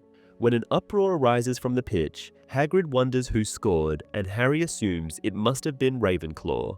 Reaching his cabin, Hagrid does not stop, as Harry and Hermione assumed he might.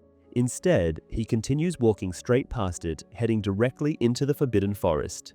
As they follow, Hagrid picks up a massive crossbow, an act that immediately catches their attention. Urging them to keep up, he strides into the forest without slowing. Harry asks why the crossbow is necessary, and Hagrid explains that it is just a precaution. Hermione, still uneasy, points out that he hadn't carried the weapon when showing them the Thestrals earlier in the year. Hagrid responds that they hadn't gone very far into the forest then, and that those times were before Firenze left the Centaur herd. Hermione, confused, presses for clarification, and Hagrid explains that Firenze's herd had attacked him for betraying their kind by helping humans, and Hagrid had intervened to save the Centaur's life. As a result, the herd had turned their anger on him as well.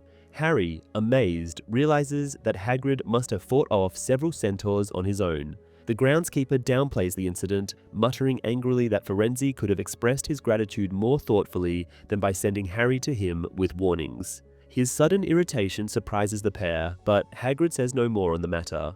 When Hermione asks whether their destination has anything to do with the Centaurs, Hagrid denies it, although he admits that their hostility might complicate what he is about to show them. He offers no further explanation, continuing to lead them deeper into the forest. Harry grows increasingly uneasy as Hagrid leaves the beaten path, an action he remembers as never being a wise decision. Feeling a mounting sense of dread, Harry asks Hagrid again where they are going. However, the man offers the same vague reassurance, not far now. Navigating the thick undergrowth becomes a struggle for Harry and Hermione, although Hagrid, with his immense size and strength, appears unbothered. Harry notices something peculiar about their surroundings. No creatures seem to be stirring nearby. Reflecting on his past experiences in the Forbidden Forest, he realizes how unusual it is to spend this much time in its depths without encountering any form of wildlife. Eventually, Hermione suggests creating some light to help them see. Hagrid agrees, saying it isn't a bad idea, and adding that it is probably time he explains what they are doing before they reach their destination. Relieved, Harry and Hermione illuminate their wand tips, the light revealing Hagrid's face, which Harry now notices looks rather sad. Hagrid begins by addressing his uncertain future at Hogwarts. He admits that any day now he expects to be fired, especially after the recent incident with the Niffler in Umbridge's office, a prank for which the headmistress blames him, the local creature expert. When Harry asks if he is responsible, Hagrid denies it but admits that he is considering leaving on his own to avoid being dismissed publicly, as Professor Trelawney had been. However, he explains that the secret they are about to uncover has kept him from leaving thus far. He assures them that this is not a big deal and that he will join Dumbledore after leaving, but his sadness about the prospect of parting with Hogwarts is evident. Apologizing for burdening them, Hagrid insists their help is essential. Without fully understanding, Harry promises their assistance and Hermione reluctantly agrees. As they walk further, Hagrid suddenly instructs them to remain quiet. Ahead, Harry notices a large mound of dirt surrounded by uprooted trees. The ominous sight sends a chill through him, as he feels sure it marks the lair of something enormous and dangerous. Hagrid softly announces that the creature is sleeping. Harry, straining his ears, realizes he can hear the rhythmic sound of deep breathing. Hermione, also staring at the mound, asks who it is. Harry, however, feels what would be a more fitting question. Hermione recalls Hagrid's earlier comment about no one wanting to join him and begins piecing things together. Finally, Harry understands the mound is not a lair but the figure of a giant lying asleep on the forest floor. Hagrid confirms their suspicions, explaining that the giant had not wanted to come, but he could not bear to leave him behind. Optimistically, Hagrid expresses his belief that, with proper guidance, the giant will prove to be harmless. Hermione, still skeptical, points out that the creature has been injuring him. Hagrid dismisses her concern, insisting the giant simply doesn't realize its own strength and is improving. He adds that the giant, being smaller than others of its kind, was bullied relentlessly. Hermione, stunned, latches onto the word small, unable to reconcile it with the massive figure before them. Hagrid then drops an even greater revelation. The giant is his brother. Harry, struggling to process this, asks how that is possible. Hagrid explains that they are half-brothers. His mother, after abandoning him, had another child with a giant. However, giants value size above all else, and Grawp's smaller stature made him an outcast just as Hagrid had been. When asked about Madame Maxime's role in the journey, Hagrid reveals that she supported his mission at first, having realized how important it is for Hagrid, but eventually grew tired of the endeavor. They parted ways during the return trip, with Maxime promising to keep Hagrid's secret. Despite Hermione's repeated questions, she remains unable to understand why Hagrid brought Grawp to Hogwarts. Exasperated, she finally asks what Hagrid expects them to do. Harry, aware that he has already promised their help, listens as Hagrid outlines his request. Grawp, Hagrid assures them, is capable of feeding himself. What he needs, however, is companionship and English lessons, as his grasp of the language is minimal. Hagrid hopes they will visit Grawp occasionally to provide both. Harry observes the giant, noticing how, unlike Hagrid, who is simply a very large man, Grawp appears oddly proportioned, with a head that seems far too big for his body. Meanwhile, Hagrid continues speaking, sharing his belief that Grawp needs to be spoken to regularly so he can eventually understand that humans mean him no harm. Harry, noticing Hermione's visible distress, jokes that she likely wishes Norbert, the baby dragon, were back in their lives instead of Grawp. Hermione laughs at the comment.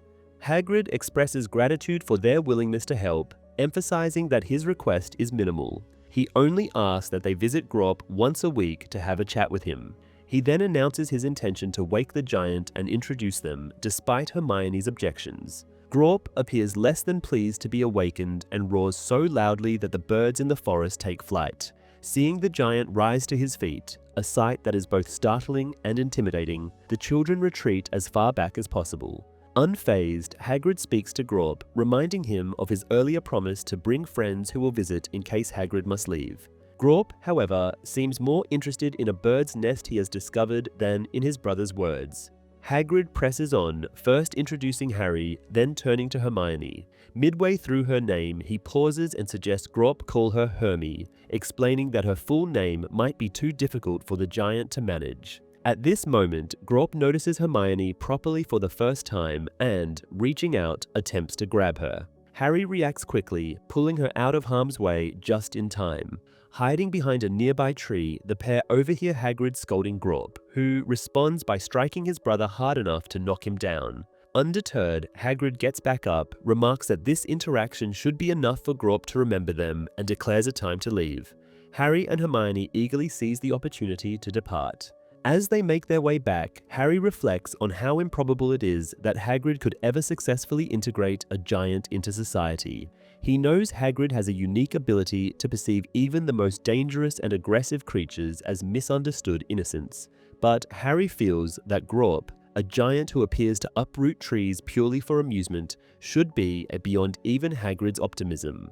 Their journey is interrupted when Hagrid suddenly halts. An armed centaur appears, blocking their path, and warns Hagrid that he has been explicitly told to stay out of the Forbidden Forest. Attempting a conciliatory tone, Hagrid greets the centaur as Megorian, but their exchange quickly grows tense as more centaurs, including Bane, emerge from the trees. Bane, clearly spoiling for a fight, accuses Hagrid of overstepping his bounds. Hagrid counters by asserting that he intervened to stop a murder, a claim Megorian dismisses by stating that centaurs do not answer to human laws and may deal with their own as they see fit. Bane insists that Firenze deserves death for betraying their kind by sharing ancient secrets with humans and serving them. He adds that Hagrid had no right to return to the forest, but Hagrid retorts that the forest does not belong exclusively to the centaurs, who have no authority to banish him. Megorian tells Hagrid that he is being allowed to leave unscathed only because he is accompanied by children, but Bane argues that the students, having learned too much through Firenze's teachings, should share whatever punishment awaits Hagrid. Megorian disagrees, declaring that centaurs do not harm the young, even human ones. He cautions, however, that Hagrid will not be shown such leniency again. As they prepare to leave, Megorian further warns that their patience with Grawp's presence in the forest is wearing thin. Hearing this, Hagrid attempts to turn back, but Harry and Hermione manage to hold him back. Defiantly, Hagrid insists that the forest belongs to Grawp as much as to the centaurs. Once they are safely away, Hermione expresses her belief that visiting Grawp, especially given the centaur's hostility toward human presence in the forest, is an extremely dangerous idea. Hagrid dismisses her concerns, reminding her that Megorian explicitly stated they would not harm children. After parting ways with Hagrid, Hermione's frustration boils over. She declares that Hagrid's request, chatting with a wild giant, is utterly absurd, especially considering the immense danger posed by the Centaurs. She adds that even reaching Grawp without being attacked seems unlikely. Harry counters by suggesting that Hagrid might not even lose his job, and they might avoid the issue entirely by not needing to visit Grawp at all. Hermione, however, remains skeptical, adding that after what she has witnessed, she can hardly blame Umbridge for wanting to fire Hagrid. When Harry chastises her for the comment, she quickly clarifies that she isn't entirely serious. As they approach the Quidditch stadium, they hear a familiar chant, the Slytherins' mocking song, but notice that the lyrics have changed. To Harry's surprise, the new version praises Ron, as if the song were now a cheer in his honor. Soon, they spot a jubilant crowd of Gryffindor supporters carrying Ron on their shoulders and singing his praises, celebrating his remarkable performance. When Ron sees his friends, he beams with joy and announces their victory. As the crowd heads toward the castle, Harry proposes they withhold any mention of Grawp for the time being to avoid ruining Ron's moment of triumph. Hermione, clearly reluctant to revisit the subject of the giant at all, agrees. Grawp's introduction appears in the film but unfolds differently. One notable change is Ron's inclusion, as Quidditch is omitted from the adaptation, making his presence in the Forbidden Forest possible. Another difference is Grawp's behavior. Here, he actually picks Hermione up, but is calmed when she speaks to him sternly. Unlike her book counterpart, who is terrified, Hermione in the film quickly establishes a rapport with Grawp. Additionally, while angry centaurs appear in the film, they do not confront Hagrid directly. Instead, Hagrid explains that their hostility stems from the Ministry of Magic limiting their territory, not personal grievances against him following Firenze's departure. Chapter 31, Owls. The next day, Ron remains euphoric, and his friends avoid bursting his bubble, particularly with the news they have. While he enjoys being treated as a hero in the Gryffindor common room, they eventually head out to the park to savor the pleasant weather. This does not stop Ron from reminiscing about the game's highlights, and his enthusiasm, combined with a new habit of ruffling his hair, makes Harry smile, as Ron now reminds him of his father. The boy continues describing how his first successful save boosted his confidence to defend the rings from every subsequent attempt. Ron then mentions how Cho threw a tantrum after Ginny caught the snitch, and something in Harry's response prompts him to ask if his friend witnessed it. Hermione, with some hesitation and regret, admits they did not watch the match beyond Roger Davies' opening goal. Initially, this angers Ron, but when Harry explains the full story, his anger is replaced by shock. He first denies the information, insisting it cannot be true. He then declares that despite Harry and Hermione's promise to help, they must break it, as what Hagrid asks of them is ridiculous. He points out that with exams approaching and expulsion a serious possibility, they cannot risk it. Ron reminds them of Hagrid's questionable past decisions involving a dragon and a giant man-eating spider, noting such ventures never ended well for them. However, Hermione refuses to break her word, and Ron reluctantly relents, suggesting that since Hagrid has not yet been fired, they might not need to worry about Grawp. As June begins, the focus shifts entirely to the OWL exams. Lessons are devoted solely to revision, and the looming tests consume everyone's thoughts so thoroughly that Hermione even stops placing elf clothes around the common room. During potions, Harry finds himself wondering if Lupin ever spoke to Snape about resuming Occlumency lessons. However, as Snape continues to ignore him, Harry decides he has no desire to take on another task so close to exams. Students handle stress in various ways. Ernie Macmillan begins asking everyone how many hours they are studying each day, while Malfoy loudly declares that knowledge is irrelevant if one knows the right people, such as those administering the exams. He boasts that his father, of course, does, mentioning Griselda Marchbanks as a supposed family friend. This unsettles Hermione, but Neville reassures them that Marchbanks is unlikely to favor the Malfoys, as she is a close friend of his grandmother and has never mentioned the Malfoy family. Moreover, Neville doubts her connection would be an advantage, as she is much like his grandmother.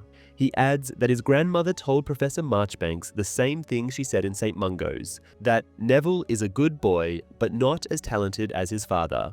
Harry realizes this is the first time Neville has referenced their accidental meeting at the hospital. A black market for performance enhancers emerges, with various substances promising to aid students. Harry and Ron are eager to purchase a pint of Barufio's brain elixir, but before they can close the deal, Hermione intervenes and confiscates the potion. Ron is furious, having high hopes for the elixir, but Hermione explains that these stimulants are at best ineffective and at worst harmful, such as powdered dragon claw, which turned out to be doxy droppings. This anecdote dampens the boys' enthusiasm. During a transfiguration lesson, McGonagall informs the Gryffindors that the OWL exams will span 2 weeks, with theoretical tests in the morning and practical assessments in the afternoon. She stresses that while the Wizarding Examinations Authority ensures cheating is impossible, there is always at least one student who attempts it annually and urges them not to let it be a Gryffindor. She adds that although good exam results might allow Professor Umbridge to validate her oppressive regime, they must still do their best, as their future is what truly matters. When Hermione asks when the results will be announced, McGonagall replies that a letter will arrive for each student in July. Their first subject to take the exam in is charms. The day before, the mood in the Gryffindor common room is frantic. Hermione is on the edge, while others are not faring much better. Even so, while the boys are eating heartily at dinner, having studied hard all day, Hermione is barely able to force anything down. She gives up entirely when a handful of very old-looking people enter the Great Hall, accompanied by a rather nervous Umbridge. She concludes that they must be the examiners, and Ron proposes they go and take a closer look. The three overhear one of the professors asking if Umbridge has a lead on Dumbledore, and when the headmistress says they will catch him any day, the ancient Professor Marchbanks says she doubts it as she held Dumbledore's Newt exams, and she knows what the man can do. The evening before the first exam is a tense one. Harry goes to bed early but is unable to sleep, pondering that he should have been aiming for a more plausible career path, as he will never achieve what he needs to be an Auror. The next morning finds the students in a similar mood. Neville is so nervous he can barely hold his cutlery at breakfast. Parvati enchants random objects seemingly unconsciously, and Hermione is putting in a last-minute revision, reading the Charms textbook incredibly fast. After breakfast, the students wait in the entrance hall and are then let back into the Great Hall, which now looks exactly like it did in Professor Snape's memory. With Hermione already writing when Harry barely just starts to read the first question, he begins. The boy smiles at the memory of a club emerging and then hitting a troll, as the very first question of the test regards the spell Wingardium Leviosa. After the exam, Hermione tries to talk it over with the boys, but Ron reminds her that they have been through this several times, and taking the exam once was more than enough, so they aren't willing to relive the whole thing with her again. After lunch, the practical exams follow. They are being called forward in alphabetical order, and whoever leaves the small room next to the Great Hall isn't coming back, so the boys can't ask Hermione how she fared. Ron assumes she will do just fine though, reminding Harry of an occasion when the girl somehow got 112% on a Charms exam. When he is called, Harry enters the hall and sees Malfoy giving him a dirty look. The Slytherin boy is clearly distracted by his sworn enemy walking into the room, as the wine glass he had been levitating falls, making Harry smile. Afterwards, Harry thinks the exam went reasonably well, although he accidentally made a rat huge instead of orange, having mixed up the respective incantations. This was still better than Ron's mistake of turning a plate into a mutated mushroom without knowing how. The next day's transfiguration isn't that bad either. Harry manages to vanish the iguana and does okay on his paper too.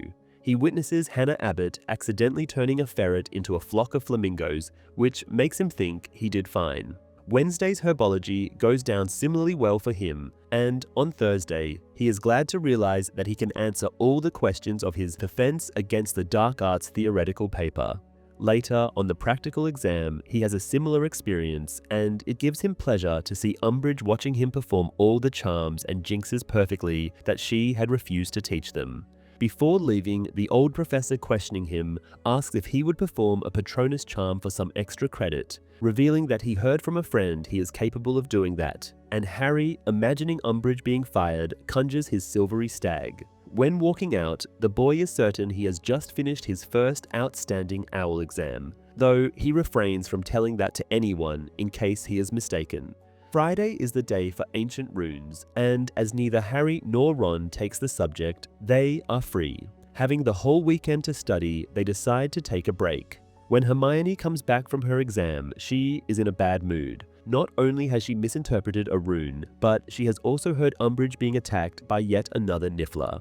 Ron and Harry initially find that amusing, but Hermione quickly points out that it is actually very bad news because the headmistress suspects Hagrid, and they want him to stay at Hogwarts now more than ever. Harry says Umbridge can't blame Hagrid as he had just seen the man having a class from the window, but Hermione calls him naive for believing facts will stop the headmistress, and then she storms off. Ron remarks sarcastically what a calm, kind person Hermione is.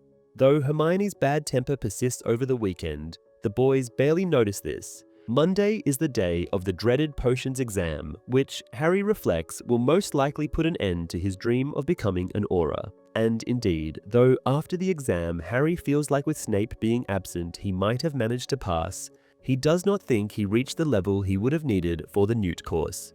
Care of magical creatures is important for more than one reason. Though Harry does not care much for the subject itself apart from passing, he is determined to get a good mark to show how good a teacher Hagrid is. After the exam, he feels like he did his friend justice. Divination, on the other hand, goes abysmally. Ron reflects that it was obvious both of them would fail the subject, and Harry adds that they shouldn't have taken it up in the first place. Ron says they can quit it now, which is at least some comfort. The astronomy exam, given the need for the starry sky for the subject, is held at night. The task is to fill in a blank star chart, and the students start on it at once. Sometime later, however, already around midnight, the oak door opens, painting the grass with light. Harry glances down and sees 5 or 6 figures leaving the castle. He tries to focus on the exam, but recognizes Umbridge as the one who leads a group and wonders what the High Inquisitor might be doing outside this late. With some effort, he concentrates on the position of Venus once more, just to be disturbed again by knocking, followed by loud barking. Turns out the figures had been going to visit Hagrid, who let them all in. Minutes pass, in which Harry pretends to be working, though his attention is on Hagrid's cabin. A big roar eventually comes, and not long after, the door of the cabin bursts open. Though the students all look up, several of them poking themselves in the eye with the telescope in the process, the examiner reminds them that they should be busying themselves with the star chart. Hagrid thunders out of the cabin, with the 6 figures chasing after him. In the red flashes of light, Harry recognizes stunning spells, but they seem to have no effect on the giant man. One of the men warns Hagrid to be reasonable, and he responds, calling him Dawlish. Fang, the dog, tries to protect his owner, but one of the attackers stuns him, enraging Hagrid. The man simply picks up the culprit and throws him so far that upon landing, the figure remains down. Harry hears Hermione gasp at this. Harry and Ron exchange a look. They have never seen Hagrid behave like this. Their usually good-natured friend is now positively scary. Soon, the oak door opens again, and a new person arrives on the scene, Professor McGonagall. The witch demands the attackers cease their assault immediately, clearly furious at the events. However, before she can intervene properly, 4 stunning spells hit her at once, and the professor collapses, her silhouette glowing red for a few moments. Several students cry out or scream. The examiner up in the astronomy tower voices his shock, exclaiming that they didn't even warn McGonagall. In his anger, Hagrid knocks out 2 more people, but then goes to the ground himself. Harry assumes he has been overpowered at last, but no. The teacher merely picks up Fang's body. Despite Umbridge's shouts, the remaining attacker is unwilling to pursue Hagrid, who is now fleeing. The headmistress herself fires one last spell after the man, to no avail, and Hagrid soon disappears from sight, presumably having escaped the school grounds. After a minute of silence, the bewildered examiner reminds the students that they still have a few minutes left to finish their charts. Although Harry is not nearly done, he cannot wait to get away from the telescope. Once the exam ends, the students don't go to bed. Instead, they all stop to discuss the events. First, the 5th years together, regardless of house, and later, the Gryffindors in their common room. Hermione calls Umbridge despicable for ambushing Hagrid at night, and Ernie suggests she probably wanted to avoid a scene similar to Trelawney's.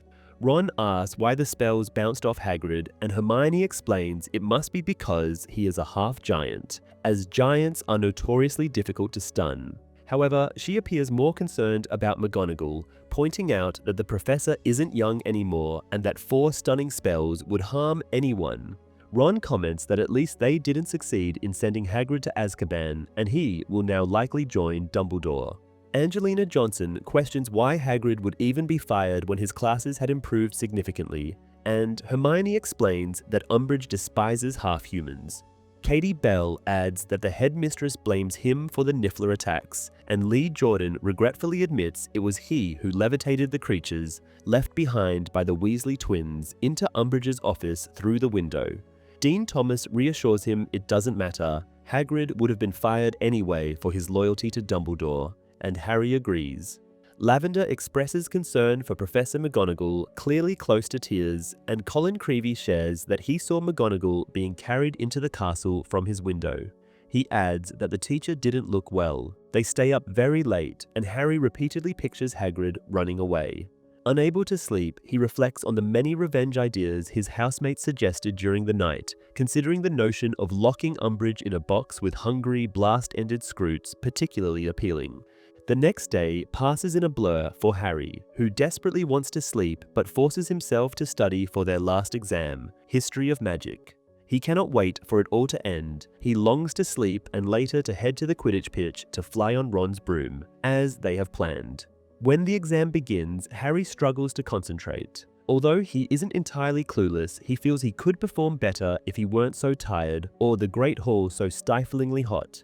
With great effort, he answers a question about a dispute between the wizarding community and the Wizards of Liechtenstein. However, he knows something is missing from his response, and as he tries to recall it, he suddenly finds himself in the Department of Mysteries. Harry hurries down the corridor and into the circular room, feeling determined. This time, he will succeed. He passes the ticking room and enters the vast chamber with the glass spheres. Reaching the familiar row, Harry notices something new, a man lying on the floor.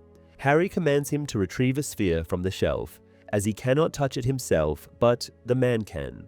Raising his wand, Harry utters Crucio, inflicting unbearable pain on the man. He looks up, his face bloodied. It is Sirius. As he declares that Voldemort will have to kill him, the Dark Lord agrees, saying it is indeed the fate he has planned for Sirius, but only after Sirius fulfills Voldemort's demands. The pale hand points the wand at the man on the floor again, and the torture resumes. Simultaneously, Harry wakes up screaming, shattering the silence of the owl examination. In the movie, Umbridge, not external examiners, oversees the owl exams.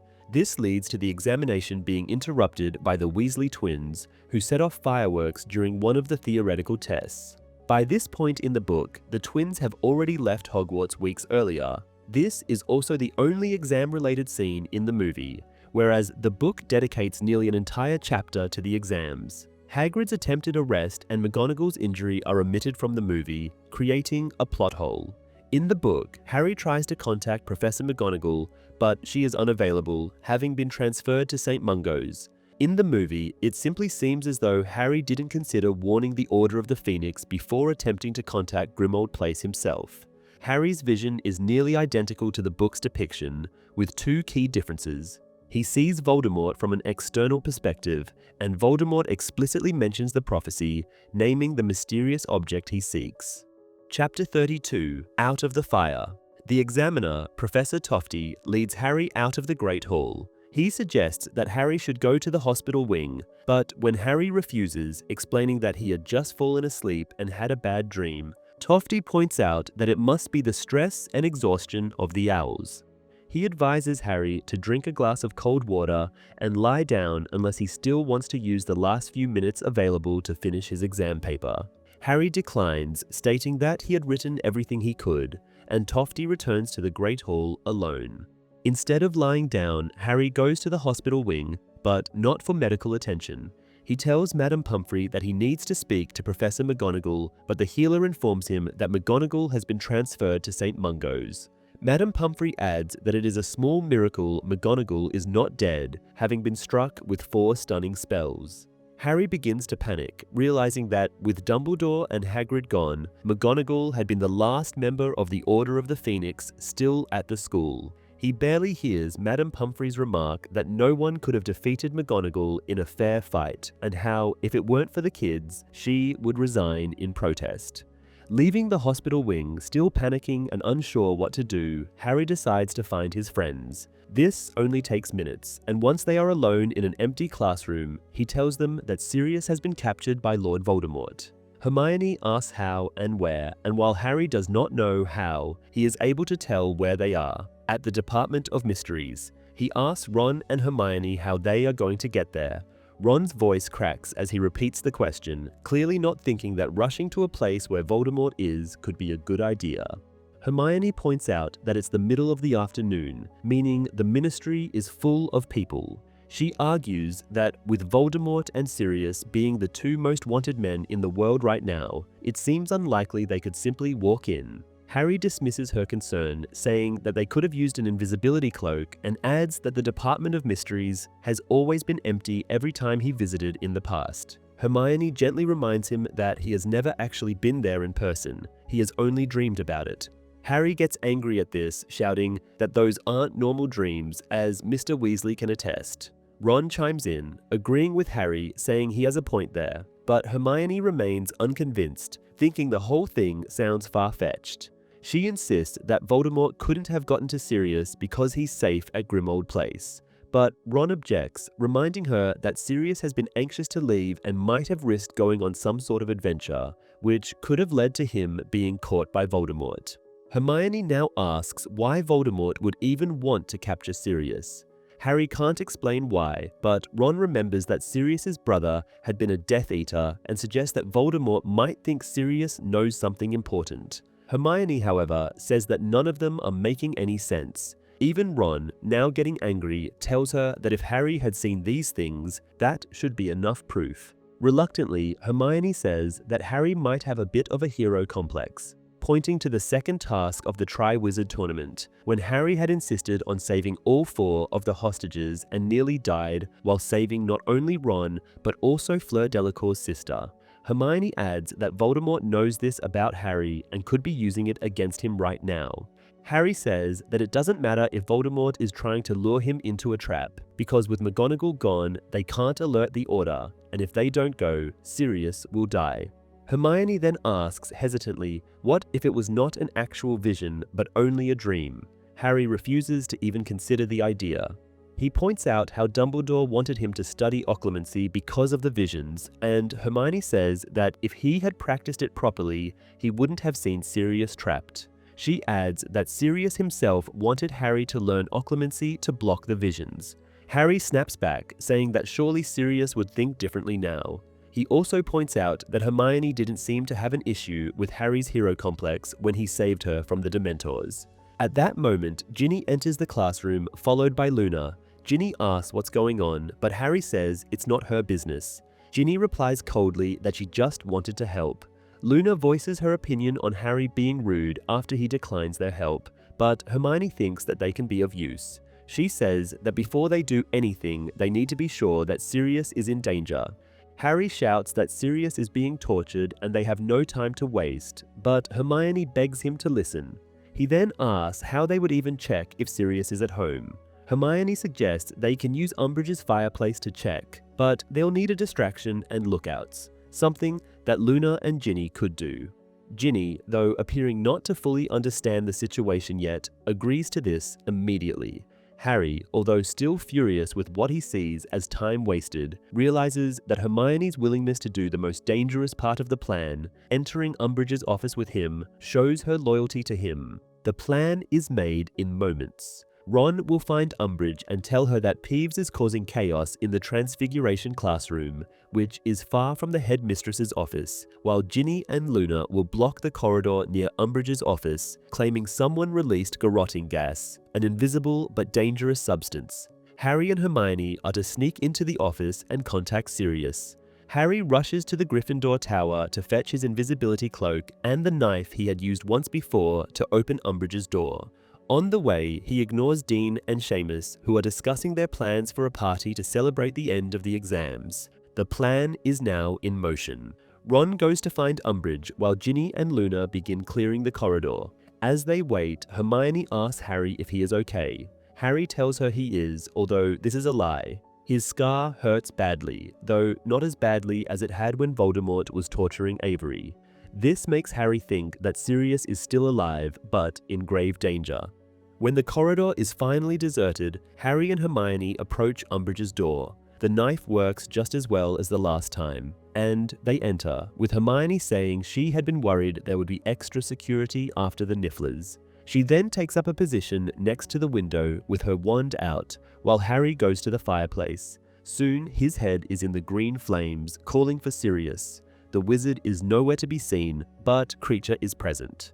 Harry asks him where Sirius is, and the elf says the man is not in the house. He adds that Sirius had stopped him from talking to Mrs. Black's portrait for so long, but now he finally can. Harry demands to know where Sirius has gone, and with a little laugh, Kreacher says that his master will never come back from the ministry, and he is finally alone with Mrs. Black again.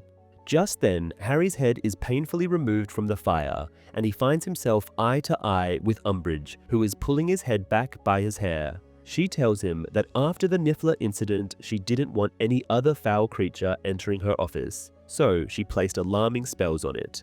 Then she orders someone to take Harry's wand, and the boy feels a grabbing hand remove it from his pocket. Judging by the noises, Hermione experiences the same. Umbridge, still grabbing Harry's head, asks him why he is in her office, and the boy says he has been trying to steal his firebolt back. Umbridge knows he is lying, pointing out that it's common knowledge the firebolt is in the dungeons. She pushes Harry away and he can finally look around. Hermione is being held by a large Slytherin girl, and Malfoy is leaning against the windowsill casually, toying with Harry's wand. The door opens and several Slytherins enter. They are leading Ron, Luna, Ginny, and Neville, all of them gagged and disarmed. Warrington explains that Neville had tried to stop them from taking Ginny, so they arrested him too. Umbridge is delighted and makes a joke about how the school will be Weasley-free very soon. She then asks Harry who he has been talking to, suspecting either Dumbledore or Hagrid, as she adds happily that McGonagall is not in the state to talk to anyone. This remark makes Harry even more furious than he had been. He refuses to tell the truth though, and Umbridge says if he won't tell it freely, he can be forced. Then she orders Malfoy to go and find Snape. This disturbs Harry as he realizes the huge mistake he had made. He overlooked Snape, who is a member of the Order. As they wait, there is silence, except for Harry's friends trying to fight back, pointlessly. Neville's face is turning purple from being suffocated by Crabbe. Soon, Malfoy returns with Professor Snape in tow, who appears not to care at all about the scene unfolding in the headmistress's office. Umbridge tells him that she needs another bottle of Veritaserum, and Snape replies that he had given her the last one when she wanted to interrogate Harry, but she must still have some left, as he had told her a few drops are enough. Umbridge, instead of answering that, says Snape must be able to make some more, and the potion master agrees that he can, but it will take a month. This is not good enough for Umbridge, who wants it right away, as she just caught Harry trying to talk to someone outside the school. This, finally, seems to interest Snape. Umbridge demands his help, but Snape repeats that he has no additional stock of Veritaserum, while Harry desperately wishes Snape would read his mind, trying to push the information of Sirius being held captive into the wizard's head with sheer force of will. Umbridge, meanwhile, accuses Snape of deliberately withholding help, and even puts him on probation, which does not seem to faze the teacher. He starts to leave, and Harry, as a last desperate measure, yells that Padfoot is being tortured, this being Sirius's old nickname. Umbridge wants to know what he is talking about, but Snape says he has no idea. He then tells Crabbe not to kill Neville as it would cause a lot of paperwork and leaves. Harry feels the last chance of helping Sirius has just walked away, and it seems like Umbridge has seen Snape as her last hope too. She then pulls out her wand and says that with no other choice being left to her, she will have to use the Cruciatus curse on Harry to make him talk. Hermione says she can't do that as the curse is illegal, but Umbridge ignores her, though she justifies this by saying it is an issue of security and she is forced to do something she does not want to do. In reality, she is clearly eager to use the curse. Hermione says the Minister for Magic wouldn't agree to this, but Umbridge says certain things have to be done even if Fudge does not know about them, recalling how he had no idea it was her who sent Dementors to attack Harry too. Before Umbridge can utter the incantation of the Cruciatus curse, though, Hermione starts to cry and tells Harry that it's over. They have to fess up now. Harry objects, but Hermione says there is no point in secrecy anymore. Umbridge turns to her as Ron too says she needs to stop. Harry notices that even though Hermione is crying, there are no tears on her face. She is being pushed into Umbridge's chair roughly, and the headmistress demands to know what is happening. Hermione, still sniffing, tells her that Harry was trying to contact Dumbledore. All of Harry's other friends are reacting to this statement with surprise, but Umbridge focuses solely on Hermione and does not notice this. She asks if they know where the old wizard is, and Hermione replies that they don't and have been using Umbridge's fire to check places like the leaky cauldron to find him.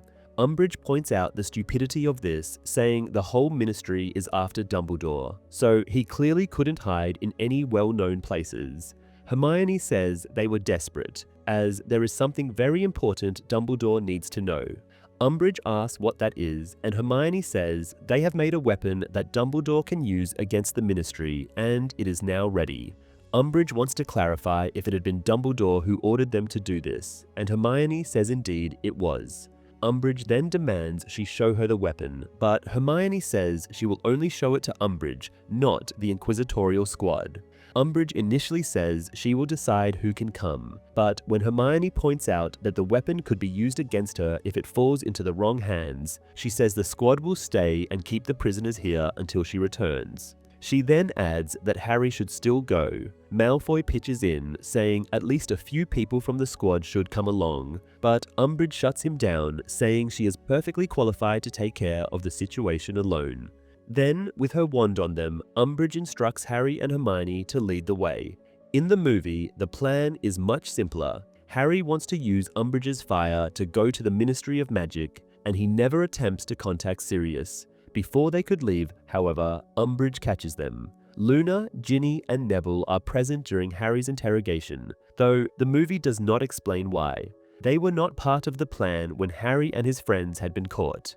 Professor Snape also makes an appearance, just like he did in the book, although in the movie, he says that Umbridge used up the Veritaserum while interrogating students, including Cho. This revelation makes Harry realize that Cho was not a traitor after all.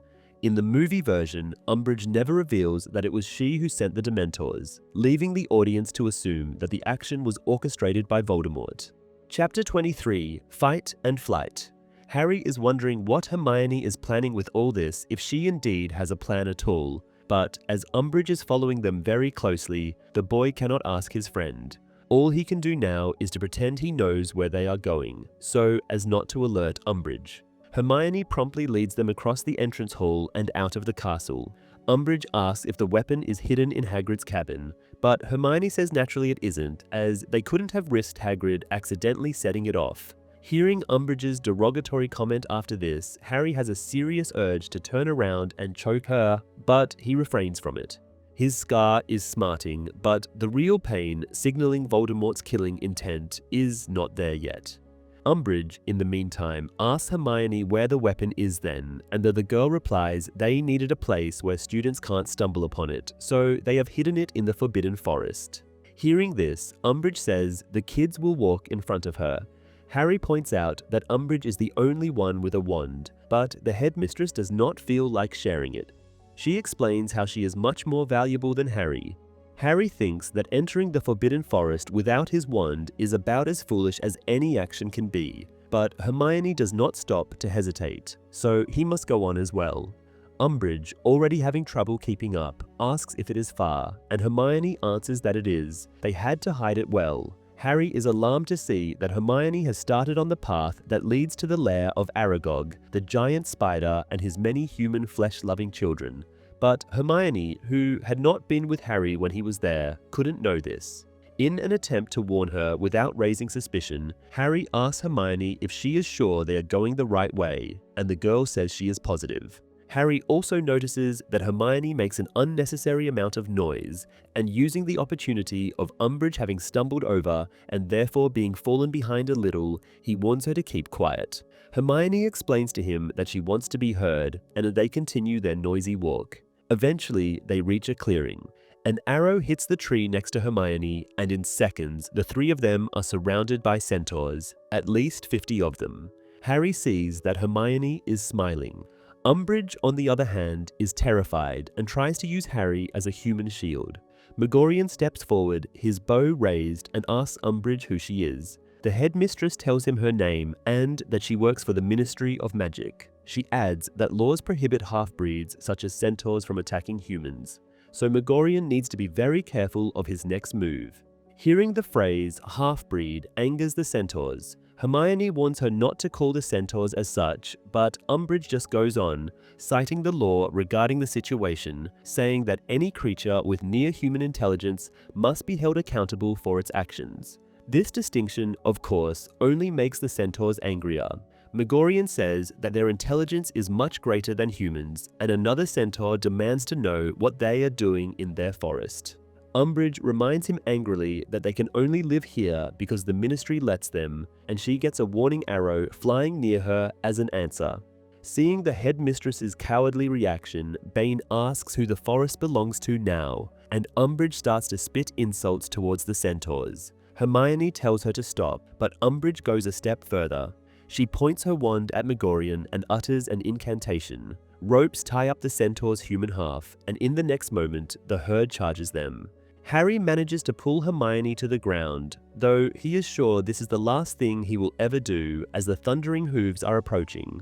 The creatures, however, have no apparent intention of harming them for now, as they all either jump over the kids or go around them on their way to Umbridge. Harry hears the headmistress screaming and red light flashes as a stunning spell flies, but Umbridge is overpowered in seconds, lifted off her legs and with her wand on the ground now. Harry tries to reach it, but the wand gets snapped in two by a falling hoof. Harry and Hermione are also lifted from the ground. As one of the centaurs asks what their fate should be, Harry sees Umbridge being carried away by Bane. Another creature, who Harry knows as Ronan, says they do not harm the young ones. The centaur who holds Harry says they aren't that young anymore, pointing out that Harry is nearly a man. Hermione pleads with them, promising they are nothing like Umbridge and they do not work for the Ministry of Magic, and the only reason they intruded was that they hoped the centaurs would free them from Umbridge. This proves to be a mistake, which Harry can tell right away by looking at the face of the centaur who holds Hermione. One of them reprimands the girl, telling her off for using them as servants, saying she thinks of them as nothing more than hounds. Hermione objects, saying she only hoped they would help her and Harry, but this is also not something the herd wants to hear, with the one holding Harry voicing his disgust over the very idea of centaurs helping humans. Harry tries to explain that they are not enemies, but nobody listens to him. Things are going rather badly, with some of the centaurs saying that the kids have to pay the price of intruding on their land. Hermione, now crying, reminds them that they do not hurt innocents, but all she gets is someone saying centaurs aren't like the traitor Firenze. He goes on to tell the kids that centaurs are ancient and proud, who do not answer human laws. He would say more, but is interrupted. There is a terrible noise coming from the woods surrounding the clearing. Harry is dropped as his captor needs his hands to operate his bow, and the boy sees that Hermione is on the ground too. He quickly joins her. Between two trees, Grawp appears, scaring the nearest centaurs into retreat. Harry could see the remains of the ropes that had kept the giant in his own clearing as Grawp opens his mouth and utters a word, Haga. Harry has no idea what that means, but finds he doesn't care much either. Grawp repeats the word as he scans the clearing as though searching for something. The centaurs are silent, waiting, except for Megorian, who demands that Grawp leave their territory. The giant's only response is to repeat the word Haga, and Hermione finally understands. Grawp is trying to say Hagrid's name. The giant is looking for his brother. Just then, Grawp notices them and says Hermione's name, or rather, the one Hagrid had told him to use, Hermie. The girl is shocked to see that the giant has remembered, and Grawp, in broken English, asks her where Hagrid is. She tells him she doesn't know, and Grawp, in a huge bellow, states that he wants to see Hagrid. He then reaches down toward them, and Harry, without his wand, is ready to fight with his bare hands to protect Hermione. This doesn't happen. Grawp knocks over a centaur as he moves toward them, which finally prompts the centaurs to attack.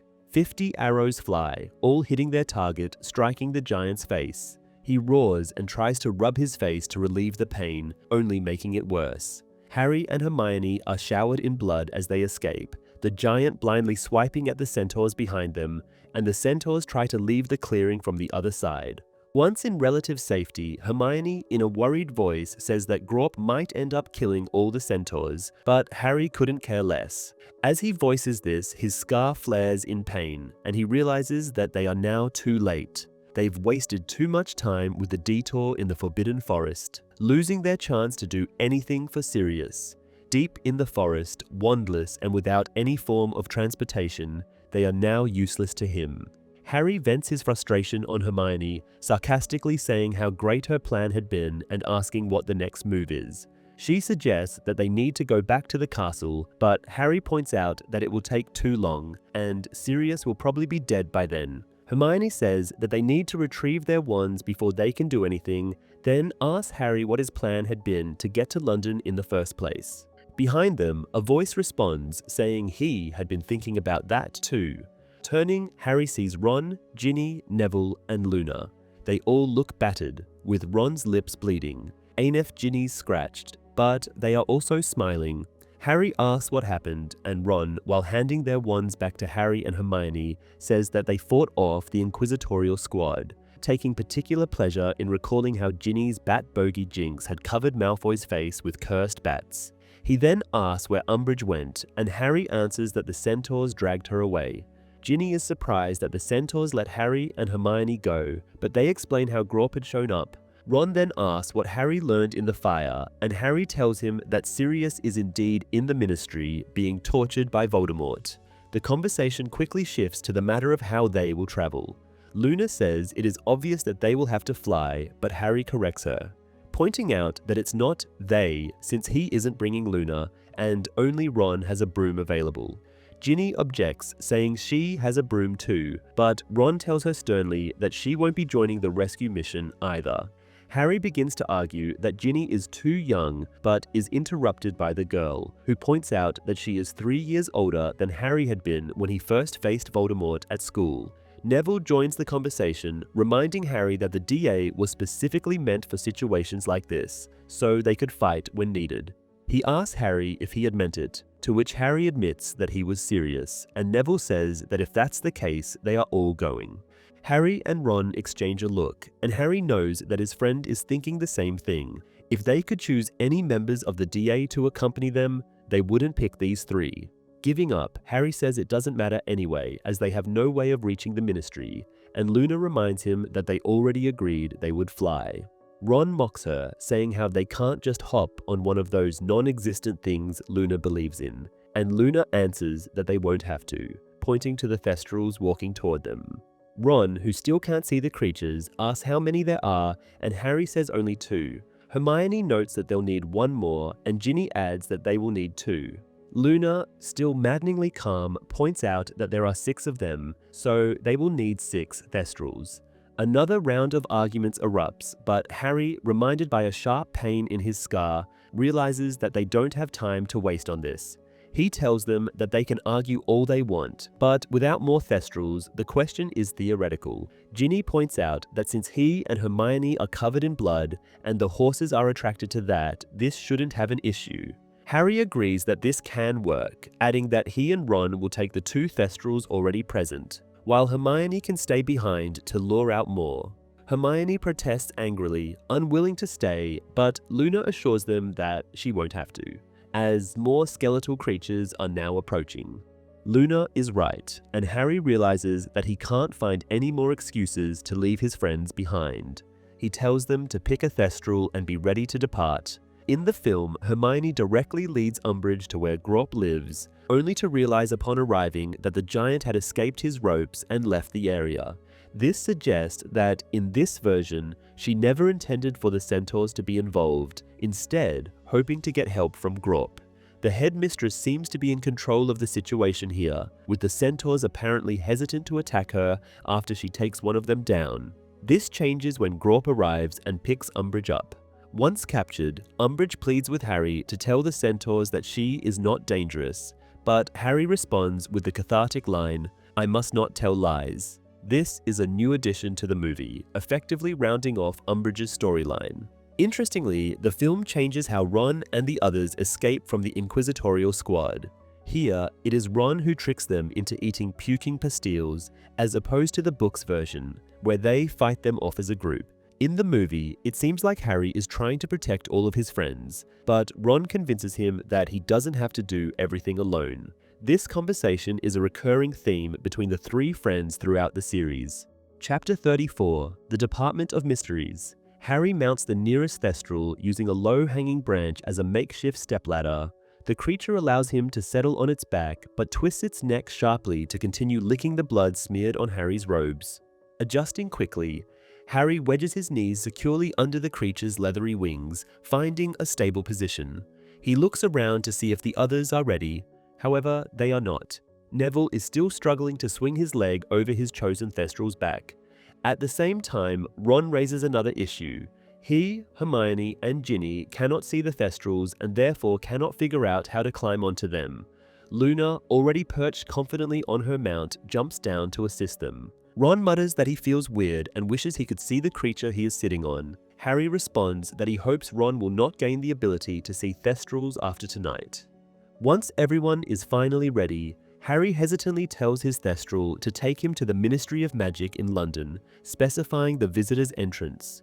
Without warning, the creature unfurls its enormous wings and launches into the sky with astonishing force. The sudden movement nearly unseats Harry, but he clings on tightly. He is immediately struck by the creature's speed, realizing he has never traveled so fast in his life. Within moments, the castle grounds of Hogwarts and the nearby village of Hogsmeade vanish behind them. The group now soar over a patchwork of Muggle villages and winding motorways, the lights below growing sparser. Harry notices a solitary car on a road far below. When Ron exclaims about the absurdity of their situation, Harry silently agrees. He reflects on how bizarre it must feel for his friends, flying at breakneck speed while unable to see the creatures carrying them through the air. As they continue flying, the sun dips below the horizon and darkness begins to engulf the landscape. Harry silently wishes for even greater speed, though the wind whipping against his face already stings his eyes and leaves his limbs numb.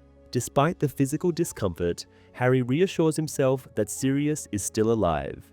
He reasons that if Sirius had surrendered to Voldemort's demands or been fatally harmed, Harry would have felt unbearable pain in his scar, a sensation that has not yet occurred. Nevertheless, he cannot shake the worry about how long his godfather will be able to hold out.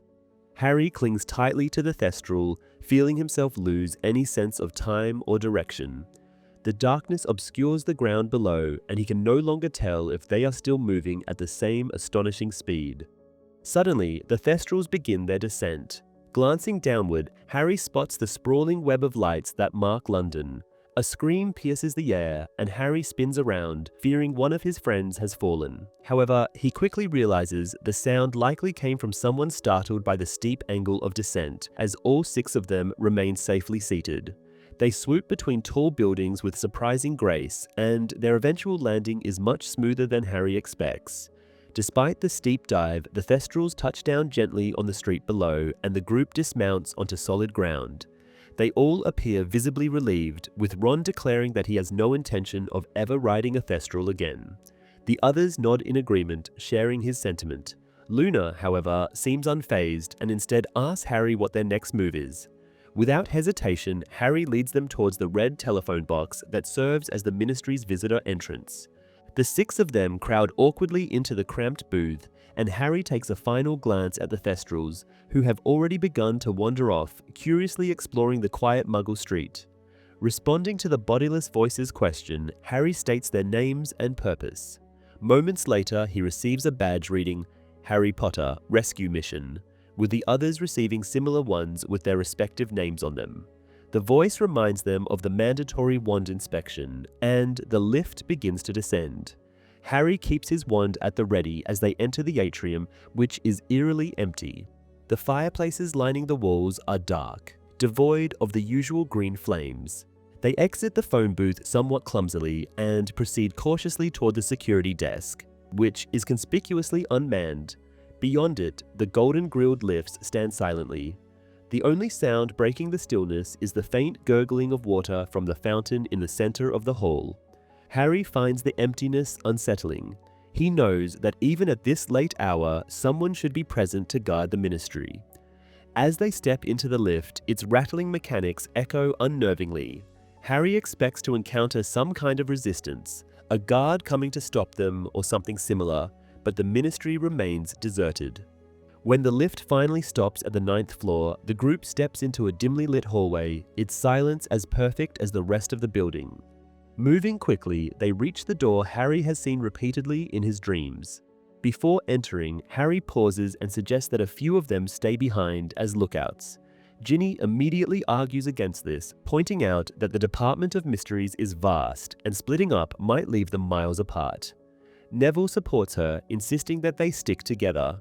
Ron agrees as well, and Harry, though reluctant, concedes. Together, they step into a circular room illuminated by faint blue candles fixed to the walls. Harry suggests they close the door behind them. As Neville complies, a rumbling noise fills the room, and the circular wall begins to rotate. Hermione grabs Harry's arm in alarm, clearly fearing the floor might move as well. However, the floor remains stationary, and after a few tense moments, the walls stop spinning. Ron, bewildered, asks what the point of the rotation was. Ginny speculates that it is meant to confuse intruders, and Harry agrees, realizing he can no longer identify which door they entered through. Neville asks how they will find their way back out. Harry brushes off the concern, stating they will worry about that after rescuing Sirius. Hermione quietly advises the group not to call out Sirius's name, but Harry feels such caution is unnecessary. The ominous atmosphere already compels them to remain silent. Ron asks which door they should try first, and Harry admits that, in his dreams, he always walks straight through the circular room without encountering the rotating walls, which now leaves him unsure. He proposes testing several doors, assuring the group that he will recognize the right one when they find it. The first room houses a large glass tank filled with a greenish liquid. At first, none of them can identify the strange shape swimming within it. Luna, true to form, offers a bizarre guess, but Hermione speaks up in a hushed voice, identifying the objects as brains. Curious, Harry steps closer to confirm, and indeed, the tank contains numerous brains floating in the liquid. Hermione wonders aloud what purpose they might serve, but Harry, recognizing that this is not the correct room, urges everyone to leave and continue their search. Back in the circular room, Hermione quickly stops Luna from shutting the door behind them. Casting a spell, she marks the door with a glowing, fiery X. As the walls begin rotating, the mark blurs into a streak of red light, circling the room with them until it finally slows to a stop. Harry compliments Hermione's quick thinking before moving to open another door. This one leads to a vast chamber with tiered seating reminiscent of a theater or the courtroom from Harry's disciplinary hearing. At the center of the room stands a crumbling stone archway, its structure so ancient and fragile looking that Harry finds it peculiar it has not yet collapsed. The air is still, yet the black veil hanging over the archway stirs faintly. Suspicious, Harry calls out, asking if anyone is present. When no response comes, he steps closer to investigate, despite Hermione's anxious warnings to be cautious. The veil continues its eerie swaying, compelling Harry to call out for Sirius, though his voice is quieter this time, subdued by the archway's intimidating presence. Approaching closer, he has a strange feeling that someone is standing just beyond the fabric. Walking around the freestanding arch, Harry confirms that there is nobody on the other side. Hermione pleads with him to leave, her voice trembling with a fear that was absent when they were examining the brains. Harry, meanwhile, finds the archway strangely beautiful and feels an inexplicable temptation to step through it. Hermione, her voice now firm and insistent, orders him to step away. Harry hesitates, but as a faint whisper emanates from the veil, he freezes. Asking aloud for the voice to repeat itself, Harry is startled when Hermione, now beside him, says no one has spoken. Confused, Harry asks if anyone else can hear the whispering. Luna replies that she can, casually suggesting that there might be people in the archway. Hermione dismisses this as impossible, pointing out that the archway is empty on all sides. Reminding Harry of their mission, she successfully convinces him to move away from the mysterious structure, albeit reluctantly. As they retreat, Harry notices Ginny and Neville casting similarly entranced looks at the veil. Hermione and Ron pull them away. Returning to the circular room, Harry questions Hermione about the archway, but she admits she has no idea what it could be, only that it is clearly perilous. She marks this door as well, and the walls resume their ominous rotation. When the motion ceases, Harry selects another door, but this one is firmly locked. Ron, optimistic, exclaims that this must be the right one, prompting Hermione to try the Alohomora charm. When it fails, Harry takes out his pocket knife to attempt the lock manually. However, the blade melts in contact with the enchanted mechanism. Hermione proposes leaving the door alone, arguing that a locked door would not have appeared in Harry's dreams. Ron objects, insisting it might still lead to Sirius.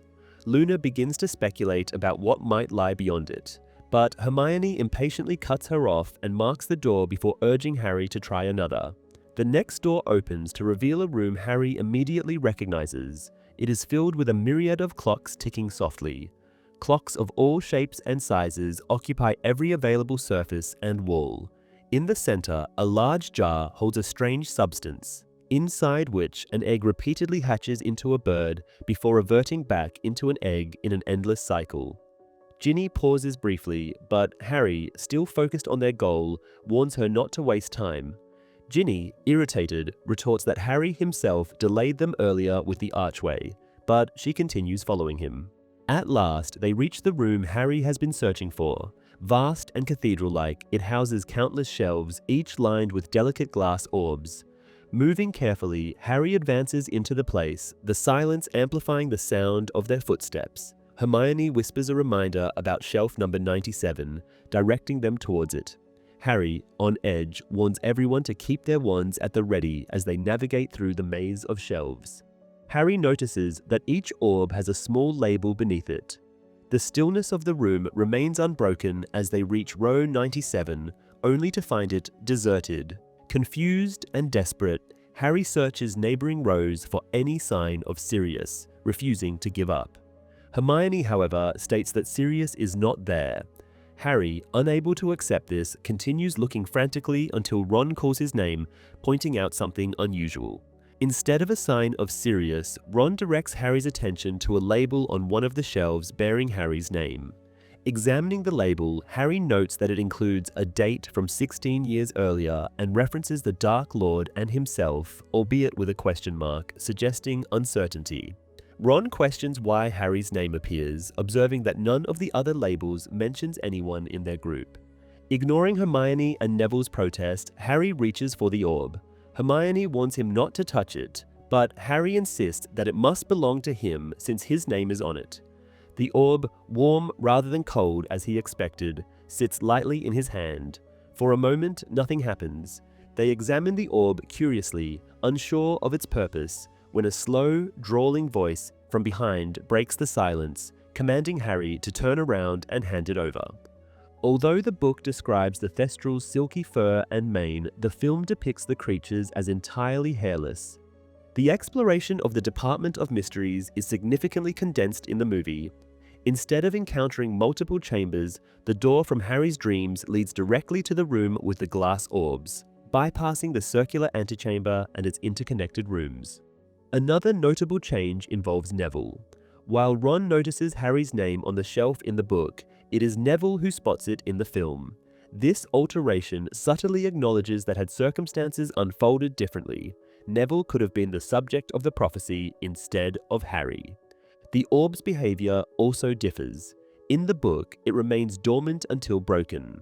However, in the film, Harry hears the prophecy the moment he touches it, reversing the original dynamic entirely. Chapter 35, Beyond the Veil. In mere seconds, they find themselves surrounded by Death Eaters. Harry quickly counts 12 of them, identifying Lucius Malfoy as their apparent leader. Malfoy steps forward, demanding the glass orb in Harry's possession, repeating his earlier command. Harry, refusing to comply, instead demands to know where Sirius is. His question elicits mocking laughter from several Death Eaters. A female voice cuts through the noise, smugly asserting that the Dark Lord has been proven correct yet again, as he always is. Malfoy echoes her sentiment, but his focus remains on the prophecy. He insists that Harry hand it over. Undeterred, Harry repeats his demand about Sirius's whereabouts, prompting the woman to mimic his words in a derisive tone. Clearly enjoying herself, the circle of Death Eaters moves closer, their wand light intensifying to the point that it nearly blinds Harry. Still, he remains resolute, asserting that he knows Sirius is nearby. The woman mocks him once more, sarcastically suggesting that he must have mistaken a bad dream for reality. Feeling Ron shifting next to him, Harry whispers for him to stay still. This prompts more scorn from the woman, who ridicules Harry for giving orders to his friends as if their small group could realistically fight their way out. Malfoy, addressing the woman as Bellatrix, notes that Harry's heroic tendencies are well known to Voldemort. Turning back to Harry, Malfoy repeats his demand for the prophecy. Despite the rising panic threatening to overwhelm him, Harry persists. He insists yet again that Sirius is present, demanding proof of his safety. This only amuses the Death Eaters further, their laughter ringing out again. Malfoy coldly advises Harry to learn to distinguish between dreams and reality, warning that if the prophecy is not surrendered willingly, they will have to take it by force. Harry, raising his wand defiantly, dares them to try. However, the anticipated attack does not materialize. Instead, Malfoy assures him that there is no need for anyone to get hurt, provided Harry cooperates. Harry scoffs at this, openly expressing his disbelief that the Death Eaters would simply let them leave unscathed. Before he can finish, Bellatrix casts a summoning charm, attempting to seize the orb. Anticipating such a move, Harry has a shield charm ready. Though the orb momentarily slips from his grip, it halts midair, allowing him to snatch it back. Bellatrix, visibly frustrated, earns a sharp reprimand from Malfoy, who reminds her that they cannot risk breaking the prophecy. As Harry observes their desperation, his own thoughts turn to his priorities, ensuring the safety of his friends. The stakes feel impossibly high. He knows he cannot let any of them be harmed, as the blame would ultimately fall on him. Meanwhile, Bellatrix lowers her hood, revealing her face. Bellatrix declares that Harry might need some encouragement to do the right thing, suggesting that torturing Ginny might provide the necessary motivation. She even volunteers to carry out the act herself. As the Death Eaters close in around Ginny, Harry issues a sharp warning. If they harm her, he will destroy the orb. He reminds them that Voldemort would be furious if they returned empty-handed. This gives Bellatrix pause, though only briefly. Harry seizes the moment to question the prophecy's significance. Bellatrix, incredulous, assumes he must be joking, convinced that he already knows what he is holding. Harry denies this, wondering aloud why Voldemort desires it so intensely. For the first time, Harry calls Voldemort by name, provoking strong reactions from the Death Eaters, who recoil much like ordinary witches and wizards would. Bellatrix, outraged, declares that Harry has no right to speak the Dark Lord's name, especially as he is a half-blood. Harry counters, pointing out that Voldemort himself is a half-blood, born to a witch mother and a muggle father. This revelation infuriates Bellatrix further. She attempts to curse Harry, but Malfoy intercepts her spell, deflecting it into a nearby shelf. The resulting explosion sends glass orbs crashing to the ground, releasing ghostly figures that recite their respective prophecies before vanishing. Bellatrix struggles against Malfoy's restraint as he reminds her, once again, that they cannot harm Harry while he holds the prophecy. Amid the chaos, Harry conceives a plan but struggles to communicate it to his friends. Under the cover of his robes, he begins to search for a foot with his own, trying to catch one of his friends' attention. Meanwhile, he continues questioning the Death Eaters, buying himself time. Malfoy sternly warns him not to toy with them, but Harry insists he genuinely has no idea what the prophecy is about. Finally, he steps on Hermione's toes, prompting her to whisper a sharp "what" in his ear. As this exchange occurs, Malfoy reveals that the prophecy holds the key to why Harry received his scar and why Voldemort attacked his parents. Stunned, Harry momentarily forgets his plan. Malfoy mocks him for Dumbledore's failure to share this truth, and the other Death Eaters join in the laughter. Hermione repeats her whispered question, prompting Harry to quietly outline his plan. Malfoy continues, explaining that Voldemort deliberately lured Harry to the Department of Mysteries, knowing only those that the prophecy concerns can retrieve it. As Harry murmurs instructions to Hermione, Bellatrix interjects, mocking the idea that Voldemort could simply walk into the Ministry without alerting the Aurors. Harry realizes this explains the failed attempts involving Sturgis Podmore and Bode. Malfoy, about to commend Harry's reasoning, is abruptly cut off when Harry shouts the signal. From behind Harry, 5 simultaneous reductor curses fly toward the surrounding shelves. The towering structures collapse under the force, sending hundreds of glass orbs plummeting to the ground. The resulting explosion of falling glass and spectral voices creates chaos among the Death Eaters, who scramble to shield themselves. Harry yells for his friends to run as he pulls Hermione forward, protecting himself from the debris with his free arm. A Death Eater lunges at him, but Harry elbows him in the face, forcing him to retreat. Amid the pandemonium, Harry catches sight of Ron, Ginny, and Luna breaking free from the Death Eater's encirclement. Hermione stuns an attacker grabbing Harry, and together they urge Neville to move faster. Reaching the door to the clock room, Harry runs through and waits for the others to catch up. As soon as the group is inside, Hermione seals the door with a spell, temporarily barring their pursuers and giving them a momentary reprieve to regroup. Although Harry has been thinking that his remaining friends have already reached this room, he realizes they are not here. Out of breath, he asks aloud where they could be.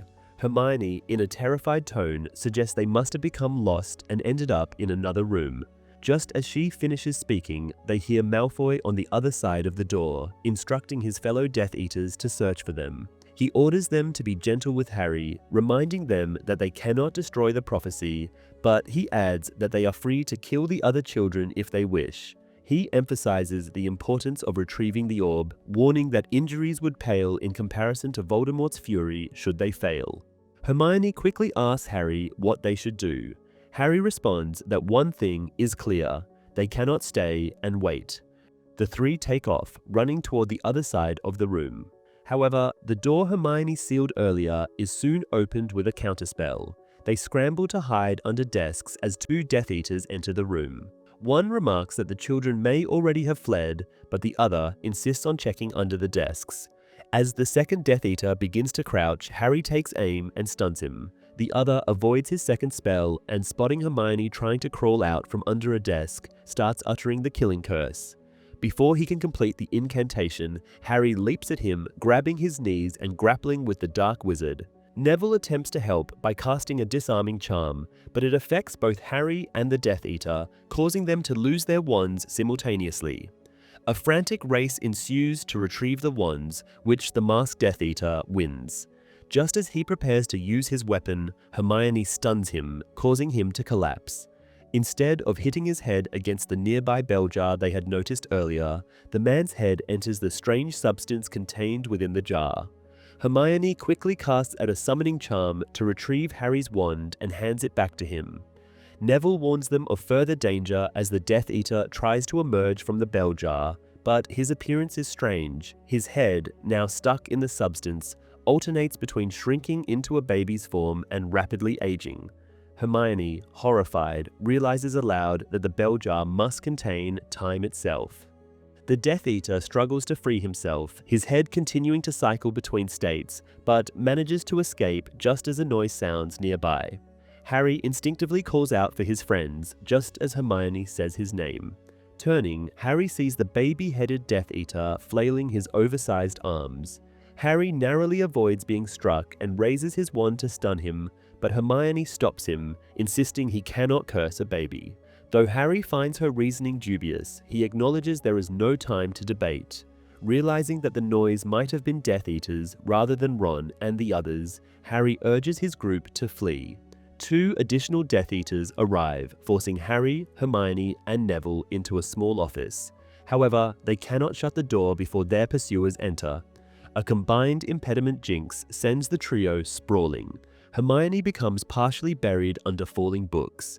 Harry hits his head hard and Neville rolls over a desk. One Death Eater begins shouting to alert others of Harry's position, but Hermione silences him with a charm. Harry immediately casts a full-body bind curse on the other. Before Hermione can compliment Harry's spell work, the silenced Death Eater casts a spell that sends purple fire into her chest. She makes a small, surprised noise before collapsing. Harry rushes to check on Hermione while Neville struggles to extricate himself from under the desk.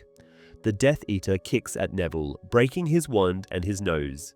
Harry recognizes the man as Antonin Dolohov, infamous for killing the Pruitt brothers. Dolohov gestures at the prophecy, then at Hermione, and finally at Harry, making it clear that unless Harry surrenders the orb, Hermione's fate will be his. Harry, placing a hand on Hermione's still warm shoulder, accuses Dolohov of intending to kill them regardless. Neville, despite his broken nose, insists that Harry must not give up the prophecy. At that moment, the baby-headed Death Eater reappears. Taking advantage of Dolohov's momentary distraction, Harry uses the full-body bind curse to incapacitate him as well. Neville checks Hermione and assures Harry that she still has a pulse. Listening intently, Harry hears no sign of immediate reinforcements. He instructs Neville to carry Hermione to safety and find help while he searches for the others. Neville refuses, saying he will stay with Harry and will also carry Hermione. Harry gives him Hermione's wand, and Neville mentions that his broken wand had belonged to his father. He frets over how his grandmother will react to its loss. The pair returns to the clock room, encountering the baby-headed Death Eater throwing a tantrum and smashing furniture.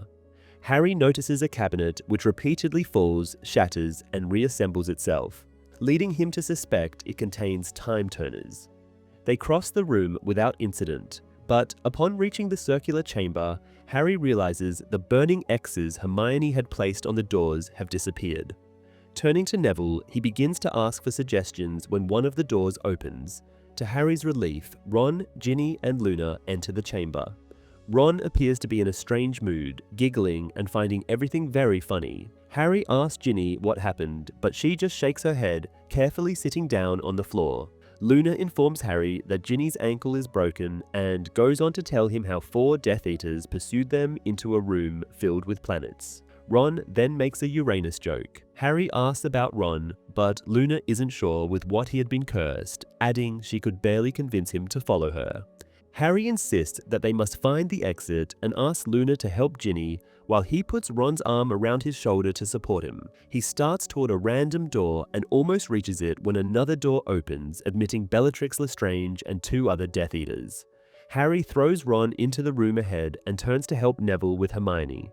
The boy manages to close and charm the door shut just in time, but more footsteps are heard from elsewhere. He realizes that they are back in the room with the brains, which has many doors. He asks Luna and Neville to help him close them all, but the Death Eaters are faster. As Harry turns, he catches a glimpse of Luna flying backwards. She lands on the floor, staying motionless, as still as Hermione. Meanwhile, Bellatrix orders her fellow Death Eaters to capture Harry. She leaps at him herself, but Harry dodges her and runs away, hoping that the Death Eaters won't use spells against him as long as it would risk breaking the prophecy. Now, Ron, unaware of the danger, wanders into the middle of the room and casts a summoning charm at one of the brains in the tank. He finds the brain's tentacles amusing at first, but they soon begin to wrap around him. Harry tries to charm them off, unsuccessfully, and Ron falls, now tangled in tentacles. Ginny, unable to stand, prompts Harry to do something before the tentacles suffocate Ron, but the next moment she receives a stunning spell to the face from a Death Eater. Neville attempts to stun the Death Eaters, but as he cannot pronounce the incantation properly, nothing happens. It is now just the 2 of them, one unable to use magic, against 5 Death Eaters. With no better option, Harry runs, hoping the attackers will follow him and leave his friends alone. This works, and expecting Neville will stay behind to free Ron from the brain, Harry dashes through a still open door. He realizes too late that he is in the room with the archway, and just as the floor disappears, he begins to roll down the stone steps. After crashing to the bottom, Harry sees not only the 5 Death Eaters from the previous room, but all the others with him now. He climbs the podium on which the archway stands, still holding the glass orb. Lucius Malfoy tells him that the fight is over and it's time for him to give up the prophecy, but Harry demands they let the others go first. Malfoy points out that 10 of his people are still standing while Harry is alone, but Neville enters, claiming Harry is not alone, and attacks the Death Eaters. Unfortunately, Neville still cannot cast magic and is captured within moments. Malfoy remarks that old Mrs. Longbottom is already used to losing family members, and Bellatrix delights in learning who Neville is. She tells Neville how she enjoyed meeting his parents, and Neville grows so furious that the Death Eater holding him back orders his friends to stun him. Bellatrix objects, wanting to see if Neville can withstand torture longer than his parents, and casts the Cruciatus Curse on him. After a short time, she stops and tells Harry to give her the prophecy or watch Neville die in agony. Harry, realizing he has no choice, offers it to Malfoy. Just as Malfoy leaps to take it, additional doors open in the walls, and at the top of the stairs, Lupin, Tonks, Sirius, Mad-Eye, and Kingsley Shacklebolt burst in. They attack the Death Eaters without hesitation, and chaos erupts once more. Harry runs to Neville, asking if he is alright. After Neville says he is, Harry asks about Ron. Neville tells him that Ron had been wrestling with the brain when he left. A Death Eater grabs Harry, wrapping his arm around his throat. He demands the prophecy, and as Harry struggles to breathe, he looks around for help. The members of the Order of the Phoenix, however, are all preoccupied, none noticing his immediate danger. Then Neville jumps forward. Realizing that he can't cast spells, he simply stabs the Death Eater's eye with Hermione's wand. With a painful cry, the man releases Harry, who turns and stuns him.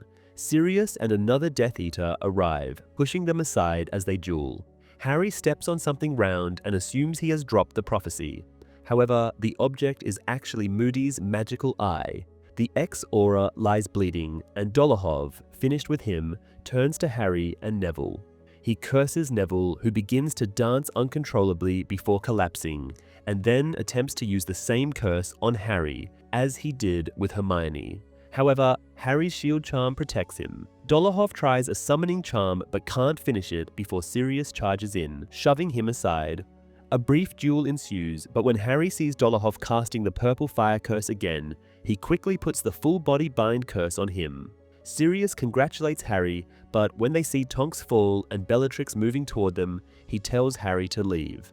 Harry helps Neville up, but they are interrupted again, this time by Lucius Malfoy. He demands the orb, but instead of handing it over, Harry rolls it to Neville. As Malfoy's attention shifts to Neville, Harry hits him with a curse, sending him flying. Another curse explodes nearby, destroying part of the steps, and the boys fall once again. Neville, still dancing uncontrollably, puts the prophecy into his pocket. Harry tries to help him up, grabbing his robes, but they tear, and the glass orb falls. Neville's still kicking foot hits it and breaks on a stone step some distance away. The seer emerges and delivers her prophecy, but nobody notices except for Harry and Neville. In the noise, they can't hear what she says. Neville apologizes, but Harry reassures him that it doesn't matter. They need to get out of there. Neville then says Dumbledore's name, and turning around, Harry sees the old wizard standing at the top of the stairs. They are now safe as Dumbledore hurries down, pulling escaping Death Eaters back from the other side of the room. The fight is over, as the Death Eaters know they cannot stand up to Albus Dumbledore, except for one. Bellatrix and Sirius are still dueling. Sirius dodges a curse, laughing, telling Bellatrix that he expected better from her. The next curse hits him in the chest, and he gracefully falls through the veil of the archway. Harry runs toward him, convinced Sirius will appear on the other side, but he never does. Harry calls his name repeatedly, but Sirius does not respond. Lupin catches Harry, holding him back from the archway, and tells him there is nothing they can do. Harry insists they can still save him, but Lupin Bane says it's too late. Sirius Black is dead. Most of the fight is omitted in the movie. The kids are shown in the prophecy room and then find themselves in the room with the archway immediately after, where they are all captured by Death Eaters. Sirius's death is portrayed differently. Bellatrix appears suddenly and casts the killing curse on him, without the prior fight between her and Sirius.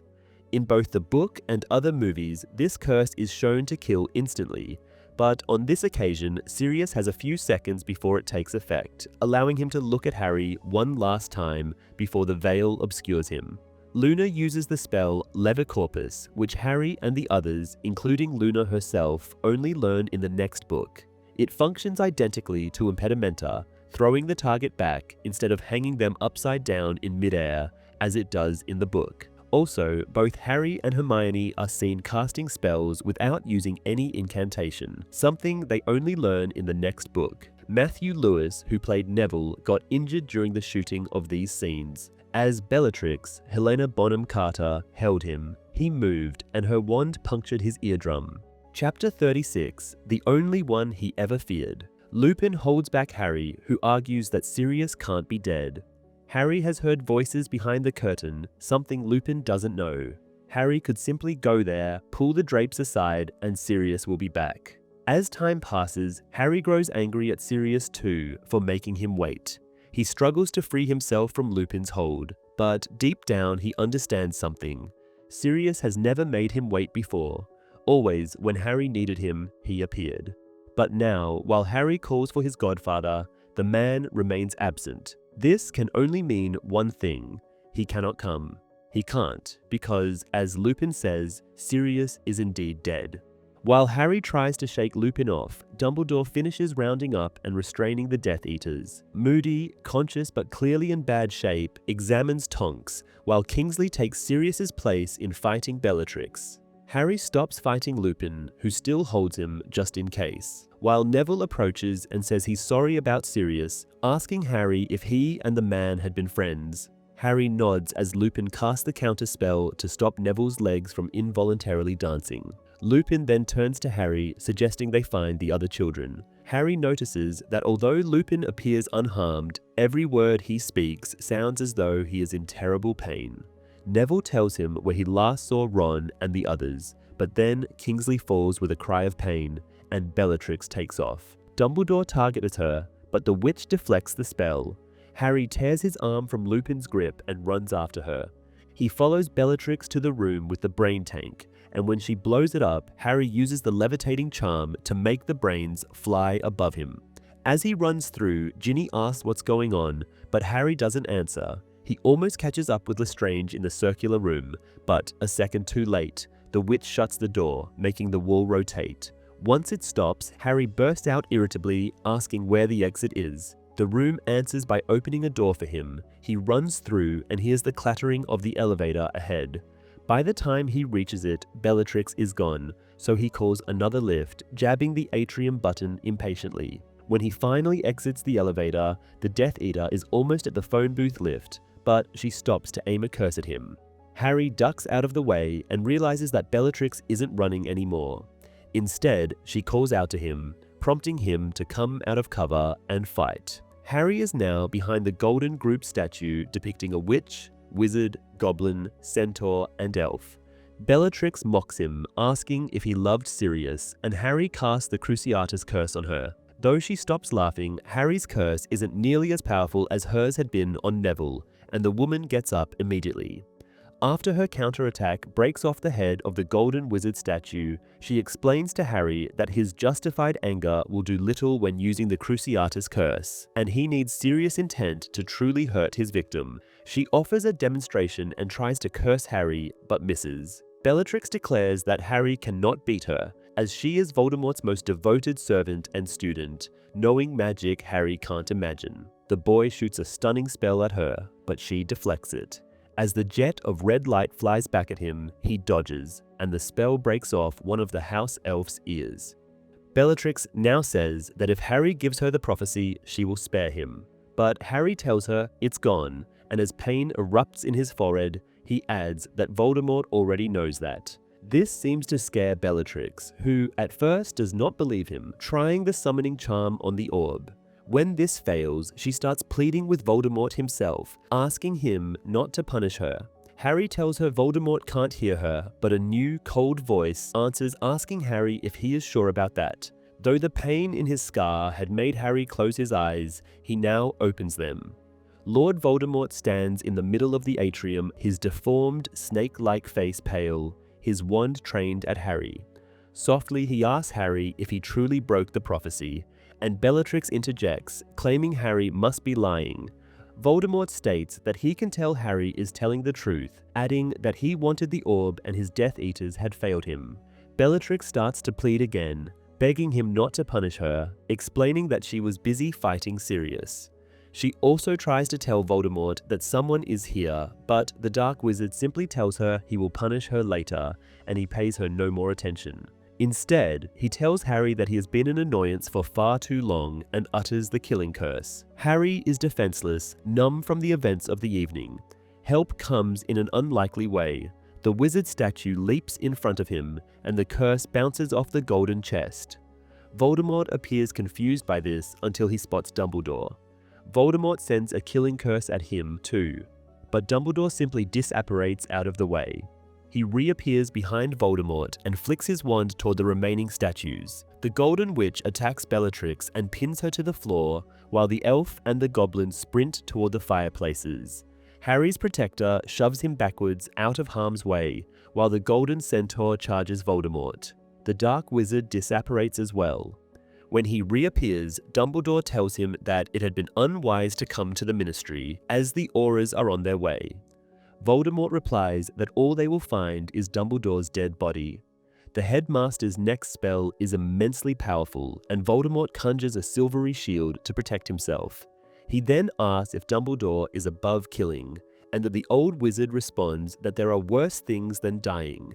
He calls Voldemort by his real name, not Voldemort, but Tom, adding that killing him quickly would not satisfy him. Voldemort contradicts him, stating that nothing is worse than dying. Harry wants to join the fight, as seeing Dumbledore calmly approach Voldemort terrifies him for the old wizard's life, but the golden statue blocks his every attempt, keeping him safely away. Meanwhile, Dumbledore points out that not understanding how such things are much worse than death is a huge weakness Voldemort has. He responds by sending another green killing curse towards Dumbledore, and the Centaur statue jumps between them, taking the blow and shattering into pieces. Dumbledore now moves his wand as if it were a whip, and a thin burning rope ties up Voldemort, trapping him and his shield together. Harry thinks the fight is over, but the rope soon turns into a snake, and, releasing Voldemort, it turns against Dumbledore. The Dark Lord disapparates, leaving his shield behind as flames erupt over Dumbledore's head. When Voldemort shows up on the now empty podium of the statues, he casts yet another killing curse at Dumbledore, just as the snake attacks him too. Harry shouts, but can do nothing to help the professor from behind the golden statue. Fawkes appears, swallowing Voldemort's curse and bursting into fire. As the phoenix lands, it is but a hatchling, incapable of flying, having just been reborn. Meanwhile, Dumbledore swipes widely with his wand, and the snake disappears. At the same time, the water from the fountain rises too, swallowing Voldemort and trying to suffocate him. The Dark Wizard struggles for a moment, then disapparates, and he does not show up again, even though Bellatrix, still under the Golden Witch statue, calls out for him desperately. Though Harry thinks the fight is over, Dumbledore forcefully tells him to stay where he is. The boy thinks that for the first time the old wizard had sounded scared, though he cannot imagine why, as Voldemort is gone and Bellatrix is neutralized, now crying under the statue. Then the pain comes, so unbearable that Harry knows at once that this is death, as nothing can be this painful and not fatal. He feels as though his scar has opened and everything else disappears from the world. He is no longer in the Ministry. The pain makes him blind and disoriented. But he isn't dead. He still feels the pain. And even when his mouth opens, he feels his jaw working as words leave his mouth, though they aren't his words. He tells Dumbledore that if death is indeed nothing, here is his chance. Kill Harry, and Voldemort, possessing him, will also be dead. Harry agrees, as he just wants the pain to end. He wishes Dumbledore would end it, end both of them. Death, he thinks, cannot be worse than this agony, which is unlike anything he has ever experienced. Besides, Harry thinks, if Dumbledore were to kill him, he could see Sirius again. His feelings for his godfather fill him so perfectly that there is no more space for the alien entity. It's gone and the pain is over. When Harry opens his eyes, he finds himself lying on the floor of the atrium. Voices surround him more than he thinks should be around as he shivers on the floor. Dumbledore asks him if he feels alright, and he says yes. He sees the wizard's golden statue, now lifeless, on the ground. Harry, utterly confused, asks where Voldemort is, then realizes the atrium is now swarming with people. He asks about them too. The fireplaces are on again, and as Dumbledore helps Harry to his feet, the boys see the Minister for Magic being led towards them by the Golden House elf and goblin. A man tells him that he had just seen Voldemort picking up a woman and disapparating, and Fudge says that he knows as he has seen them too. The minister goes on babbling incoherently about how this all looks so impossible. Lord Voldemort himself, right in the ministry. Dumbledore steps forward and tells Fudge that if he goes down to the Department of Mysteries, he'll find several well-known Death Eaters now kept captive. Realizing Dumbledore is present has a big effect on the crowd. Some raise their wands, others look shocked. Fudge himself looks at the auras, but before he can give an order, Dumbledore tells him that he can sick the wizards on him if he insists. But Dumbledore will win again. He adds that for 12 long months, Fudge has been denying the truth, to which they all have seen the proof just a minute ago, and that maybe it would be a good time now for the minister to stop chasing shadows and actually act against real problems. Fudge reluctantly cooperates at first, sending 2 auras, Dawlish and Williamson, down to the Department of Mysteries, then realizes that the statue group from the fountain has been destroyed. This sends him reeling again, asking what happened to it, and Dumbledore says he will gladly answer his question after he sends Harry back to Hogwarts. Harry's presence causes another round of surprise. Fudge, now more dumbfounded than ever, asks what the boy is doing at the ministry. Dumbledore repeats that he will explain everything once Harry is back at school, then goes and picks up the head of the Golden Wizard statue. He casts a spell on it, turning the head into a portkey, to Fudge's displeasure. The minister scolds Dumbledore for making an unregistered portkey, a criminal act, right in front of the Minister for Magic. Dumbledore, however, silences the wizard with nothing but a stern look. He then starts speaking. First, Dumbledore tells Fudge that he will remove Umbridge from the school, and that Fudge will order the Auras to stop looking for Hagrid so he can go home. He then consults his pocket watch and says Fudge will have half an hour of his time tonight, after which the minister will find him at Hogwarts, in the headmaster's office. Fudge tries to answer, but Dumbledore turns away from him, focusing his attention on Harry. He instructs Harry to touch the portkey, and the boy does, not caring anymore where he is going or what is going to happen there. The old wizard tells him that he will join him in 30 minutes, then counts to 3, and the portkey takes Harry away from the Ministry of Magic. In the movie version, there is no real fight between Harry and Bellatrix. Even the advice about how to use the unforgivable curses properly comes from Voldemort, not from Bellatrix, as the Dark Lord tries to tempt Harry into killing the woman. Dumbledore arrives at the atrium via Floo powder just in time to save Harry from Voldemort, and he is never shown fighting the Death Eaters down at the Department of Mysteries. The duel between the two wizards is vastly different. One slight change is that Dumbledore never animates the statues to help him or calls for Fawkes' aid, but a much bigger change is that while in the book, the old wizard had the upper hand throughout the battle, forcing Voldemort to flee, here the Dark Lord is portrayed as much more powerful and dangerous, making Dumbledore struggle for survival. In the book, the thought of Sirius banishes Voldemort from Harry's body, but in the film, the boy is shown thinking about him, as well as his parents, and finds the will to drive Voldemort out only when his friends arrive and he can look at them. The Dark Lord then returns to the atrium, not to save Bellatrix, who is by now long gone, but to threaten Harry one last time. He disapparates when Fudge and others from the Ministry arrive. Chapter 37, The Lost Prophecy. Harry arrives at Dumbledore's office. The last time he had seen the room, it was in ruins after the fight, yet now it appears completely restored. All the portraits of previous headmasters and headmistresses seem to be asleep, their painted forms still. As Harry glances out of the window, he notices the faint light of dawn beginning to creep over the horizon. Rest eludes Harry.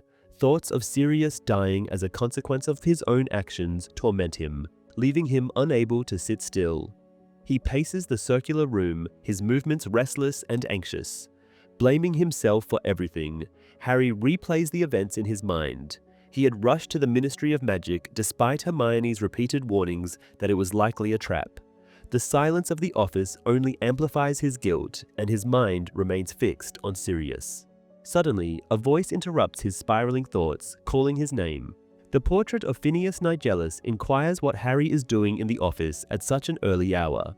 Assuming Dumbledore might have another message for Sirius, Phineas mutters disparaging remarks about him, calling him useless. Harry cannot respond. Admitting the truth that Sirius is dead feels impossible.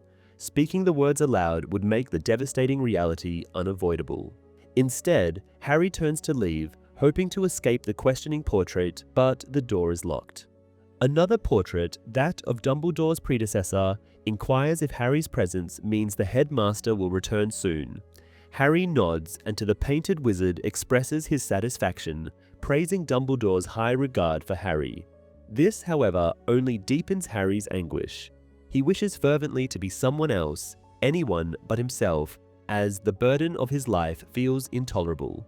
At that moment, Dumbledore arrives through the fireplace, greeted by applause from the portraits. After thanking them, Dumbledore approaches the perch where Fawkes usually rests. The phoenix, now in its baby form, sinks into the ashes. Turning to Harry, Dumbledore informs him that all his friends are receiving the necessary medical attention for their injuries sustained during the night. Despite the kindness in the headmaster's gaze, Harry feels unable to meet his eyes, consumed by the sense that Dumbledore silently accuses him of the harm caused. Dumbledore continues, explaining that Madame Pomfrey is attending to everyone's needs, and although Tonks requires treatment at St. Mungo's, she will recover fully. Harry merely nods, still avoiding Dumbledore's gaze. He imagines that the portraits around them must be wondering what had happened and where they had been. Dumbledore speaks again, saying he understands how Harry feels. This prompts Harry to snap that he does not. Phineas Nigellus interjects, criticizing young people for their tendency to insist they are tragically misunderstood. Dumbledore silences the portrait, but Harry turns his back to the headmaster, looking out of the window instead. The sight of the Quidditch pitch brings a memory of Sirius, who had once come in his animagus dog form to watch Harry play. Behind him, Dumbledore remarks that there is no shame in the emotions Harry is experiencing and that they are, in fact, a sign of his strength. Harry, however, grows furious at the words, perceiving them as empty platitudes. He wants to lash out at Dumbledore for his calm demeanor. When he attempts to respond, his words come out in ragged bursts. Dumbledore insists that such feelings are what makes Harry human. But Harry shouts back that he wants no part of being human if it means enduring such pain. In a surge of anger, he grabs the delicate table where Dumbledore's intricate silver instruments are arranged and hurls it across the room. The portraits voice their disapproval, but Harry silences them with his own angry shouts before seizing another instrument and smashing it. Dumbledore does not intervene but calmly observes, remarking that despite Harry's protestations, he does care and that it is this capacity for caring which causes his current pain. Harry, finding the destruction insufficient, feels an urge to harm Dumbledore directly, but instead tries to leave the office once more. When he demands that Dumbledore open the door, the headmaster refuses. Harry repeats his demand, but the response remains the same. Growing increasingly frustrated, he begins to threaten Dumbledore, but the older wizard simply suggests he may continue breaking objects if it helps, noting that he has too many possessions anyway. Dumbledore finally sits down, firmly stating that he will not let Harry leave until he listens. Harry protests, asserting that he has no interest in hearing anything Dumbledore has to say after everything that has transpired. The headmaster counters, acknowledging that Harry is close to attacking him and suggesting that Harry should, in fact, be much angrier with him. This confuses Harry, who demands an explanation. Dumbledore proceeds to admit his culpability in Sirius's death. He explains that Sirius, energetic and intelligent, had struggled with being confined to Grimmauld Place. While this alone was not the issue, Dumbledore acknowledges that his failure to be honest with Harry had dire consequences. Had Harry known Voldemort's intentions to lure him to the Department of Mysteries, Sirius might have stayed safely at home. In this way, Dumbledore concludes that Sirius's death is primarily his fault, not Harry's. At this, Dumbledore asks Harry to sit, and he reluctantly complies. Phineas Nigellus interrupts, seeking confirmation that Sirius, the last living member of the House of Black, is indeed dead. Dumbledore confirms it, and Harry watches as Phineas leaves his frame, likely heading to Grimmauld Place to search for Sirius. Turning back to Harry, Dumbledore begins to explain further. He remarks that while young people often cannot comprehend the thoughts of their elders, the reverse should not be true, and older individuals must remember what it is like to be young, something Dumbledore admits he has failed to do. He then recounts the moment he first saw Harry 15 years ago and realized that the lightning-shaped scar might represent a connection between Harry and Voldemort. Harry interjects that this has already been explained. Dumbledore continues, describing how the scar's warnings of Voldemort's proximity or intense emotions grew more significant after the Dark Lord regained his body.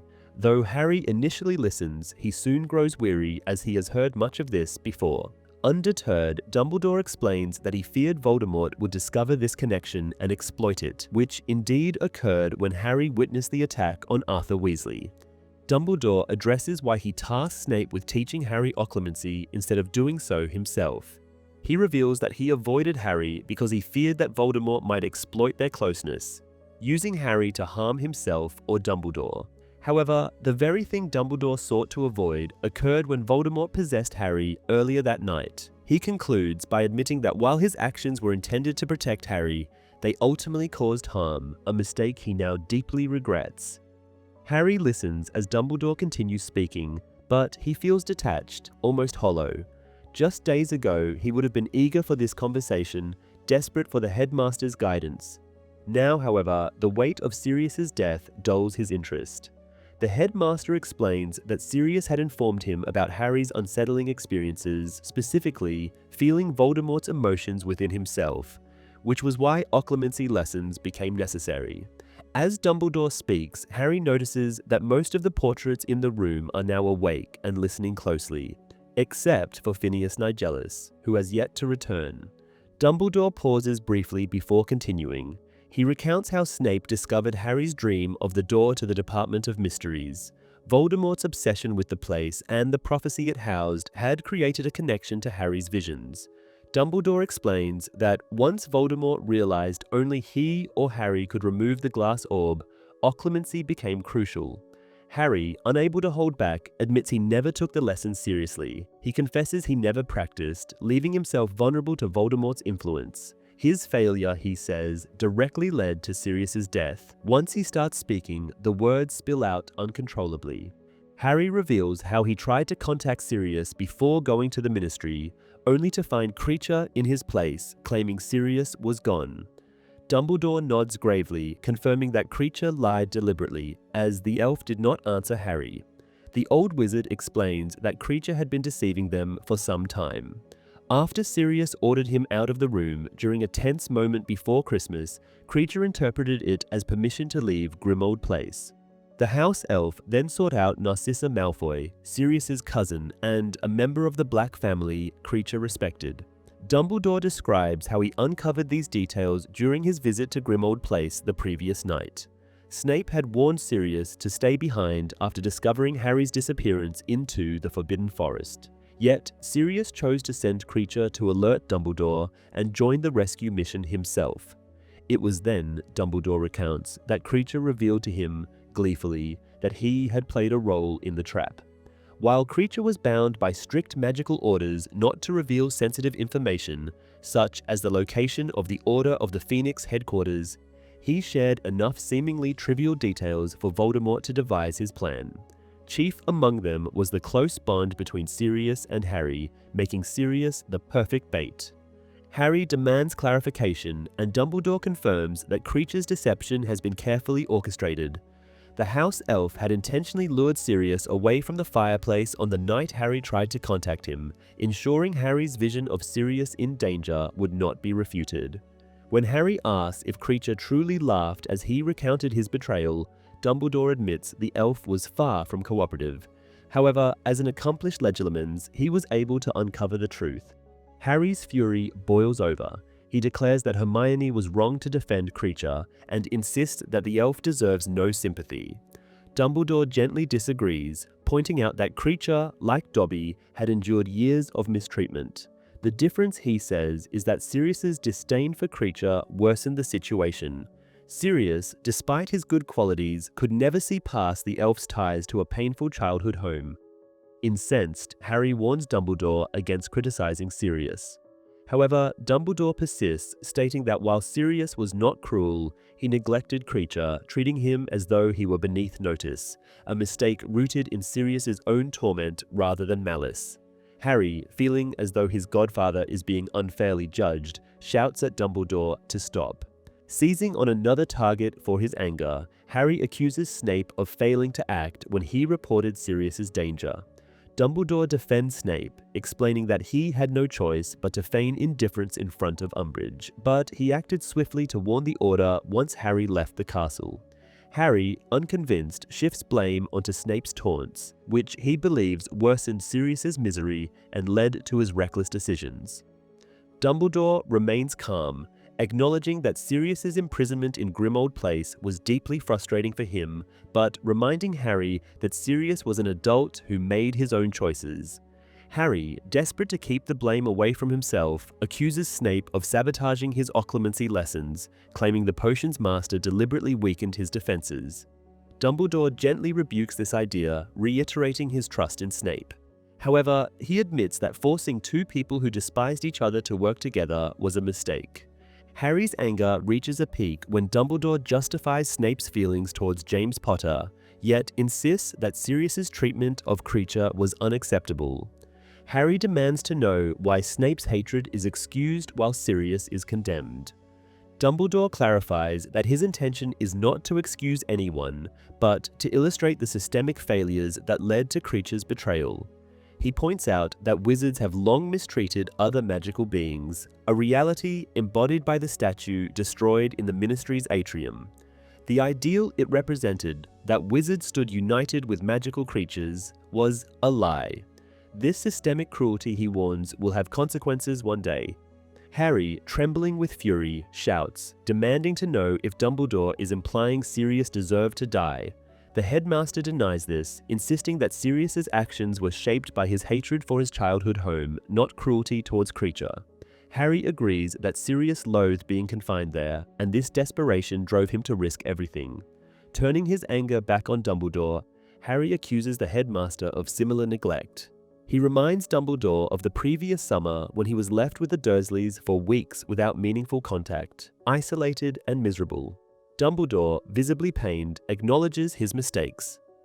Harry, however, cannot stand to see Dumbledore display regret. The headmaster's remorse only fuels Harry's anger. Dumbledore, sensing Harry's turmoil, urges him to sit. When the boy reluctantly complies, Dumbledore says that it is time for Harry to know everything, truths he should have shared long ago. Once Harry has heard it all, Dumbledore promises, he can decide what to do with the knowledge, and with him. Harry sits. Dumbledore begins by telling him how he knew Harry would not have a happy childhood when he left him on the Dursleys' threshold. Nevertheless, Harry has arrived at Hogwarts, perhaps not perfectly fine, but alive and healthy. Dumbledore then says that Harry must have wondered why things must be this way, why he has to return to Privet Drive every summer, even though many wizarding families would be glad to have Harry Potter living with them. The reason, Dumbledore explains, is to keep him alive. With Harry's mother dying for him, she has given him powerful protection, and this protection will continue to defend him as long as he lives with his mother's blood relatives.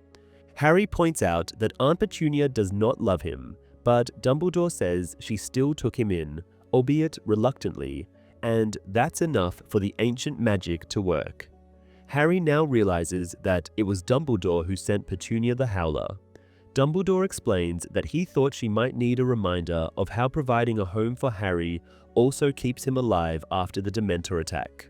Harry recalls that Uncle Vernon had been much more adamant about Harry leaving Privet Drive anyway, but after the Howler, Aunt Petunia had decided that Harry would stay.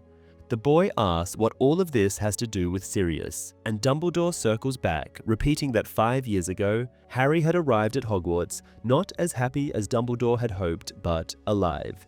He reminisces about how Harry, much sooner than Dumbledore had expected, faced Voldemort and triumphed once again.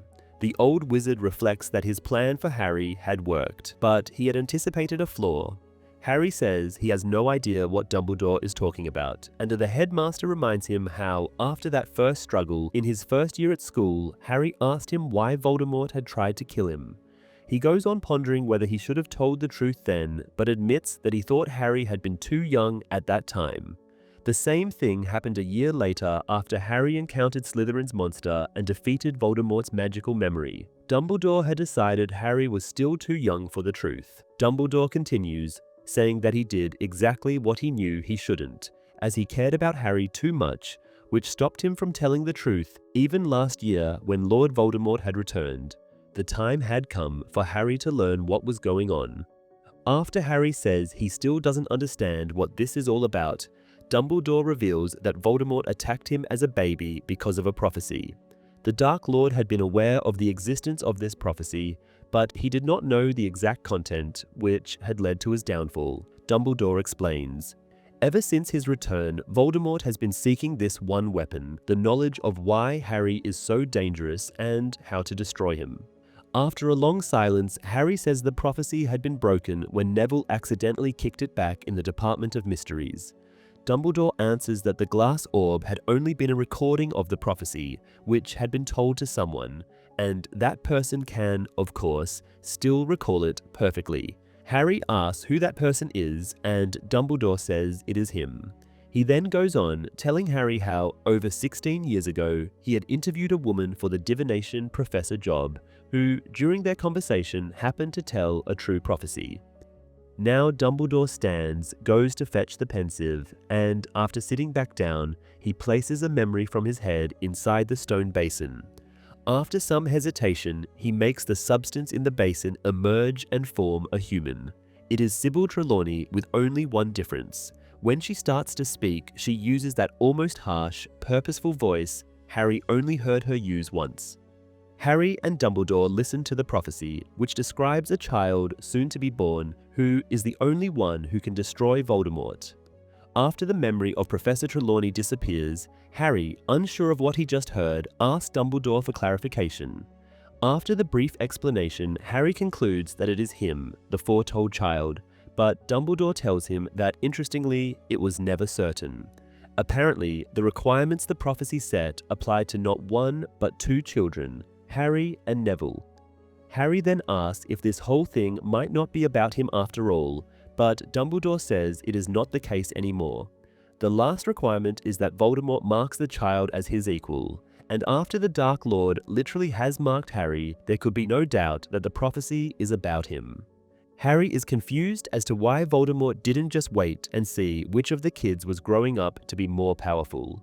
Dumbledore says the person who overheard them did not hear the full prophecy.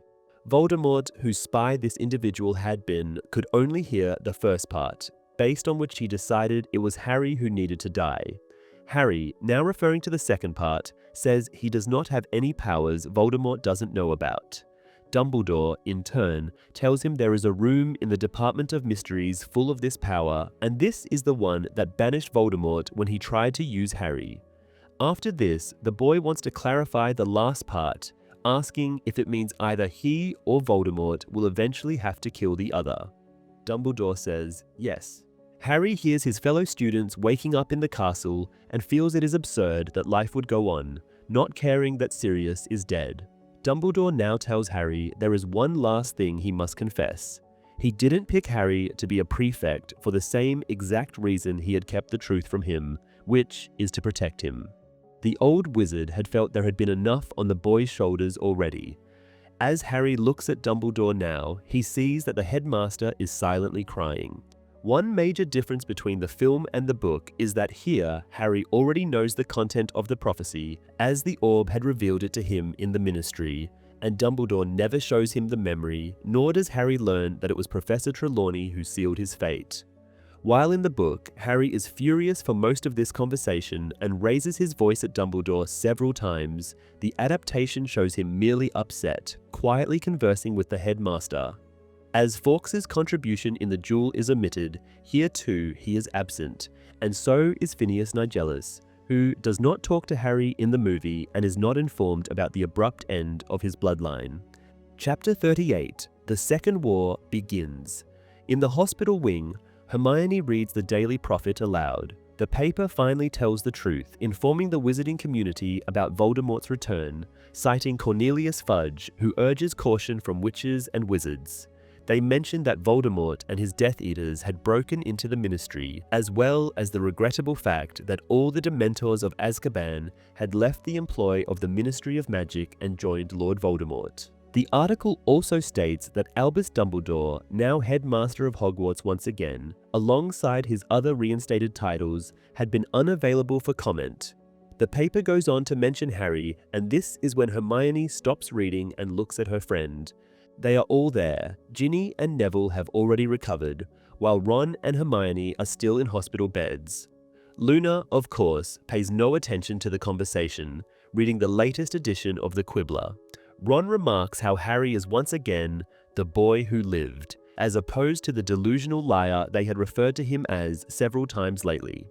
Ron's forearms are badly scarred due to his encounter with the brain, but Madame Pomfrey is optimistic.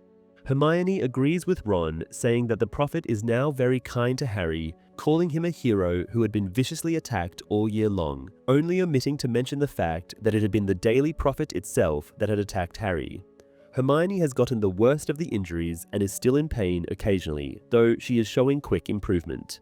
She now scans the newspaper to see if there is anything else worth mentioning, but the only interesting thing is an exclusive interview with Harry, which is not exclusive, as it is the same one Harry had given to the Quibbler. Luna pitches in, saying her father had sold the interview and had received a lot of gold. And though it looks like Hermione is about to say something rude, she ends up just uttering a generic politeness. Hermione then asks what has been going on outside the hospital wing, and Ginny tells her that Professor Flitwick had vanished the portable swamp, but left a little roped-off portion of it, thinking it is a remarkable spell.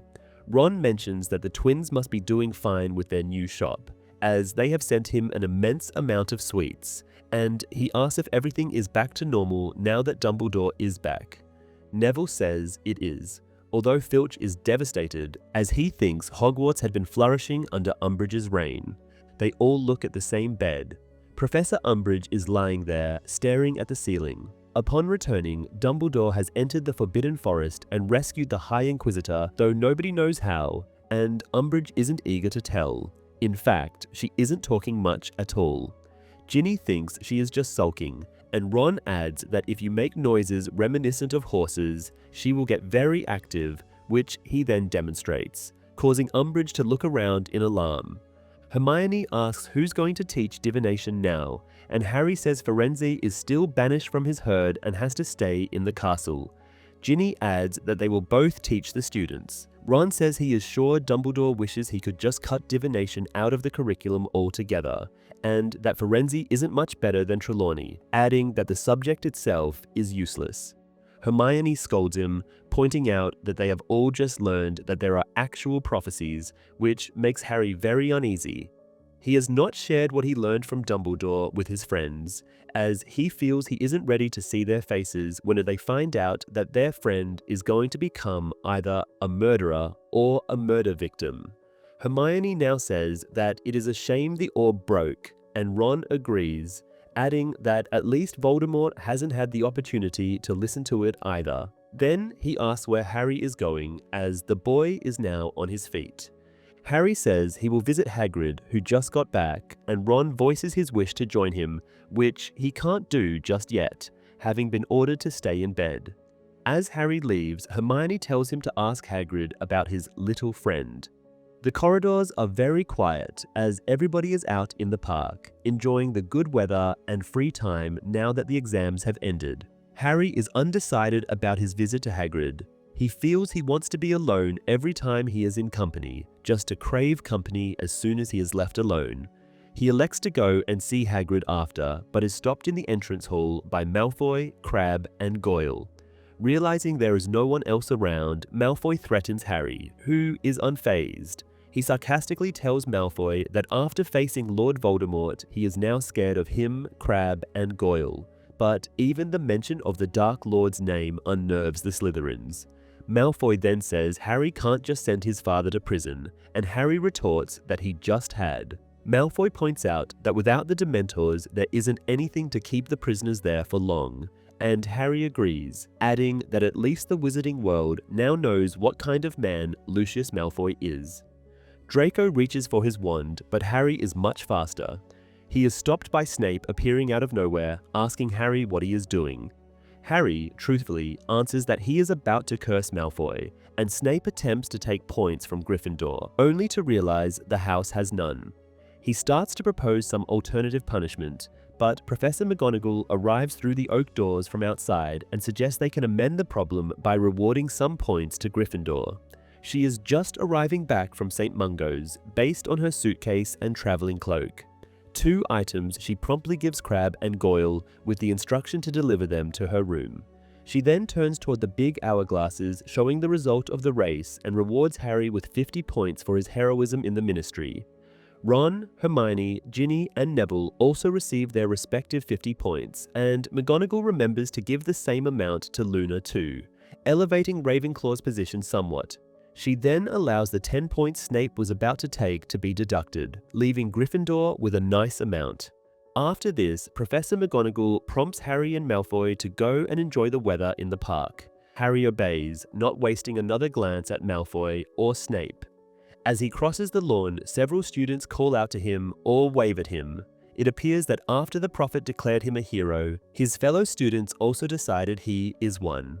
Harry, not eager to be asked about his latest adventure, does not react to any of this and walks straight to Hagrid's hut. Fang greets Harry enthusiastically as he enters Hagrid's cabin, and Hagrid offers him a cup of dandelion juice. The two settle in, and Harry, wanting to avoid any mention of Sirius, asks Hagrid where he has been. Hagrid explains that he had been hiding in the mountains, using the same cave that Sirius once did, though he trails off awkwardly after saying Sirius's name. Harry comments that Hagrid seems to be in much better shape than before, and Hagrid expresses how delighted Grawp had been when he visited him again. He even mentions the possibility of finding a girlfriend for Grawp, though Harry finds the idea of another giant living in the Forbidden Forest rather unsettling. Despite his unease, Harry doesn't have the heart to discourage Hagrid. Instead, he feels a deep desire to be alone, so he drinks his juice quickly in the hope that he can leave soon. Hagrid then tells Harry that now everyone knows Harry was telling the truth about everything.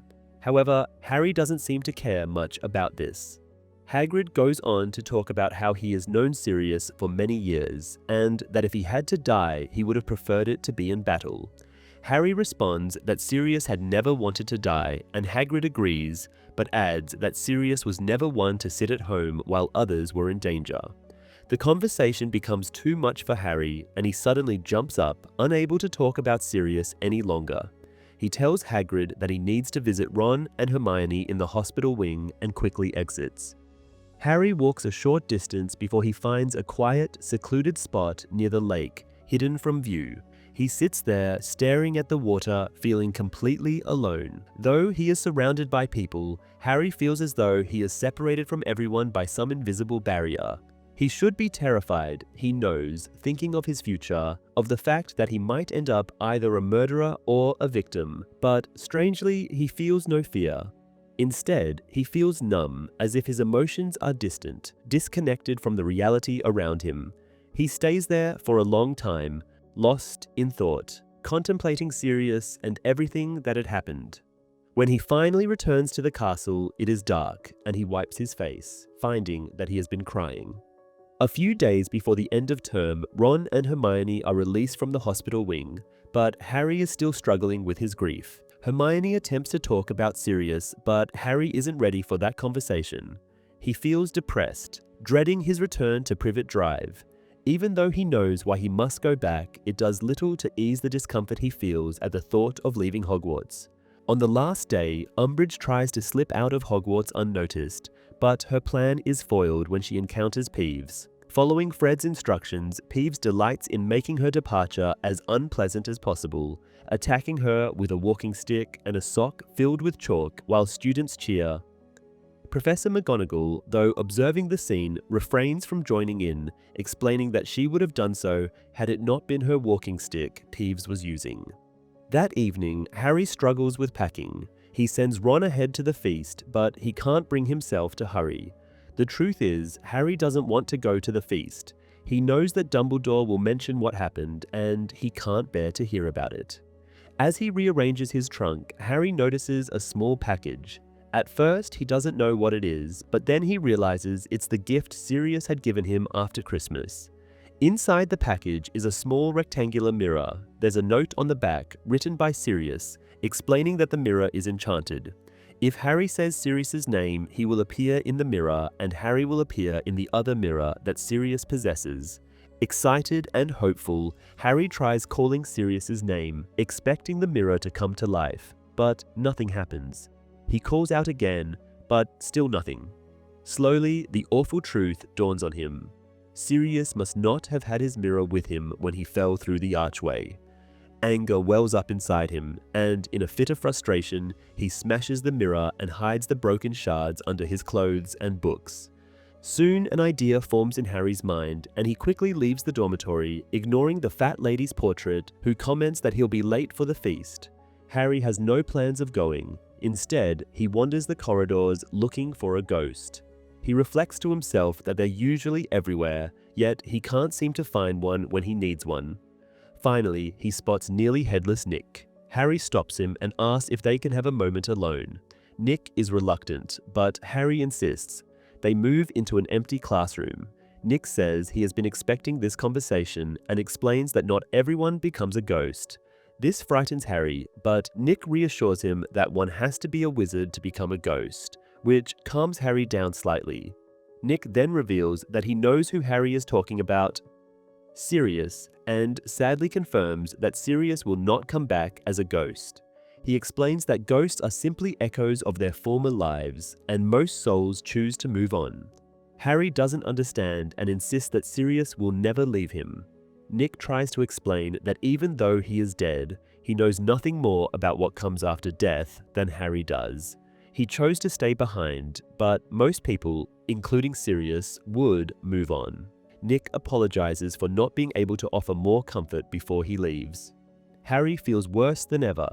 On his way back to Gryffindor Tower, he encounters Luna Lovegood, who is busy putting up a sign on the notice board.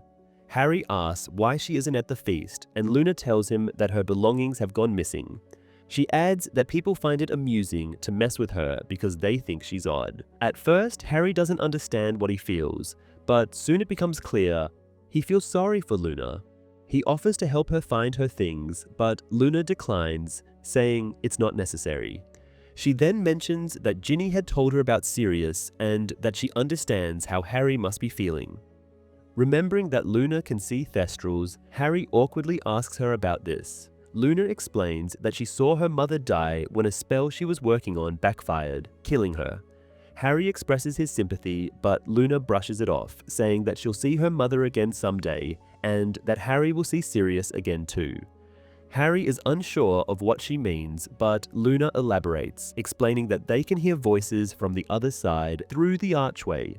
Although Harry is skeptical of some of Luna's beliefs, he can't deny that he has heard those voices too. Harry offers to help Luna find her things again, but she declines once more, saying they always turn up eventually. As she walks away, Harry feels a bit less alone, a small spark of comfort amid his grief. The next day, the journey on the Hogwarts Express back to London proves to be an interesting one. Malfoy, Crabbe, and Goyle, who had been trying to confront Harry alone for some time, finally manage to do so. However, their attempt backfires when they begin their attack in front of a compartment full of DA members. After the group demonstrates all the jinxes and spells they've learned from Harry, the three Slytherins are left looking like giant slugs. Ernie Macmillan comments that he would love to see Malfoy's mother's reaction when she sees her son in his current state, and Ron adds that in Goyle's case, it is an improvement. During the ride, Ron draws Harry's attention to Cho, who is passing in front of their compartment with Marietta Edgecombe, who is still trying to hide her face. Ron asks Harry what's going on between him and Cho, to which Harry responds that nothing is happening. Hermione adds that Cho is now dating someone else. Harry realizes he has no interest in this, and Ron remarks that Harry is better off, suggesting that he would need a more cheerful girlfriend. It turns out Cho is now dating Michael Corner, who had turned out to be a sore loser and been dumped by Ginny after Gryffindor won the Quidditch Cup from Ravenclaw. Ron is glad to hear this, advising Ginny to pick someone better next time while glancing at Harry. Ginny, however, reveals that she is now dating Dean Thomas, which causes Ron to visibly disapprove. As the train approaches King's Cross, Harry is not eager to leave. He even entertains the idea of staying on the train, but ultimately he grabs Hedwig's cage and his other belongings, making his way off the train. When he crosses through the barrier from platform 9 3/4 to the main station, he is greeted by a small group waiting for him. The Weasley parents, Lupin, Tonks, Mad-Eye Moody, Fred, and George. Mrs. Weasley enthusiastically greets the children as Ron asks the twins about their new identical green jackets, which turn out to be made of dragon skin. Meanwhile, Harry asks Lupin why the group is here, and Lupin explains that they thought it was time for a little chat with the Dursleys about Harry. Harry is unsure whether this is a good idea, but Moody reassures him, spotting Uncle Vernon, Aunt Petunia, and Dudley approaching. They stop when they see Harry's entourage, and the group moves to confront them. Mr. Weasley, who has already met the Dursleys, greets them and announces that they want a word. Moody adds that it's about how they treat Harry. Uncle Vernon, looking defensive, says he didn't realize that others had any say in what goes on in his own home, to which Moody responds that there's a lot Vernon doesn't know.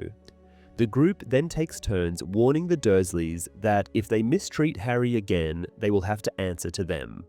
Angrily, Uncle Vernon demands to know if they are threatening him, and Moody confirms this. Vernon retorts, asking if he looks like a man who scares easily, but Moody lifts his angled bowler hat slightly, revealing his magical eye, which sends Vernon stepping back in fear. Moody remarks that Vernon looks exactly like someone who is easily scared. The former Auror then turns to Harry and tells him that if the Order doesn't hear from him in 3 days, someone will visit the Dursleys, causing Aunt Petunia to whimper. As the encounter concludes, the Weasleys promise to move Harry to their house as soon as possible. Harry, overwhelmed and speechless, simply waves goodbye, feeling deeply grateful for everything they've done. He doesn't know what to say as he walks into the sunshine. The movie does not show Umbridge's departure, but it depicts the reversal of many of the changes she had made to the school, such as Filch replacing the paintings he had previously removed. The film concludes on a similarly optimistic note, though the scene with the Order of the Phoenix confronting the Dursleys is not included. The final chapter is almost entirely omitted from the film, with the only scene carried over being the conversation between Harry and Luna. Additionally, in the film, Hogsmeade Station is shown as being located in the woods, which, in the absence of any other forest, must be the Forbidden Forest. This contradicts the book, where the station is part of Hogsmeade Village. The station also appears smaller than in previous films. And when you get the chance, check out our Game of Thrones inspired Choose Your Own Adventure game here on YouTube by clicking the video link on the screen right now.